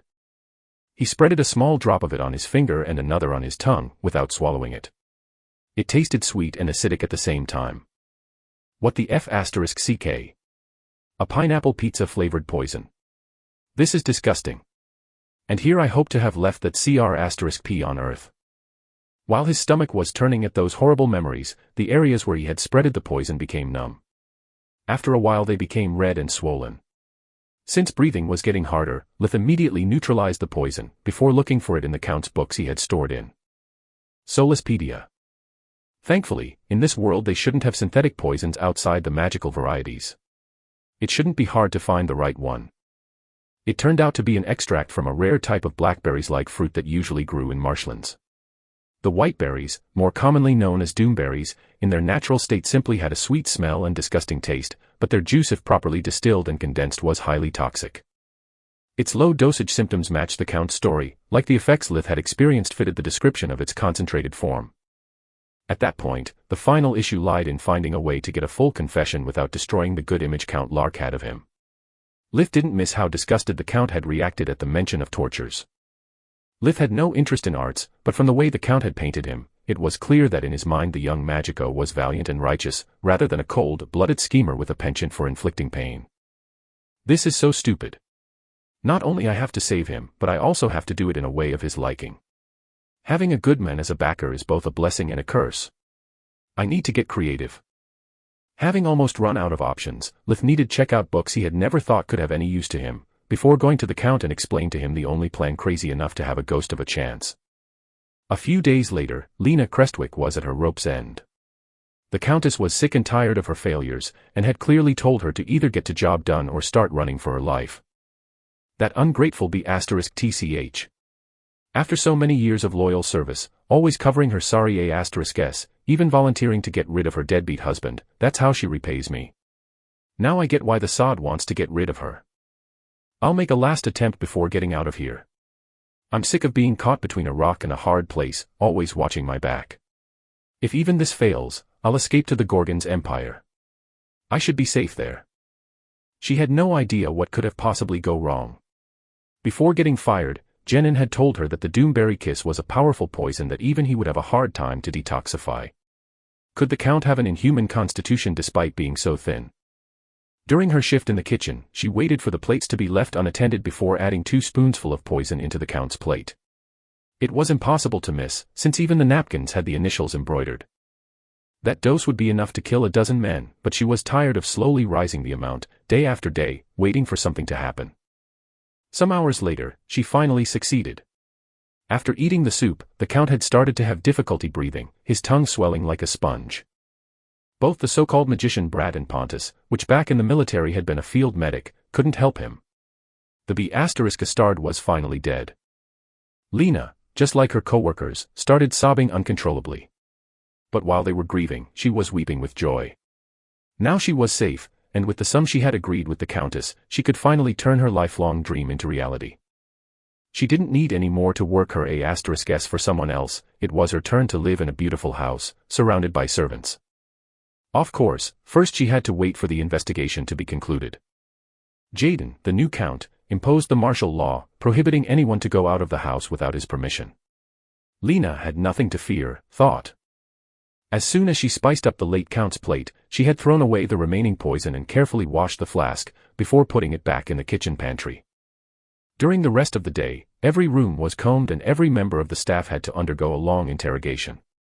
When they finally let her walk, she was exhausted, all the stress and emotions had taken a big toll on her. Also, she was starting to realize that she had actually killed a man, and a good one too. She tried to ease her guilty conscience by thinking of her future wealth and happiness, but instead she ended up second thinking everything she did so far. What if that B****tch breaks her word? It's not like I can expose her crime, after all. Even worse, what if my reward turns out to be a knife in the back or a poisoned drink? She doesn't need me anymore, I'm just a loose end. Good gods, what have I done? Have I really killed a harmless buffoon, just for pile of gold? The words pile and gold still had a soothing effect on her, so she decided to go to bed and put all that story behind her. What's done it's done, all the remorse in the world can't bring back the Count, may the gods rest his soul. The problem was that her roommates wouldn't stop talking about what happened, it was the first time in years that a murder occurred within those walls. After some yelling and bickering, she managed to convince them to close the curtains and turn off the oil lamp. Lena had just closed her eyes when the doorknob started turning and rattling, someone was trying to get in. As soon as the light was lit again the rattling stopped. What was that? It must be another of Psyche's stupid pranks. She's such an hole. And how could she do it if all our rooms are closed from the outside? Martial law, remember? Lena pointed out. When they were still trying to find an explanation, suddenly the room became so cold that they could see their breaths condensing, their room's window got all fogged up. One of her roommates became really scared, banging on the door and calling for help, but no one answered. All they could do was to wear their heaviest clothes and cover themselves with the blankets. Then, the oil lamp went out. No matter how hard they tried, it was impossible to lit it again. Panic started to ensue when the knob rattled again, even stronger than before, while their beds shook like during a quake. It's like in the old stories my grandmother used to tell me when I was little. Screamed one of the maids. A vengeful spirit is trying to get in. Grow up, Syria. There are no such things as ghosts. Lena was a woman of action, she never believed to folk tales. She raised her nightstand, to use it to smash the window that refused to open, when she saw him. The late Count Lark was in front of her, despite her room being on the first floor. His whole figure was pale white, glowing in a dim light like a firefly. His eyes were all white with no pupils, shedding tears of blood. Small blue flames were erupting from his snow-white hair, dancing around him while emitting screams of pain. Their eyes were locked, Lena couldn't look away, her whole body frozen stiff, the nightstand still raised. How could you do this to me? The Count's voice sounded distorted and distant, barely a whisper, but they could hear it clearly as a shout. Screaming in terror, the three women ran to the door, trying to open it and calling for help. When they looked back, the Count was already floating inside, despite the window being still locked. When he extended his hand, they felt a jolt running through their spines, falling into a cold oblivion. Chapter 42 No Rest for the Wicked. When Lena woke up, she discovered she wasn't in her bedroom anymore. The moon was covered by clouds, and with only the dim light of the stars, she couldn't figure out her new location. Lena only knew she was now in the open. The cold night breeze and the rough feeling of the earth under her hands left no space for doubts. As her eyes started to adjust to the penumbra, she noticed some humanoid forms laying on the ground, only a few meters away. Glad of not being alone, she slowly crawled towards them, while trying to remember what had just happened. Lena was about to shake her roommates, when the moon shined through the moving clouds, revealing them to be skeletons. Lena started to scream, and when she recognized the nightgowns they were wearing as those she had seen countless times on her friends, it turned into a shriek. Around her, multiple figures started to move and moan. She tried to run away, but tripped into something soft and squishy, tumbling on the ground. When she opened her eyes again, she was staring at a tombstone where was engraved, "Here lies Croblin Lark, beloved father and husband." Lena suddenly realized what was that place, why it did feel so familiar. That was Lark's family burial ground, where all the forefathers of Count Lark lied in their eternal rest. In that moment, she remembered everything, the poisoning, the twisting knob, the ghost. She wanted to believe it was all a bad dream, but her foot still hurt after the fall. Lena was about to lose her mind, when the moonlight revealed that the moving figures weren't undead, but other members of the staff she knew all too well. Two of them were actually her accomplices, Zaman, the second oldest butler after Poultice, whose loyalty actually lied only with the Countess, and Bizia, a young maid that had been planted a couple years ago to keep an eye on the Count's private quarters. The three of them had been tasked by the Countess to ensure her return to power, by eliminating all possible obstacles. It was only thanks to Zaman's and Bizia's help that she had been able to slip the poison in the food unnoticed, even when she wasn't supposed to be in the kitchen. Either by relying on Zaman's authority or Bizia's flirting charm, she had managed to complete every task assigned to her after the Countess' forced departure. There were also two more staff members with them. Rifaya, a young valet she had often worked with, and Almond, one of the many butlers of the household. "Lena, is that you?" Bizia looked confused, shaking her head, trying to regain her focus. "That scream of yours almost made my head explode. Where in the God's name are we? Why I'm not in my room?" I clearly recall. Zaman's voice was cut short, the blood draining from his visage as he remembered the last events. "The Count!" he exclaimed. At those words, all five of them froze up in place, swept away by the terror caused by the unnatural encounter. "The Count is back," Rifaya said with a choked voice. "And the gods know why, but he believes I'm responsible for his death." Soon they all started looking around, finding the corpses of their roommates. Their clothes were unscathed, while their bodies seemed to have aged centuries. "Rorik, why did this happen to you?" Almond fell to his knees, near the remnants of his oldest friend, crying desperately. "Shut up, you fool." Zaman forced his mouth shut with a hand. "In case you haven't noticed, we are in a cemetery. It's better not to wake which can eternal lie." Zaman didn't dare emit more than a whisper, he was very superstitious. Usually Lena would mock him for his cowardice, but that night was different. She could feel her guts twisting and turning in fear, her body begging her to run away. Suddenly the ground trembled, and a raging fire erupted from an open grave. "Count Striquil Lark grave. How could you do this to me?" The Count's spirit slowly emerged from the flames.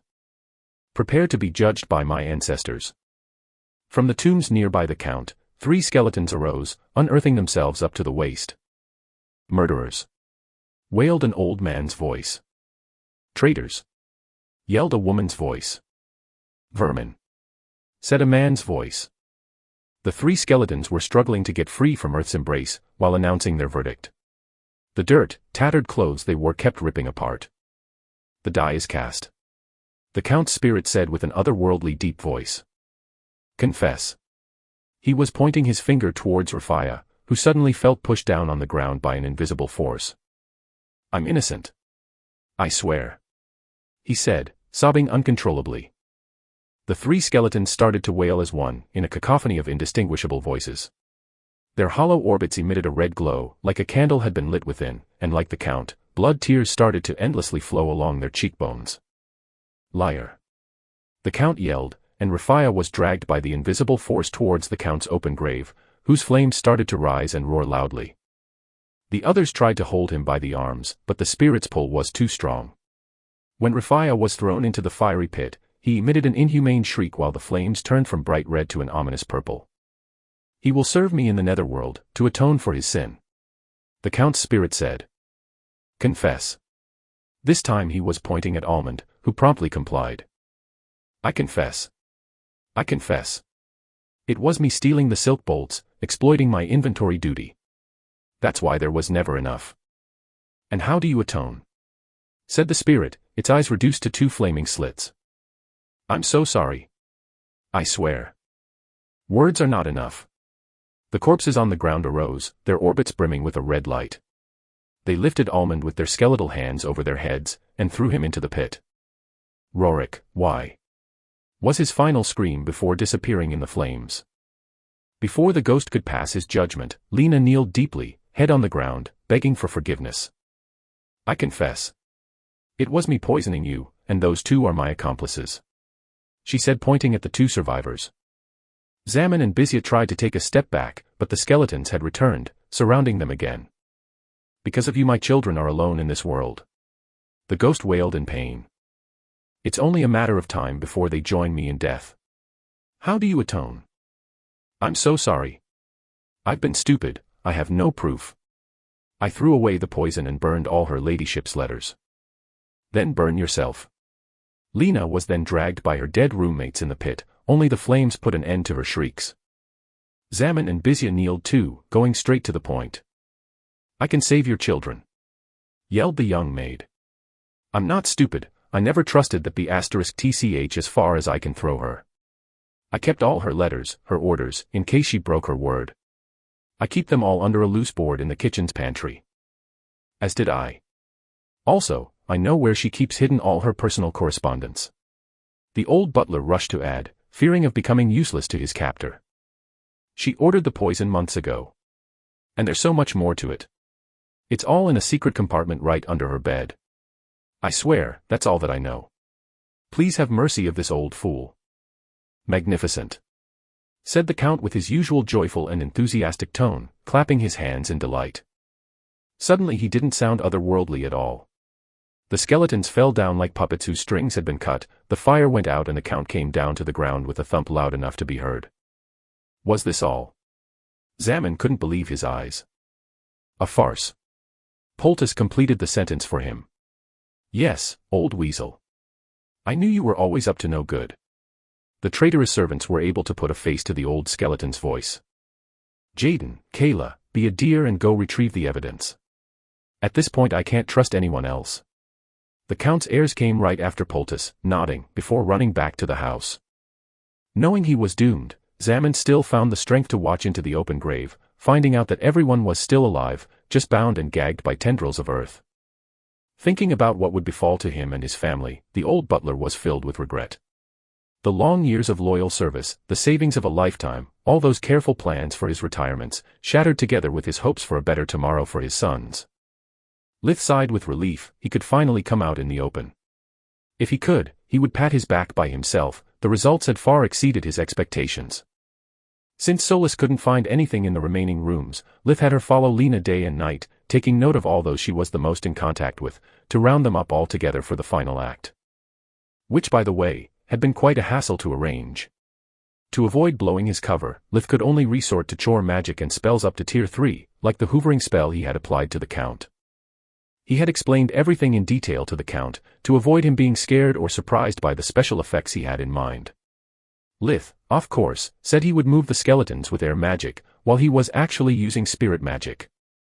The blood tears trick was an easy one, chicken blood that he prevented to clot with light magic, while using water magic to make it go down the cheekbones, pass behind the ear and through the hair to get an endless stream effect. The single steps were easy, but keeping all those spells active at the same time, manipulating flames, blood, skeletons, had been quite exhausting, even with Solus's help.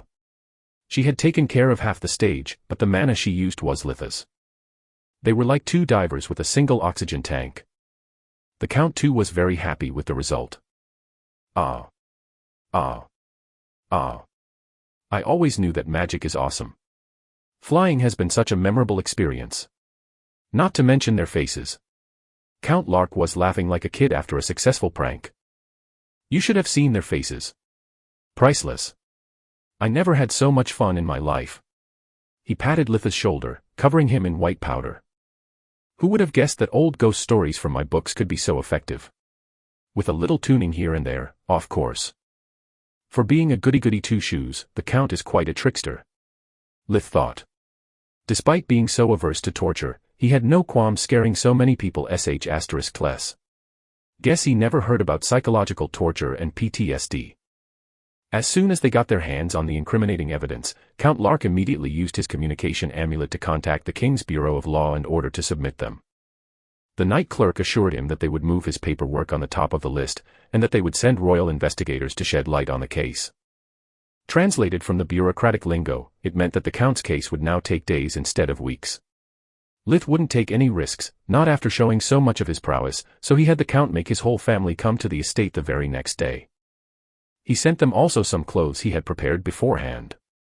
In such a palace, the lowest stable boy was better dressed than them, even if they wore their best suits.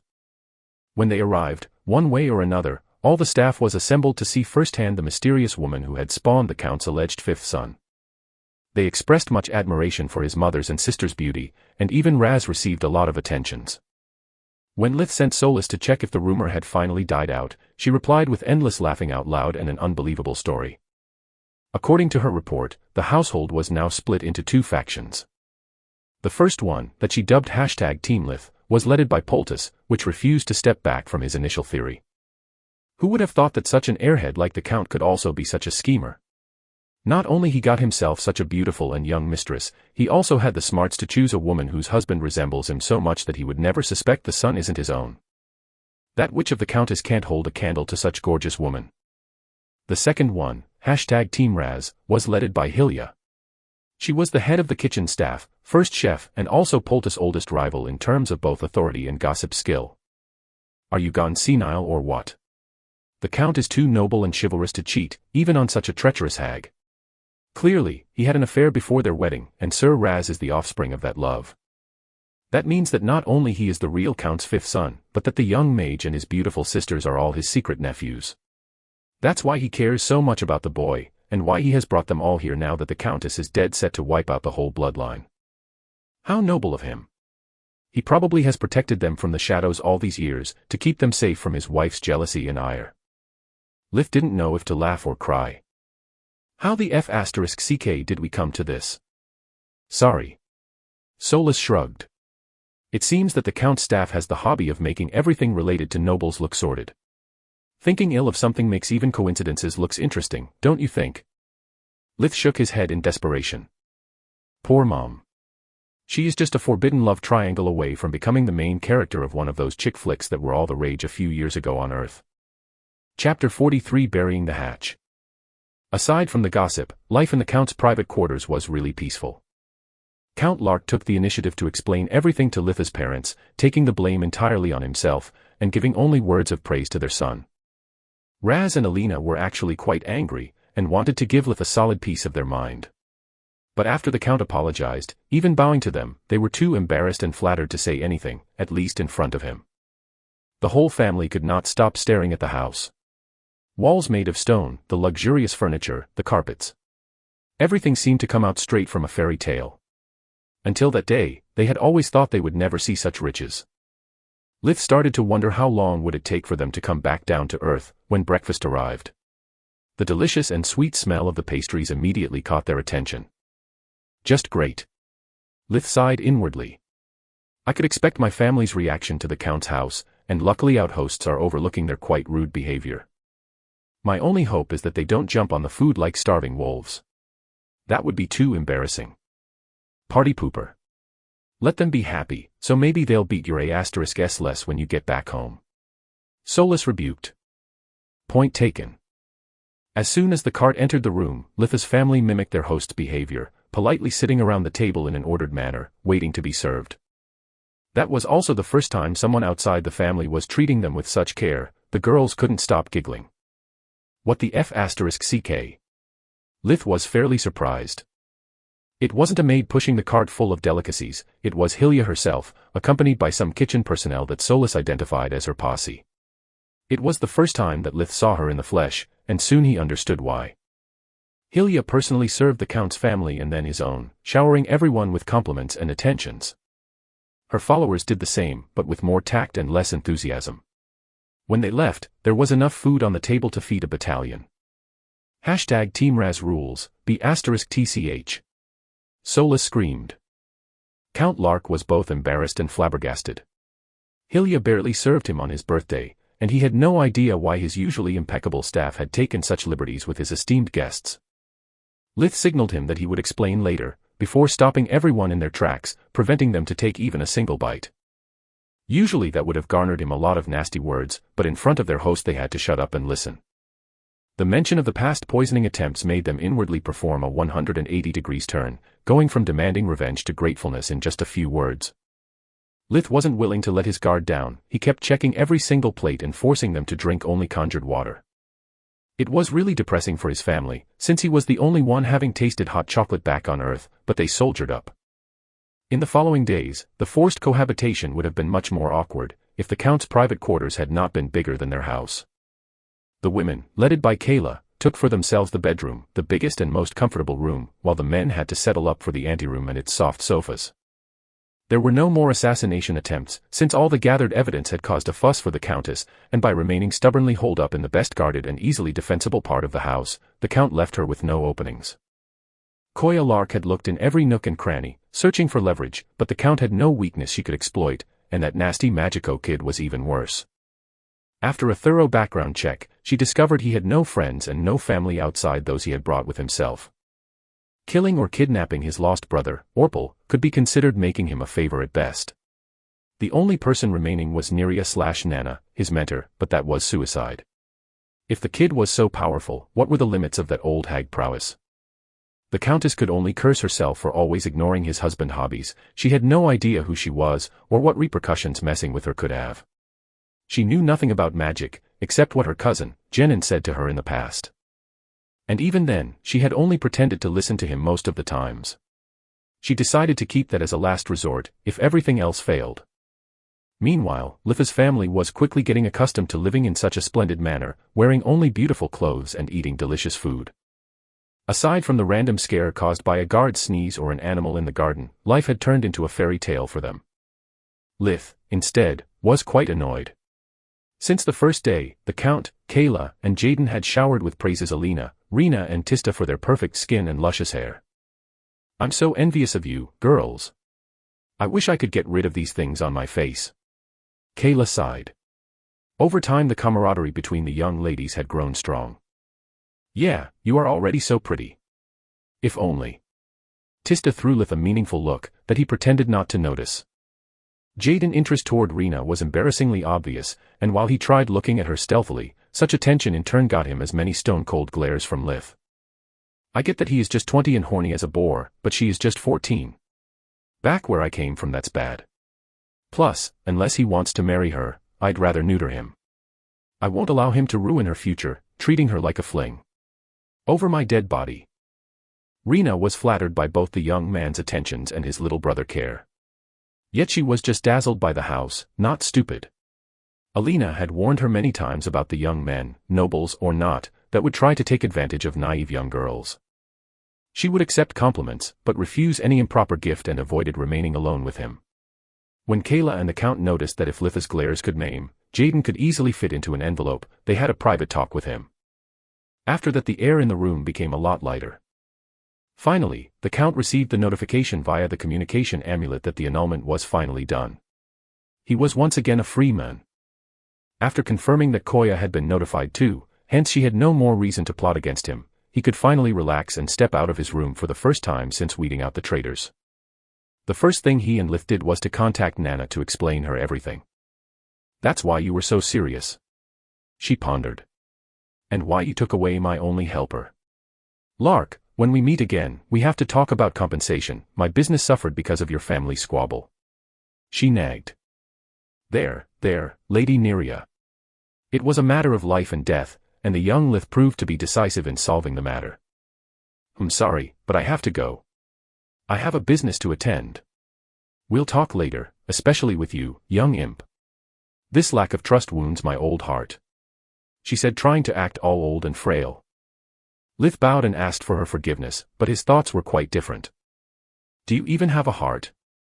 I'd bet all I have that the only reason you are pouting is that you have missed such juicy gossip for so long." Contrary to their expectations, Nana called only a few hours later, and their next conversation had an entirely different mood. Nana was laughing her ass off the entire time, managing to speak only briefly while gasping for air. Ah. You can't believe what just happened to me. Someone just tried to kidnap me. I'm serious." A long laughing pause followed. It made me feel young again, like when I was still an adventurer. Guys dressed in tacky full black clothes, coming at me from all directions. It was hilarious. You should have seen their faces when I took them down at once with a corona discharge. According to the Count's books, it was a very strong Tier 5 lightning spell. Nana's true specialty was air magic, after all.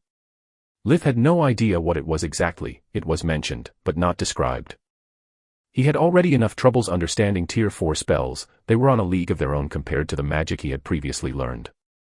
They were so cute. They even had some minor magical items on them. I have no use for such trinkets, but I can still sell them for good money. Lith was so envious. Magical items. He had yet to find any. Hey, that's offensive. Solus pointed. I resent that. You are not an item, you are a friend. The pure sincerity of that thought sent Solus giggling and blushing in a corner of her mind, away from Litha's perceptions unless he explicitly searched for her. That makes the three of us even. Nana said. I hadn't this much fun in decades. I was almost considering to let some of them go and not submit a report to the Mage Association. Almost. So, Lark, this is my annulment gift for you. From now on, you can choose to introduce yourself as bachelor or a widower. I'd go with widower, is more dramatic. Chicks dig rich lonely men and makes less awkward explaining why you have 2 children already. Ta-ta. After the communication ended, both the men were shocked to their bones. You told me that your wife handled stress badly, but this is beyond idiotic. Lith even forgot the most basic etiquette. Indeed. The Count didn't seem to notice. The only explanation is that Koya had arranged Lady Neria's kidnapping in advance, and when she received the news about the annulment, it was too late to call it off. She is a close friend to both of us. Koya's plan would make sense if Lady Neria wasn't the strongest magician in all the county. Not to mention that even if the plan succeeded, the result would be disastrous anyway. Count Lark sighed. Koya, you never listened to me when I talked about magic and its rules. I hope they don't make you suffer too much. You are still the mother of my kids. Thinking about the destruction that was about to befall the whole Gishel household, including his disowned children, he could not avoid shedding tears of regret and compassion. Lith moved behind him, patting his back while using his sheer willpower to suppress a hysterical laughter. Lith and his family spent 2 more weeks as the Count's guests, fully enjoying his hospitality and the beauty of the whole manor, especially the park. Now everyone had a room of his own, there was no danger anymore. That meant that away from prying eyes, Rena and Tista could freely mock their little brother for the Count's painting and the heroic aura he had depicted him with. Living every day with Lith, they really couldn't see him as someone great or overbearing. He was always their little brother. Lith paid them no mind, their laughter was something he had fought so hard to protect. As long that they laughed happily with him, instead of him, sibling mockery was perfectly acceptable. Alina and Raz, instead, were really scared by the stuffed BYK, considering that their son had been reckless enough to face such beast on his own. When they would get back home, they would give him a talk, but not now. There was no point in spoiling their first vacation in over 30 years. For farmers' vacations were just myths, like dragons. Lith used that time to get acquainted with the huge magic library the Count had assembled over the years, finally discovering what blood resonance magic was. It was a recently discovered branch of light magic, and by using it a mage could ascertain if 2 people were blood-related or even to whom a blood sample belonged. Interesting, back on Earth this could become the foundations for forensics analysis. Seems that this mage, Duke Marth, name, not title, is still alive and well, teaching magic in the White Griffin Academy. This makes 2 famous mages residing there. Maybe Nana went to the Lightning Griffin because of her air magic prowess, while the White Griffin specializes in light magic.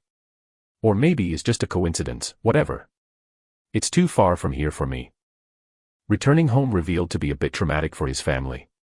No more servants, no more slacking off, no more all-you-can-eat buffet 24/7. It took many days and even more sighs, but soon they returned to their old routine.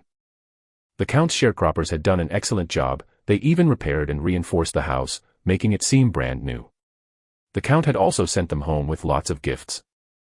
All the clothes that had been prepared for them, a lot of makeup from Kayla, and a whole crate of food from Hilya. The cook was really fond of the family, and couldn't wait to have them back in the manor. A night, Lith was training his martial arts together with Solus, when she felt an unknown mana core approaching.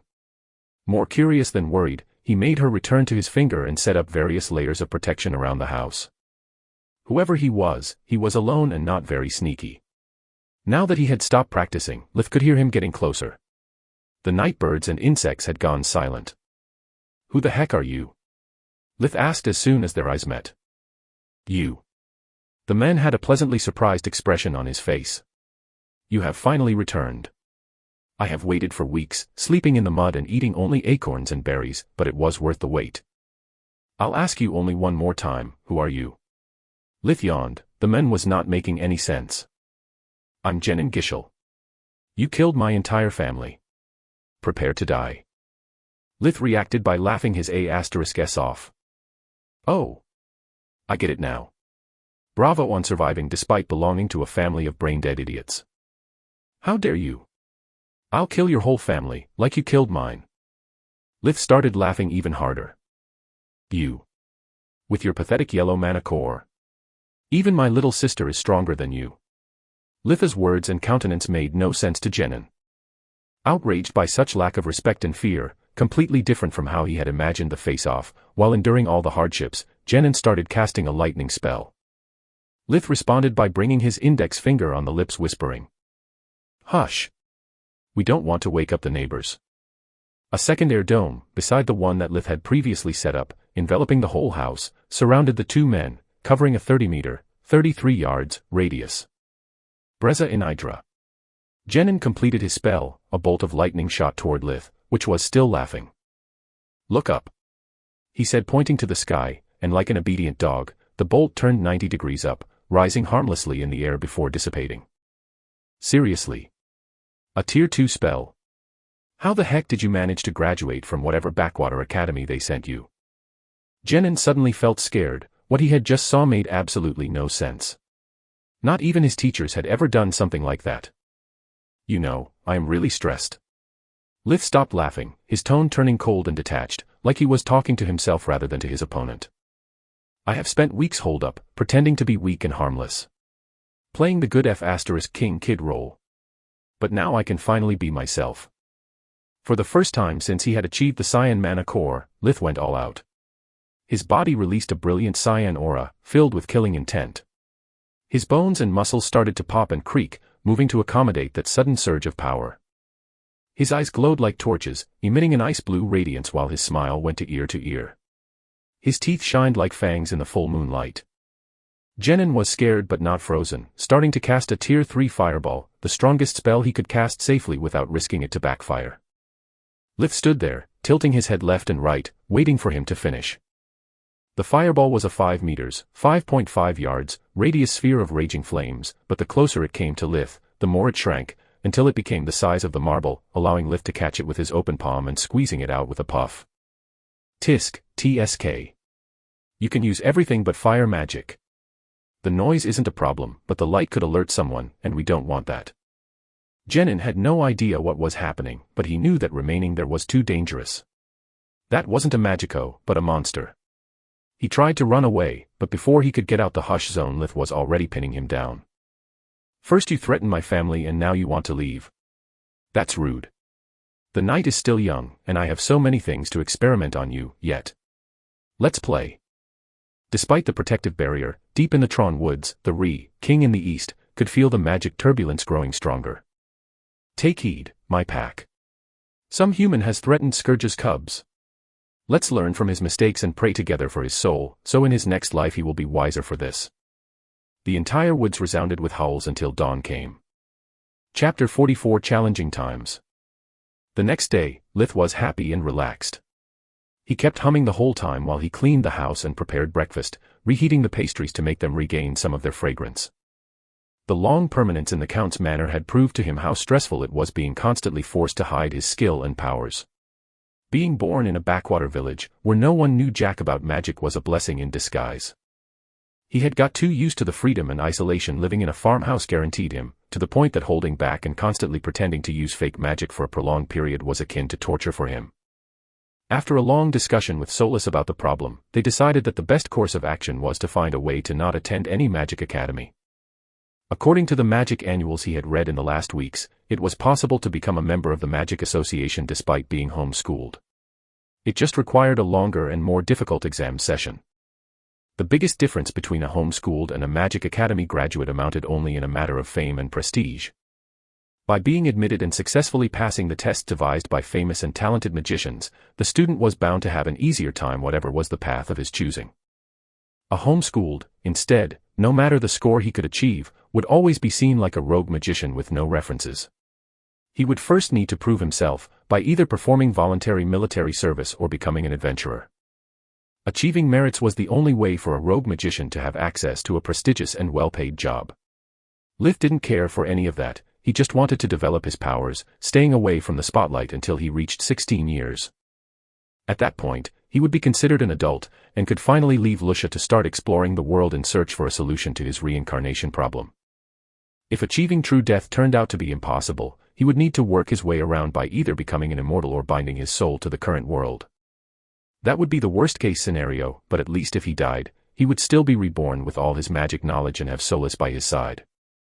Thanks to the money he got from the Count for saving his family, Lith had no need to keep working as a healer. Only when Nana was on house calls or away for personal matters, he would take her place in the home office. Many farmers relied on his presence and discounted prices to afford all the medical care they needed. Nana's fares were too expensive. Just because at the moment he had no need for an extra income, it didn't mean he had already forgotten how bad it was for a family being forced to watch one of their loved ones suffer, the helplessness felt when money dictated the difference between living and barely surviving. Lith would spend most of his mornings exploring the Count's library, in search for tomes to borrow. It was a room twice the size of his house, at least 100 square meters, 109 square yards, big, located in a corner point of the main building. Both the west and north side of the room had huge windows, arranged so that the sun would manage to perfectly light it until dusk. The bookshelves were placed from wall to wall, parallel to each other, and spaced so to avoid ridiculous domino effect in case one fell over, creating 4 corridors. In the center of the room there was a luxurious desk and a couple of armchairs. The books covered all the topics, not just magic, it was the sum of all the knowledge the Count had accumulated through the years. Every time Lith returned home from the library, he would carry over a small chest full of delicacies. Hylia would never let him go away empty-handed. The first book Lith picked up was the Lightning Griffin Academy rulebook. Together with useless information, like how submit your application and what were the most common admittance tests, he found an answer to an old question. The academy would last 5 years, and each year the student would need to prove a rising level of mastery of magic. The first year required learning at least 20 Tier 1 spells, the second one 30 Tier 2, and so on. So that's why spells are divided into tiers. It's to identify the skill level of the Magico compared to the official academic course. Tiers from 1 to 3 were comprised of simple spells with a single effect. Tier 3 was basically the same as a Tier 1, but much more powerful and with higher requirements in terms of talent and skill. From Tier 4, the effects would be much more complicated, like when Lith weaved together different spells with true magic. Tier 4 and 5, based on what he could find, seemed to be greatly similar to true magic. That's probably why most mages never learn the truth about magic. Once they think they have reached the pinnacle, they simply stop asking themselves questions. They put too much attention to the destination and too little on the trip itself. Aside from magic, Lith was also burdened by an annoying personal problem. After seeing his family, the Count was begging him on a daily basis to help his daughter get rid of her acne. Please, the debutante ball is when a young noble gets introduced to society as an adult, in the presence of the king's court. It's a very important event that can affect her whole life. It can change not only her chances of finding a good husband, she could also be handpicked by the queen as her personal attendant or even lady-in-waiting. It wasn't that Lith didn't understand, such events had existed on Earth too, more like he didn't care much. For his canons, only one person could keep a secret. 2 were a risk, 3 a whole crowd. Adding a 4th one wasn't much to his liking. Solas, what do you think I should do? The Count has done and is still doing so much for me. A hard pass would be extremely rude on my side. At the same time, I don't know how much I can trust Kayla, being a teenager. I'd say to play it smart. Nana was extremely vague about what you did, and the Count has no idea about the before and after, since he only saw your family after the treatment. Explain to Kayla the dangers you are putting yourself in just by helping her, and after you are sure she has understood, cure only her acne, nothing more. This will minimize the risks. The fact that you saved her life should matter to her. Not to mention that after what her mother put Kayla through, she shouldn't be that naive anymore. She knows what does it mean to live under a sword of Damocles. Following Solis' advice, Lith and the Count explained to her all the possible consequences of breaking his trust, both for Lith and her family. Kayla was a smart girl, so she felt kind of offended by receiving such obvious warnings. First of all, thank you for your trust. First you saved my life, and now you are willing to risk your own safety to save my social life too. This is a debt I will never be able to fully pay back. Second, don't worry for a second about my silence. An advantage is called like that because you are the only one who has it. I would rather cut my tongue than allowing my competition to get their hands on something like that. No offense, Dad, but I know all too well we are just small-time nobles in a backwater county. I need all the help I can, and even with no acne, with our status and riches we are still leagues behind the big noble families. Lith chose to play it safe, making the process last weeks instead of seconds, so that her skin treatment would go unnoticed. They kept Jaden in the dark, and he only noticed the changes when her skin had become smooth and her makeup much lighter. Thanks to Solis he was also able to keep the female staff under his watch, and when not even them noticed anything strange, Lith could finally sigh with relief. By that time, the Count's mansion was back at full staff, and the whole house was busy preparing for a big party. The Count wanted to celebrate two happy events. The first was the annulment, while the second had been something completely unexpected. Based on his prenuptial arrangement, the Crown had decided to assign to him all the lands and annuities of the Gischels after their untimely disappearance. Sadly, he wanted Lith to attend, to introduce him to all the neighboring nobility. It's really important for you, I managed to get even Marchioness Miriam de Star to attend. She is for me what I am to all the barons and baronets in the county. Her marquisate encompasses all the region and its counties. If you can, prepare a good gift for her. The only suggestion I can give to you is to prepare something with your hands, or even better, with your magic. Lith was unimpressed and uninterested, but having to live another 8 years in the Lustria County, he could only soldier up and move on. Making a gift for a woman was already hard, making one for someone much richer than him was a challenge. Does she like games? Yes, she loves all kind of strategy games. She is a smart and cunning woman. If there will ever be a war, gods forbid it, she would make an excellent general. And I suppose she is the head of the de Star household, right? Once again correct. Her spouse married into her family, he is like a prince consort, his title as Marquis is purely nominal. Don't tell me you already have something in mind. Lith nodded and left, very sad at the idea of wasting a whole afternoon and evening being a wallflower. His destiny was akin to that of Gerda's corpse, something to show and brag about, before completely forgetting about it and move on next gossip piece. Chapter 45 Challenging Times 2. Count Lark had another dress prepared for Lith, specifically tailored for the occasion. It was very similar to the other day dress he had received in the past, but black in color and with a more elegant cut. It's amazing how similar party dresses are compared to Earth customs. All men wear almost the same dress, the only significant difference is the household crest embroidered on the chest pocket. Instead, the women all wear different types of dresses, varying in colors, neckline, and embroideries. Not to mention the jewelry. Aside from family rings, men wear only monocles or pince-nez. They really resemble a flock of penguins. Lith kept himself from the crowd as long as he could. There was nothing he could gain except awkward memories or curious looks. Marchioness de Star revealed to be really important to Count Lark, to the point that he arranged their meeting privately in his quarters, while the party was taking place in the ballroom. Thank you so much for coming, dear Marchioness. You have no idea what it means for me having the possibility to share such a happy moment in your company. The pleasure is all mine, dear Lark, I wouldn't miss it for anything in the world. Her lips were smiling, but her eyes didn't. Litha's instinct could tell that she was actually quite bored, and that she was there only because the Count must have persevered relentlessly to make her attend. He knew from experience how stubborn he could be.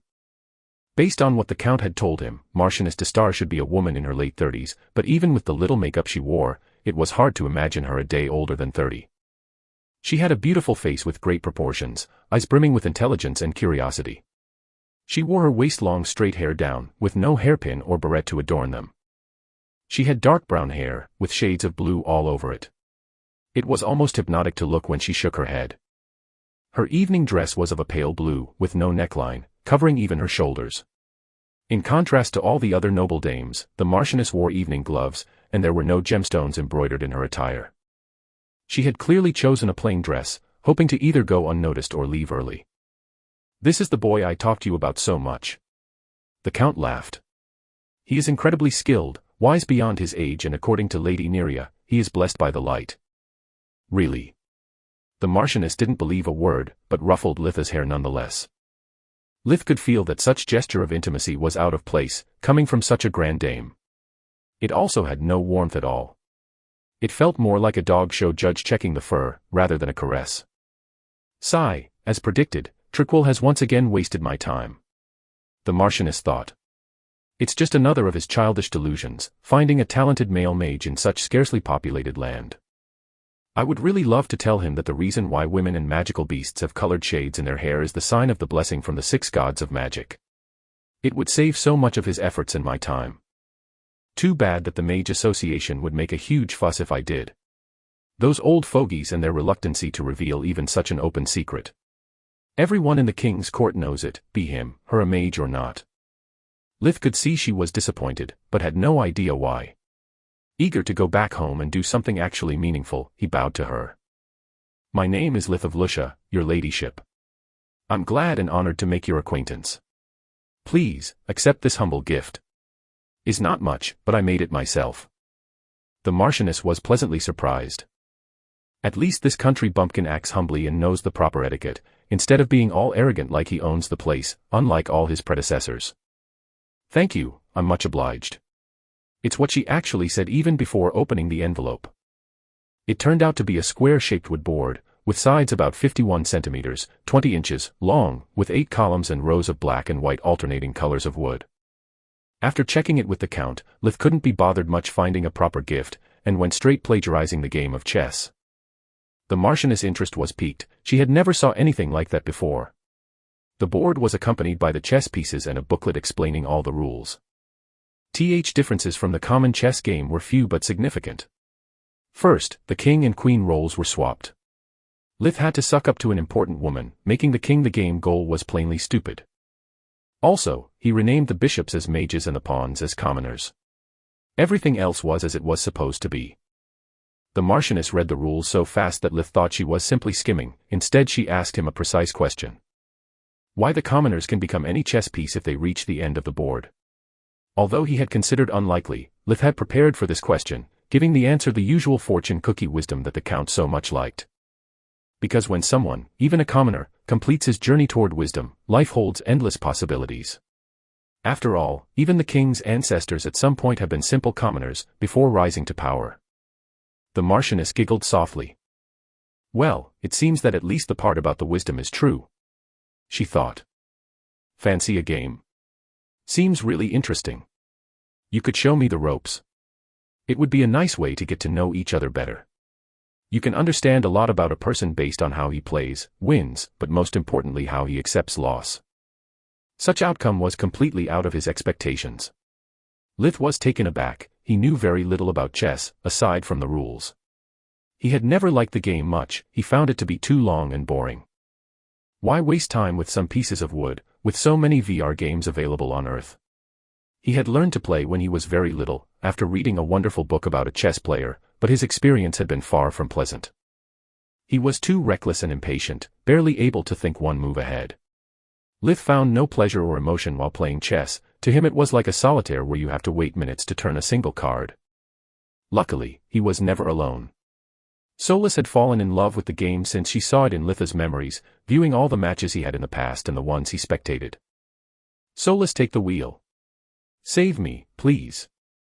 It would be a pleasure, your ladyship. After sitting at a table, the games began. Even from her first game, the Marchioness proved to be incredibly intelligent, cunning, and bold. She was able to think at least 5 moves in advance, always trying to figure out Litha's intentions and weak points. Too bad for her, Lith barely knew what he was doing. He was the perfect strawman for hiding Solis' real plans. He would just move the pieces as she instructed him to. You defeated her in barely 30 moves. Shouldn't you be a little more kind to her? The Marchioness clicked her tongue, asking for a rematch. To a smart woman like that, she would notice and get offended, naive man. Maybe if you went easier on her earlier, she wouldn't notice now. And where's the fun in that? Lith was flabbergasted. This is not a matter of fun. We're sucking up to her, remember. Ops. My bad. Ops my pale A**s. Solus started to slow things down, but after just a few moves the Marchioness showed a displeasured face before toppling her queen. I clearly underestimated you and your game. I need more time to get acquainted with all the possibilities. She extended her hand, and Lith shook it. She had a gentle but firm grip. Lith could feel no hostility from her. Mind if I show it around? I need opponents to get some practice. It's all yours. You can do anything you want with it. After that, Lith left the two nobles discussing between them, all too happy to get away from that torture chamber. After asking Jaden if he was finally allowed to leave, in a polite manner, of course, and getting a no as an answer, Lith was left pondering on what had just transpired. Maybe there is a silver lining in you crushingly defeating that woman. Really? Yes. If we want to avoid being forced to enroll in a magic academy, we could just as well sabotage ourselves a little. We already know that the Count has not the means to ensure our admittance. If we piss off the nobles a little, just enough for them to not back his recommendation, we'll avoid the whole thing without offending the Count. Good idea. Even if indirectly, you have already caused both the Gishel and Trahan households to fall. Probably in the nobles' eyes you already have quite some demerits. You are already halfway there, you're quite good at being disliked. Thanks for the vote of confidence. Lith turned sour. Solus inwardly cursed herself for the slip of the mind, and avoided apologizing. In that moment would only add fuel to the fire. For the first time in years, Lith was actually hurt by those words. His anger silently rose. When he heard someone belittling his endeavor of killing Gerda, he seized the opportunity to set his plan in motion. It was a couple, likely father and son, commenting on the stuffed BYK exposed in a corner of the room. It's not that big, said a chubby middle-aged man that barely managed to reach Gerda's navel with his head. I'm sure you could have killed it too, Frenan. I don't know, Dad, replied the 10-years-old kid that shared a striking resemblance with the men, only younger and thinner. It seems big to me. And look at those fangs and claws. This Lith must be crazy to get near something like this. Bah! Scoffed the man, making his double chin and his waxed brown curls tremble. If you kill it with magic, there is Northwest need to get close. It's just that simple. How can you be less bold than a commoner? I pampered you too much. I beg your pardon. A stone-cold voice reached them from behind. The two turned around, trembling visibly. They had recognized Jaden's voice, the future Count Lark and Lord of their lands. Even in his anger, Lith wasn't so reckless. He just ratted them out to his noble friends, leaving the dirty job to them. That was quite a rude remark, Baronet Hogum. Kayla's voice was fierce and loud, resounding through the whole room. Lith was many times her benefactor, and hearing such a blatant lack of respect in her own house was simply too much to bear. Jaden thought the same, but his sister had butted in at the right moment, forcing him to step back momentarily. There's a misunderstanding. The baronet title was the lowest, getting on the Lark's family black book was beyond bad. Are you implying we are both deaf or just stupid? Did you hear what I did too, dear brother? I heard a nasty remark about one of our honored guests, dear sister. Before things could escalate further, the Marchioness chimed in. There. It's a party, let's try to be friends and not spoiling the mood. Her appearance made all heads turn, the chatter instantly stopped. Besides, it's so simple to separate the wheat from the chaff. What about a little magic challenge? The room roared in an applause. Under the Marchioness' lead, the crowd moved outside. The park was already perfectly lit up, since after dinner the party was supposed to move outside, to enjoy the fresh night breeze while drinking properly aged liquors. She made the two boys stand 20 meters, 22 yards, from each other, before explaining the rules. This will be a friendly match, so it ends on first blood. Only magic is allowed. I want no underhanded tricks, also seriously harming the opponents is prohibited. A mage without control is no different from a violent drunkard. Strangely, the Marchioness said that while looking only at Lith, and that pissed him off even further. So, just because I'm a commoner, she treats me like a barbarian. So much for losing with grace. Such a hypocrite. I'll be the judge. If I say stop, you better stop. Fuel was added to the fire. Both the youths nodded. Lith put his arms behind his back.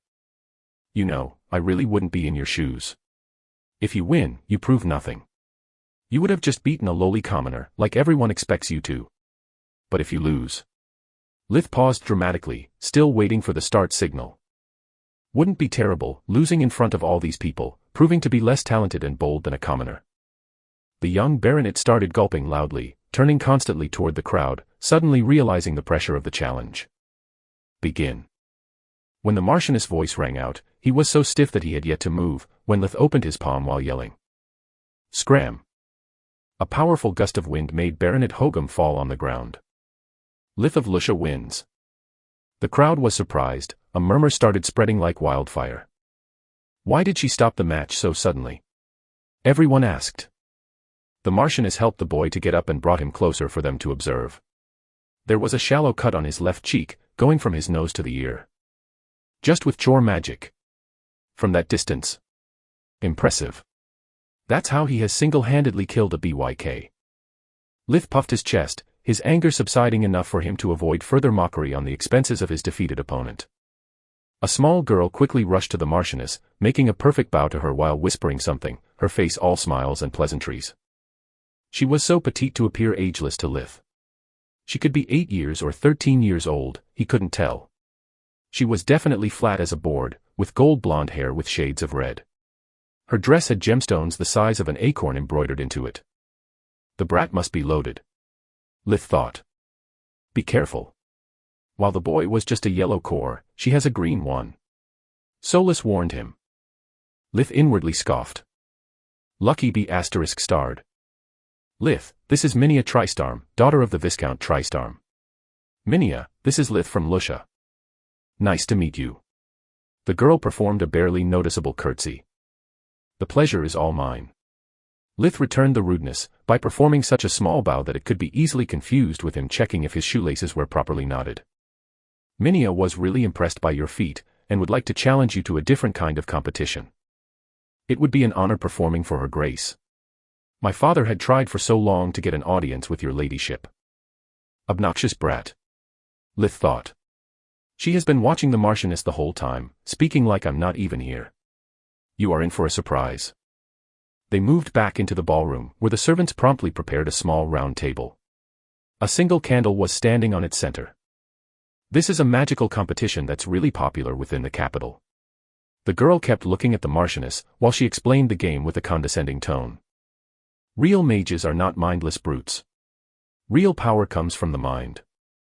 Spare me the details and explain the rules. Lith's tone was even more condescending. It's really simple. Minia looked at him for the first time. Each of us picks a color, the one that manages to keep the candle of the chosen color for 10 seconds is the winner. Is it clear? Lith yawned. I'll take the yellow. And I the red, like my hair. Is my favorite color. When the Marchioness gave the start signal, Minia tried her best to turn the candle to red, while Lith was checking his nails' length, yawning from time to time. Soon the 10 count was completed, and he tried to walk away. Wait. I demand a do-over. The girl was bright red from the embarrassment. Why? Everyone asked. Do you realize that keeping control of a flame is much easier than taking it over? Lith could easily see through her allegations. Are you insinuating that by exploiting the natural color of the candle I took control of it before the challenge started, getting an unfair advantage? He laughed. You can understand a lot about a person, based on how she plays, wins, but most importantly how she accepts loss. Lith quoted, looking straight in the Marchioness' eyes. Let's have a do-over, then. This time I'll pick cyan. Feel free to get a head start. I'll commence my attack only when the flame is completely red, so we'll be even. Agreed. Eager to restore her wounded pride, Minia nodded while she was already turning the candle to a bright red. Can I? When both the Marchioness and Minia nodded, Lith started sending tendrils of mana toward the candle. Slowly but inexorably, many cyan spots appeared inside the flame, taking it over in less than a minute. I yield. Minia didn't wait for the 10 count, the outcome was painfully clear to her. Do you want another do-over? Lith hissed, bending forward, getting really close to her face, his eyes reduced to fiery slits brimming with mana. Lith, your mana is overflowing. Solus warned him. Let it burn. Minia shook her head, before running back to her father. No one dared to challenge him anymore. The rest of the evening was full of chattering and gossiping, but otherwise uneventful. This should be plenty enough to make any academy in the region reject our application. End of Book 1. Chapter 46, A New Beginning. Almost 4 years had passed, and over time many things had changed. 2 years ago, when Lith was still 10 years old, Rena had reached adulthood. She participated to the Spring Maiden contest, winning it by a landslide. Between the clothes from the Count, the makeup from Kayla and the beauty treatment from Lith, she had basically no competition. She has soon started to hang out with several young promising bachelors, before finding the right one. His name was Senton, and he was the son of the blacksmith. After dating for almost a full year, they were ready to marry. In that same year, Tista had reached her growth spurt at the age of 12. She was officially healed from her congenital condition and had started to practice fake magic under Litha's and Nana's guidance. Her mana core had become deep green, and according to Solus, there was still space for it to grow at least up to bright green. Tista was finally able to get out of the house without supervision, starting to make friends with the children of the neighbors. It was too late for her to try to attend to a magic academy. She barely knew the basics of chore magic, but she didn't mind. After being prisoner of her own body for so many years, she had no interest in perpetual challenges. The only thing she really wanted was to enjoy her new life, trying out all the things that had been forbidden to her before.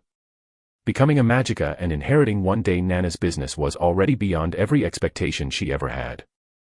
Even Litha's household had deeply transformed. Between his magic, the help from the Count and all the money he was able to earn, the walls were now made entirely of stone, only the floor and the roof were still wooden. He had also built a new bedroom for himself that served as a study too. Lith was getting too old to keep sleeping with his sisters, and had no intention of moving in with Tryon. He demanded his personal space and privacy, and since he was the one paying for it, no one could make any objections. As for Lith himself, he had changed deeply, at least physically. Despite having yet to become 12 years old, he was already 1 meter and 60 centimeters, 5 feet 3 inches, high. His thin and scrawny build was only a memory. Now he had broad shoulders, his muscles were well developed but not ripped, rather cleverly chiseled. He didn't want to stand out nor to carry useless weight. Lith wasn't planning on becoming a soldier, after all. He was plenty content with a far from average build and a body that was able to react instantly, according to his will. His mana core was still cyan, but not deep anymore, halfway through the light cyan that would precede the next evolution. A mana core on the strong end of the spectrum had proven to be much stronger than the previous ones, but at the same time it put a much stronger burden to Litha's body. He had reached a bottleneck that couldn't be overcome with training or study. Only after hitting his growth spurt, his body would become strong enough to allow him to refine further the mana core. Before such event, the use of accumulation would bring to him only pain and no benefits. Accumulation is the breathing technique that allows Lith to absorb the world energy into his mana core, making it grow stronger through expansion and shrinking cycles, with the mana core turning of a lighter color at every cycle. See the end of Chapter 7 and Chapter 9 for more details. Also, since now all of his clothes had the Lark's household crest on either the shoulder or the chest pocket, he made full use of his newfound authority, protecting the village in Nana's absence. For a fee, of course. The only criminals he would take out for free were those with a nice, dead or alive bounty on their heads. Lith would strictly deliver them feet first. Now that he was almost 12, the number of spells and the skill level he could reveal had increased exponentially, since now he officially had more than 6 years of magical training. Seeing him fly around or hunting for pelts or bounties had become a common occurrence in the Lusha village. By having 3 healers and 2 protectors, the village kept growing in fame, size and population. It was only thanks to him that Rena and Senton were able to date each other. Previously, the idea of the son of an artisan marrying the daughter of a humble farmer would have been preposterous. Inside, though, Lith had changed very little. He was still the cynical, mistrustful broken man he had always been, with no real friend or loved one outside his family and Solus. Having to deal with criminals, chasing away profligate boys that molested his sisters and interacting with the nobles, had further rooted in his mind the idea that mankind, even in the New World, was a plague that he had to avoid. His only real confidant was Solus, and despite all her attempts, she had not been able to change his mind, even one bit. He was also in a very bad mood. Damn it, Tier 4 spells are really hard. I can manage to reproduce them with true magic, but I still feel they are somewhat lacking. Either when I cast them with true or fake magic, something keeps feeling amiss. Yeah. Solus' mind nodded. Maybe it's just my impression, but this kind of spells is supposed to hold some deep and profound concept that we are not able to grasp. Maybe, if we had access to Tier 5 books. Ifs and buts are just a waste of time. Who would have ever thought that Count Lark wouldn't buy them? He is still dead set to send me to the Lightning Griffin Academy, no matter how many times I repeated I preferred being homeschooled. Well, you knew how stubborn the Count can be. Also, from his point of view, not buying the books kills two birds with one stone. He manages to save a mountain of gold and forces you attending the academy at the same time. During those 4 years, Lith had relentlessly tried to convince the Count that an academy was not good for him, even resorting to use the need to protect his family and the village as a leverage. But the Count was immovable. Dear Lith, you have a dire need of the academy, and I say this only in your best interest. I cannot stress out how important it is to learn how to properly interact with your peers and establishing the right connections. Not to mention that you have no friend of your age. You need to socialize, fall in love, even. Otherwise you'll grow into a cranky and cynical man. Been there, done that. Solus giggled. Also don't worry for your family. As soon as you enroll, they'll gain a newfound status, and until your graduation the Magic Association will take personal care of them. At that point, not even the most reckless madman would try something funny. Lith had run out of excuses, and could not tell him the truth. He was sick and tired of being looked down by nobles and foreign merchants, and even resorting to violence or intimidation after a while had lost much of its luster. Lith just wanted to be left in peace and treated with respect, like any normal human being. He didn't know how long he could suffer the contempt and abuse from his so-called peers at the academy, before shoving their high and mighty attitude up their throat, after taking detour through their **ses. The idea of not being able to practice true magic, spirit magic and fusion magic was enough to give him a big headache. In an academy he would be crippled, losing all of his advantages to not blow his cover. It was a lose-lose situation. Litha's mood was made even worse by the thought of Rena moving out the household. After what happened to Carl, he had developed an obsessive-compulsive need to know where everyone was at any given time. He needed to feel that everything was under his control to be in peace with himself. If you really love them, you have to let them go. Solus tried to console him. After all, academy or not, when you reach 16 years and leave the house, what are you going to do? Stuff them and store them in the pocket dimension. You need to learn to let go and focus on what's really important for you. If you really wanted to make them your puppets, you wouldn't have cured Tista. Her illness was the perfect leash, yet you willingly choose to free her. They are not Carl. The whole world is not filled with trash like the one that killed him. Litha's mind recognized the truth in her words, but his heart refused to. It would keep screaming, F***ck the world. They are mine. Mine. Mine. Is this what a father feels when his children leave the nest? He couldn't avoid noticing that even Raz, despite all the smiles and happiness he showed, was actually quite depressed losing his eldest daughter. If I'm like this with adults, I'm afraid to discover what I would become if children were involved. It seems I am destined to be single for life. Now that Lith was 11 years and a half, he had reached the minimum age requirement to apply for a scholarship at the Lightning Griffin Academy.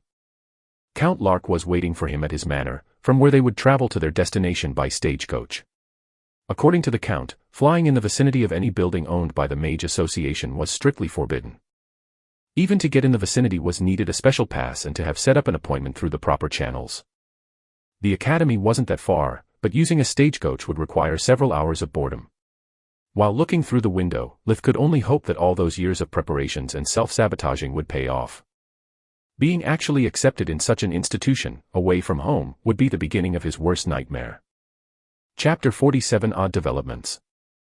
It was in moments like that Lith felt how heavy a bottleneck was. Normally, in such a situation, he would use accumulation, turning a downtime into a training session while also studying how his body was developing. But now that option was unavailable, and being stuck in such state for almost a year, he knew his body inside out, to the point of memorizing where every impurity was located. After half an hour, he was about to fall asleep. Hope the Count doesn't mind me snoring a little. Lith, why don't we open Nana's goodbye gift? I'm really curious. Solus said. I'm not. That stingy old hag just gave me a piece of paper. I bet it's a list of souvenirs she wants me to buy for her. A small friendly bet was better than doing nothing, so he took out the small envelope and read its content. Lith had lost the bet. It was a brief letter. Dear Lith, now that you are going to a magic academy, away from the prying eyes of your parents, you deserve to know the truth. Your magic holds a forbidden spell that I never taught you. Now you are old enough to know. It followed a short but precise description on how to use darkness magic on himself to avoid unwanted consequences from the intimacy with girls. It was a birth control spell. The letter closed with a "Remember to always be a gentleman and have fun. You'll thank me later. With love, Nana." What a dirty old lady. I'm not even 12. Lith couldn't stop from laughing out loud. The idea of Nana being the one worrying about his sex life was hilarious. It's this about something Lady Neria wrote. An anecdote. Can I see it too? The Count was very curious. Seeing Lith laugh was a rare occurrence. After reading the message, Count Lark became purple from embarrassment. The scene made Lith laugh even louder. Oh my, the Count is such a softy. Getting flustered by such stupid thing. Sometimes he seems straight out of a manga. Lith, this is no laughing matter. The Count said. I appreciate Lady Neria's concern, but I still find it ill-timed and vulgarly expressed. The matters of the heart should be treated with more tact, especially with someone young as you are. Lith couldn't help but renew his laughter. He really called it matters of the heart. It's just sex, man.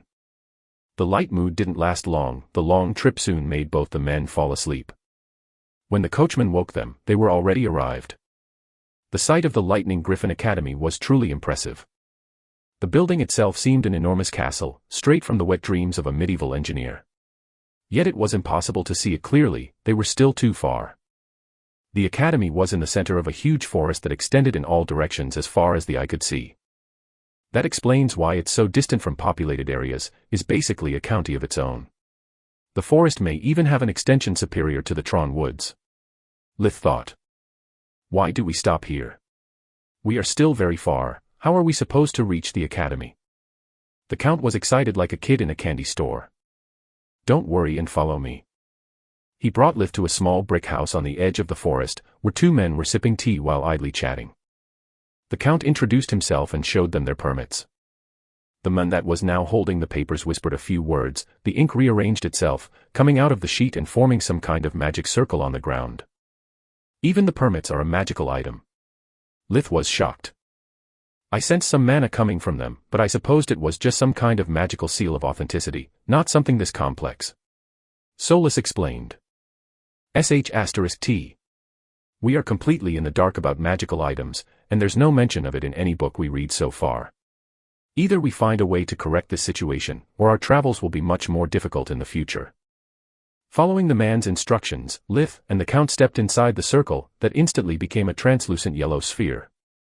It gently rose up in the air, before starting to fly at breakneck speed toward the castle. Despite it was moving faster than Lith ever did before, they felt no different than standing on the ground. This thing is like Eurostabilized. What a brilliant idea. For the first time Lith was almost regretting his choice. Almost. The trip was short, but Lith still managed to see many huge magical beasts running inside the forest. They even almost collided with an eagle the size of a Piper aircraft. Its eyes were full of scorn, shrieking at them something that sounded a reprimand. Is it me, or there are only magical beasts in there? Lith asked the Count, who nodded. Yes, magical beasts and monsters, of course. They'll explain everything to you once you enroll. The Count had a fatherly tone, but Lith could clearly hear a hint of condescension. I told you so like. The sphere landed on a balcony before dissipating. A 20-year-something girl wearing a magician robe was waiting for them. She guided them through magical escalators and corridors, before leaving them into the headmistress' antechamber. She had talked via a small communicator amulet the whole time, giving orders about menial duties. In Litha's experience, that meant bad news. Whenever he had a job interview, the secretary's attitude towards the applicants was a tell about how the company treated his employees and what were their expectations about a candidate. She had ignored them the whole time, not giving them a tour or an explanation about any of the magical marvels they had encountered. For someone who wanted to be rejected, though, it was good news. The Count was too mesmerized to notice. His eyes were moving to every single piece of furniture, his mouth agape in admiration. The room itself was a prodigy. Despite no visible source of light, be it windows, torches, or light stones, every nook and cranny were lighted as the morning sun was shining above their heads. What do you think of this? The Count asked as a rhetorical question, expecting Lith to show an enthusiasm equal if not superior to his. Honestly, I find it pretentious and stuck up. Everything in the room feels like his master is looking down on us, trying to intimidate the guest and put him in his place. Really? The Count's dream bubble popped up abruptly. Yeah. I mean, little splendor is fine, but this. It's too much. He pointed at the gold decoration that kept shifting to silver and platinum, and at the gemstones embroidered at every corner, like shining eyes staring at them with contempt. Also, how do you explain otherwise that girl rude attitude? She barely looked at us at all. Oh dear. The Count gulped. Now that you point that out, this room resembles very much the king's antechamber for the unwanted guests. Is there such thing? Lith was curious. Yes, is kind of an open secret. The king's room has more than one waiting room, depending on how much he cares about the visitor. The one for the unwanted guests is filled with tacky stuff like this, to remember the visitor the crown's power. It's also filled with painting depicting the previous kings and queens slaying rebellious nobles or mages. Depends on whom he wants to pressure. Like these ones. Lith pointed to many magical paintings, all of them were short movies, showing how the Mage Association got rid of entire families of unruly nobles throughout history. The event depicted would go to the point of showing the bloodshed, the mansion set aflame, before starting to tell their story back from the beginning. Precisely. The Count swallowed loudly. Expecting to have to wait for hours, Lith made himself comfortable, trying to get asleep again. He wasn't disappointed. When the Count woke him up, he could see from his face that he had quite some pent-up stress. He had waited patiently for long enough to get the message. Don't say a word. If we want to salvage this thing, we need tact and diplomacy. Leave everything to me. Count Lark said with barely a whisper. The headmistress' office was much less tacky than her antechamber, resembling very much a common principal office from Earth. She was a woman at least as old as Nana, but time had been kinder to her. Her face was full of wrinkles, but her eyes were full of energy and life. Unlike Nana, she was ready to live a long life and stood straight as a string. Her hair was almost completely gray, only some shade of yellow still remained. She wore a robe with the colors of her academy. It was of a light blue, while all the decorations were of a bright yellow, most likely gold. The way its fabric had been woven made it seem like every movement of the headmistress was the wind moving through the sky, while the gold embroidered appeared and disappeared like sudden lightnings. She had only smiles and nice words, but Litha's instinct could sense no warmth in her. Dear Count, we haven't met for too long. She extended her hand to him. You are too kind. It's only my fault that I can't bring you enough promising youths. The Count's poker face was impeccable. All traces of stress and anxiety had disappeared. His words were calm and gentle, like meeting a long-lost sister. Please, have a seat. Sorry for the long wait, but as you know this is the busiest time of the year. The apology sounded fake like a $3 bill. Do not apologize, I completely understand. Now, sorry if I go straight to business, I do not want to waste any more of your precious time. The Count took out a folder that contained a chronicle of all feats Lith had accomplished, together with his official merits count. The headmistress pushed the folder back. No need. We always do a full background check on every applicant. I must say that you brought me a really interesting fellow. This time it was Lith's turn to gulp loudly, cold sweat going down his spine. What the heck did I do wrong? She took out a folder of her own, much thicker than the previous one. I can see that this young man, Lith, has earned a lot of merits by healing the poor and by getting rid of many of the menaces that threatened your county. Did you know that the criminal underworld has nicknamed him Scourge? Beats me how the heck my beast title reached their ears. How can delinquents and magical beasts view me in the same way? Lith thought. It seems that he likes his bounties dead as a doornail, and that's good. Being merciful with the scum of earth can only bite you in the back, sooner or later. He also had quite a number of magical challenges with some noble youths. And that's bad, right? Lith clenched his fist, full of expectation. That's good too. A true mage must not fear to defend himself or his name. In our business, talent and power are more important than etiquette. Not to mention that those who have not the skill should not fly too close to the sun and then complain about getting burned. Lith felt like the earth was collapsing under his feet. So instead of sabotage, I self-promoted all this time.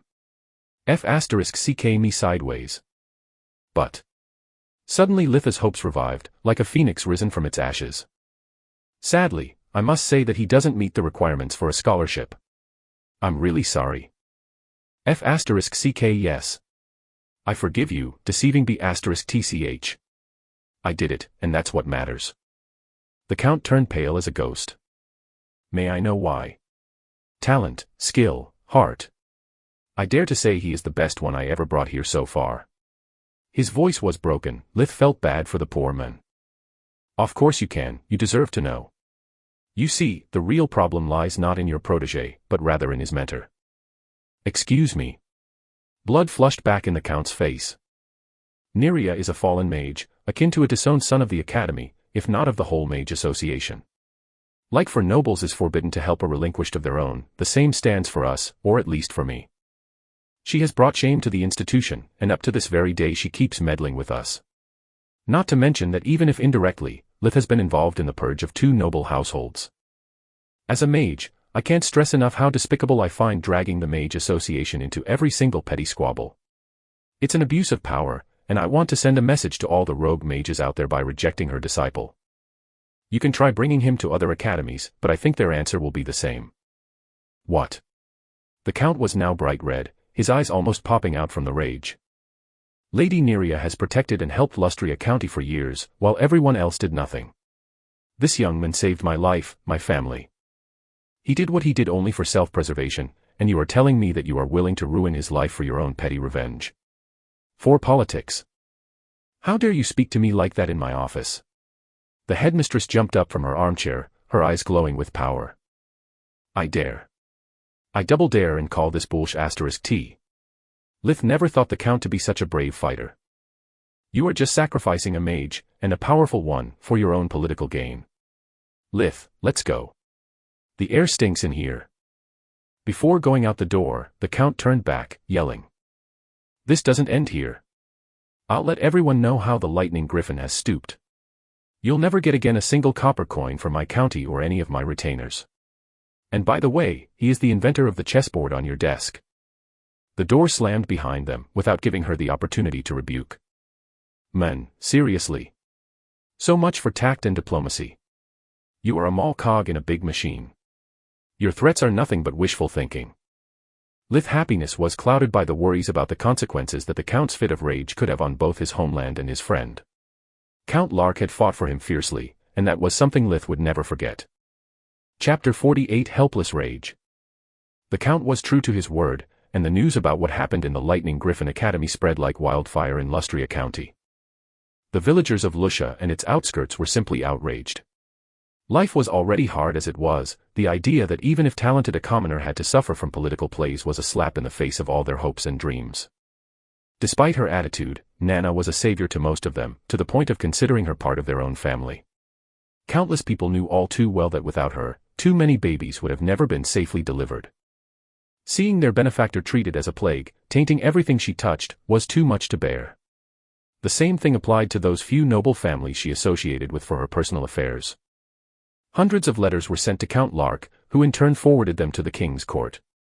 Now that he had regained his cool, he realized how of little importance was his county and funding to such a large institution like an academy. Even if coupled by so many letters, his official complaint about the headmistress violating the rules to pursue her political agenda was bound to rise little if Northwest interest in the court. He sent it anyway. Surrendering to fate without even attempting to fight was something that he would have regretted his whole life. Litha's family was as furious as helpless, cursing the academy for its unfairness and themselves for their impotence. Lith was the less disappointed one from such turn of the events. One way or another his plan worked, and that was good. On the other hand, though, that trip to the academy had been an eye-opener about how ignorant he was about the new world and how fake magic had developed through the centuries. Solus had confirmed to him that while the rude secretary had a deep cyan mana core, the headmistress had a fully developed blue one. Lith had always felt so proud being one of the only 2 cyan core holders of the county, but not anymore. He started regretting not having the possibility to at least check the other students and personnel of the academy, even if just to collect data about what was the average power level in the outside world. Now that he was forced to follow his original plan, he had discovered so many unexpected flaws in it. The first and most annoying one was being forced to rot for another 4 years in Lustria County, where his talent was doomed to stagnate. On their way back, the Count had confessed to him that rather not wanting to purchase Tier 5 books, it was actually impossible for him. It wasn't only a matter of price, that would be enormous anyway, but he lacked the connections to obtain them. He had already acquired all the books he could, which included only those that the Mage Association was willing to share with the general public. To get more he would need either a stroke of luck or the association had to change its rules. Both the events were highly unlikely. That meant that he was stuck with Tier 4 spells that he had learned without understanding their purpose. It was frustrating for him, like memorizing a mathematical equation just to pass a calculus exam, but knowing that you had been incapable to comprehend the underlying meaning of it. And during all those years of boredom, all the other magicians in the world would continue their education, shaving off 4 years of magical practice from the advantage he held. Lith was still better than his peers because while they started their studies at 6 years of age or later, he had already started as a newborn. But soon all his hard work, the sacrifices, the hunger, would all turn out to be a fool's errand. The second flaw was that he had completely underestimated the importance and distribution of magical items. He hadn't seen much, but it had been plenty enough to give him an itch in his head he could not scratch.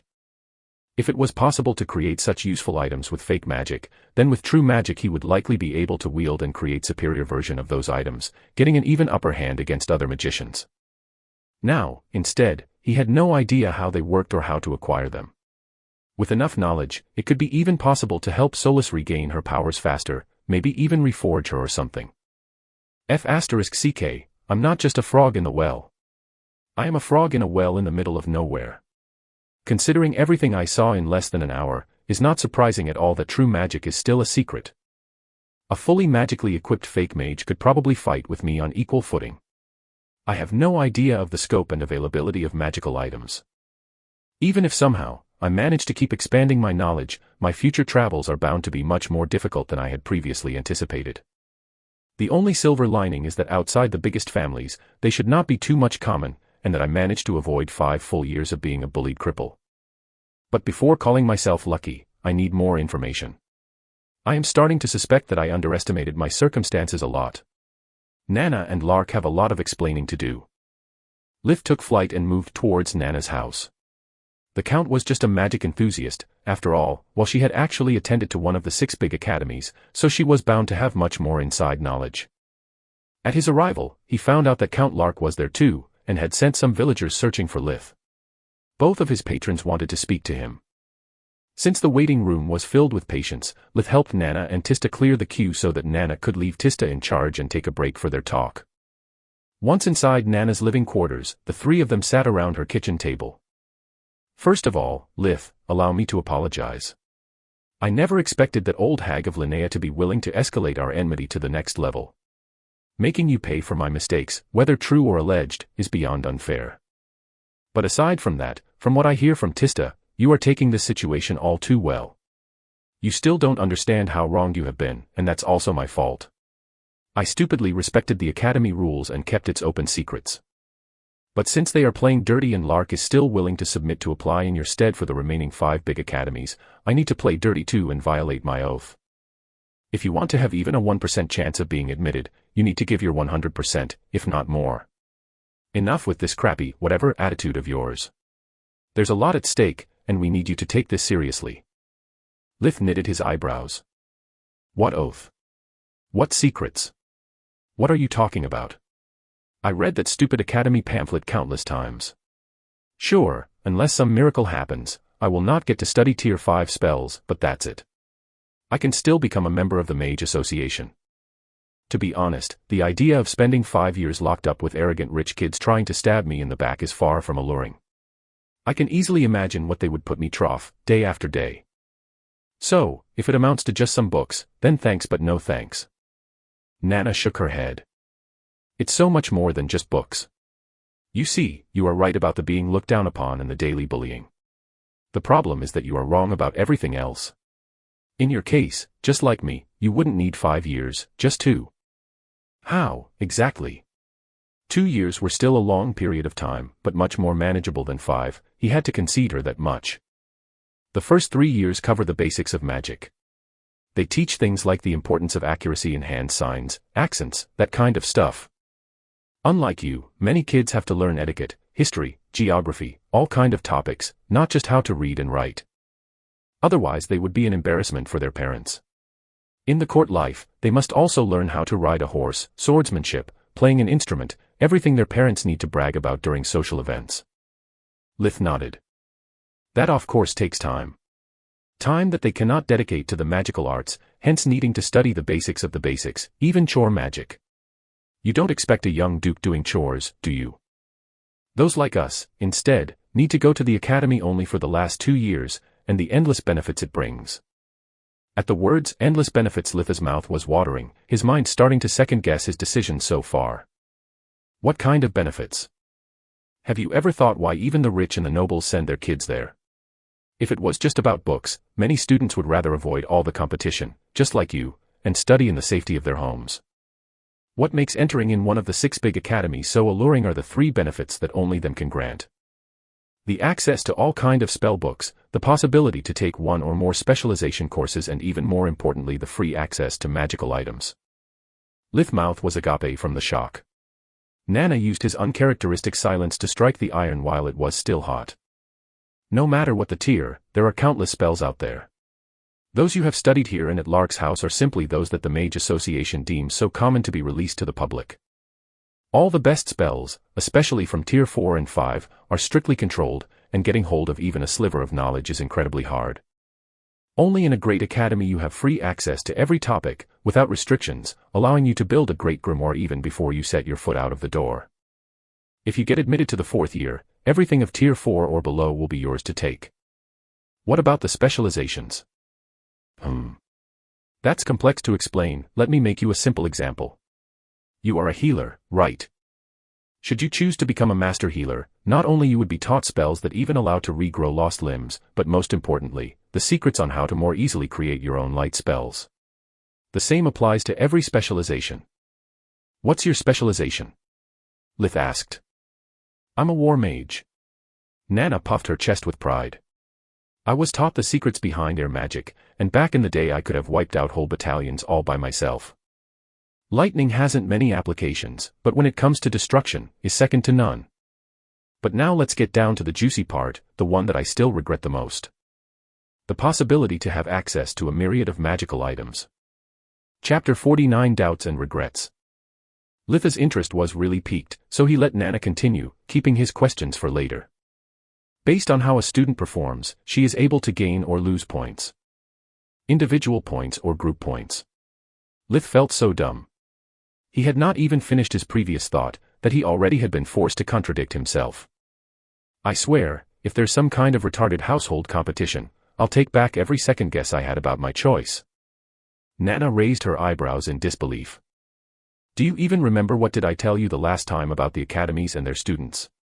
Should you put a juicy slab of meat in front of ferocious hungry beasts, do you expect them to cooperate for it? No. They would rather eat each other hard out. Of course the point system is individual. It's very similar to the merit system, but instead of gaining credit from the kingdom, you gain it from the school itself. The points are the only currency allowed inside the academy, and with them you can afford lots of things. Magical potions, enchanted items, and even rare ingredients for you experiments. Obviously, the higher the value, the higher the price. From the long pause, Lith assumed that she had finished and was waiting for his questions. What are magical potions? It's the first time I hear about them. Magic potions are like special spells in a vial. The most basic are alike to healing spells, but between the infirmary and the fact that everyone knows light magic, they are rarely purchased. The more precious are those that allow the user to become temporarily faster, stronger, or even harden her skin if she suspects she will be forced to a melee fight.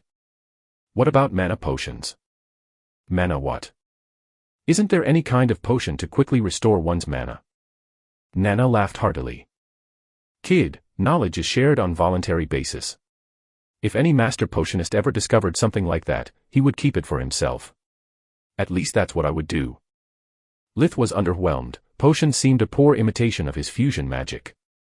Not only they are consumable items, but you even have to waste your time bringing them around and replenishing your supply when needed. Plus, fake mages don't even have something like invigoration. The only good thing about potions is that I can pretend to use them while I use fusion magic instead. Aside from that, they are not very interesting. And, Invigoration is the breathing technique that allows Lith to quickly regain mana and stamina, to the point that he is able to go on for months without needing to sleep. The longer he uses it, the shorter its effects last. The only way to reset its effects is to actually sleep. See Chapter 8 for more details. I understand. Is what he actually said out loud. What kind of magical items can be purchased? Every academy has at least 10 Forge Masters residents. They act as both teachers and researchers in the magical field. They usually put out for sale their lesser works, but they can even bring out high-grade magical items when the academy wants to stir up a rat race, like right before the final exams. The most useful items I had were a dimensional amulet and rings from Tier 1 to 3. The dimensional amulet allowed me to bring around whatever I needed without suffering its weight, while the rings were able to store spells of the same tier, allowing for an instant cast. Lith didn't miss the strict use of the past tense while referring to her possessions. He felt sorry for her, but instead of hyping him, her speech was having the opposite effect. A dimensional amulet. Is it some kind of magical storage item? He played dumb. Nana nodded. Brilliant as usual. Yes, dimensional rings and amulets can store anything inanimate up to a fixed volume of space, regardless of the weight. The lowest class has only a few cubic meters available, the highest class can store even 50 cubic meters, 65 cubic yards. The size of a whole small house. The underwhelming feeling was getting deeper. Solus, how much can our pocket dimension store? At the moment the storage can hold thrice as much the so-called highest class, and is still expanding. The library space, or Soluspedia, as you call it, is now around 30 cubic meters, 39 square yards, big. And it's also expanding. Litha's poker face was good, but not that good. Nana could see that he wasn't impressed at all. What's with that face? Do you understand or not that whatever you get during your studies, you get to keep it once you graduate? Have you any idea how difficult and expensive it is to purchase even the lowest magical item? Lith closed his eyes while rubbing his forehead. How can I even pretend to be interested in something that I already have or I can do better? Sure, those things would help me greatly keeping hidden my true magic. Whenever I employ an instant cast, I could use the rings as a cover. But that's it. Being an expert liar, Lith knew what his limits were. So, he changed topic. The Forge Master's job seems really interesting. Is it possible to specialize in such field? Does one need to also be a blacksmith to become a Forge Master? Yes, it's among the available choices. And no, blacksmithing is not required. A Forge Master does not create anything, he just imbues objects with magical properties, be it a ring, an amulet, a chair, or even a day dress. They can't possibly master all the craftsman jobs. Most of them prefer to just learn the basic of their favorite trade, though. So, a Forge Master specialized in rings will know something about goldsmithing, and so on. That's really interesting. And for once Lith wasn't just pretending. Out of the 3 topics, the only ones that really interested him were the books and the specialization. With an endless supply of knowledge, he could easily recreate or invent all kinds of spell with true magic. But that was still something that he could figure out on his own, with time and experience. Becoming a Forge Master, instead, would be a priceless treasure for him. Lith had no knowledge about such arts, hence he could never grasp even the basics without an external help. But once he had uncovered the underlying principles of forge mastering, coupling them with true magic and the Academy's library, he would be able to unlock infinite possibilities. Just the ideas about magical items that came to him on the spot were enough to give him an adrenaline rush. But when his excitement was at his peak, a sudden thought sent chills down his spine. Before getting my hopes up, can you explain to me how one does get points? There is no such a thing about daily challenges between students, tournaments, or something, right? Nana laughed her *s off. That's such an idiotic idea. Not even the wildest rumors would go that far. Otherwise they would be called magic graveyards instead of academies. There's already enough violence going around as it is.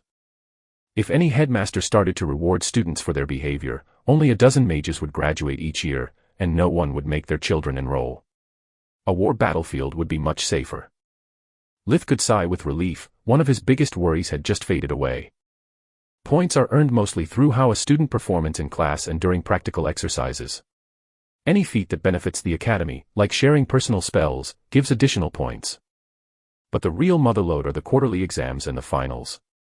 All points can be converted anytime, even after graduating successfully. That's why there is so much competition for the top spots.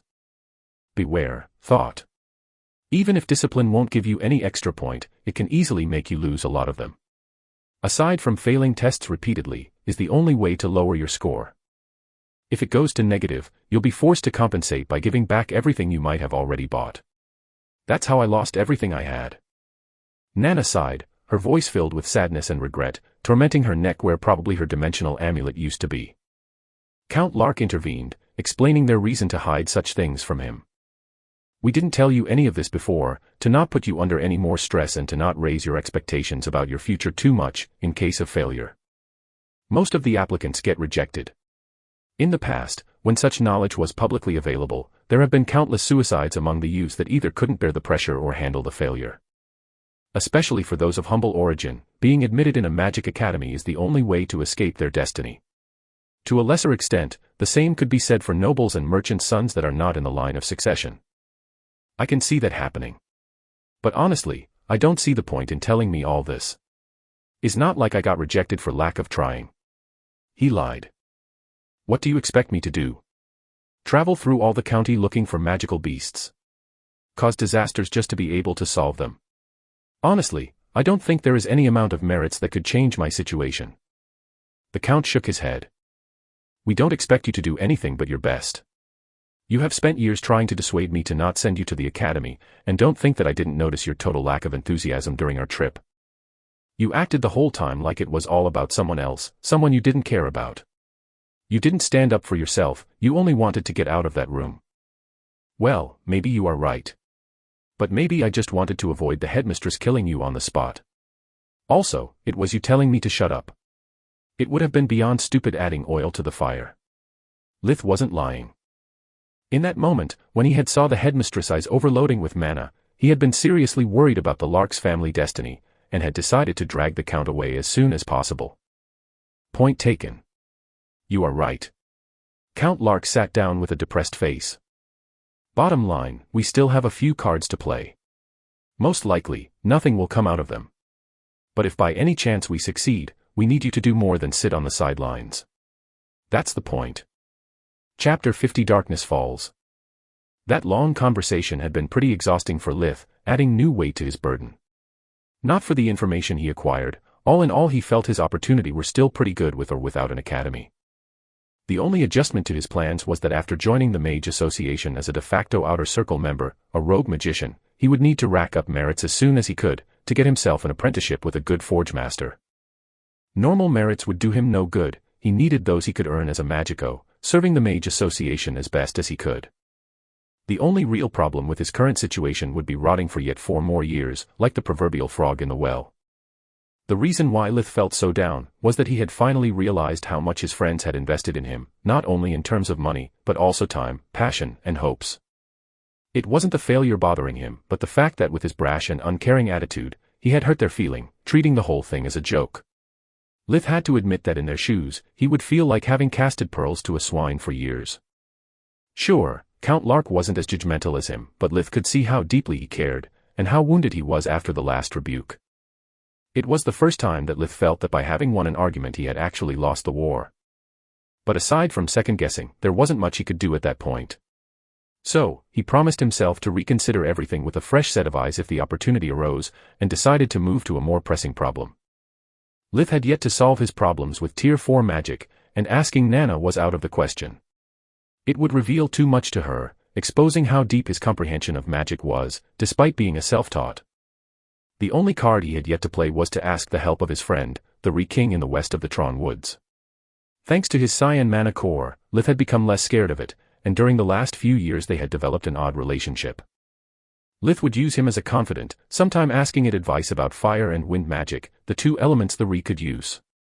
In exchange Lith would help him with the problems in the east zone of the woods. After Urta's death, there wasn't a magical beast strong enough to take its place, and from time to time the power struggle among the various factions would affect the balance of the forest. In those situations, the Scourge and the Protector would join hands to force the magical beasts to a truce. At the moment, Tier 4 fake magic was a mental bottleneck that neither he or Solis could overcome. Despite being able to cast all the spells he had found in the Count's books, they kept making no sense to him. It was something unacceptable, eating Lith from the inside. He had always hated riddles, unless he was the one giving them. Lith had almost arrived home, when he caught a familiar smell. What the heck are you doing outside the woods?